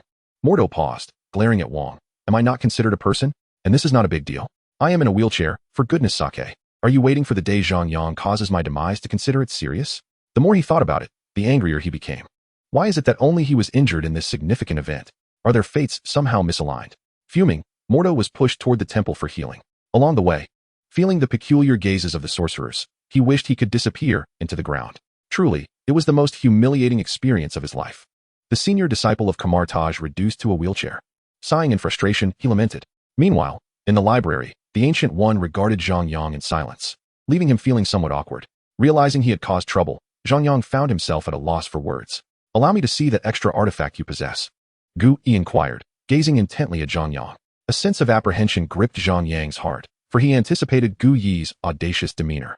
He promptly employed a spell of transmutation, summoning the sword and presenting it before Gu Yi. With both hands, Gu Yi received the sword, displaying a remarkable ease that contrasted sharply with the reactions of Mordo and Wang.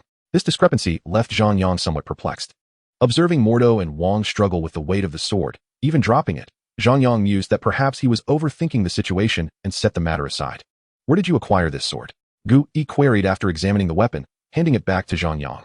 I crafted it myself using alchemy, Zhang Yang replied candidly. Gu Yi's brows furrowed in disbelief. What on earth? You forged Excalibur yourself? I was merely idly experimenting with alchemy and unexpectedly produced it. I initially thought it was just an ordinary sword, Zhang Yang explained. An ordinary sword, you say? The artifact chamber of Kamar-Taj could practically be revamped with this. Gu Yi exclaimed. After years of studying alchemy, I have only managed to create 3 artifacts of note. The rest were either gifts or acquisitions from others. You conjured Excalibur on your very first attempt at alchemy? At that moment, Gu Yi realized that her apprentice was far more than merely gifted. He was also remarkably fortunate. Yet, she remained uncertain whether Zhang Yang was the true creator of Excalibur or if Excalibur had chosen him. Looking at Zhang Yang, Gu Yi inquired, by the way, have you encountered any peculiar individuals? Peculiar individuals? Zhang Yang frowned. There was a woman who uttered some nonsensical words and then vanished. I can't shake off the memory of that woman named Qing. The more Zhang Yang pondered, the more unsettling it became. She had spoken in cryptic riddles, only to disappear without a trace. What was that all about? Pay her no mind. Focus on honing your magical skills, Gu Yi advised. She understood well that Excalibur was traditionally safeguarded by the Merlin family through the ages. The sword recognizes its rightful owner, who is invariably a guardian of the Merlin lineage. When King Arthur wielded Excalibur, he was aided by the sorcerer Merlin. Nevertheless, Gu Yi wished to shield Zhang Yang from external influences until he became a proficient supreme sorcerer. The earlier intrusion by members of the Merlin family was likely due to Zhang Yang breaching the barrier. Now, having repaired and fortified the barrier, Gu Yi hoped Zhang Yang would concentrate on his magical training. It is indeed a magnificent sword, she remarked. However, while the artifact is exceptional, its true potential can only be realized when wielded by a sufficiently powerful master. Therefore, Zhang Yang, you must continue to strive diligently in your studies. Zhang Yang nodded, fully aware of this truth. Yet, as Ancient One gazed at Zhang Yang, she remarked, you possess a remarkable talent for alchemy. You should endeavor to create more magical artifacts. In the future, they may prove invaluable to you. Ancient One spoke candidly, without hesitation, which brought a sense of joy to Zhang Yang. Exceptional magical artifacts can significantly aid a sorcerer's rapid development. Although this sword is commendable, it pales in comparison to the vastness of the multiverse. Without pausing, Ancient One continued with sincerity. Indeed, when juxtaposed with the Space Stone, it is lacking. However, Zhang Yang had yet to fully grasp the essence of the Space Stone. Should he succeed in mastering it, he would undoubtedly unlock its formidable potential. Very well, Master. I shall delve deeper into my studies, Zhang Yang responded earnestly. Ancient One nodded, lifting her teacup for a sip. Research is essential, but do not neglect your cultivation. By the way, how have you fared with the study of spatial power? Ancient One seemed to deliberately omit mention of the fact that Zhang Yang had bisected Kamar-Taj, which alleviated Zhang Yang's anxiety. Looking at Ancient One, he replied honestly, my thoughts have been quite clear lately. I can now perform spatial distortion, though the range is limited to this sacred hall for the time being. At this, Ancient One paused mid-sip, momentarily frozen in astonishment. In just 4 days, Zhang Yang had achieved the ability to manipulate spatial distortion. While she acknowledged Zhang Yang's commendable aptitude, she had not anticipated such rapid progress. It was merely 4 days. Spatial magic was no trivial matter. Ancient One found herself pleasantly surprised. She had previously believed that Zhang Yang's talent surpassed that of Stephen Strange, who, by her observations, would have been the most exceptional sorcerer had he pursued magic. Yet now it appeared that Zhang Yang's abilities truly eclipsed those of Strange by several leagues. Ancient One felt a surge of delight. Initially, she had been somewhat disheartened by Zhang Yang's mishap with Kamar-Taj during her brief absence. However, upon her return, Zhang Yang had presented her with 2 unexpected marvels. It seemed that he was on the path to becoming an extraordinary supreme sorcerer sooner than anticipated. Just then, noticing Ancient One's silence, Zhang Yang called out, Master? Ancient One returned to her senses, regarding Zhang Yang with approval. Not bad, she affirmed, although internally astonished. Her appraisal remained measured, ensuring that her apprentice would not feel discouraged nor overly elated. A sorcerer must always maintain a calm demeanor. You must practice diligently. Ancient One advised gently. Continue to deepen your understanding of spatial power, integrating it with the space stone. This will accelerate your progress significantly. Zhang Yang nodded, preparing to respond when Gu Yi suddenly inquired. Today, I intend to begin teaching you the art of astral projection. If this term proves perplexing, you may refer to it as spirit detachment. A proficient mage must cultivate a robust soul. Zhang Yang was taken aback. Spirit detachment? Isn't that synonymous with soul projection? Gu Yi elaborated. Astral projection is a form of advanced magic primarily designed to strengthen your soul, or more simply put, you may comprehend it as mental fortitude. Gu Yi regarded Zhang Yang and continued. In truth, a significant reason for Zhang Yang's practice of soul cultivation is that, as a competent supreme mage, it is an obligatory discipline. This ability is both formidable and impressive, as any mage of higher caliber can master it, given that it rigorously tests a mage's mental strength. Therefore, Gu Yi deemed it time to introduce this magic to Zhang Yang. However, this magic is exceedingly perilous, for it entails the separation of spirit and body. Should it go awry, one might not return. It necessitates that the mage remain entirely focused, without a trace of distraction. In consideration of Zhang Yang's safety, Gu Yi instructed him, you may contemplate the ability of astral projection, but you must ensure that you only practice it in my presence until I ascertain that you can wield it independently. Understood, Supreme One. Now, I shall begin teaching you the art of astral projection. Chapter 96. New York, S. H-I-E-L-D. Hill hurried into Nick Fury's office. Director, trouble is brewing in Kathmandu. I am already aware, Nick Fury replied, his expression far from cheerful. He gestured towards the computer before him, stating, the news has already reported on it. This incident has ignited a considerable uproar online. With that, Nick Fury pushed the computer screen towards Hill. Hill blinked, gazing at the screen. It displayed a recently published news article, the bold headline reading, Golden light descends upon Kathmandu, ground splits, entire street destroyed. However, this was not the crux of the matter. The accompanying image featured none other than Black Widow. It was unclear who had captured the moment, but it depicted Black Widow being splashed with water. Hill remarked, it seems Black Widow narrowly escaped a confrontation with death. No wonder Agent Natasha expressed her desire to return. She felt a twinge of awkwardness as she spoke to Nick Fury. At present, she likely cannot return. Nick Fury shook his head, stating, according to the latest reports, during the appearance of that golden light, Kathmandu experienced a sudden emergence of buildings that had never been seen before for approximately 10 minutes. After 10 minutes, those structures completely vanished. Nick Fury looked at Hill earnestly, clearly implying that he suspected those vanished buildings were indeed Kamar-Taj. Are there precise addresses for those buildings? Hill inquired, directing her question at Nick Fury. Indeed, they are located merely a street away from where Black Widow is seated in the photograph, Fury replied, relaying the information from his computer to Hill. Upon completing the operation, Nick Fury stated, we must locate Kamar-Taj. Regardless of whether its existence serves to aid or oppose the Earth, such a formidable institution undoubtedly poses a threat to our planet. Hill nodded in understanding. She grasped Fury's intent. In truth, aside from safeguarding the Earth from harm, S-H-I-E-L-D must also ensure the regulation of all superheroes. As Fury articulated, one could never predict when these individuals with extraordinary abilities might become the most devastating calamity. Kamar-Taj, the library. Astral projection is an experience that allows the soul to transcend the physical form. Now, you must follow my instructions meticulously, spoke the Ancient One, raising her hand to conjure a mirrored space, providing Zhang Yang with a tranquil environment. Once everything was set, the Ancient One sat cross-legged opposite Zhang Yang and instructed, close your eyes and attune yourself to the magical energy within your being, as well as your mental realm. Empty your thoughts, forget everything, and focus on perceiving your astral form, which you may also refer to as your soul. Locate your astral body, hypnotize your physical vessel, and endeavor to emerge with your astral form. You must conquer your astral body's trepidation regarding this new realm, find a point of equilibrium in the universe, instill a sense of security within your astral form, and gradually extricate it from your physical shell, thereby completing the final step of separation. As the Ancient One concluded her instructions, a translucent apparition manifested around her body. This was her astral form. However, she promptly returned her spirit to her corporeal form. Indeed, achieving this final act of separation necessitates repeated practice, allowing your astral body to detach gradually, step by step, until the final complete separation is attained. The Ancient One concluded her discourse, inhaling deeply before slowly opening her eyes. Master, is this how it is? Eternal Emperor, I fear I may have misjudged. I initially believed I had found a disciple with greater comprehension than Stephen Strange, never anticipating I would encounter one whose aptitude surpasses him so profoundly. Had I not personally instructed Zhang Yang and witnessed the phenomenon with my own eyes, I would scarcely have believed it. In a mere few minutes since my prior remarks, Zhang Yang remarkably mastered the astral projection spell. This Zhang Yang is rather extraordinary. Should I attribute this to his exceptional insight, his formidable mental prowess, or perhaps a combination of both? It is worth noting that astral projection is an exceptionally complex spell, typically manageable only through incantations or comprehension. However, this requires a significant expenditure of one's mental energy and demands a formidable reservoir of magical power for support. Many individuals repeatedly practice this spell, yet even the slightest distraction can lead to failure. Yet, astonishingly, Zhang Yang managed to extricate his spiritual essence from his corporeal form while she was speaking. Remarkable. Such concentration is quite extraordinary, indeed. So, did Zhang Yang genuinely pay attention to what she had just said? This left Gui perplexed.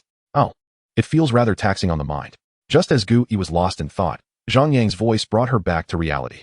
She observed him pressing his hand against his forehead as his spiritual essence returned to his body. If Gui's calculations were correct, the total time amounted to 10 minutes. This accomplishment already rivals the proficiency of many exceptionally gifted mages after 2 years of practice. It truly astonished Gui.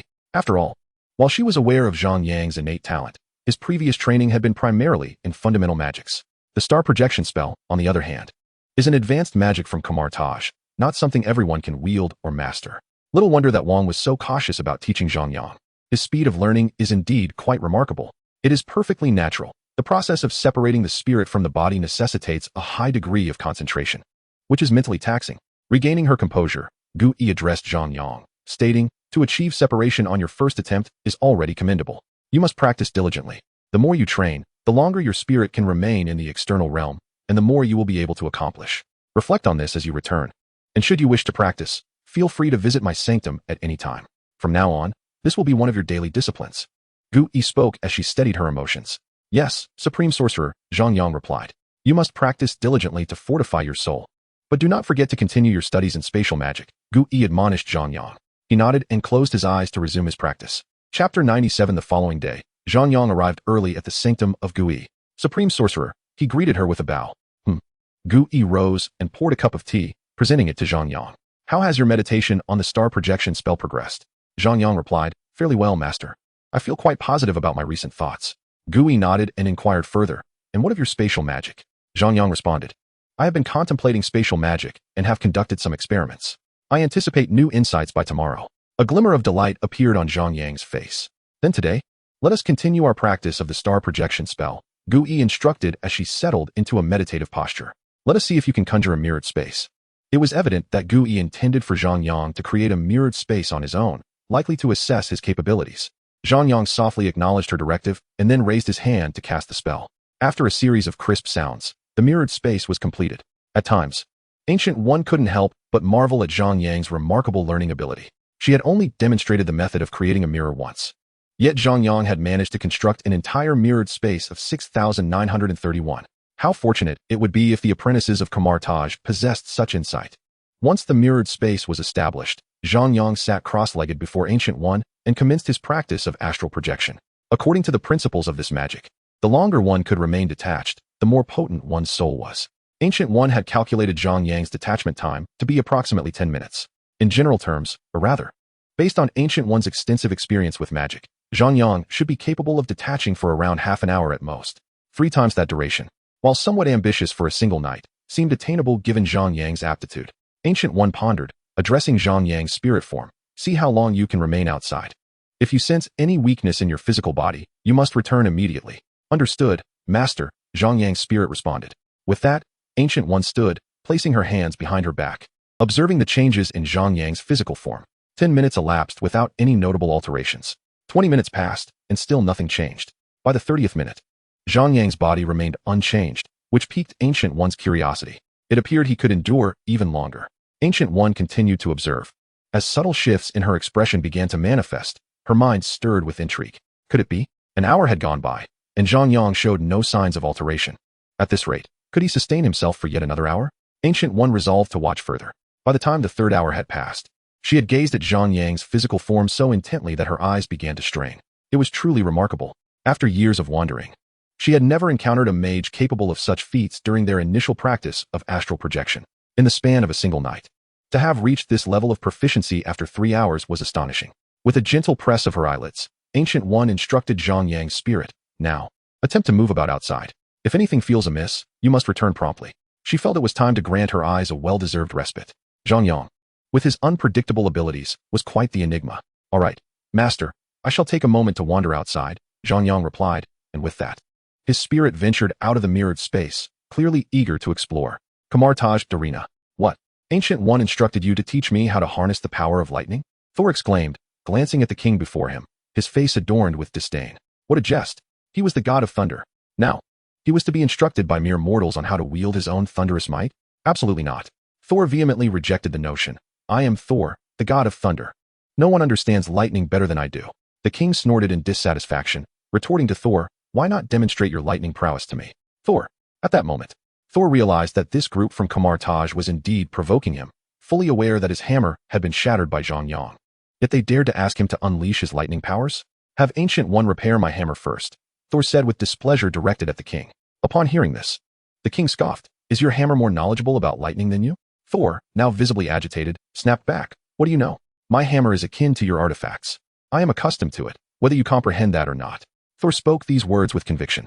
Yet, in truth, without his hammer, he was at a loss as to how to control his lightning powers. This realization had, at times, made Thor feel as though he were merely a god of hammers. Although he had previously wielded lightning during his duel with Zhang Yang, for some inexplicable reason, he now found himself unable to summon it.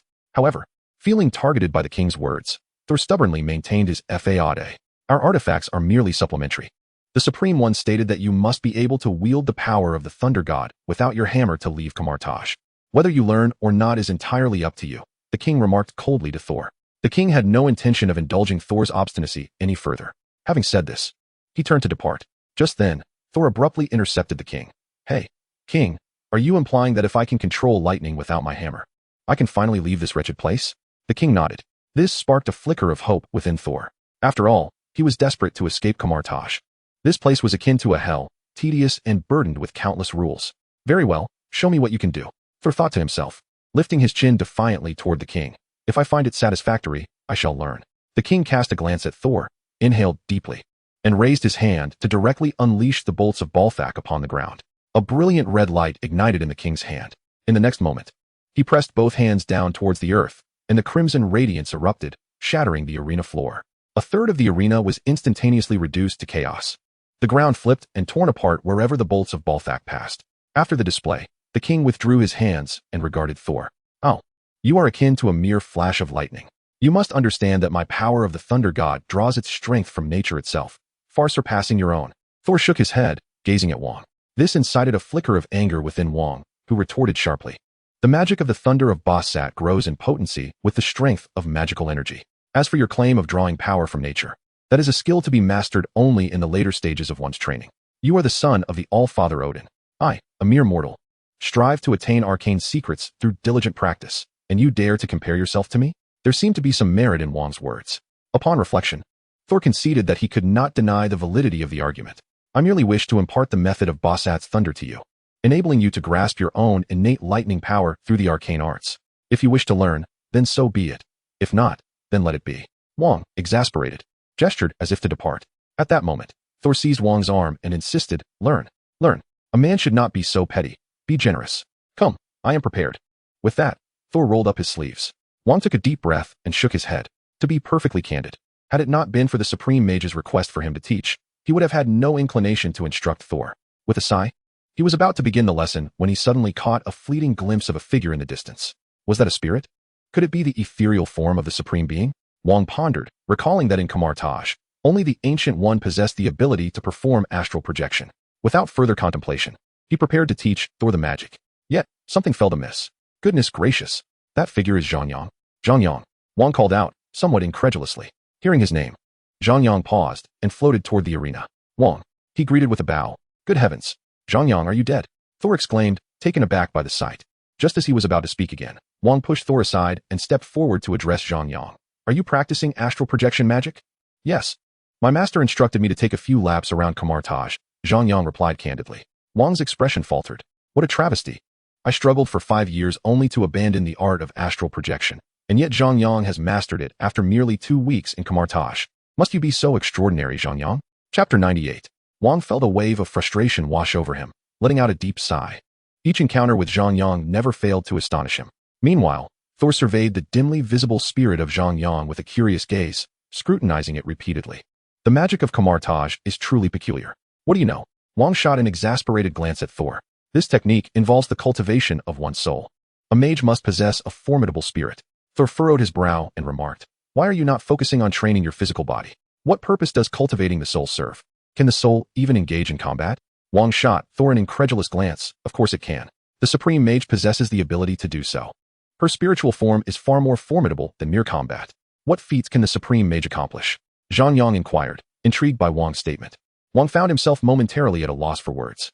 I am not entirely sure, but I have heard that in advanced magical practice, one can achieve a form of spiritual projection. Spiritual projection? Zhang Yang echoed, perplexed by the term. It is when your soul manifests another avatar. Somewhat akin to a duplication technique, but significantly more powerful, Wang elucidated. No sooner had he finished speaking than Thor interjected skeptically. The soul can actually duplicate itself? Of course it can, Wang retorted, rolling his eyes at Thor. The Supreme Mage is capable of such feats. While Wang's initial assertion was truthful, his subsequent claim was merely conjecture, made to bolster his credibility. Deep within, he believed that Ancient One was omnipotent, although he had never witnessed it firsthand. It appears I must exert myself further, Zhang Yang resolved silently to himself. At that moment, he sensed a shift in his physical form, likely due to an excessive drain on his mental energy. Wang, I shall take my leave now. You continue your training, he announced to Wang and Thor. Go ahead. Wang replied, and Zhang Yang's spiritual form swiftly floated towards the temple. Inside the temple, Ancient One sat cross-legged opposite Zhang Yang's physical body, seemingly observing the changes occurring within him, prepared to intervene should anything amiss arise. Time passed, and after 5 hours had elapsed, combined with the previous duration, a total of 7 hours had gone by. To her astonishment, Ancient One noted that Zhang Yang's physical form had shown little significant change until another half-hour passed, when he began to exhibit signs of weakness, his complexion growing pale. 7.5 hours in total. Ancient One, who had lived for so long, never anticipated that she would witness such an enlightening experience through her disciple. Drawing a sharp breath to steady herself, she prepared to assist Zhang Yang's spirit in returning to its rightful position when she observed his spiritual form hastily drifting back and subsequently reuniting with his body. Ugh, I feel a bit dizzy, Zhang Yang murmured, pressing his hand to his head as soon as his spirit rejoined his physical form. I must admit, this magic truly taxes the mind. Quite normal. You will acclimatize after a couple of attempts, Ancient One replied calmly, though her heart was turbulent. Dizzy? You just ventured out for 7.5 hours and returned only to feel lightheaded? If it were anyone else, not to mention 8 hours, even a novice would struggle to endure more than 8 seconds. Well, even those with exceptional talent would find it challenging to maintain such an exit for 3 minutes without discomfort. Should the spiritual form be forced to remain in the external realm, there is a grave risk that it may never return to its physical body, ultimately leading to a weakened soul and its eventual dissolution. However, you seem to have fared well, practicing for 24 hours yet attempting only twice, first for a mere 10 minutes, and subsequently for 7.5 hours, only to return and utter a single remark about feeling dizzy, not even a fainting spell. A true enigma. Indeed. A remarkable being. Master, while I was meandering about earlier, I encountered Wang, who mentioned that the starlight projection spell, if mastered, could lead to soul duplication. Is that correct? At that moment, Zhang Yang interjected, pulling Gu Yi's thoughts back. Indeed, Gu Yi nodded. Magic knows no bounds. It is perpetually evolving and branching out. You must delve deeper into its profound mysteries. Once you grasp the rules of magic, you shall transcend them and create your own. I understand, Master. I shall strive diligently, Zhang Yang declared with unwavering resolve. Very well, take your rest. That will be all for today. We shall continue tomorrow, Gu Yi stated, rising with a tranquil demeanor. Yes, Zhang Yang replied, departing from the sanctum. The following morning, Zhang Yang arrived at the Gu Yi sanctum at dawn. Upon meeting Gu Yi, he first bowed respectfully and then intended to sit in meditation. However, Gu Yi interjected, halting Zhang Yang's movements. We shall practice the stellar projection later. This statement caused Zhang Yang to pause. Without a moment's hesitation, Gu Yi rose and addressed him. How has your understanding of spatial magic progressed? The greatest folly in learning magic lies in a mage becoming complacent with their grasp of older spells while pursuing new ones. Gu Yi discerned Zhang Yang's enthusiasm for the newly acquired magic.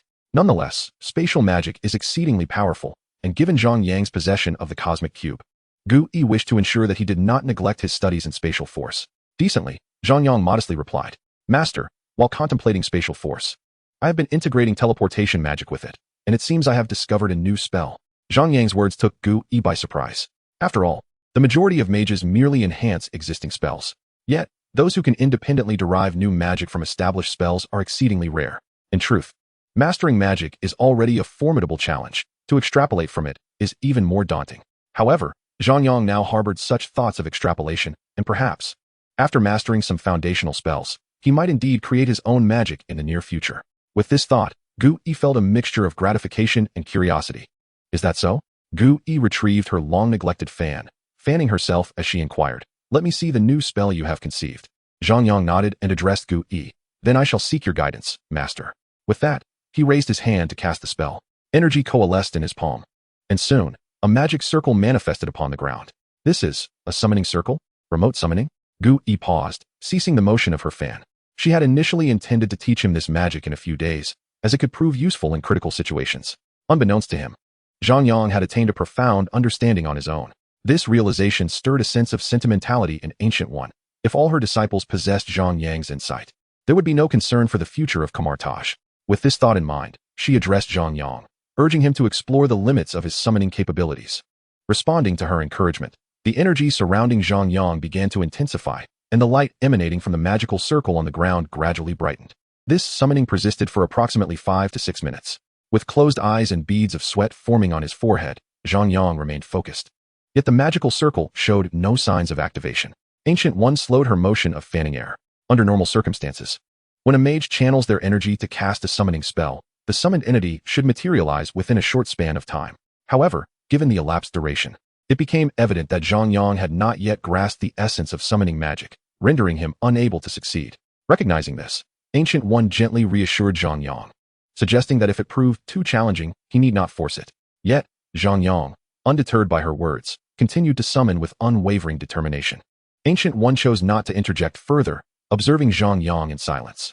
After a while, the radiance in Zhang Yang's hands began to wane, and as the light diminished, the magical circle also gradually faded away. Soon, everything returned to normal, and there were no peculiarities within the sanctum. It appeared that the summoning had indeed failed. Ancient One reflected, comforting Zhang Yang by stating that the very attempt to derive summoning magic through other spells was commendable in itself. The outcome of failure was, after all, within the realm of expectation. Thus, she refrained from admonishing him and planned to first elucidate the intricacies of summoning magic before allowing him to practice astral projection once more. However, before Ancient One could articulate her thoughts, a sudden change swept over her demeanor. She sensed an ominous presence. Zhang Yang's summoning had not failed. On the contrary, he had succeeded. Chapter 99. What was occurring? Why had the sky suddenly darkened? Why did an unsettling sensation grip my heart, as if something significant were imminent? Alarm! Alarm! All mages, urgent assembly! Urgent assembly! As Ancient One's expression shifted, Kamar-Taj erupted into chaos. Outside the sanctum, the once bright sky dimmed abruptly, plunging into an abyss of profound darkness. Panic reverberated through Kamar-Taj as many mages, infused with magical energy, sensed a dark force encroaching upon the earth, or more specifically, approaching Kathmandu. In an instant, the entire Kamar-Taj entered a state of readiness. Meanwhile, within the sanctum, Ancient One observed Zhang Yang, who appeared increasingly perturbed. Dr. Strange, known as the Ancient One, hardly needed to ask. The familiar darkness alone was enough to deduce what was approaching Earth. For reasons unknown, after years of unperturbed calm, the Ancient One felt an unusual acceleration in her heartbeat. It was indeed a rarity, a moment of unease. Zhang Yang, is this your summoning? She inquired. Indeed, master. I followed your guidance and summoned to the extreme. As for what I have summoned, I am not entirely sure, Zhang Yang replied. The Ancient One had initially posed this question to ascertain the extent of Zhang Yang's summoning abilities. However, she soon realized she had grossly underestimated his talent for comprehension. It had only been a brief period, yet Zhang Yang had breached dimensions to summon Dormammu. At this moment, the Ancient One felt a mix of astonishment and, more prevalently, concern. Taking a deep breath, she affirmed, I recognize that you have summoned Dormammu. The moment she detected Dormammu's presence, it was a whirlwind of emotions. The Ancient One frequently felt as though her apprentice was leading her into peril. To be more confident and dismiss any doubts was indeed a venture into danger. It was well known how fervently the Ancient One wished to banish Dormammu from Earth. For centuries, she had witnessed his appearances and promptly expelled him each time. Little did she anticipate that her apprentice would manage to bring Dormammu here. Reflecting on her past efforts to drive Dormammu away, it was both ironic and infuriating that Zhang Yang could summon him with a mere spell. Had the Ancient One known that Zhang Yang could summon Dormammu with his newly acquired skills, she would have never suggested he push the limits of summoning.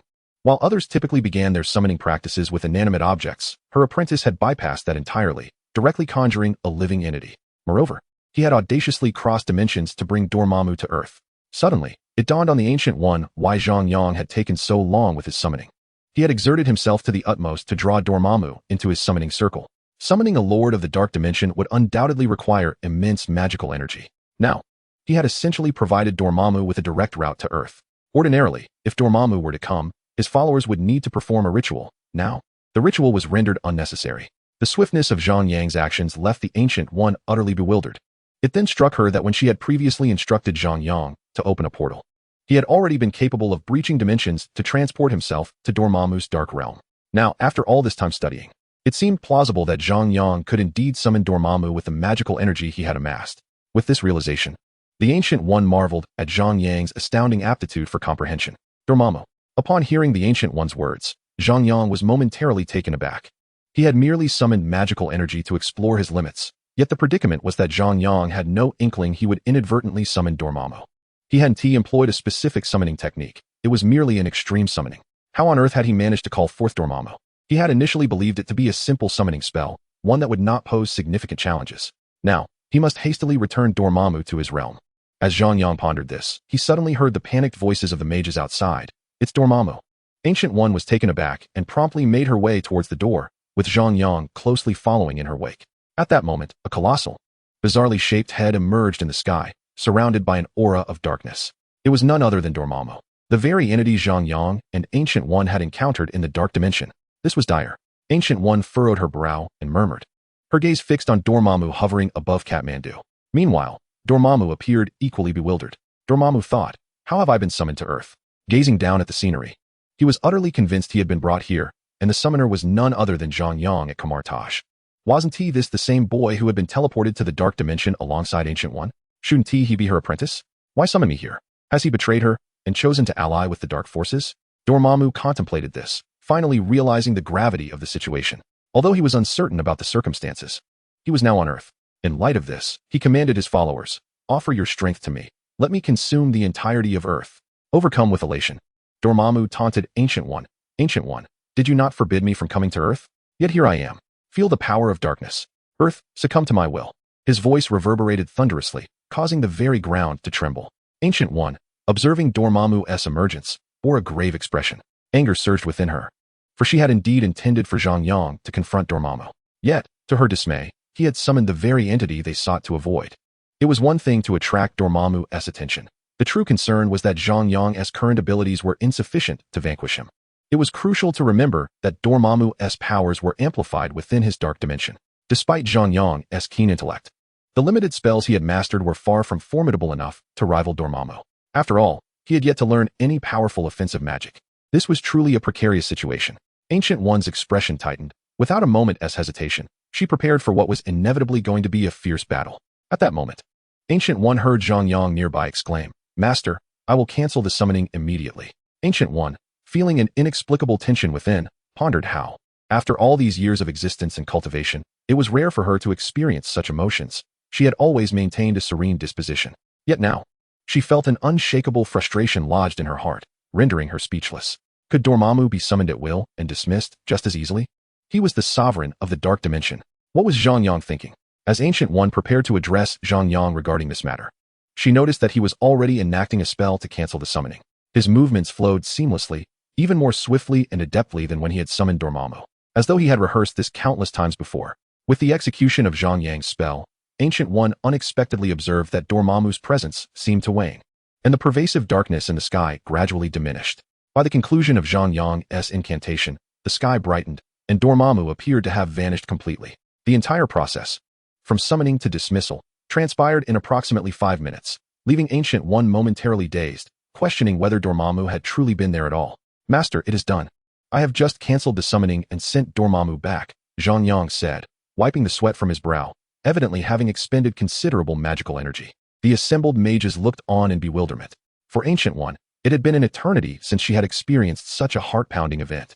Zhang Yang had previously clashed with Odin, and now he seemed to challenge Dormammu as well. Was he intent on provoking every major figure in the multiverse? He had only learned a handful of spells, yet had already reached such a level of audacity. She mused that if he were to master offensive magic, The entirety of the multiverse would likely flee at the sight of him. As she contemplated this, Ancient One could feel a headache beginning to form. You may return now. Today's training has concluded for the time being, she said, pressing her fingers to her forehead. For reasons unknown, she now felt a throbbing pain in her head, sensing that perhaps she needed to rest.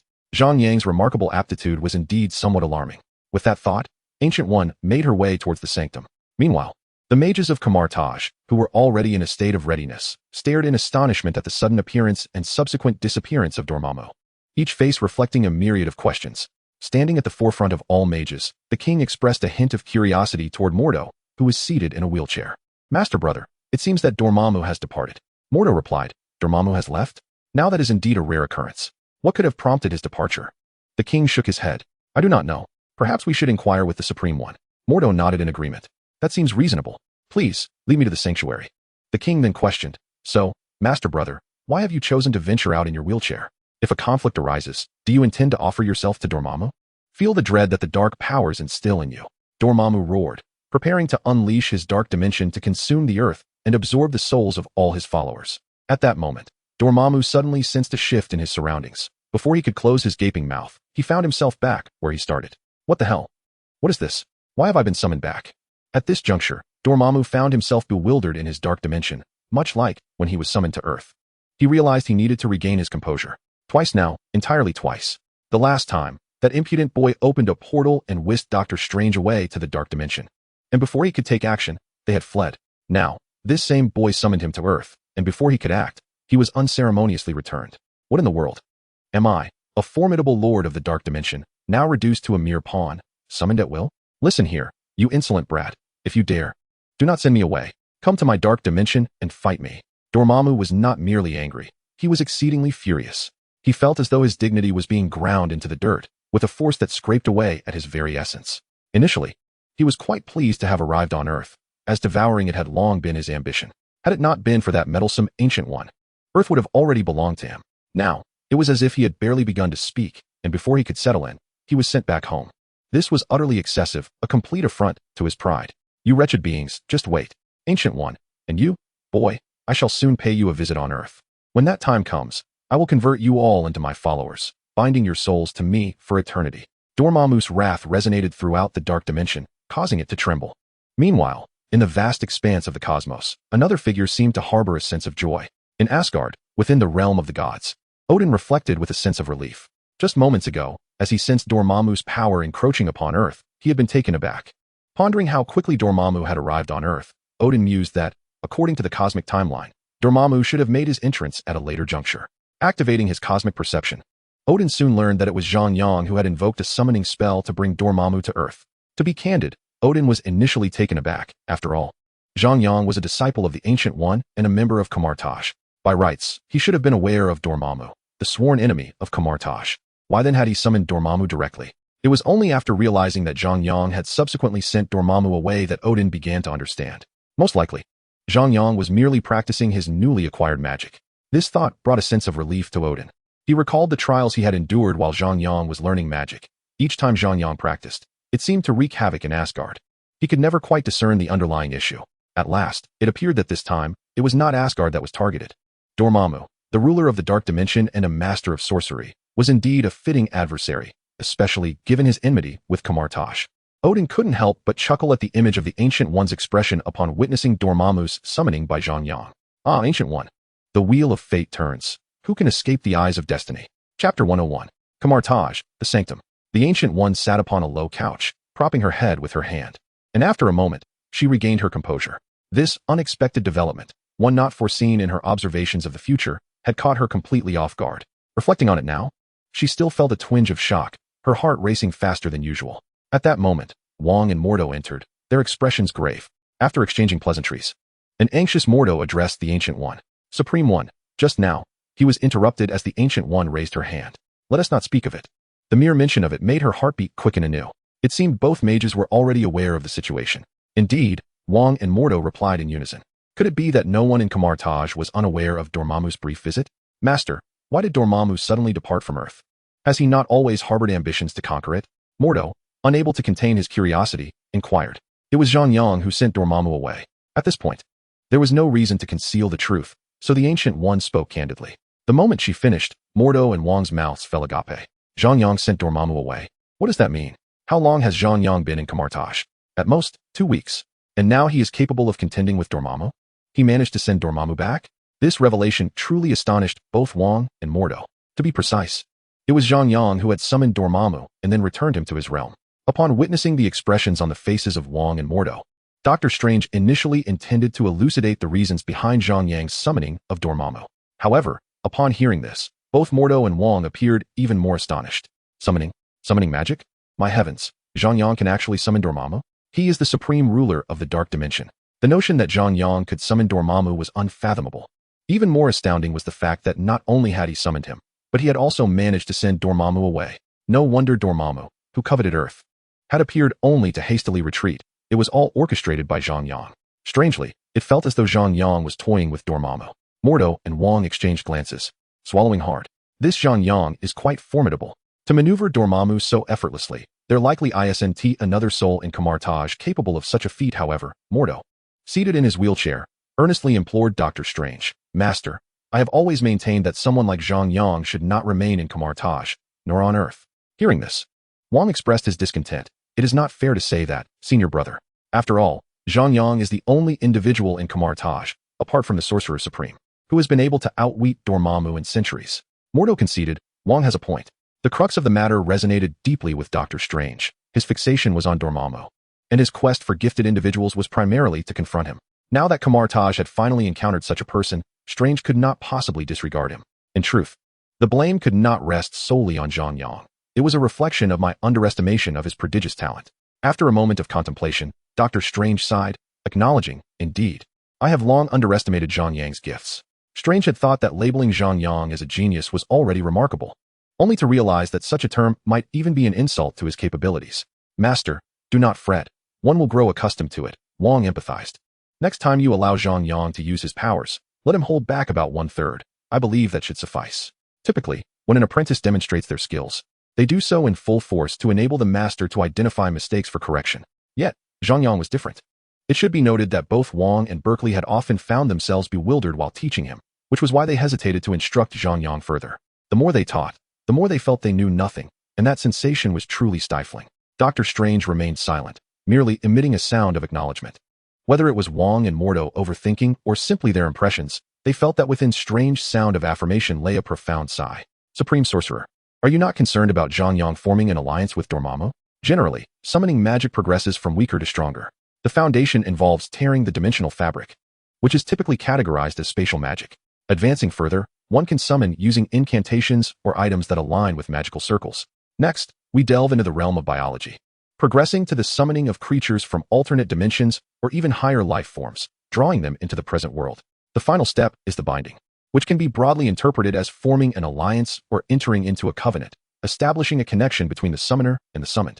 Upon hearing the evident favoritism that Ancient One displayed towards Zhang Yang, Mordo addressed her, acknowledging the ease with which alliances can form between a summoner and their summoned entity. Particularly in the case of Zhang Yang and Dormammu.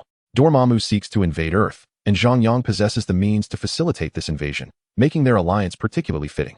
However, before Mordo could finish his statement, Ancient One had yet to respond when Wang interjected with evident displeasure, questioning whether Dormammu would ally with someone who toys with him. Mordo lamented, I've realized that everyone is biased towards Zhang Yang.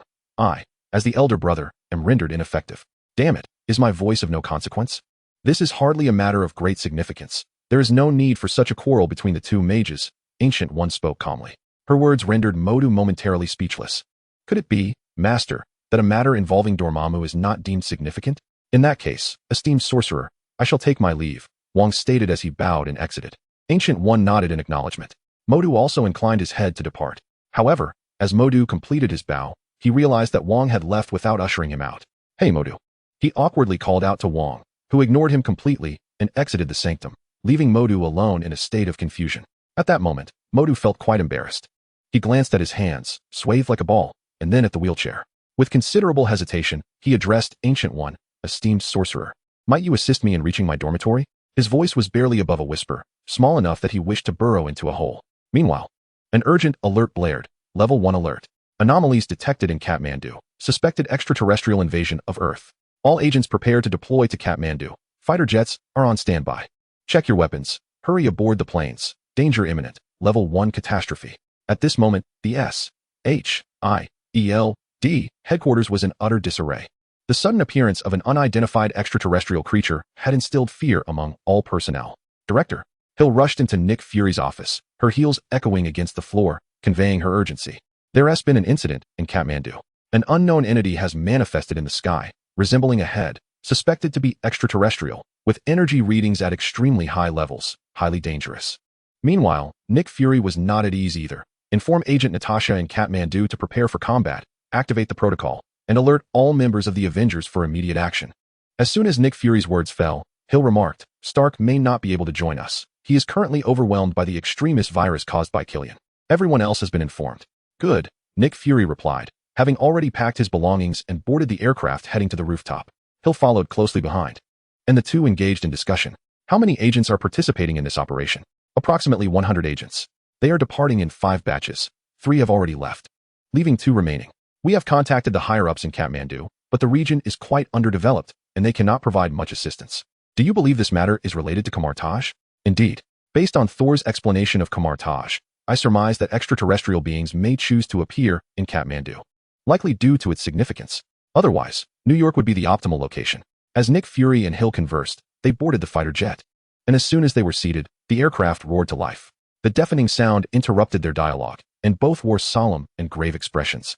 Nick Fury instinctively understood that they were about to confront a formidable extraterrestrial threat. This would undoubtedly be a fierce battle. Taking a deep breath, he steeled himself for the impending conflict. At that moment, Nick Fury received an urgent intelligence update. The extraterrestrial entities had vanished. Vanished? Hill echoed, perplexed, furrowing his brow. Nick Fury speculated, perhaps the extraterrestrial beings have simply concealed themselves from our detection. Let us hover above Kathmandu for a while longer and observe. After all, he had never encountered an alien invasion that retreated in less than 5 minutes. Understood, Hill replied. 5 hours later. Director, we have yet to detect any anomalies in Kathmandu, nor in any other locations, Hill reported. Let us wait a little longer, Nick Fury instructed. 7 hours later. Director, we have been monitoring for 7 hours without any irregularities. Perhaps we should return to New York, Hill suggested. Let us wait a bit longer, Nick Fury insisted. 9 hours later. Director, Captain America has informed me that Banner has fallen asleep, and we still have not detected any abnormalities, Hill conveyed. At this moment, Nick Fury felt somewhat bewildered. Were these extraterrestrial beings merely visiting Earth for amusement? They had only been here for a total of 5 minutes before vanishing? For some reason, Nick Fury couldn't shake the feeling of being toyed with. Chapter 102, Kamar-Taj, the Sanctum. After the incident involving Zhang Yang summoning Dormammu, the Ancient One contemplated for a moment and decided to have Zhang Yang practice astral projection magic for the next few days. This would ultimately benefit Kamar-Taj, the Sorcerer Supreme. As usual, Zhang Yang arrived at the Sanctum of Ancient One, first bowing respectfully before waiting for his learning arrangements. Yesterday, upon seeing Zhang Yang, the Ancient One spoke gently. You need not dwell on yesterday's events. Focus on your studies of magic, for they are but trifles. However, in the future, you must enhance your control over your own abilities. Mastering control is an essential skill for any accomplished sorcerer. The Ancient One gazed at Zhang Yang and continued, very well. Zhang Yang replied affirmatively. The Ancient One nodded and instructed Zhang Yang on the day's study plan. Proceed with your practice of astral projection. Following this directive, Zhang Yang immediately settled into a meditative posture to extricate his spiritual form. This time, the extraction was noticeably swifter than before. Let us see what progress you will make today, the Ancient One mused as he settled into his own meditation. If you find yourself bored, feel free to wander the halls of Kamar-Taj, but should anything unusual arise, return promptly. With that, the Ancient One closed his eyes to begin his meditation. After having observed Zhang Yang for a full 7 hours yesterday, the Ancient One anticipated that Zhang Yang would likely not return for at least that long today. Thus, he resolved to engage in his own spiritual cultivation, for watching over Zhang Yang was rather exhausting. Seeing the Ancient One in meditation, Zhang Yang swayed his spiritual form and wandered through Kamar-Taj. This excursion extended from morning until night. During the day, Kamar-Taj bustled with activity, but as night fell, the mages retreated to their dormitories, leaving the place nearly deserted. After drifting about for a while, Zhang Yang grew somewhat bored and was contemplating what to do next when he spotted Wang approaching him from a distance. Wang, Zhang Yang called out, inadvertently startling Wang, who nearly lost his composure at the sudden appearance of a spirit in the darkness. Good heavens, Zhang Yang, why are you still here? Wang exclaimed, recovering from his shock. It was quite astonishing. He had seen Zhang Yang's spiritual form wandering Kamar-Taj since early morning, and now, even after so many hours, Zhang Yang's spirit had yet to return. I believe I can stay a little longer, Zhang Yang explained to Wang. Stay longer? Zhang Yang, how long have you been practicing astral projection? Wang inquired, astonished. Well, today marks the second day, Zhang Yang recalled carefully. Upon hearing this, Wang's mouth fell agape in disbelief. What? 2 days? Your spirit has been roaming freely for over 12 hours? Wang exclaimed, his concern mounting. He had first seen Zhang Yang's spirit around 6 in the morning, and now it was already 8 in the evening. Zhang Yang's spirit had not returned even once. This was rather alarming. By the way, Wang, aren't you usually at the library at this hour? What are you doing here? Zhang Yang asked, bringing Wang's thoughts back to the present. Oh, I have some matters to attend to at the New York Sanctum, Wang replied, taking a moment to compose himself. Due to Mordo's injury, Wang was temporarily overseeing all affairs of Kamar-Taj. Just moments ago, he received a plea for assistance from the guardian mage of the New York Sanctum, who reported that Dormammu's followers had been increasingly rampant. Thus, Wang resolved to investigate the situation. Understood. Then you should hurry, Zhang Yang said, preparing to depart. Just then, Wang called out to him. By the way, Zhang Yang, would you like to accompany me to the New York Sanctum? Wang was acutely aware that the Ancient One was grooming Zhang Yang as a potential supreme mage. Otherwise, she would not have turned a blind eye to the incident where Zhang Yang summoned Dormammu. Hence, Wang suggested that Zhang Yang visit the New York Sanctum to familiarize himself with it. After all, given Zhang Yang's current capabilities, there were certain matters he ought to be informed about. The New York Sanctum? Zhang Yang paused for a moment, then nodded with a hint of excitement on his face. Since arriving at Kamar-Taj, he had not ventured beyond its confines, save for a brief encounter with extraterrestrial beings. A visit to the New York Sanctum seemed quite appealing, especially as he had found his time wandering Kamar-Taj rather tedious. Then let us go, Wang said, leading the way, with Zhang Yang following closely behind. They arrived at a sanctum that was entirely unfamiliar to Zhang Yang, as if he had never been there before. In the center of the sanctum stood a long and narrow wooden table, upon which hovered a massive sphere resembling Earth. Within the sanctum, 3 doors were visible.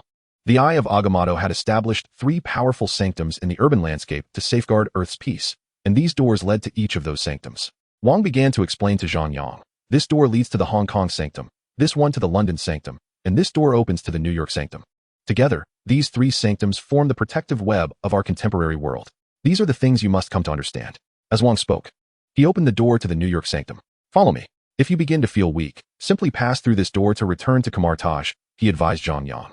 At that moment, the guardian mage of the New York Sanctum approached and bowed to Wang, addressing him as Master Mage. Noticing Zhang Yang's ethereal presence, the guardian mage paused in surprise and eventually inquired, is this perhaps astral projection magic? The guardian's voice trembled with disbelief.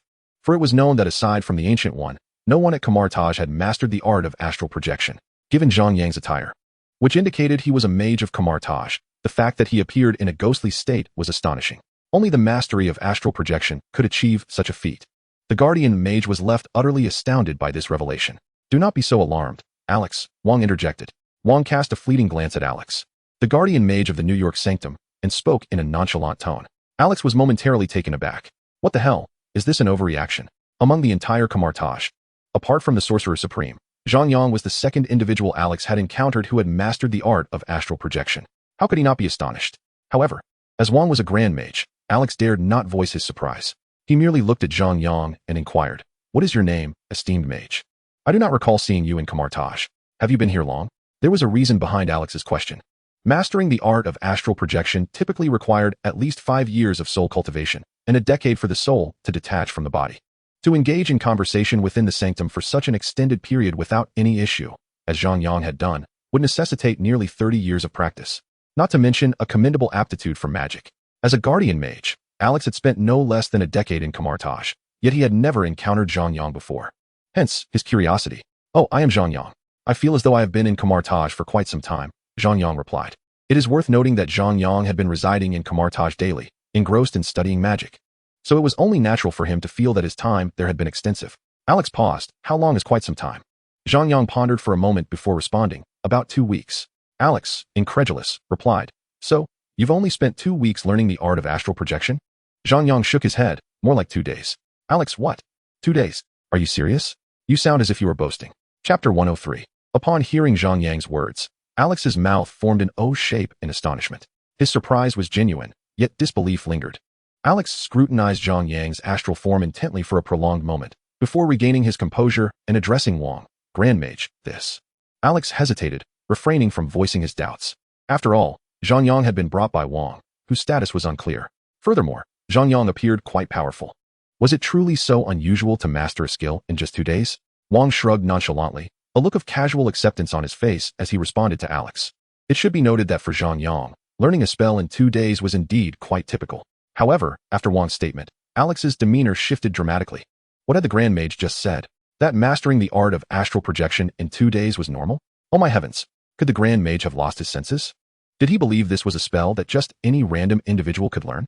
This was one of the most esoteric and formidable techniques, the art of astral projection, revered as one of Kamar-Taj's most extraordinary secrets. Alex watched as Wang calmly followed Zhang Yang's spirit into the temple, feeling a chill run down his spine. His mind was flooded with questions. Meanwhile, Zhang Yang, walking alongside Wang, couldn't help but remark, honestly, I'm picking up magic rather quickly, am I not? Wang shrugged nonchalantly, shaking his head, not really. Zhang Yang chuckled, I can sense it. After all, I've been at Kamar-Taj for 2 weeks now, and I've gradually come to realize that my magical talent is indeed superior. This statement caused Wang to pause in surprise, before he asked Zhang Yang, so, are you feeling proud of yourself for that? Zhang Yang shook his head, not at all. It only drives me to study harder and master more magic until I can one day defeat the Sorcerer Supreme. Wang halted, incredulous, as he gazed at Zhang Yang. You aspire to defeat the Sorcerer Supreme? Zhang Yang looked at him, puzzled. Is there a problem with that? Wang replied, not really. But aren't you worried that if the Sorcerer Supreme hears of your intentions, she might refuse to teach you magic? Zhang Yang shook his head, of course not. Because what she's doing now is teaching me how to defeat her. That is her wish. I believe I'm not mistaken. Hearing this, Wang smiled in relief. It seems you have learned something far more significant than magic during your 2 weeks in Kamar-Taj. Zhang Yang smiled faintly and was about to speak when Alex rushed forward, placing his head between Wang and Zhang Yang, asking, Master, is it really normal to learn astral projection in just 2 days? Wang and Zhang Yang exchanged glances and answered in unison, yes. This left Alex momentarily stunned, contemplating, could it be? Is my magical talent insufficient?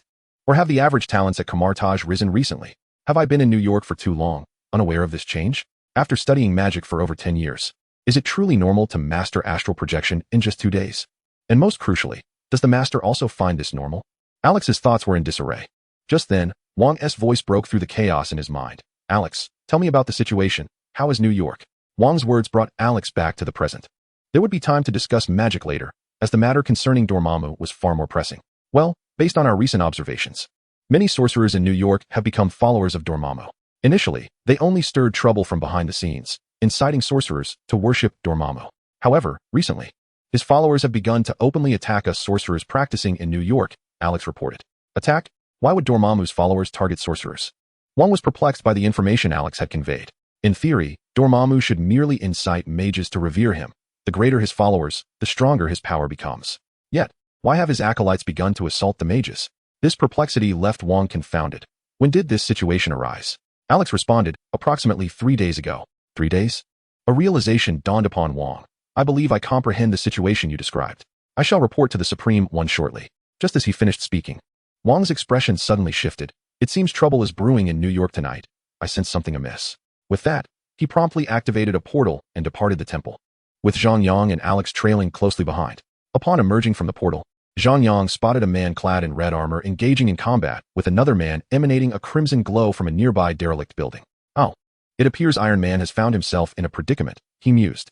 As he discerned the unfolding events, Wang sighed in relief, grateful it was not Dormammu's acolytes involved. Iron Man. Zhang Yang paused, as if recalling a familiar name. Indeed, do you not recognize him? He is quite renowned in the country, a superhero, Wang informed Zhang Yang. I have heard of him, Zhang Yang replied candidly. It was impossible for Zhang Yang not to be acquainted with the Avengers, particularly Iron Man, Tony Stark, a pivotal figure within their ranks. However, to claim familiarity would be somewhat exaggerated, as he had only witnessed him on screen previously. Contemplating this, Zhang Yang tilted his head and inquired, which one is Iron Man? Wang replied, it should be the one currently being torn apart by someone. Zhang Yang asked, who is he fighting? Wang explained, Killian. He is the one who developed the extremist virus, which, when ingested, purportedly grants superhuman abilities, particularly the ability to generate extreme heat. Zhang Yang remarked, so it appears Iron Man is struggling against that man. Wang affirmed, a temperature of 3,000 degrees Celsius is sufficient to melt Iron Man's suit. He is certainly at a disadvantage and in considerable danger. If he is not cautious, he may lose his life. Zhang Yang pondered, individuals like Killian are generally deemed villains. Does Kamar-Taj not intervene? Wang replied, unless there is an invasion of Earth by a formidable extra-dimensional entity, such as Dormammu or the recent Chitauri onslaught.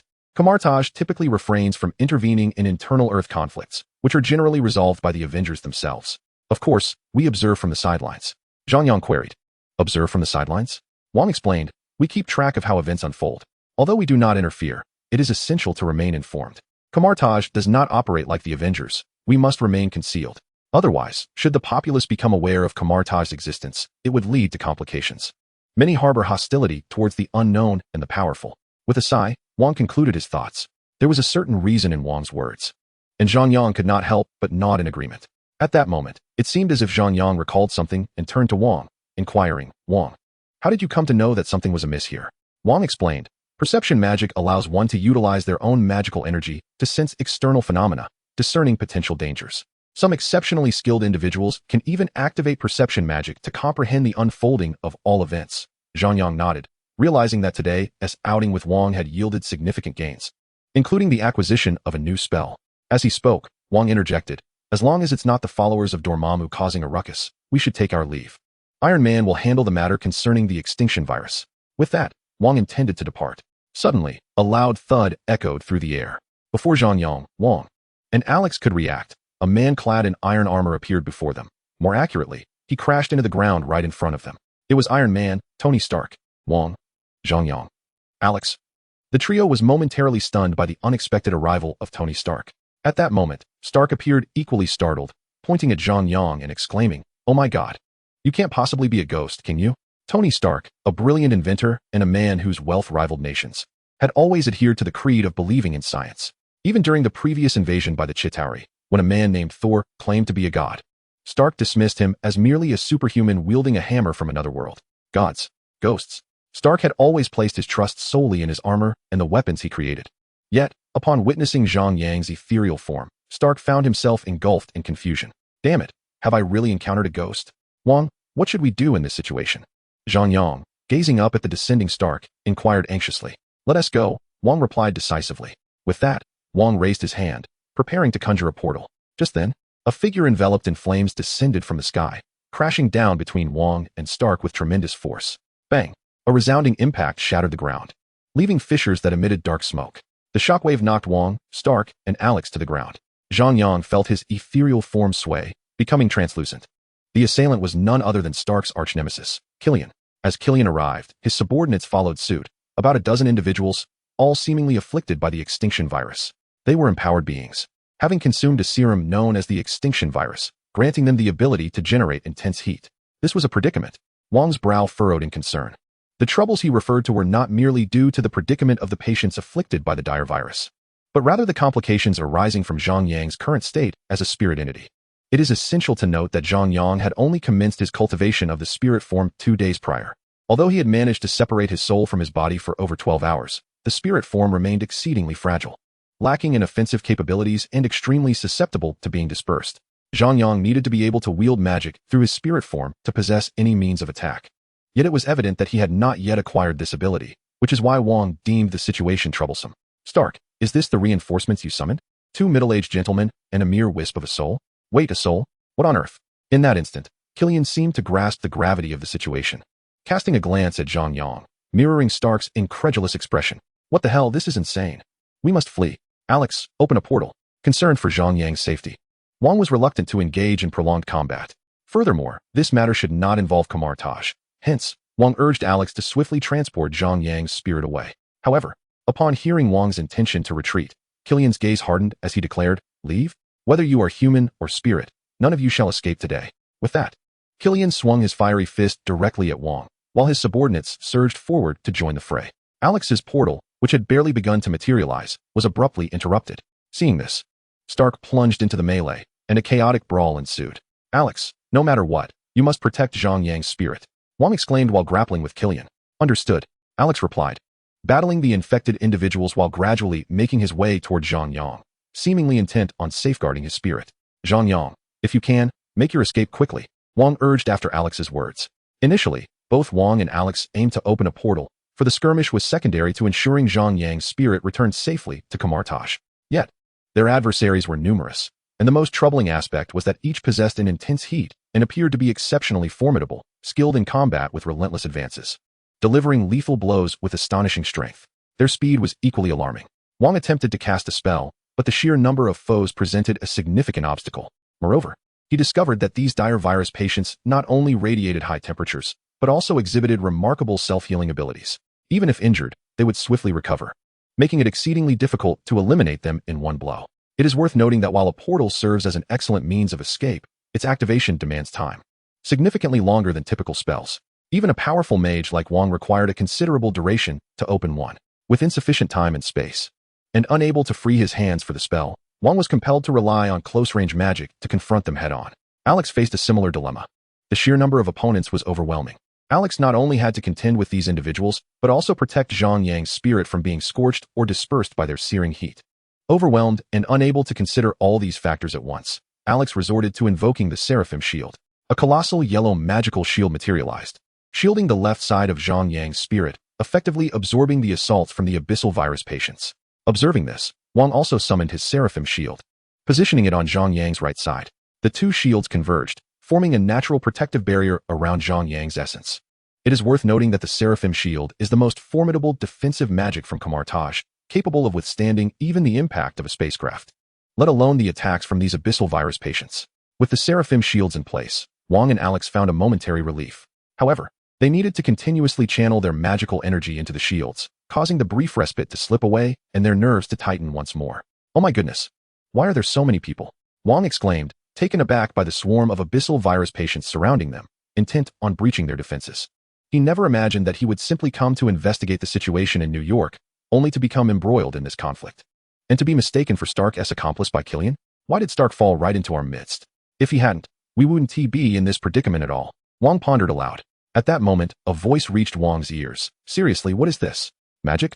And what kind of devices do you have? Why does this person only have a wisp of a soul? Is he a ghost? Wang turned his head, only to find himself in disbelief. Tony Stark? What are you doing in our magic circle? Wang exclaimed, astonished. He was desperate to escape this cursed place and had no desire to get entangled in the battle between Stark and Killian. Can I say that I was just minding my own business when you two trapped me in here? Oh, a magic circle? So this is magic? And this next to me, is he a ghost? Stark, like an inquisitive child, bombarded Wang with questions, leaving him momentarily perplexed. Realizing he didn't have the luxury of time to engage Stark in conversation, Wang immediately turned to Alex. Is there any way we can open a portal and leave? Alex, on the verge of despair, replied, I can't spare a hand. You know I'm also wielding the Seraphim Shield like you. How can I open a portal? Wang was taken aback. Zhang Yang, being a spirit, was incapable of casting magic, and Stark would be even less able. This meant that the four of them were effectively equivalent to two individuals, while their adversaries numbered over a dozen. How on earth were they to fight? Wang felt a headache coming on, questioning why he had brought Zhang Yang here in the first place. If anything happened to him, and the Supreme One found out, wouldn't that spell disaster for him? The thought sent Wang into a panic. Most critically, Wang sensed that Alex's magical energy was somewhat depleted. It is well known that sustaining magic with magical energy is extraordinarily taxing. As the Guardian Mage, it was commendable that Alex had managed to endure for so long. Oh dear, is there anyone who can open a portal? Wang sighed, feeling somewhat distressed, never anticipating that an unforeseen event would leave him stranded here. Just as Wang hesitated regarding his course of action, Stark suddenly exclaimed, My goodness! This provoked Wang's irritation, and with a furrowed brow, he rebuked Stark. What are you shouting about now? However, before he could finish his sentence, he caught sight of a red light in his peripheral vision. Startled, Wang turned to look at Zhang Yang, and at the same moment, Alex's gaze shifted toward him as well. If their eyes did not deceive them, it seemed that Zhang Yang's spirit was attempting to cast a spell. Wang, Alex, what the hell? Zhang Yang had only studied astral projection for 2 days. Was he truly capable of using his spirit to cast magic already? In an instant, both Wang and Alex's mouths fell agape. Meanwhile, Stark's expression was no less astonished. He could hardly believe what he was witnessing. A flicker of soul energy emanating a red glow, accompanied by the emergence of a magical circle beneath his feet. Yes. A magical circle. Good heavens, was he going mad? Had he been watching too much Harry Potter lately? Though Stark was oblivious to Zhang Yang's intentions, both Wang and Alex were acutely aware. Zhang Yang was, indeed, activating a summoning spell. This realization sent a wave of panic through Wang. Could it be that Zhang Yang was about to summon Dormammu for a confrontation? No, Zhang Yang, please don't do this again. Dormammu would never come to your aid. Wang thought frantically. At that moment, a brilliant flash of light erupted from Zhang Yang's spirit, and the next second, a somewhat familiar yet strange figure materialized within the summoning circle not far away. Oh my goodness! Upon recognizing the entity Zhang Yang had summoned, both Wang and Alex could not help but exclaim in astonishment. What the hell? I can't be mistaken. That is Odin, isn't it?